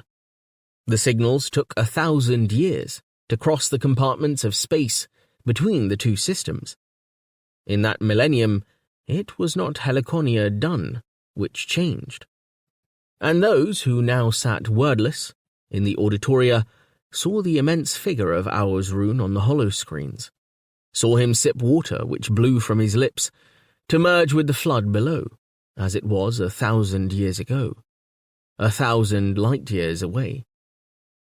The imprisoned light they watched, even the life they lived, was a technological miracle, a physical construct, and only a metaphysician with omnipresent understanding could say which lived at the moment the drips returned to the river. Aos-Rune or his audiences. Yet it required no great sophistry to deduce that, despite ambiguities imposed by limitations of vision, macrocosm and microcosm were interdependent, laced together by such phenomena as the helicovirus, whose effects were ultimately universal, though perceptible only to the phenomenon of consciousness, the eye of the needle, through which the macrocosm and microcosm became actual unity. Understanding on a divine scale might resolve the compartments between the infinite orders of being. It was human understanding which brought past and present into their cheek by jowl merging. Imagination functioned. The virus was merely a function. The 2 Yelk trotted at a brisk rate, necks held horizontally. Their nostrils dilated, for they had been trotting for some while. Sweat shone on their flanks. Their 2 riders wore high turn-down boots and long cloaks made of a grey cloth. Their faces were keen and grey, tufted with small beards on their chins. Nobody would have mistaken them for anything but Sibornalans. The pebbly path they rode was shadowed by a shoulder of mountain. The regular plud, plud, plud of the Yelk's hoofs carried out over an expanse of wilderness threaded with trees and rivers. The men were scouts belonging to the forces of the warrior priest, Festibariated. They enjoyed their ride, breathing the fresh air, regularly exchanging words, and always keeping a sharp eye for enemies. Behind them, down the trail, other Sibornellans followed on foot, leading a group of captured protognostics. The trail wound down to a river, beyond which the land rose in a rocky promontory. Its sloping cliffs were formed of broken rock strata, displaced almost vertically and studded with stubby trees. Here was the settlement ruled over by Festibariatid. The scouts forded the river at a shallow place, assaying the cliffs. The Yelk picked their way cautiously between the strata. They were northern plains animals, and not entirely happy in mountainous ground. They, and others like them, had been brought south with the annual incursion of colonists from the northern continent into Chels and the regions bordering on Panoval, hence the presence of Yelk so far south. The rear guard appeared along the trail. Its 4 members were armed with spears and escorted in their midst some luckless protognostics, captured during their patrol. Among the captives, Cathcarnet he and Cathcarnet she plodded along, still scratching themselves despite weeks as prisoners on the move. Encouraged by spearpoint, they waded across the shallow river and were forced to make their way up the cliff path, to the confines of which a scent of Yelk still clung, past a century, and so to a settlement called New Ashkatosh. To this ford, and to this perilous point, many weeks later came Laintal I. He was a Laintal I that few even of his close friends would have recognized without hesitation. He had lost a third of his body weight, and was lean, skeletal even, with paler skin, with a different expression to his eyes. In particular, the finest of disguises because transparent, he moved his body in a new way. He had suffered and survived bone fever.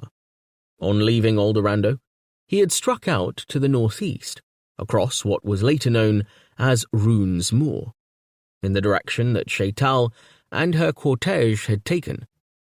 He wandered and lost the trail. The country he had known in his extreme youth, when it was covered in white and showed an open face to the skies, had disappeared under a tangle of green. What had been a solitude was now populated with danger.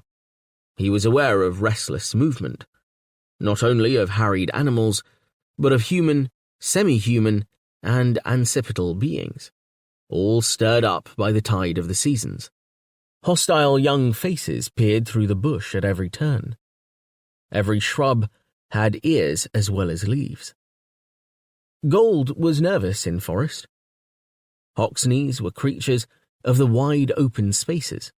She grew more and more stubborn, until Laintal I dismounted, grumbling, and led the animal. He found himself at last by a stone tower, to which he had climbed through a seemingly endless forest of birch and fern. He tied Gold to a tree before reconnoitering. All was quiet. He entered the hollow tower, where he rested, feeling ill. When he climbed to the top, he recognized his surroundings. The tower was one he had visited in his carefree wanderings, looking out to bare horizons. Full of vexation and fatigue, he left the tower. He sank down wearily, stretched, and found himself unable to bring his arms down. Cramps racked him. A fever took him like a blow, and he arched over backwards in delirium, as if he planned to break his spine. Small, dark men and women emerged from hiding and regarded him, creeping stealthily nearer. They were protognostics of the Nondad tribe, hairy creatures who stand no higher than Laintal's waist. Their hands were 8-fingered, but concealed largely by the thick, sandy hair that grew like cuffs from their wrists. Their faces resembled Asokins, protruding muzzles giving them the same rather wistful appearance as the Mahdi's. Their language was a mingling of snorts, whistles, and clicks, in no way resembling Olonets, although a few transfusions from the old language had taken place. They consulted themselves, and finally decided to bear the Freyrian away, since his personal octave was good. A line of proud Rajabarals grew on the ridge behind the tower, their boles concealed by the strands of birch. At the base of one such tree, the Nondads entered their earth, dragging Laental with them, snorting and chuckling at their own difficulty. Gold snorted, and plunged at the rain, to no avail. Her master disappeared. Among the roots of the great tree, the Nondads had their safe home. This was the 80 Darknesses. They slept on beds of bracken to ward off the rodents who shared the earth with them. Their activities were dictated by custom. It was a custom to select kings and warriors at birth, to rule over and protect them. These rulers were trained to fierceness, and savage battles to the death took place among the 80 Darknesses. But the kings served as surrogates for the rest of the tribe, acting out their innate violence, so the rank and file of the 80 Darknesses were meek and loving, clinging close to each other without much sense of personal identity. Their impulse was always to husband life. Laental life was husbanded, although they would have devoured him down to the last phalange had he died. That was custom. One of the females became Snochtruix to Laental, lying against him, caressing and stroking him, sucking his fevers. His deliriums became choked with animals, small as mice, large as mountains. When he woke into the dark, it was to find he had an alien companion, close as life, who would do anything to save him and make him whole. Feeling himself to be a gossi, he yielded ardently to this new mode of being, in which heaven and hell delivered themselves in the same embrace. As far as he could ever understand the word, Snochtruix meant a kind of healer, also stealer, dealer, and above all, feeler. He lay in the dark in convulsion, limbs contorted, sweating away his substance. The virus raged uncontrollably, forcing him through the terrible eye of Shiva's needle. He became a landscape of sinew, over which the armies of pain battled. Yet the mysterious Snochtruix was there, giving of her presence. He was not entirely in isolation. Her gift was healing. In time, the armies of pain retreated.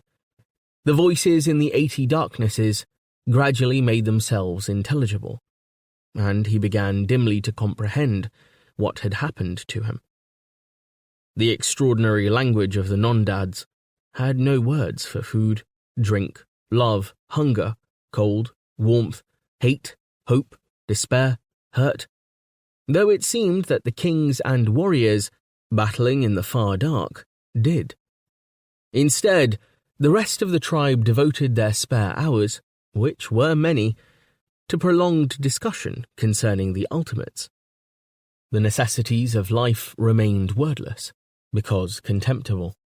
It was the ultimates that mattered. Laental, amid the suffocations of his succubus, never mastered the language enough to comprehend the ultimates, but it appeared that the main thrust of the debate, which also was a custom carried through many generations, was to decide whether all should merge their identity into a state of being within the great god of darkness, Withram, or whether they should cultivate a different state. Long was the discourse about that different state, unbroken even when the Nondads ate. That they were eating gold never occurred to Laental. His appetite had gone. Meditations concerning the different state flowed through him like water. That different state was somehow equated with a great many things, some extremely uncomfortable, including light and battle. It was the state thrust upon the kings and warriors, and might be roughly translated as individuality. Individuality opposed Withram's will. But in some way, or so the argument seemed to go, as entangled as the roots among which it was unravelled. Opposing Withram's will was also following it. Everything was very confusing, especially when in one's arms lay a small, hairy Snocktroix. She was not the first to die. They all died quietly, crawling off among the 80 darknesses. At first, he was aware only that fewer voices joined in the harmonics of argument. Then the Snocktroix also became rigid. He clutched her tight, in an anguish of which he had not known himself capable. But the non-dads had no resistance to the disease Leintal Ai had brought down into their earth. Disease and recovery was not a custom. Within a short while, she too was dead. Leintal Ai sat and wept. He had never seen her face, through its little meagre contours, behind which such richness seemed to dwell, were familiar to his fingertips. The discussions of ultimates came to an end. The last click, snort, whistle faded into the 80 darknesses. Nothing had been decided. Even death, after all, had shown some indecision on the subject. It had been both individual and corporate. Withram alone could say if he was pleased, and, in the manner of gods, Withram maintained silence on the subject. Overwhelmed by shock, Leintal Ai fought to bring together his scattered wits.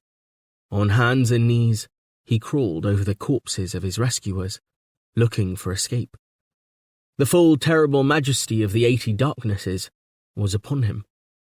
He said to himself, endeavouring to maintain the argument, "I have individuality. Whatever problems my dear friends the non-dads had, I know I am myself. I cannot escape being myself. I must therefore be at peace with myself. I do not have to undergo that perennial debate they underwent. That's all settled in my case. Whatever happens to me, I know that, at least. I am my own man, whether I live or die. I can conduct myself accordingly. It's vain to seek Aosrun. He is not my master. I am. Nor has Oira so much power over me that I must become an exile. Obligations are not slaveries." And similarly, on and on, until the words bore little meaning even to himself. The maze among the roots yielded no exit. Many times, when a narrow tunnel took an upward curve, he would crawl forward hopefully, only to come against a blind end, in which a corpse lay curled, with rodents conducting their own kind of debate over the entrails. Passing through a widening chamber, he stumbled over a king. In the darkness, size had less meaning than in the light. The king felt enormous as he landed claws first, roaring. Leintal Ai rolled over, kicking, yelling, struggling, to get out his dagger, and the terrible shapeless thing bit and slashed its way towards his throat. He heaved himself over, trying to flatten it, without effect. An elbow in its eye made the assailant temporarily less enthusiastic. Out came the dagger, to be kicked away as the scrimmage was renewed. His searching fingers found a root. Dragging himself closer to it, he pinned one of the king's arms round the root, and battered at the sharp-fanged head. Then the raging thing was loose again, flinging itself down on Leintal Ai, with unabated fury. The two figures made one figure in hatred, knocked down on themselves earth, filth, and scuttling things. Limp after the ravages of bone fever and his long fast, Leintal Ai felt his will to fight weakening. Claws raked his side. Suddenly, something slammed into their joined bodies. Savage roars and clicks filled the air. So total was his confusion that he took a moment to realize there was a third assailant in the dark. One of the non-dad warriors. The warrior was concentrating most of its venom on the king. It was like being caught between two porcupines, Rolling and kicking, Laental Eye fought himself loose from the fray, grasping his dagger, and managed to drag himself bleeding into an obscure corner. Drawing his legs up so that his shins protected his body and face from frontal attack, he found a narrow entryway above his head. Cautiously, he pushed his way up into a tunnel, scarcely wider than his body. Before the fever struck, he would never have squeezed himself through. Now, with python-like contortions, he managed it, eventually dropping into a small, round chamber in the earth. He felt dead leaves under his hands. He lay there, gasping, listening with fear to the sounds of combat nearby. "Light by the sentinels," he gasped. A faint greyness like mist pervaded the nook. He had struggled to the edge of the 80 darknesses. Fear drove him to follow the light. He wormed his way out of the earth and stood trembling beside the bare concave flank of a Rajabaral. The light was a cascade, pouring from the tall lake of the sky. For a long while he remained breathing deep, wiping blood and earth from his face. He looked down at his feet. A savage ferret face stared up at him, then disappeared. He had quit the realm of the non-dads, and his visitation had left most of them dead. His mind dwelt poignantly on his Snoktruix. Sorrow filled him, and amazement, and gratitude. One of the sentinels was overhead. Near the horizon was the other, Batalix, its rays striking almost horizontally through the great, silent forest, creating a sinister beauty of its ocean of leaf. His skins were in tatters, his flesh was incised by long wheels, seeping blood where the claws of the king had raked him. Although he looked about and called once for gold, it was without hope. He did not expect to see his Hoxne again. His hunterly instincts warned him against staying where he was. He would become prey to something unless he moved, and he felt too faint to fight another battle. He listened to the Rajabaral. Something inside it rumbled. The non-dads had set great store by the trees under whose roots they lived. Withram was said to live at the top of the Rajabaral drum, and occasionally to burst out in fury upon a world that was so unjust to protognostics. What would Withram do, he wondered, when all the non-dads died? Even Withram would be forced to a new individuality. "Wake up," he said, realizing how his mind wandered. He saw no sign of the ruinous tower by which he might have oriented himself. Instead, putting Batalix at his back, he began to move among the speckled trunks of the forest. Body and limbs felt pleasantly insubstantial. Days passed. He hid from groups of fagors and other foes. He felt no hunger. The disease had left him without appetite, and with an unclouded brain. He found his mind filled with things that Vry had said to him, and Shaital, and his mother and grandmother. How much was owed to women, and to the Snoktruix?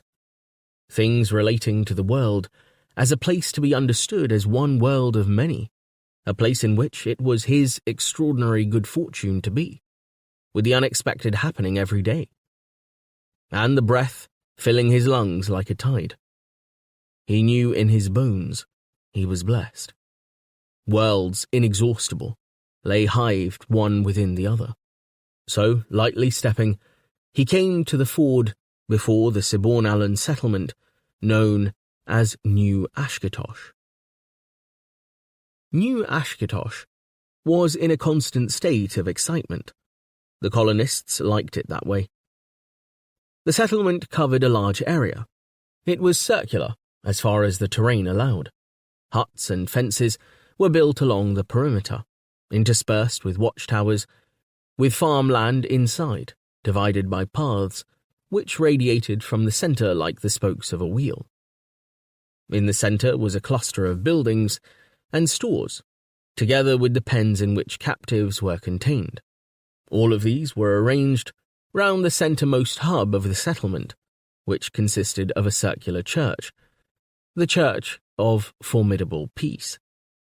Men and women came and went in a business-like way. No loitering was allowed. There were enemies. Sibonal always had enemies within and without. The outside enemy was anyone or anything not of Sibonal. Not that the Sibornalans were hostile, but their religion taught them to be cautious, and in particular, to be cautious of anyone from Panoval, or of the Fagorian kind. Beyond the settlement, scouts ranged, mounted on Yelk. They brought news hourly of the progress towards the settlement of scattered bodies of Fagors, followed by a veritable army of the Ancipitals descending from the mountains. The news caused controlled alarm. Everyone was alert. There was no panic. Although the Sibornalan colonists were hostile to the two-horned invaders, and vice versa, they had developed an uneasy alliance which kept conflict to a minimum.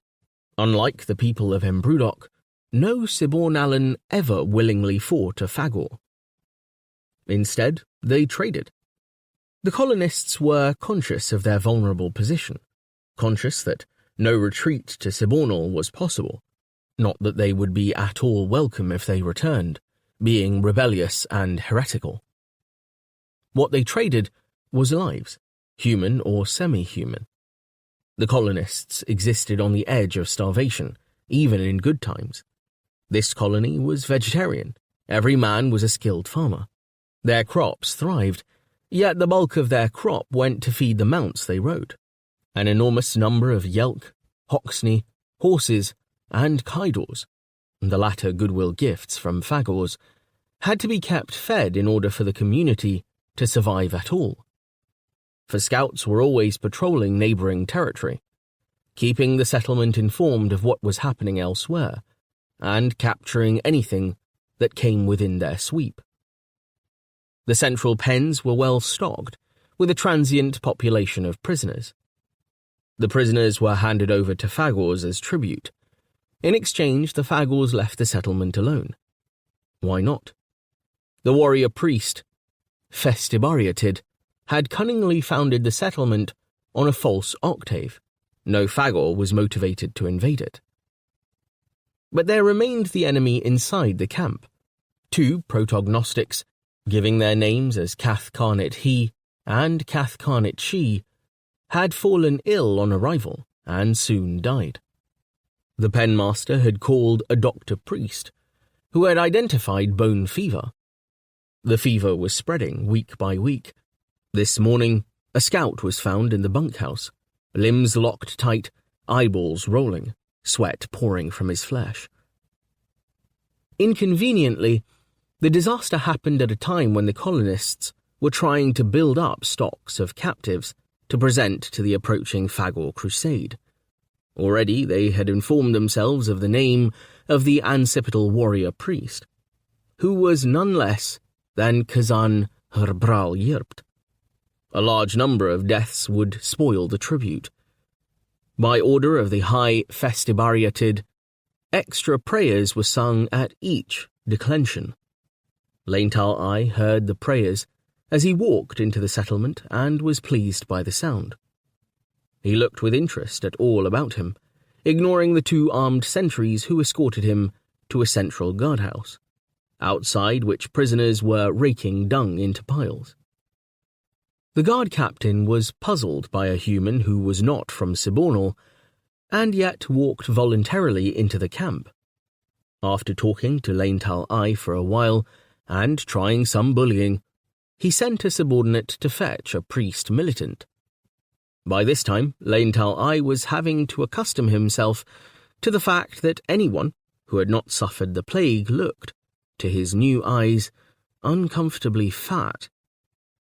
The priest militant looked uncomfortably fat.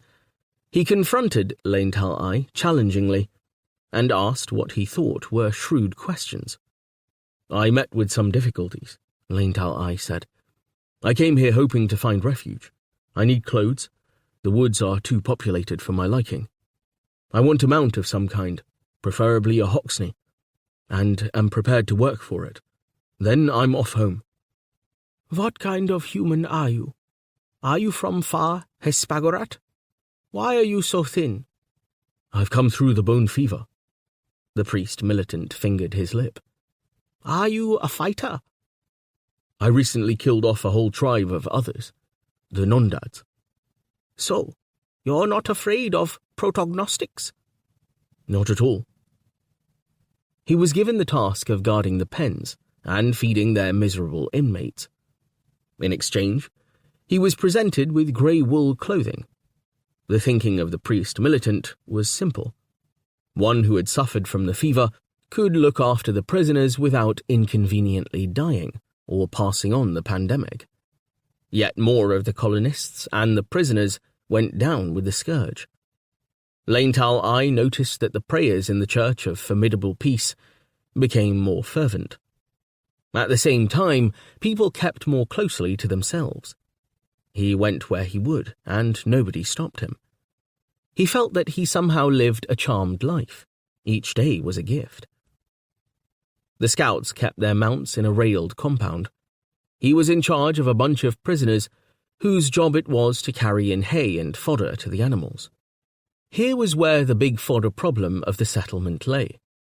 An acre of green grass could feed 10 animals for a day. The settlement had 50 mounts, used for scouring an increasingly large area. They consumed an equivalent of 24,000 acres per year, or rather less, since some feeding was done beyond the perimeter. This grave problem meant that the Church of Formidable Peace was generally full of half-starved farmers, a rare phenomenon, even on Helliconia. Laental I refused to shout at the prisoners. They worked well enough, considering their miserable circumstances. The guards stayed at a distance. A light rain made them keep their heads down. Only Laental I took notice of the mounts as they crowded round, thrusting forward their soft muzzles, breathing gently in expectation of a treat. The time was coming when he would select a mount and escape. In a day or two more, the guard would be disorganized enough for his purposes, judging by the way things were going. He looked a second time at one of the Hoxney mares. Seizing up a handful of cake, he approached her. The animal's stripes ran orangey yellow from head to tail, with a dark powdery blue between. Loyalty. The mare came over to him, taking the cake and then plunging her nose under his arm. He clung to her ears and petted them. Where's Shaital, then? He asked. But the answer was obvious. The Siborn-Allans had caught her and traded her to the Fagors. She would never get to Sibornal now. By this time, Shaital was a Gossi, she and her little party, one with time. The name of the guard captain was Skitto Sherrill. A wary friendship developed between him and Laental I. Laental I could see that Skitto Sherrill was frightened. He touched nobody, and wore a posy of rage and scantium at his lapel, to which his long nose frequently resorted, hoping to protect its owner from the plague. Do you Aldorandans worship a god? He asked. No, we can look after ourselves. We speak well of Wutra, that's true, but we kicked all his priests out of Embrudok several generations ago. You should do the same in New Ashkatosh. You'd have an easier life. Barbarian behavior. That's why you caught the plague. Vexing god. 9 prisoners died yesterday and 6 of your people. You pray too much and it does no good. Skitto Sherrill looked angry. They stood in the open, a breeze rippling their cloaks. The music of prayer drifted over to them from the church. Don't you admire our church? We're only a simple farming community, yet we have a fine church. There's nothing like it in Aldorando, I'll gamble. It's a prison. But as he spoke, he heard a solemn melody coming from the church which addressed him with mystery. The instruments were joined by voices, uplifted. Don't say that. I could have you beaten. Life's in the church. The circular great wheel of Carnabar. the holy centre of our faith. If it was not for the great wheel, we'd still be in the grip of snow and ice." He made a circle on his forehead with his index finger as he spoke. "How's that?" "It's a wheel that moves us closer to Freya all the time. Don't you know that? I was taken to visit it on pilgrimage as a child, into the Shivering Mountains. You are not a true Siborn Allen unless you've made the pilgrimage." The following day brought another 7 deaths. Skitto Sherrill was in charge of the burial party, which consisted of Māori prisoners, scarcely competent enough to dig graves. Lane Talai said, "I had a dear friend who was captured by your people. She wished to make a pilgrimage to Siborno, to consult the priests of that great wheel of yours. She thought they might be the source of all wisdom. Instead, your people made her prisoner and sold her to the stinking Fagor. Is that how you treat people?" Skitto Sherrill shrugged. "Don't blame me. She was probably mistaken for a Pranoval spy." "How could she be mistaken? She rode a Hoxney, as did members of her party. Have the people of Panoval Hoxneys? I never heard so. She was a splendid woman, and you brigands handed her over to the Fuggies." "We're not brigands. We just wish to settle here in peace, moving on when the ground's used up." "You mean when you've used up the local population? Fancy trading women in exchange for your safety?" Grinning uneasily, the Siborn Allen said, "You barbarians of Campanlat, you don't value your women." "We value them highly." "Do they rule?" "Women don't rule." "They do in some countries of Siborno. In this settlement, see how well we take care of our women. We have women priests." "I haven't seen one." "That's because we take care of them." He leant forward. "Listen, Leintal I understand you are not a bad fellow, all things considered. I'm going to trust you. I know the state of affairs here. I know how many scouts have gone out and not returned. They've died of the plague in some miserable thicket, and had no burial. Their corpses probably devoured by birds or others. It's going to become worse while we sit here. I'm a religious man, and I believe in prayer. But the bone fever is so strong that even prayer cannot prevail against it. I have a wife I love dearly. I wish to strike a bargain with you." As Skitto Sherrill spoke, Leintal stood on a low eminence, looking down a miserable bit of ground which sloped towards a stream. Stunted thorn trees grew along the watercourse. Among the stones littering the slope, the prisoners were slinging back earth, while 7 cadavers, the Siborn Allen corpses wrapped in sheets, lay in the open, awaiting burial. He thought to himself, I can understand why this overweight lump wishes to escape. But what is he to me? He's no more than Shaital, a Minlim, and the others were to him. What's your bargain? 4 yelk, well fed. Me, my wife, her maidservant, you. We leave together. They'll let me through the lines without difficulty. We ride back with you to Old Orando. You know the way. I protect you. See to it that you have a good steed. Otherwise you'll never be allowed to get away from here. You're too valuable, particularly when matters get worse. Do you agree? When do you plan to leave? Skitto Sherrill buried his nose in the posy and looked up searchingly at Leintal Eye. You say a word of this to anyone and I'll kill you. Listen, the crusade of the Fagor Kazan, her brow yipped, is due to start passing here before Freya set, according to our scouts. We 4 will follow on afterwards. The Fagors will not attack us if we are in their rear. The crusade can go where it will. We shall progress to Old Orando. Are you planning to live in such a barbarian place? Leintal Eye asked. We shall have to see how barbarian it is before I answer that. Don't try to be sarcastic to your superiors. Do you agree? I'll have a Hoxney rather than a Yelk, and choose it myself. I've never ridden a Yelk, and I want a sword, white metal, not bronze. Very well. You agree then. Do we shake hands on it? I do not touch other hands. Verbal agreement is enough. Good. I'm a God-fearing man. I'll not betray you. See you don't betray me. Get these corpses buried while I go to prepare my wife for the journey."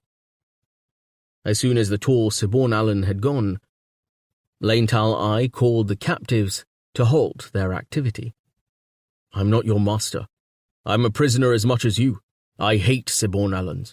Throw these corpses in the water and cover them with stones. It'll save you labor. Wash your hands afterwards." They gave him suspicious looks instead of thanks. He in his grey woolen garments, tall standing above them on the bank.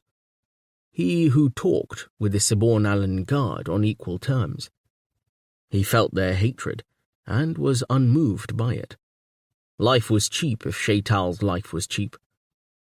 As they scrambled among the corpses, they brushed the sheet from one of them, so that he glimpsed an ashen face underneath, frozen in its anguish.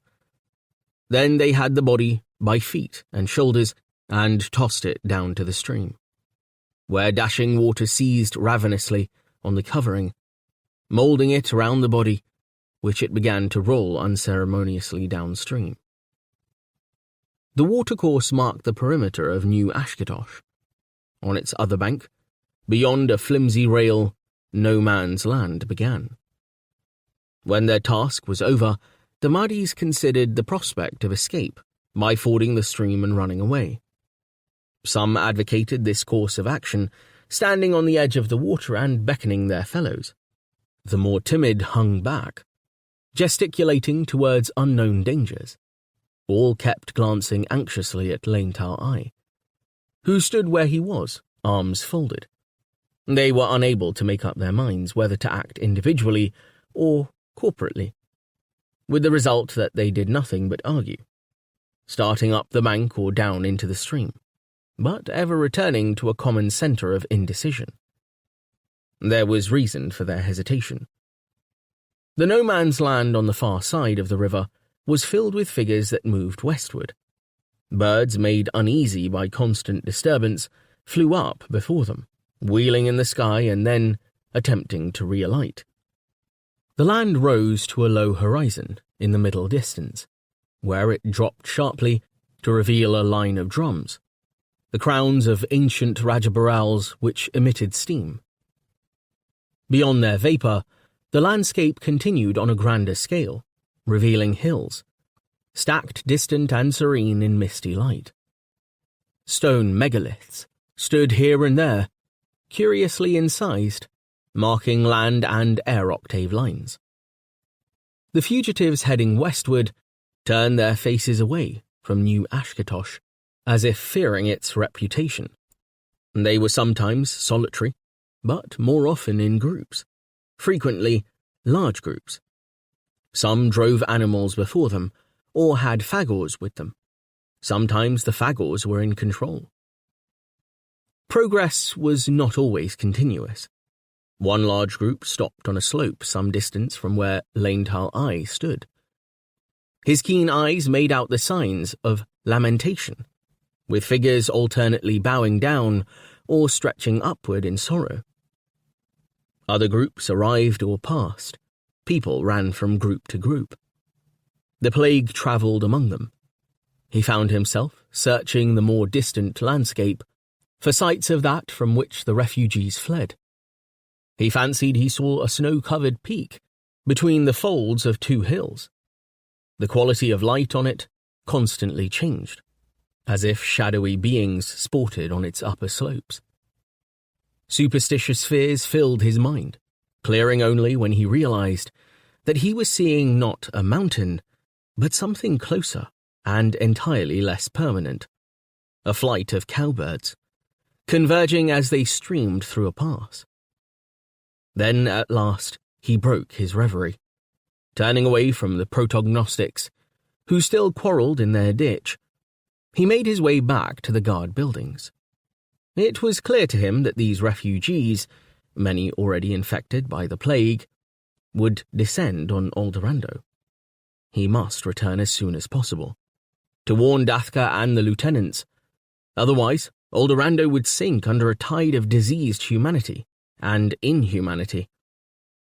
Anxiety for Oira tugged at him. He thought of her too little since the days of his Snoktruix. The suns shed warmth on his back.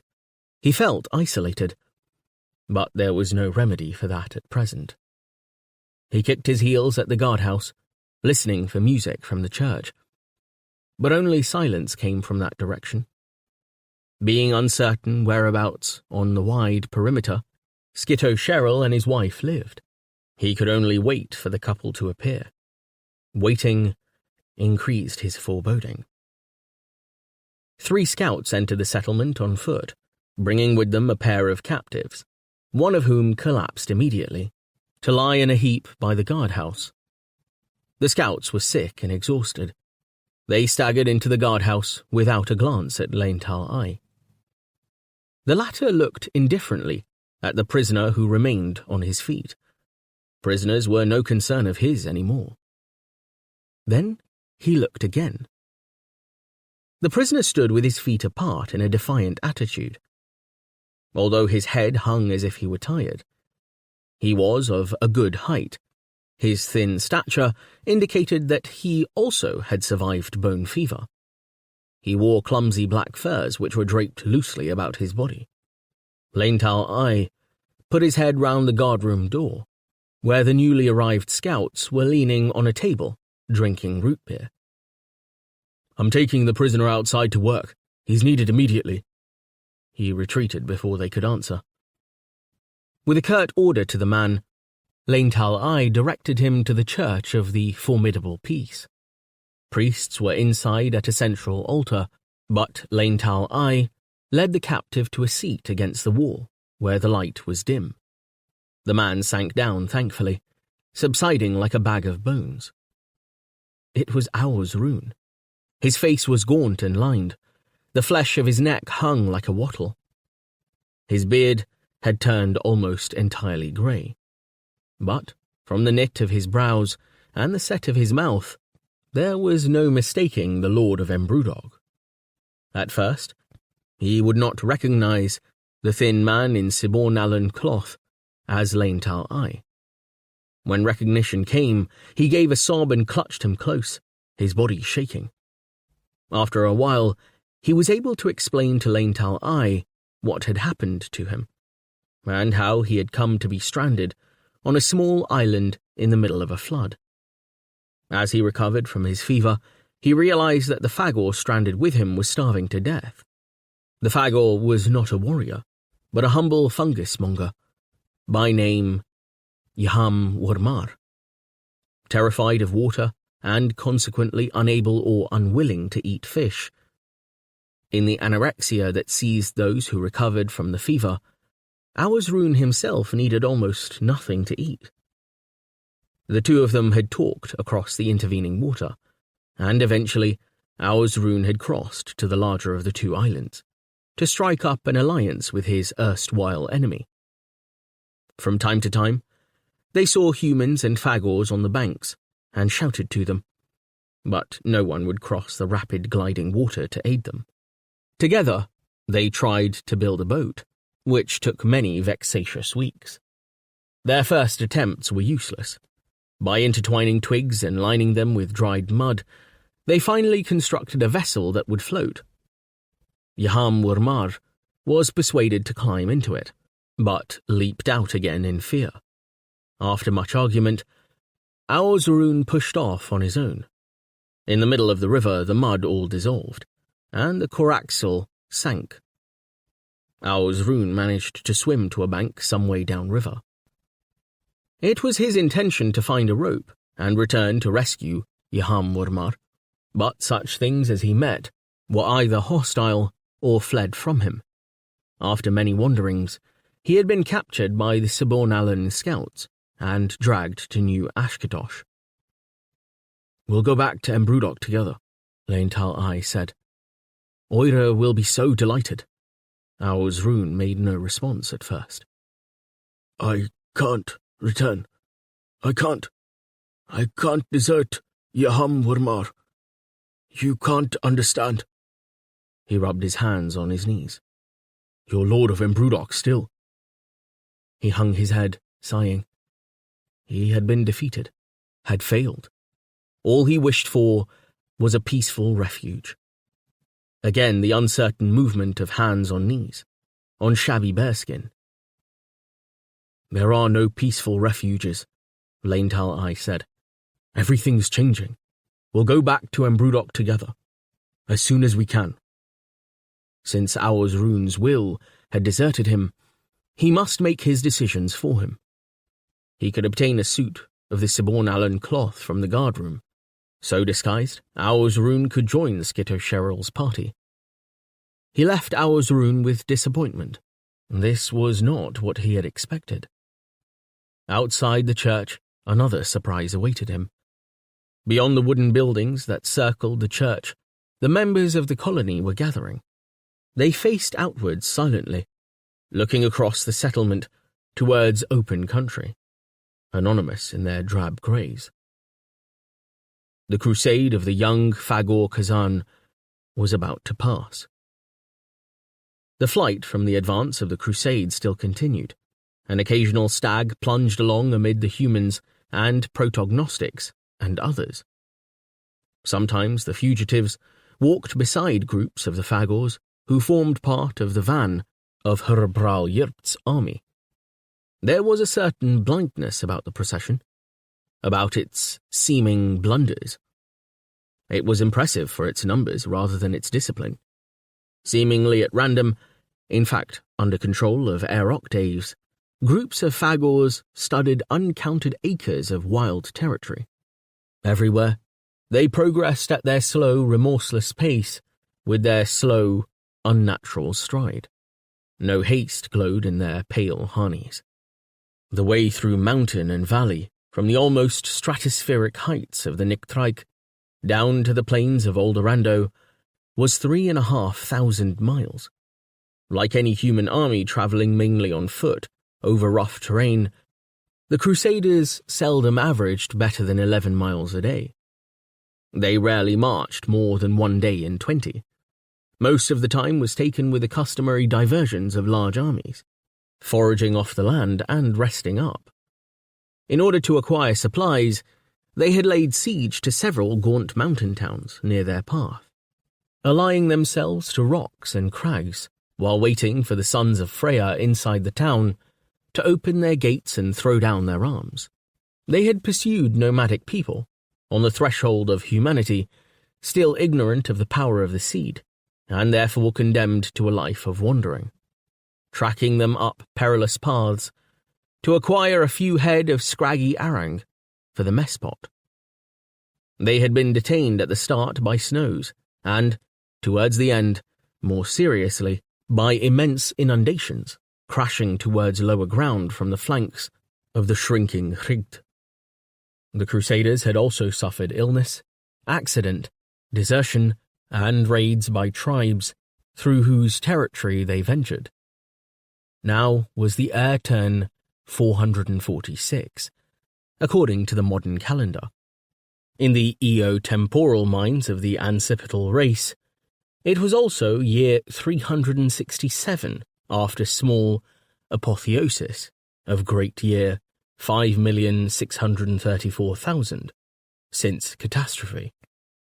13 heir turns had passed since that day when the Stungabag horn had first sounded along the icy cliffs of the home glacier. But Alex and lowering Freya were low in the western sky and close together, as the crusade plodded on the last stage of its journey.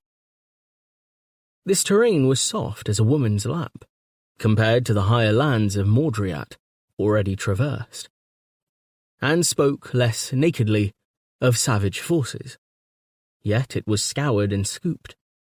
True, the season had patched it with trees, the acid-green leaves of which spread their points horizontally, as if compressed by invisible air octaves. But no foliage could disguise the great geological anatomy beneath. That anatomy had been corroded too recently by centuries of frost. It was a land fit to support without sustaining the restless soul of life, in whatever form that soul was cast. It constituted the unedited manuscript of Wutra's great story. The chunky bodies of the Fagor army were autochthonous manifestations of the place.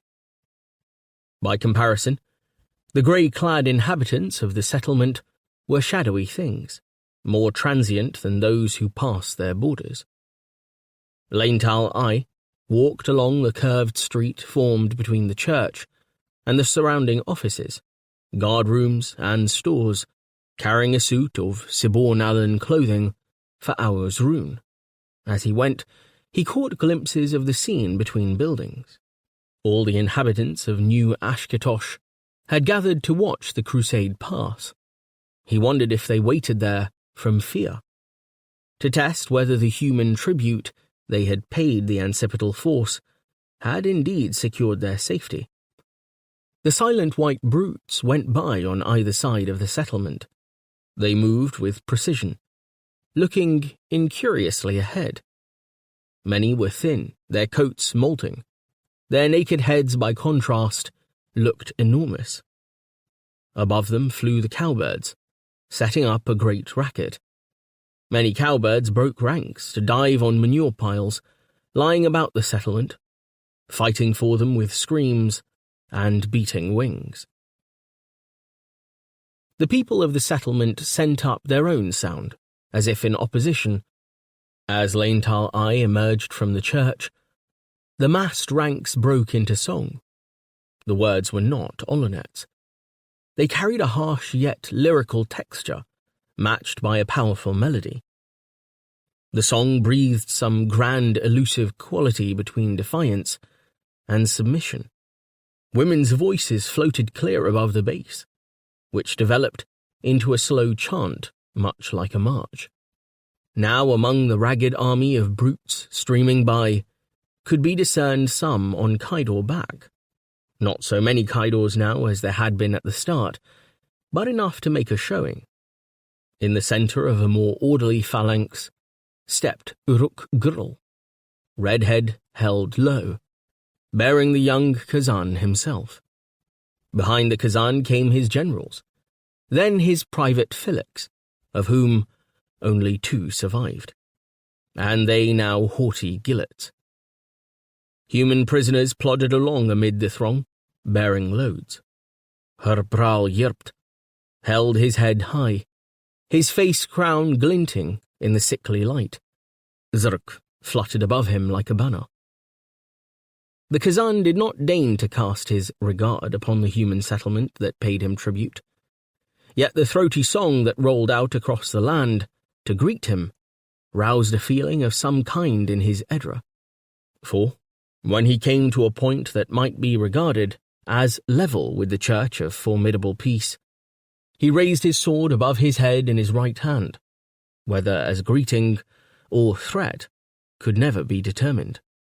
Without pause he continued on his way. Seeing that Aur's rune kept by his side, Laintal I led him to the guardhouse. There they waited, until Skitosheril arrived, bringing along his wife and a maidservant loaded with baggage. "Who's this?" Skitosheril demanded, pointing to Aur's rune. "Are you breaking your side of our bargain already, barbarian?" "He's a friend of mine. Let that suffice. Where are your Fagor friends going?" The Siborn-Allen shrugged one shoulder, as if denial was hardly worth 2. "Why should I know? Stop them and ask if you're curious." "They are heading for Aldorando. Don't you know that? You brigands, so friendly with the brutes, singing a song to their leader. If I knew where every little barbarous town in the wilderness stood, I should hardly rely on you to show me the way to one of them." They were confronting each other angrily, when Skitosherril's wife pushed forward and said, "Why are you arguing, Babo? Let's get on with the plan. If this man says he can lead us to Ondoro, then encourage him to do so." "Of course, dear," Skitosherril said, sketching a rictus of a smile in her direction. Scowling at Laintal I, he made off, returning very soon with a scout who led several head of Yelk. His wife contented herself with surveying Laintal I and Aur's rune in silent contempt. She was a sturdy woman, almost as tall as her husband, shapeless under her grey garments. What made her remarkable in Laental Ai's eyes was her fair, straight hair and her light blue eyes. Despite her harsh expression, they had a pleasant effect. He said to her cordially, "I will take you to Aldorando in safety. Our town is beautiful and exciting, and boasts geysers and stone towers. The Hour Whistler will amaze you. You are bound to admire all you see." "I'm not bound to admire anything," she said severely, as if regretting this response. She asked his name in more cordial terms. "Let's move. Sunset's upon us," said Skitto Sherrill briskly. "You two barbarians will ride Yelk. No Hoxneys available. And this scout will accompany us. He has orders to be firm with any trouble." "With any trouble at all, really," said the scout from under his cowl. As Freya sank to the horizon, they moved out, 6 of them with 7 Yelk, 1 used for baggage. They passed the sentries at the western entrance of the settlement without incident. The guards stood there dejectedly, shadowy in the declining light, staring into the gathering gloom. The party entered the wilderness, following the last of the Khazan's shaggy army. The ground was trampled and fouled from the passage of many feet. Laental Ai led the others. He ignored the discomforts of the Yelk saddle. A suffocating weight lay on his heart, and Edra, as he thought of the savage Fagor army somewhere ahead of him. With growing certainty, he believed that they would encompass Aldorando on their route. Whatever their ultimate destination, it was up to him to spur on as fast as possible, outflank the crusade, and warn the city. He kicked the Yelk in the ribs, heaving it on by mental force. Oira and her smiling eyes represented all that was dear in the city. His long absence was nothing he regretted, since it had brought him new understanding of himself, and new respect for her insight. She had seen his lack of maturity, his dependence on others, and had wished better for him, perhaps without being able to articulate that wish. His return would bring her at least something of those necessary qualities, provided he arrived in time. They entered into a murky forest, through which a faint trail glimmered, as metallics set in golden sheen. The trees were young as yet, growing like weeds, their crowns scarcely higher than the heads of the riders. Phantoms moved close by. A thin trail of protognostics wended its way eastwards. By holding to its own mysterious octave, it had somehow managed to evade the Khazan and thread its course through his ranks. Haggard faces moved palely among the eclipsing saplings. He hunched his thin frame in the saddle and looked back. The scout and Aur's rune brought up the rear, hardly distinguishable in the twilight. Aur's rune's head was down. He looked lifeless and broken. Then came the maidservant, with the baggage Yelk. Directly behind Laental Ai rode Skitto Sherrill and his wife, their faces shaded by grey cowls. His gaze sought her pale face. Her blue eyes glinted, but something frozen in her expression frightened him. Was death already creeping up on them? Again he kicked the slow-moving Yelk, forcing it towards the dangers ahead. 15. The stench of burning. Silence reigned over Aldorando. Few people walked in the streets. Of those who did, most carried some nostrum or other to their face, sometimes keeping it in place with a mask over nose and mouth. Herbs were most highly regarded for this purpose. They fended off plague, flies, and the stink of bonfires. High over the houses, the 2 sentinels, only a hair's breadth apart, glared down like eyes. Beneath the tiles and slates, the population waited. Everything that organization could do had been done. Now only waiting remained. The virus moved from one quarter of the city to another. 1 week, most deaths would have been confined to the southern quarter, the so-called Pauk, and the rest of the city would breathe more freely. Then the district across the Varal would be chastised, to the relief of other districts. But in another few days, the plague might make lightning visitation to its previous haunts, and lamentations would burst out from streets, even households where similar cries had only recently been heard. Tanth Ein and Farrelin Ferd, lieutenants of Embrudoc, together with Rainil Leon, master of the Mint, and Dathka, lord of the Western Veldt, had formed a fever committee, on which they themselves sat, together with useful citizens such as Mar Scantium of the Hospice, aided by an auxiliary body formed by the pilgrimage from Panoval, the Takers, who had stayed in Aldorando to preach against its immorality. Laws had been passed to deal with the ravages of the fever. Those laws were enforced by a special police contingent. Notices were posted in every street and alley, warning that the penalties for concealing dead bodies and for looting were the same. Execution by fag or bite, a primitive punishment that sent refined shudders through the rich merchants. Notices posted outside the city warned all those who approached that the plague ruled. Few of those fugitives who came from the east were rash enough to ignore the warning. They ringed their foreheads and skirted the city.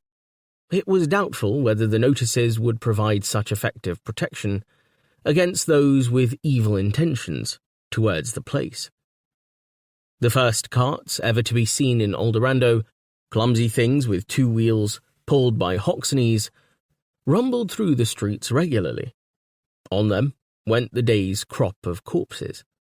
Some left shrouded in the street, some thrown unceremoniously out of doorways or dropped naked from upper windows. No mother or husband or child, however beloved in life, but caused sickening revulsion when dying, and worse when dead. Though the cause of the fever was not understood, many theories existed. Everyone believed that the disease was contagious.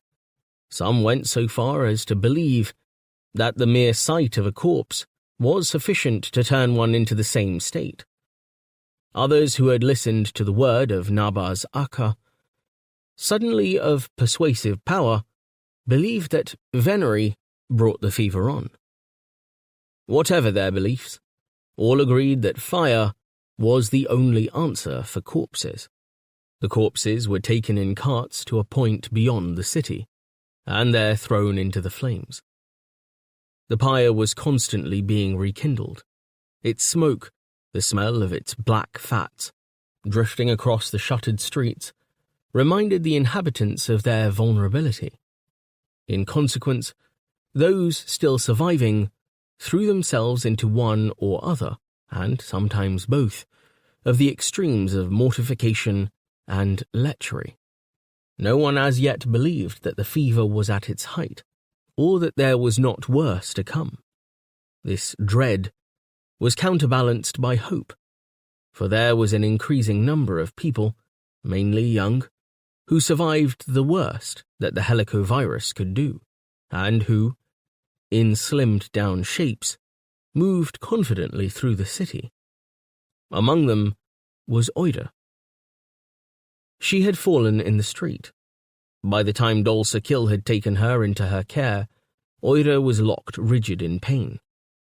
Dol looked after her without fear for herself, with that listless indifference which was an established part of Dol's manner. Despite the prognostications of friends, she did not fall ill herself, and lived to see Oida come through the eye of the needle, looking slender, even skeletal. The only precaution Dol had taken was to send her child, Rastil Rune, to stay with Amin Lim's man and his child.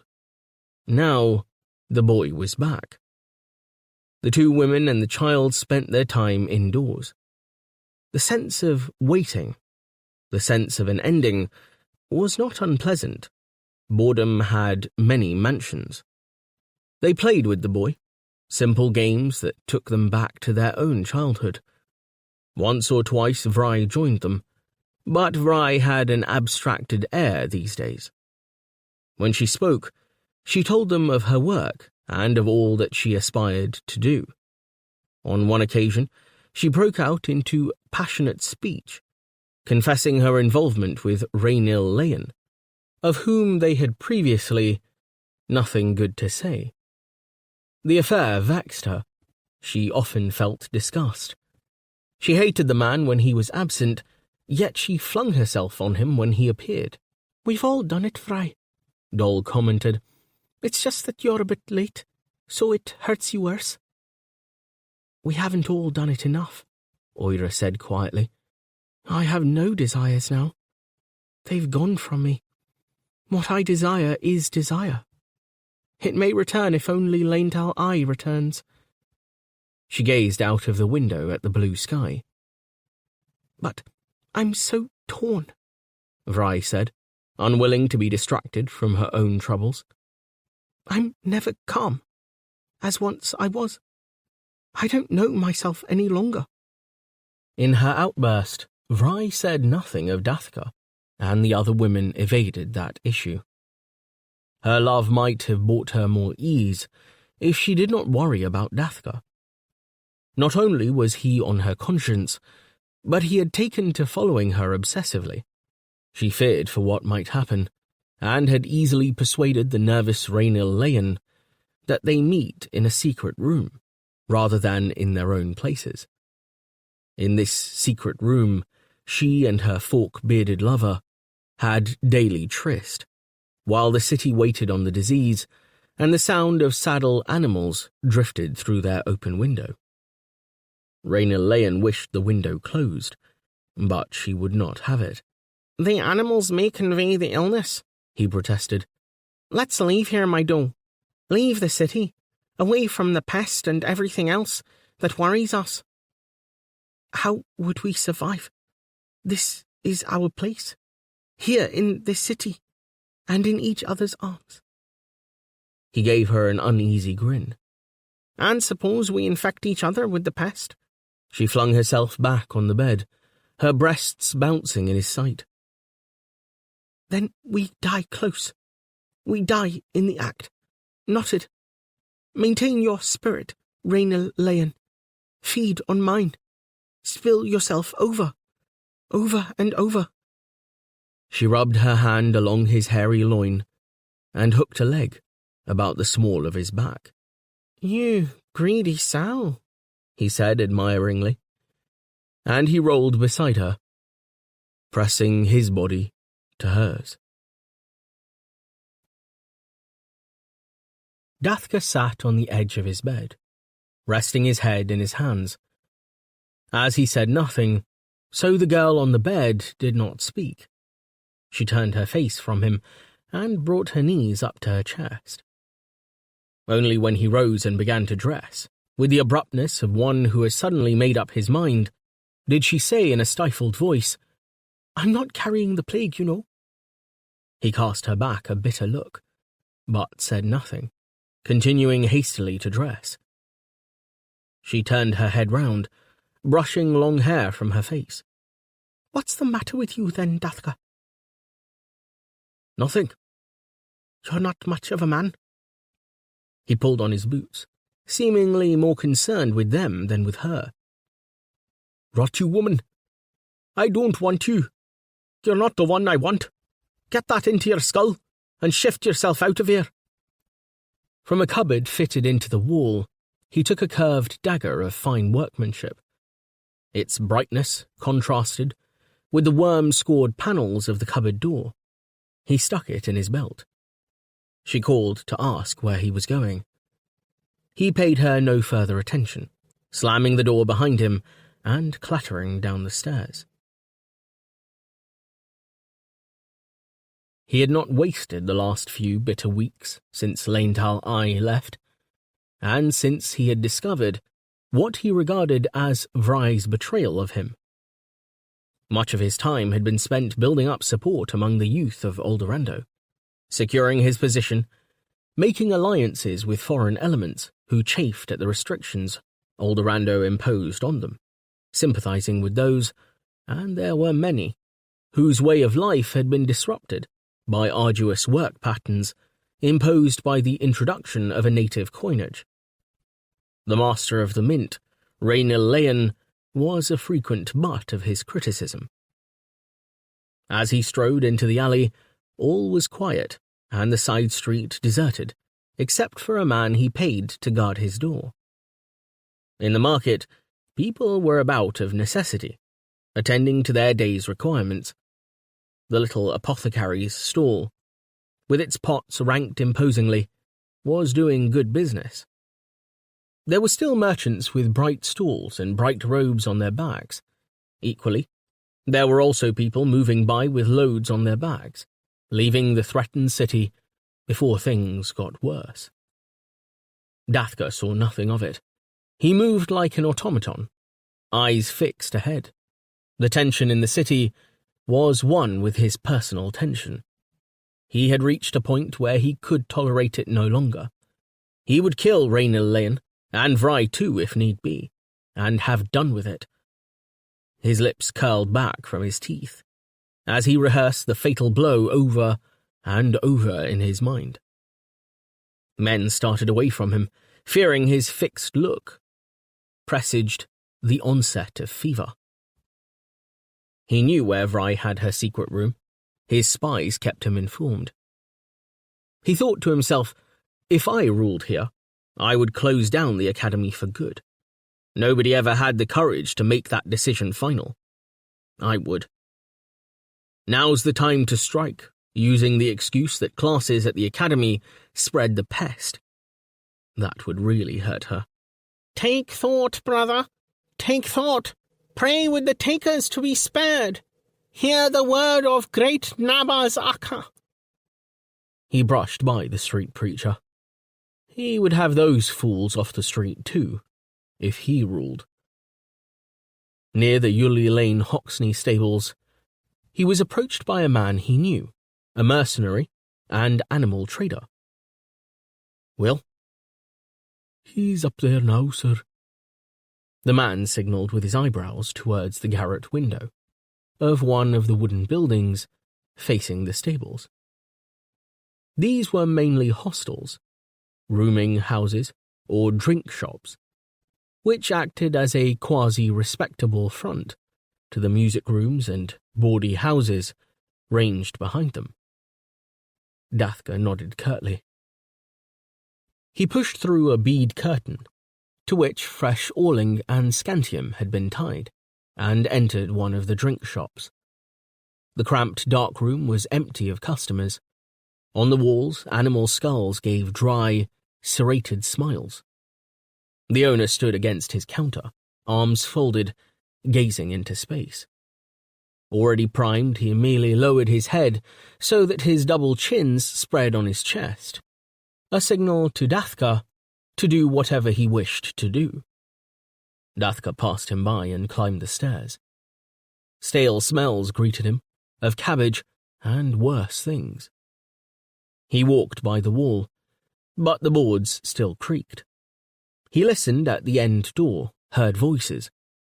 Being of nervous disposition, Rainil Leon would be sure to have barred his door. Dathka knocked on the cracked panels. "Message for you, sir," he said in a muffled voice. "Urgent from the mint."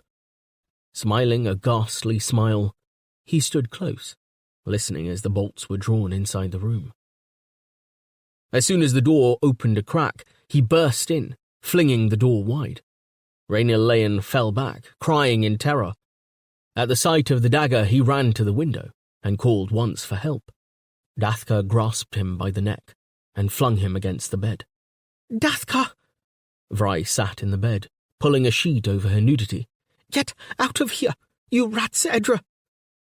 For answer, he kicked the door shut without looking round.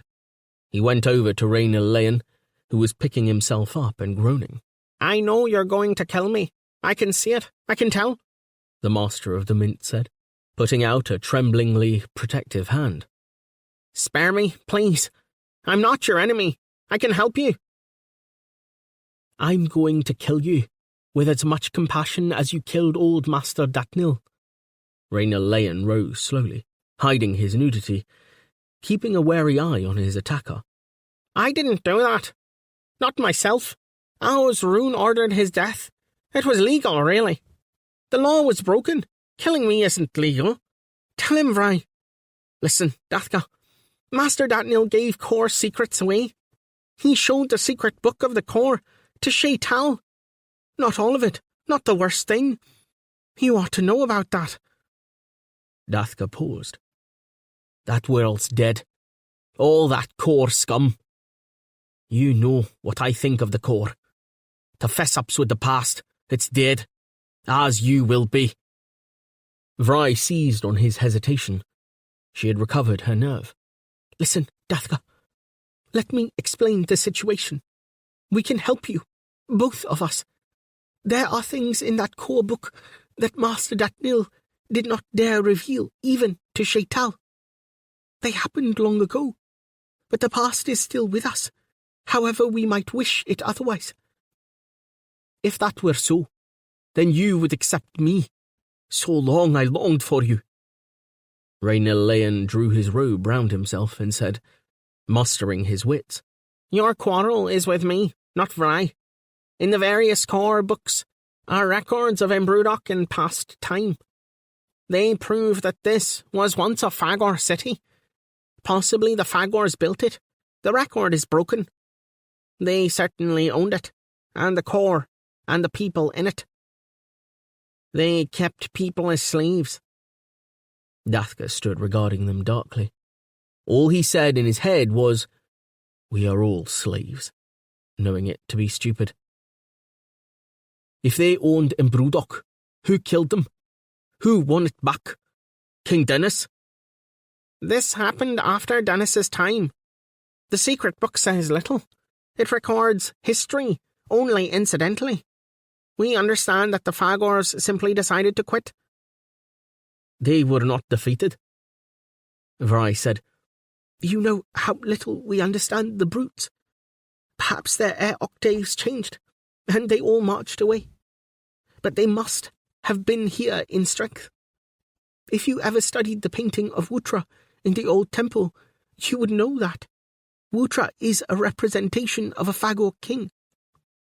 Dathka rested the heel of his hand on his brow.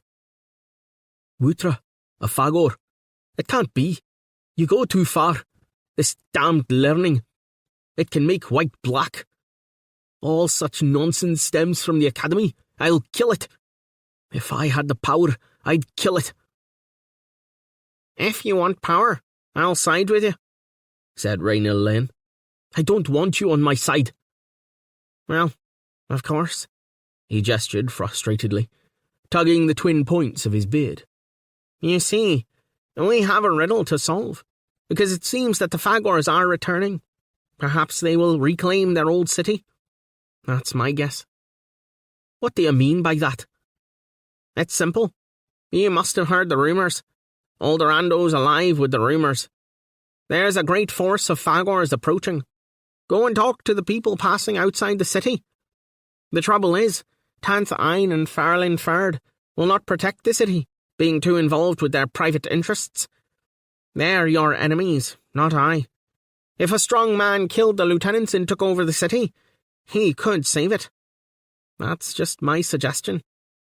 He watched Dathka scrupulously, seeing the play of emotions on his face. He smiled encouragingly, knowing he had talked his way out of being killed. "I'd help," he said. "I'm on your side." Vry said, "I'm on your side too, Dathka." He shot her one of his darkly glittering looks. "You'd never be on my side, not if I won all of Imbrudok for you." Farrellin Ferd and Tanth Ein were drinking together in the two-sided tankard. Women, friends, and toadies were with them, enjoying the evening.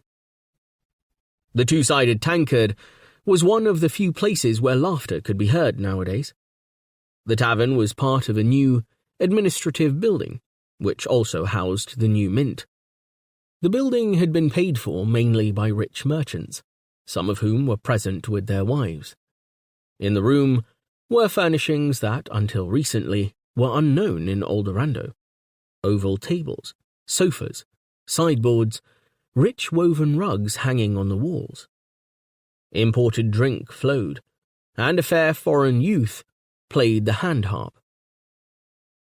The windows were being closed to keep out the chill night air and to shut out an odour of smoke from the alleyways.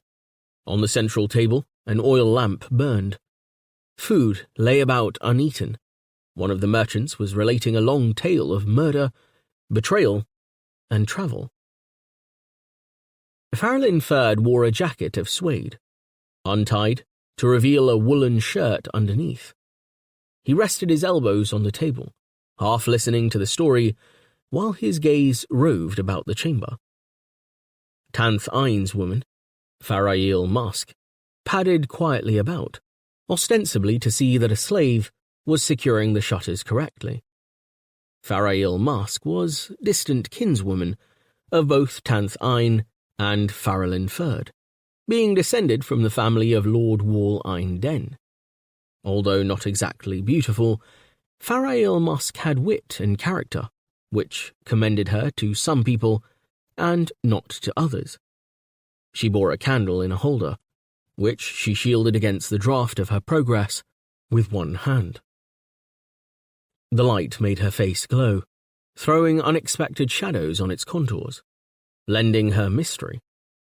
She felt Farrellin Ferd's eyes on her, but forbore to return his gaze, knowing the value of feigned indifference. He reflected, as he often had done before, that he deserved Farail Musk, rather than his own woman who bored him. Despite the dangers involved, he had several times made love to her. Now, time was short. They might all be dead in a few days. Drink did not drown that knowledge. He lusted after her again. Rising, he stalked abruptly out of the room, casting a significant glance in her direction. The long story was reaching one of its periodic excitements, involving the smothering of a prominent man with the carcass of one of his own sheep. Laughter rose from round the table. Nevertheless, watchful eyes saw the lieutenant disappear, and his fellow lieutenant's woman made her exit after a discreet interval. "I thought you wouldn't dare follow." "Curiosity is stronger than cowardice. We've only got a moment." "Do it with me here, under the stairs. In this corner, look." "Standing, Farrellin Ferd." "Feel this, woman. Is it standing, or is it not?" She sighed and leaned against him, clutching what he offered with both hands. He recalled from previous occasions how sweet this woman's breath was. "Under the stairs, then." She put the candle down on the floor, ripping open her bodice. She revealed her majestic breasts to him. He set an arm about her and dragged her into the corner, kissing her excitedly. There they were, caught, when a party of 12 men under Dathka came in from the street with torches burning and swords naked. Despite their protests, Farail Musk and Farrellin Ferd were brought forth. They barely had time to draw their clothes together before they were thrust back into the meeting room, where the rest of the lieutenants were already confronted by sword blades. "This is all lawful," Dathka said, eyeing them as much as a wolf regards Kid Arang. "I am taking the rule of Embrudok into my own hands until such time as the rightful lord of Embrudok, Owl's Rune, returns. I am his deposed, but oldest serving lieutenant. I mean to see the city is properly guarded against invaders." Behind him stood Rainil Leon, his sword sheathed. He said loudly, "And I support Dathka Den. Hail, Lord Dathka Den." Dathka's eyes had found Tanth Ain, lost in the shadows. The older of the two lieutenants had not risen with the rest. He sat still at his place, at the head of the table, arms resting on the chair arm. "You defy me!" Dathka cried, leaping forward with his sword raised to confront the seated man. "Get to your feet, scum!" Tanthine never moved, except that a rictus of pain traversed his face as his head jerked back. His eyeballs started to roll. As Dathka kicked at the chair, he slid stiffly to the floor, with no attempt to break his fall. "It's bone fever!" someone shouted. "It's among us!" Farail Musk began to scream. By morning, 2 more lives had gone, and the smell of burning once more tainted the air of Aldorando. Tanthine lay in the hospice under Mar Scantium's courageous care. Despite the dread of contagion, a large crowd gathered in Bank Street to hear Dathka's public proclamation of his rule. Once on a time, such meetings would have been held outside the big tower. Those days had passed away. Bank Street was more spacious and more elegant. On one side of it, a few stalls dotted the bank of the river. Geese still strutted there, aware of their ancient rights. On the other side was a line of new buildings, with the old stone towers rising behind them. Here, a public platform stood. On the platform stood Rainil Leyen, shifting his weight from foot to foot, Farrellin Ferd with his arms bound behind him, and 6 young warriors of Dathka's guard, armed with sheathed swords and spears, grimly regarding the crowd. Bouquet sellers roved through the people, selling protective nosegays. The pilgrim takers were there too, dressed in their distinctive black and white garb, holding banners urging repentance. Children played on the edge of the crowd, sniggering at the behavior of their elders. As the hour whistler blew, Dathka climbed onto the platform and began immediately to address the crowd. "I am taking up the burden of authority for the sake of the city," Dathka said. It seemed his old silence had dropped from him. He spoke with eloquence.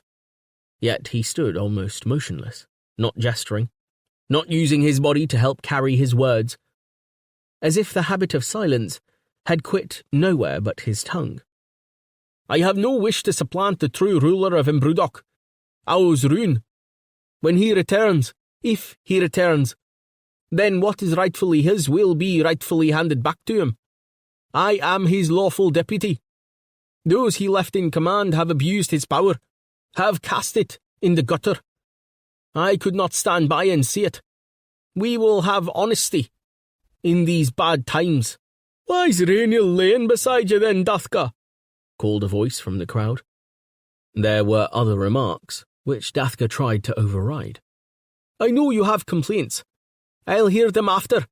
You hear me now. Judge Aosrune's usurping lieutenants. Elaine Tal had the courage to go into the wilderness with his lord. The other 2 creatures stayed at home. Tanthine has the fever as his reward. Here stands the 3rd of them, the worst. Farrellin Ferd. Look at the way he trembles. When did he ever address you? He was too busy with his sly, lascivious ways indoors. I'm a hunter, as you know. Laental I and I tamed the western veldt. Farrellin Ferd will die of the pest like his crony, Tanthine. Will you be ruled by corpses? I won't catch the plague. Intercourse passes on the plague, and I'm free of it. My first deed will be to restore guards all round Imbrudok, and to train a proper army. As we are at present, we are ripe to fall to any enemy, human or inhuman. Better die in battle than in bed." This last remark caused a groundswell of unease. Dathka paused, glaring down at them. Oira and Dol stood among the people, Dol clutching Rastil Rune in her arms. Oira cried out loudly as Dathka paused.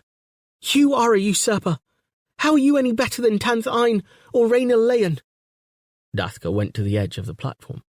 "I steal nothing. I picked up what was dropped." He pointed at Oira.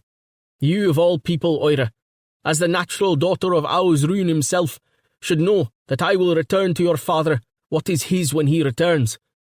He would wish me to do this. You cannot speak for him while he's away. I can, and do.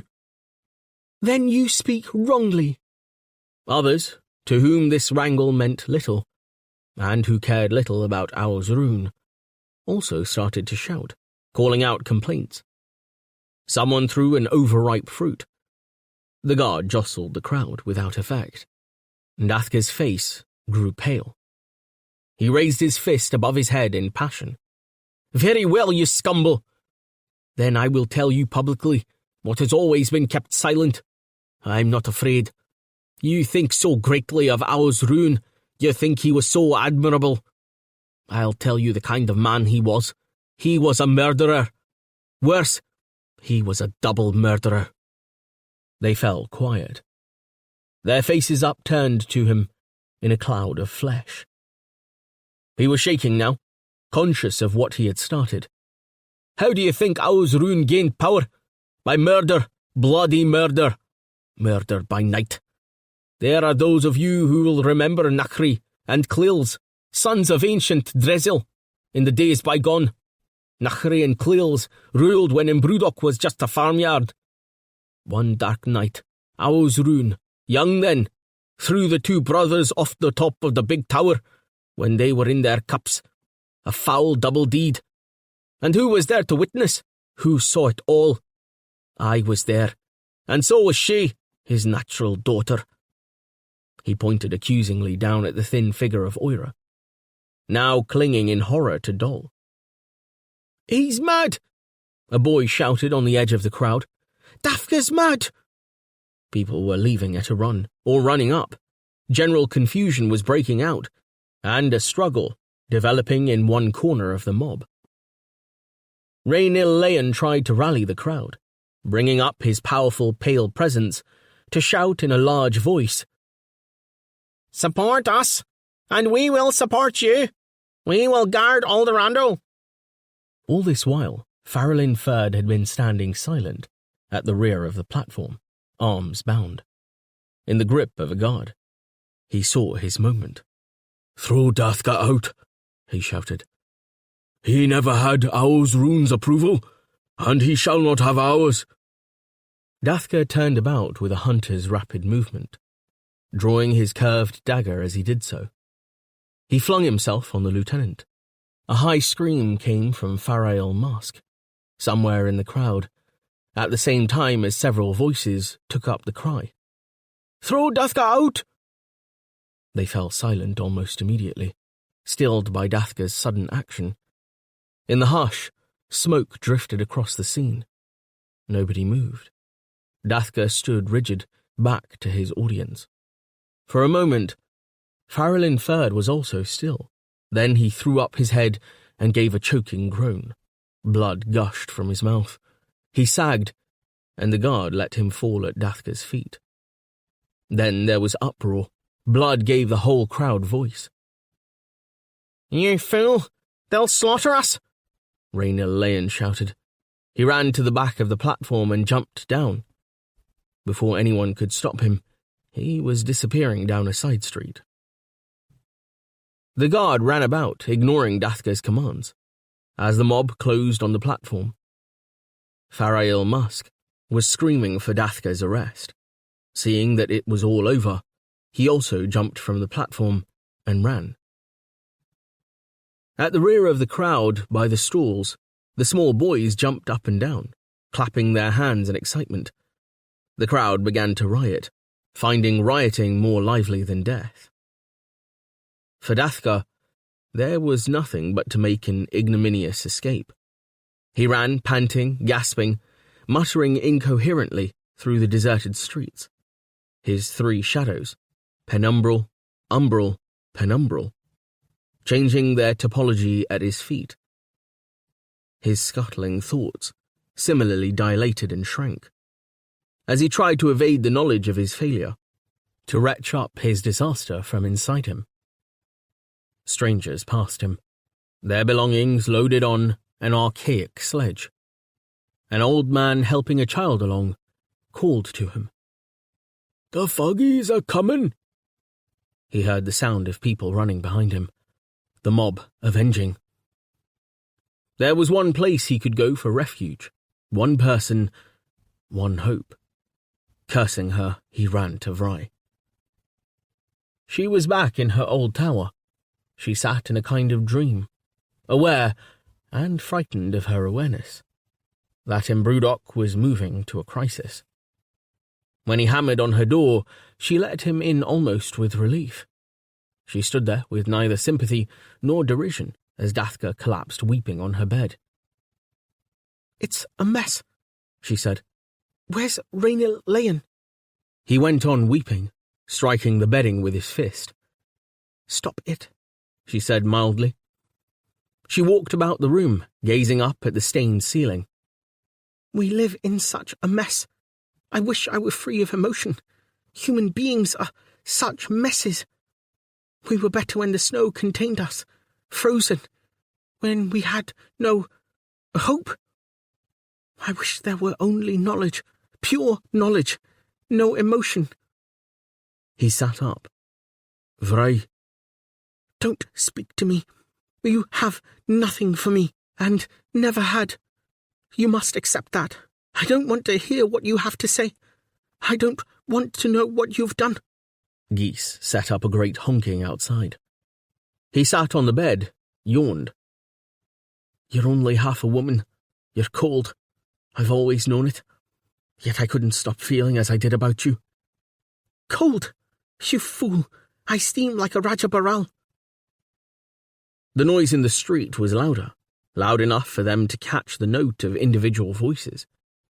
Dathka ran to the window. Where were his men now? The people who poured out of nearby alleys were all strangers to him. He could not see one familiar face. None of his men, no Rainil Leyen. Not that that surprised him. Not even one citizen he could identify. Once on a time, every face had been known to him. Strangers were calling for his blood. Real fear entered his heart, as if his only ambition had been to die at the hand of a friend. To be hated by strangers, it was intolerable. He leaned from the window and shook his fist in defiance, cursing them. The faces tipped upwards, opening in the middle almost in unison, like a shoal of fish. They roared and gibbered. Before that noise he dropped his fist and shrank back, not meaning to be quelled, but quelled nevertheless. He leaned against the window and examined his rough hands, with blood still moist in the nails. Only when he heard Vry's voice below did he realize she had left the room. She had flung open the door of the tower and was standing on the platform, addressing the people. The mob surged forward, as those at the rear pressed in to hear what she said. Some called out mockingly, but were silenced by others. Her voice, clear and sharp, flew above their tousled heads. "Why don't you stop and think what you're doing? You're not animals. Try to be human. If we are to die, let us die with human dignity, and not with our hands round one another's throats. You are aware of suffering. Both the suffering and the awareness are your badges of humanity. Be proud, rot you. Die with that knowledge. Remember the waiting world of the Gossies below, where there is only gnashing of teeth, because the dead feel disgust for their own lives. Isn't that a terrible thing? Doesn't it seem to you a terrible thing to feel disgust and contempt for your own lives? Transform your own life from within. Never mind external weather, if it snows or rains or shines. Never mind that, accept it, but work to transform your inner self. Create calm in your soul. Take thought. Would Dathka or his murder have the power to cure your personal predicament? Only you have that. You think things are going badly? I must warn you that more challenges are to come. I tell you this with the full weight of the Academy behind me. Tomorrow at noon, the third and worst of the 20 blindnesses is due. Nothing can stop it. Mankind has no power over the skies. What will you do then? Will you run madly through the streets, cutting throats, smashing things, firing what your betters built? As if you were worse than Fagors. Decide now how filthy, how low you will be tomorrow. They looked at one another and murmured. No one shouted. She waited instinctively, seizing on the right moment at which to launch in again on a new tack. Years ago, the sorceress, Shaital, addressed the inhabitants of Aldorando. I remember her words clearly, for I revered everything she said. She offered us the treasure of knowledge. That treasure can be yours if only you will be humble and dare to reach out your hands for it. Understand what I tell you. Tomorrow's blindness is no supernatural event. What is it? It is merely the two sentinels passing one another. Those two suns you have known since birth. This world of ours is round, as they are round. Imagine how large a ball our world must be, for us not to fall off it. Yet it is small compared with the sentinels. They look small merely because they are so far away. Shaital, when she spoke, said that there was a disaster in the past. I believe that is not the case. We have added to her knowledge. Wutra has disposed of his world so that everything works through continuous action in all the parts. Your hair grows on your head and body as the suns rise and set. These are not separate actions, but one in Wutra's eyes. Our world travels in a circle round Batalix, and there are other worlds like ours which behave likewise. At the same time, Batalix travels in a great circle round about Freya. You have to accept that our farmyard is not at the centre of the universe. Their murmurs of protest grew louder. Vry overrode them by pitching her voice higher. Do you understand that? Understanding is harder than slitting throats, isn't it? To comprehend fully what I tell you, you must first understand, and then grasp the understanding with your imagination, so that the facts live. Our year is 480 days long, that we know. That is the time we take on Hril Ikor to make a complete circle about Batalix. But there is another circle to be made, the circle of Batalix and our world about Freya. Are you prepared to hear the word? It takes 1825 small years. Imagine that great year. They were quiet now, staring at her, the new sorceress. Until our day, few could imagine it, for each of us can expect only 40 years of life. It would take 46 of our lifetimes to add up to one whole circle of this world about Freya. Many of our lives find no echo, yet are part of that greater thing. That is why such knowledge is difficult to grasp and easy to lose in time of trouble. She was seized up by her own power, seduced by her own eloquence. What is the trouble? What is this disaster of which Shaital told us? Large enough to make us mislay such important knowledge? Why, simply that the light of Freya varies according to the time of the great year. We have come through many generations of poor light, of winter, when the earth lay dead under snow. Tomorrow you shall rejoice when the eclipse comes, the blindness, when distant Freya slips behind Batalix, for it is a sign that Freya's light grows nearer. We enter spring of the great year Tomorrow. Rejoice.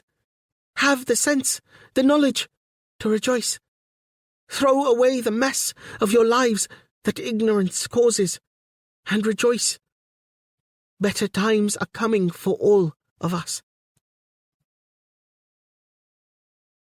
Shoata Praxi deflected them. The woody grass had been growing in clumps as they approached lower ground. The clumps became thickets. Now they tried to find their way through a region choked with it. The vegetation rose above their heads. It was broken only by drumlins, up which it was possible to climb occasionally in order to get a bearing. With the Shoata Praxi was entwined a thin-stemmed bramble, making progress both difficult and painful. The Fagor army ahead had travelled another way. They were forced to follow the more meandering tracks of animals. Yet the going remained bad for the Yelk. They were nervous of the grasses, as if disliking its pungent scent. Their sweeping horns caught on the hollow stems, and the thorns underfoot penetrated to the softer parts of their hooves.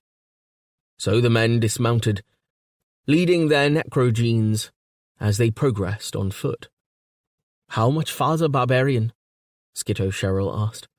"Not far," Laental I responded. It was his stock answer to the stock question. They had slept uncomfortably in the forest, rising at dawn with frost in their clothes. He felt refreshed, still rejoicing in his lighter form, but he saw how weary the others were becoming. Aur's rune was a shadow of what he had once been. In the night, he had called out in a strange language. They came to marshy ground where, to everybody's relief, the Shoata Praxi thinned. After pausing to see that all was quiet, they moved on, scattering flights of small birds before them. Ahead loomed a valley, with soft mounds rising on either side. They went that way, rather than moving on to higher ground, chiefly because of their fatigue. But as soon as they entered the neck of the valley, they were assailed by a chill wind, which rushed at them like an animal and bit to their bones. It was a time for struggling on grimly, with the head down. The wind brought fog with it. The fog curled about their bodies, though their heads were above it. Laental I understood the wind, knowing that a layer of cold air poured down like water from the distant mountains on their left flank. Down over the mound into the valley, seeking lower ground. It was a local wind. The sooner they left its numbing grip, the better. Skitto Cheryl's wife gave a faint cry and halted, leaning against her yelk and burying her face against her arm. Skitto Cheryl returned to her concernedly and placed a grey-clad arm round her. The icy air wrapped his cloak about his leg. He looked worriedly at Laental I. "She can't go on," he said. "We'll die if we stay here." Dashing the moisture from his eyes, he looked forward. In a few hours, he realized, the valley would be warm and harmless. At present, it was a death trap. They were in shadow. The light of the two suns slanted across the left slope of the valley above their heads. The light lay in thick, vertical bars, where the shadows were cast of giant Rajabarals, which stood on the opposite crest. The Rajabarals were steaming, already in the morning sunshine, the vapour pouring up into the sky, casting a rolling shadow. He knew this place. Its configurations had been familiar to him when snow clothed it. It was normally a welcoming place. The last pass before a hunter gained the plains on the edge of which Oldorando stood. He was too cold even to shiver, body heat snatched by the wind. They could not continue. Skitto Cheryl's wife still leaned sickly against the flank of the necrogene. Now that she had given way, her maidservant also felt able to release her miseries and stood screaming with her back to the tide of air. "We'll get up among the Rajabarals," he said, shouting the words into Skitto Cheryl's ear. Skitto Cheryl nodded, still involved with his wife, whom he was trying to help into the saddle. "Mount, all of you. Lane Tal Ai called. As he shouted, a flutter of white caught his eye. Above the hillside, on their left flank, cowbirds appeared, fighting the cold downdraft, their feathers flickering from white to grey as they rode in the shadows of the Rajabharals opposite. Below the birds was a line of fagors. They were warriors. They carried spears at the ready. They moved to the edge of the mound, to poise themselves there as steady as boulders. They looked down at the humans, embroiled in the tumbling mists below. "Fast! Fast! Up, before we're attacked!" As he shouted, he saw Owl's Rune was staring up at the brutes, without expression, making no move. He ran to him, clouting him across the back. "Up! We've got to get out of here!" Owl's Rune said something harsh in his throat. "You're enchanted, man. You've learned some of their accursed language, and it's rendered you powerless." By force, he heaved his friend into his saddle. The scout did the same with the servant woman, who was sobbing in terror. "Up the slope to the Rajabharals," Lane Tal Ai shouted. He slapped Owl's Rune's mare across its shaggy rump as he ran back to mount his own. Reluctantly, the animals started to climb. They made little response to heels in their ribs. A Hoxney would have been lighter and faster. "They won't attack us," the Sibborn Allen said. "We'll give them the maidservant if there's trouble." "Our mounts. They will kill us for our mounts. To ride or for food. You stay behind and haggle if you wish." With a sick look, Skitto Sherrill shook his head and swung himself into his saddle. He went first up the slope, leading his wife's beast. The scout and the maidservant followed close behind. Then there was a gap, as Owl's Rune listlessly rode his yelk, allowing it to stray away from the others, despite Lane Tal Ai's shouts to keep together. He brought up the rear with the pack yelk, frequently casting glances back at the eminence behind them. The fagors did not move. It would not be the cold wind that worried them. They were creatures of the cold. Their immobility need not imply decision. It was impossible to know what the brutes thought. So they mounted the rise. They were soon out of the wind to their great relief, and tugged with urgency on their reins. As they came over the brow of the hill, the sunlight shone into their eyes. Both suns, near enough to look amid their dazzle, as if linked, glittered between the trunks of the great trees. Just for a moment, dancing figures could be seen in the heart of the gold, lightly tripping, others at a mysterious festivity.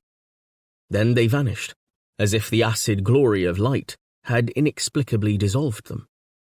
The party drew into the protection of the smooth columns, still gasping with cold.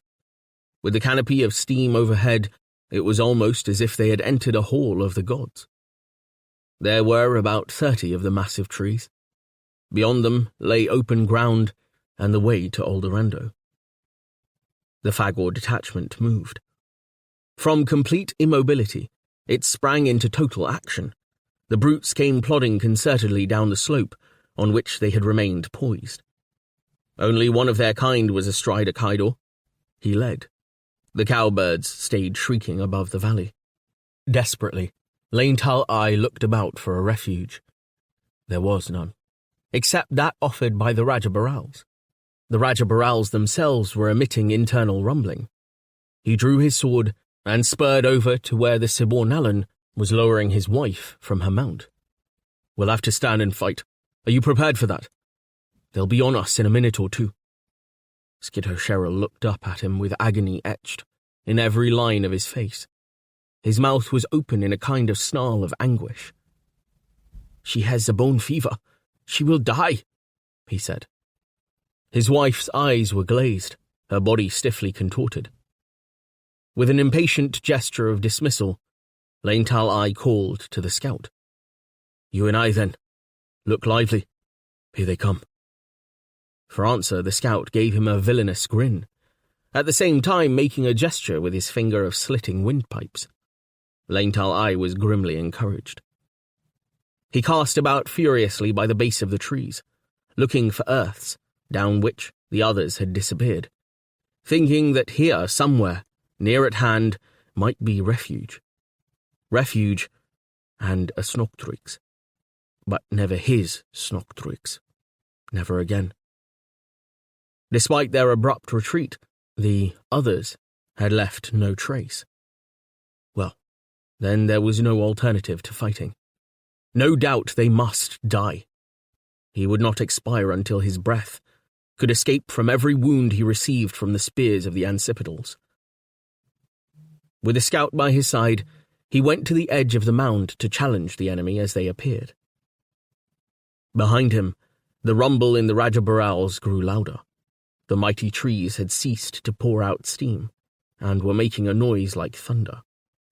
Below him, the first slanting rays of the linked suns had penetrated almost to the bottom of the valley, where they lit the spectacle of the Fagors fording the katabatic wind, their sturdy bodies enmeshed in writhing fog.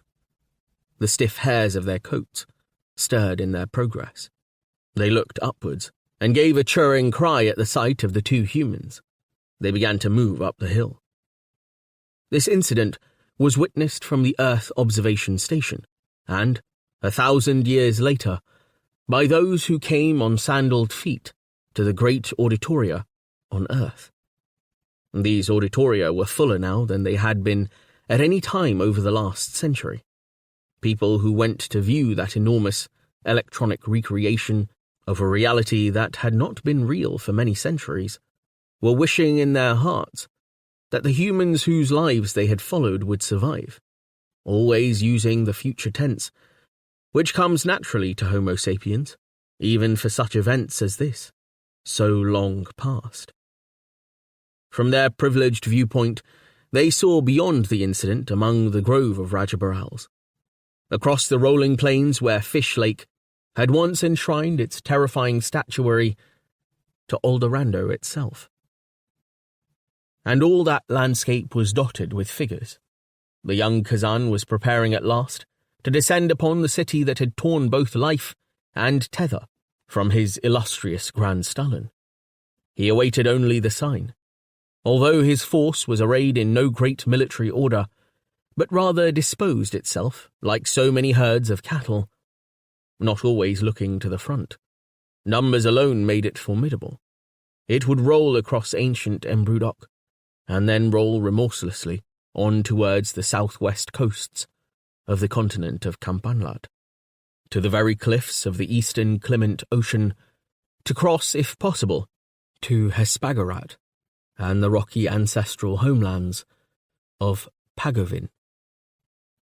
Because of this non-homogeneous disposition of the Fagor Crusade, it was still possible for travellers, refugees mainly, to move among the various herds and components without molestation, while hurrying in the direction from which the crusade had come.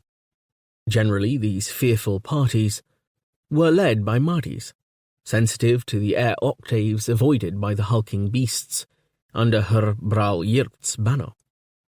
One such party had the fork-bearded Rainil Leyen pushing a timid Mahdi before him. He passed close by the young Kazan himself, but the latter, immobile, gave no flicker of interest. The young Kazan stood against the eroded flanks of Ruk Gurl and communed with those in tether, his father and his great Grand Stalin, hearing once more their advice and instruction in his pale harnies. Behind him stood his generals and then his two surviving gillets. He had serviced the gillets rarely, but, given favourable fortunes, the time would come again. First, must the two future octaves of victory or death be unravelled. If he travelled down the octave of victory, there would be music for mating. He waited without motion, occasionally sliding his milt up the slots of his nostrils, under the black fuzz of his muzzle. The sign would come in the heavens, and air octaves would convulse themselves into a knot. And he, and those whom he commanded, would surge forward to burn down that ancient damned city, once Hrmbrud Yudok. Across this ancient battlefield, where man and Fagor had encountered each other more frequently than either side knew. Leintal I and the Siborn Allen scout stood with their swords ready to greet the first Fagors to climb the mound. Behind them, the noise of the Rajabarals was like thunder. Ours Rune and the maidservant crouched by one of the bowls, supinely awaiting whatever befell. Skitto Cheryl laid down the rigid body of his wife tenderly, shielding her face from the blinding double sun, now climbing towards zenith. Then he ran to join his two fellows, drawing his sword as he did so. The uphill climb disrupted the line of Fagors, the fitter arriving at the top first. As the leader charged into view, head and shoulders appearing over the slope, Leintal I ran forward. In dispatching them one by one lay their only hope. They had counted 35 or more of the brutes, and refused to reckon the hopeless odds. Up came the Fagor's throwing arm. It bent back to what, to a human, was a disconcerting angle, but Leintal I dived under the point of the spear, rendering it useless, and stabbed with a straight arm. His elbow took the shock as the blade grated against rib. As yellow blood spurted from the wound, in his mind came the old hunter's tale, that occipital intestines were situated above their lungs. He had proved its truth when he skinned the Fagor to deceive its Kaidor. The Fagor threw back its long bony head, lips peeled back from yellow teeth in a gesture of agony. It fell and went rolling down the slope to lie at the bottom in the dispersing mists. But the other brutes were at the breast of the rise now, closing in. The Siborn Allen scout was fighting valiantly, every now and again gasping a curse in his native tongue. With a yell, Leintal I flung himself into the fray again. The world exploded. The noise was so sharp, so close, that fighting immediately stopped. A second explosion came. Black stones flew overhead, most of them landing somewhere on the far side of the valley. Pandemonium ensued. Each side was governed by its own instincts. The Fagors became immobile. The two humans threw themselves flat on the ground. Their timing was perfect. Concurrent explosions sounded. The black stones flew everywhere. Several hit Fagors, carrying them immediately over the brink, scattering their dying bodies. The rest of the Fagors turned tail and ran back into the valley for safety, rolling, slipping, sliding in their haste to escape. The cowbirds flew screeching across the sky. Leintal I sprawled where he was, hands over his ears, looking upwards in terror. The Rajabarals were splitting from the top, cracking and peeling open like exploding casks, their staves falling. In the autumn of Helliconia's last great year, they had retracted their enormous fruit-bearing branches into the top of their trunks, sealing the crown over with a cap of resin, until the vernal equinox. Over the winter centuries, internal heat pumps, drawing up warmth through the root system from rocks far below, had been preparing the way for this mighty explosion. The tree above Leintal I burst with furious noise. He watched the seeds expelled. Some flew upwards, most were shot out on all sides. The force of the ejaculation threw the black projectiles as much as a half-mile away. Steam rolled everywhere. When silence fell, 11 of the trees had exploded, as their blackened castings peeled back from the top. A more slender crown thrust up inside, whitish, topped by green growth. That green growth was destined to spread until the grove, which had consisted merely of polished columns, became roofed over a brilliant green foliage, shielding the roots from the more savage suns that were to come.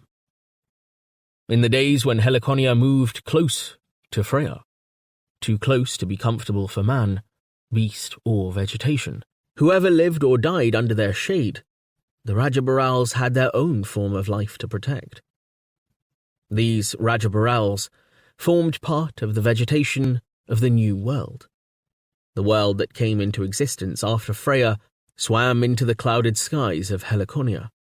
Together with the new animals, they were set in ceaseless ecological competition with the orders of the old world. When Batalics ruled in isolation, the binary system had created a binary biology. The seeds, a mottled black in colour, designed to resemble stones, were each as big as a human head. Over the course of the next 600,000 days, some would survive to become adult trees. Laental Eye kicked one carelessly away and went over to see the scout. The latter had been wounded, pierced by a sharp-edged Fagor blade. Skitto Cheryl and Laental Eye helped him back to where Owlsrune and the maidservant stood. He was in a bad way, bleeding freely. They squatted helplessly by his side as the life drained from his Edra. Skitto Cheryl began to go into an elaborate religious ritual, whereon Laental Eye jumped up angrily. "We must get to Imbrudok as soon as possible. Don't you understand? Leave the body here. Leave the woman with your wife. Press on with me and Owlsrune. Time's running out." Skitto Cheryl gestured to the body. "I owe him this. It will take a while, but it must be done according to the faith." "The Fuggies may return. They don't get scared easily, and we can hardly hope for another turn of fortune like the last. I'm going to press on with Owlsrune." "You've done well, barbarian.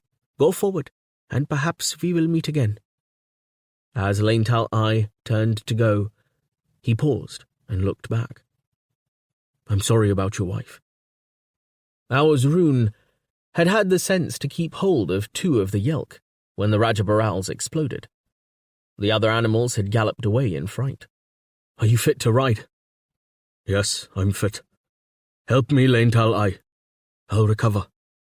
To learn the language of the Fagor kind is to see the world differently. I'll recover. Mount, and let's be off. I'm afraid that we may be too late to warn Imbrudok." They rode off rapidly, one behind the other, leaving the shade of the grove, where the grey Siborn Allen knelt in prayer.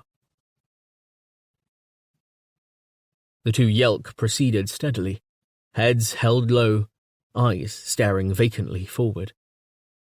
When they dropped their scumble, beetles emerged from the ground and rolled the treasure to underground stores, inadvertently planting the seeds of future forests.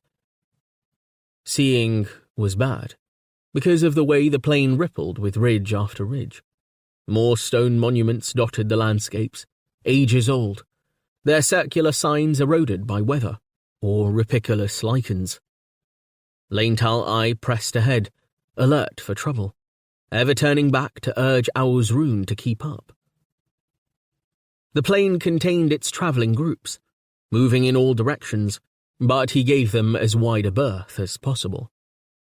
They passed fleshless corpses, to some of which garments still clung. Fat birds sat by these memorials to life, and once they sighted a slinking saber-tongue. A cold front rose like a shawl behind their shoulders, to the north and east. Where the sky remained clear, Freya and Batalics clung together, their discs inseparable. The Yelk had passed the site of Fish Lake, where a cairn had been erected to mark Shaital's miracle in the vanished waters many winters ago. They were climbing over one of the tiresome ridges when a wind rose. The world began to grow dark.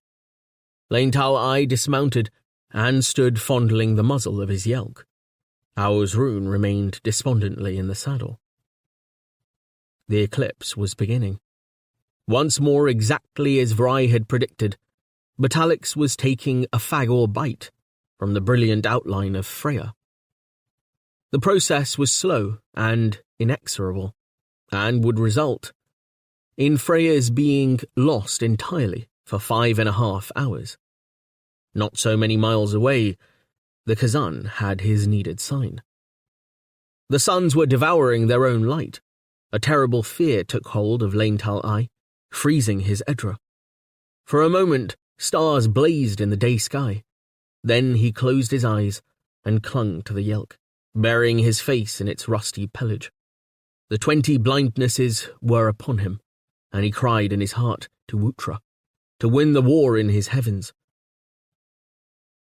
But Aur's-Rune looked up to the sky with awe, blunting his thin features, and exclaimed, "Now Hrumbrud, Ydok, will die." Time seemed to cease. Slowly, the brighter light faded behind the duller. The day took on the greyness of a corpse.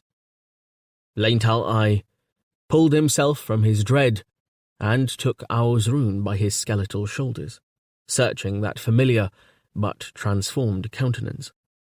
"What did you say to me then?" Aur's-Rune said dazedly. "It'll be all right. I'll be myself again." "I asked you what you said." "Yes. You know how the stench of them, that milky smell, clings to everything. Their language is the same. It makes everything different.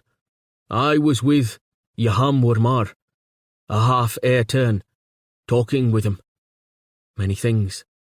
Things of which my Olonet's speaking intelligence can make no sense."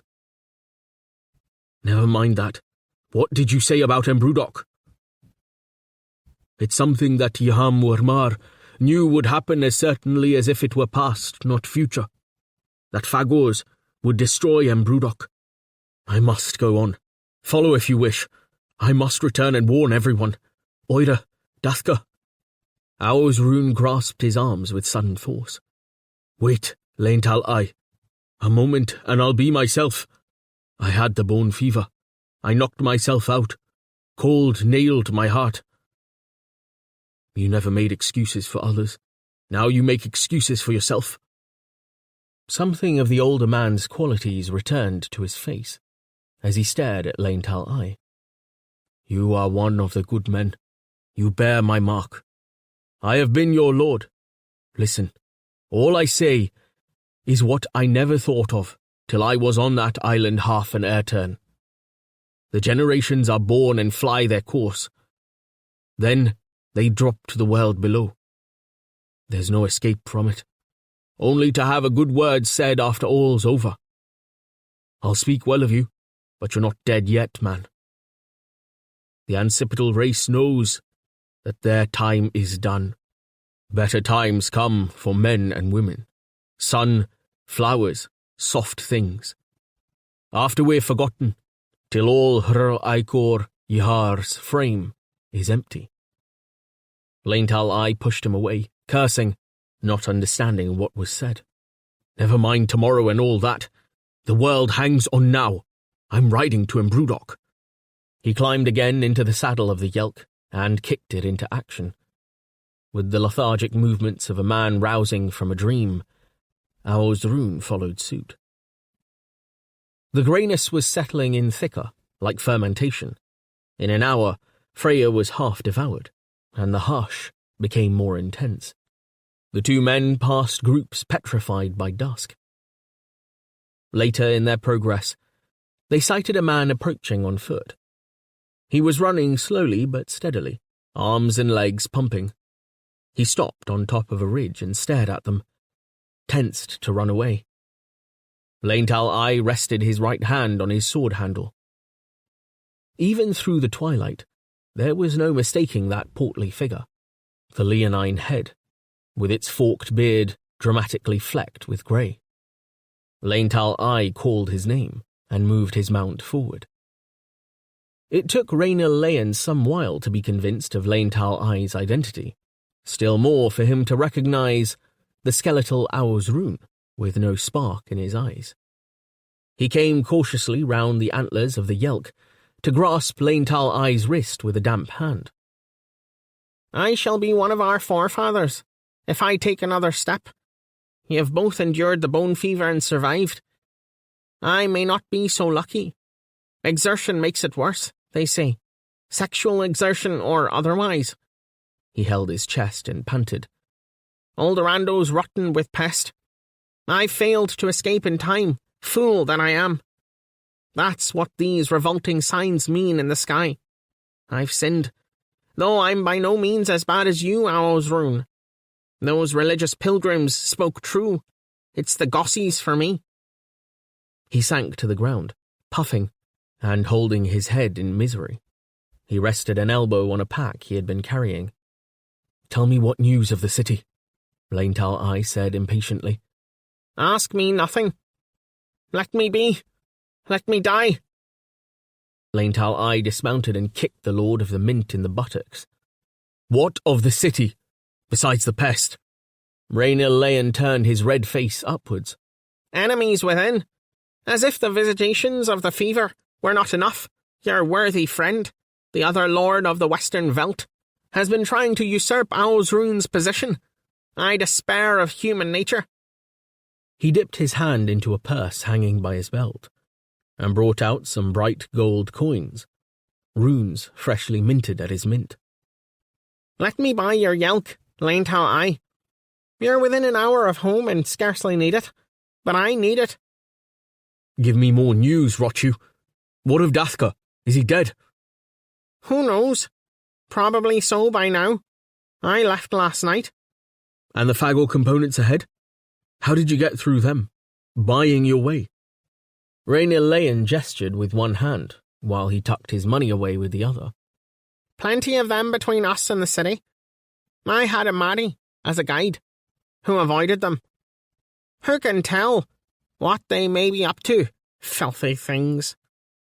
As if struck by a sudden recollection, he added, "Understand that I left, not of course for my own sake, but for the sake of those I had a duty to protect. Others of my party are behind me. We had our Hawksneys stolen almost as soon as we set out yesterday, and so our progress." Growling like an animal, Leintal I seized the other's coat and dragged him to his feet. Others? Who's with you? Who are you running away from, you bladder? Is Vry there?" A wry face. "Let me go. She prefers her astronomy, I'm sad to relate. She's still in the city. Be grateful to me, Leintal I. I have rescued friends and indeed relations of yours and Auzrune's. So bestow on me your insufferable yelk." "I'll settle with you later." He pushed Rainil Leyen aside and jumped on the yelk. Spurring it fiercely, he crossed the ridge and rode forward to the next one, calling. On the syncline of the ridge, he found 3 people and a small boy sheltering. A Mari guide lay with his face buried in the bank, still overcome by the stigmata in the sky. Beside him were Dol, clinging to Rastil Rune, and Oira. The boy was crying. The 2 women gazed at Leintal I in terror as he dismounted and went forward to them. Only when he clung to them and called their names did they recognize him. Oira too had been through the eye of the fever needle. They stood and surveyed each other, smiling and exclaiming at their skeletal selves. Then she gave a laugh and a cry at the same time and snuggled into his arms. While they stood together, faces against each other's flesh, Auzrune came forward, clutching his small son's chubby wrist, and embraced Dol. Tears poured down his ravaged face. The women related some of the recent painful history of Aldorando. Oira explained Dathka's unsuccessful attempt to take over the leadership. Dathka was still in the city, together with many others. When Rainil Leyen had come to Oira and Dol, offering to escort them to safety, they had accepted his offer, though they suspected the man was really fleeing to save his own skin. Such was their fear that Rastil Rune would catch the pest that they accepted Rainil Leyen's offer, and had left hurriedly with him. Because of his inexperience, their goods and mounts had been stolen almost immediately by Borlianian brigands. And the Fagors? Are they going to attack the city? All the women could say was that the city still stood, despite the chaos within its walls, and there had certainly been massed ranks of the dreadful Fuggies outside the city as they slipped away. "I shall have to go back." "Then I return with you. I'm not leaving you again, my precious," Oira said. "Rainil Leyen can do as he pleases. Dol and the boy stay with father." As they stood talking, clutching each other, Smoke drifted across the plains from the west. They were too involved, too happy to notice. "The sight of my son revives me," Auzrun said, hugging the child and drying his eyes on his sleeve. "Dol, if you are able to let the past die, I'll be a better man to you from now on." You speak words of regret, father, Oira said. I shall be the first to do that. I know now how willfully I behaved to Laental I, and almost lost him as a consequence. As he saw the tears come to her eyes, Laental I thought involuntarily of his Snocktrix in the earth below the Ratabarals, and reflected that it was only through Oira's nearly having lost him that they were now able to find each other. He soothed her, but she burst out of his grasp, saying, "Forgive me, and I'll be yours, and willful no more, I swear." He clasped her, smiling. "Keep your will. It's needed. We have much else to learn, and must change as times change. I'm grateful to you for understanding, for making me act."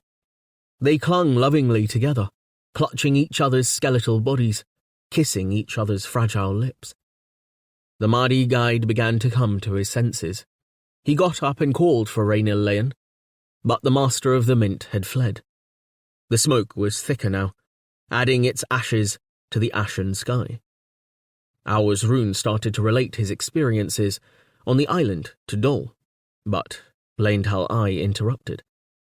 "We're united again, and that is miraculous. But Oira and I must return to Embrudok in all haste. We'll surely be needed there." The two sentinels were lost in cloud. A breeze was rising, troubling the plain. It was the breeze blowing from the direction of Embrudok which carried the news of fire. Now the smoke became denser. It became a shroud, dimming the living beings, whether friend or foe. Scattered across the expanses of plain, everything was enveloped. With the smoke came the stench of burning. Flights of geese winged eastwards overhead. The human figures clustered about two antlered animals, represented between them 3 generations. They began to move across the landscape as it faded from view. They would survive, though everyone else perished. Though the Kazan triumphed, for that was what befell. Even in the flames consuming Embrudok, new configurations were being born. Behind the ancestral mask of Wutra, Shiva, god of destruction and regeneration, was furiously at work on Helliconia. The eclipse was total now. Alternatively, you may believe that all these things existed before, but that the human race was wiped out by a burst of fiery heat, or its cities were laid low by some great upheaval of the world, or engulfed by greedy rivers, which persistent rains had driven to overflow their banks. All the more reason, then, to concede my point, and admit that an end is coming to earth and sky. If the world was indeed shaken by such plagues and perils, then it needs only a more violent shock to make it collapse in universal ruin. Lucretius. De Rerum Natura, 55 BC.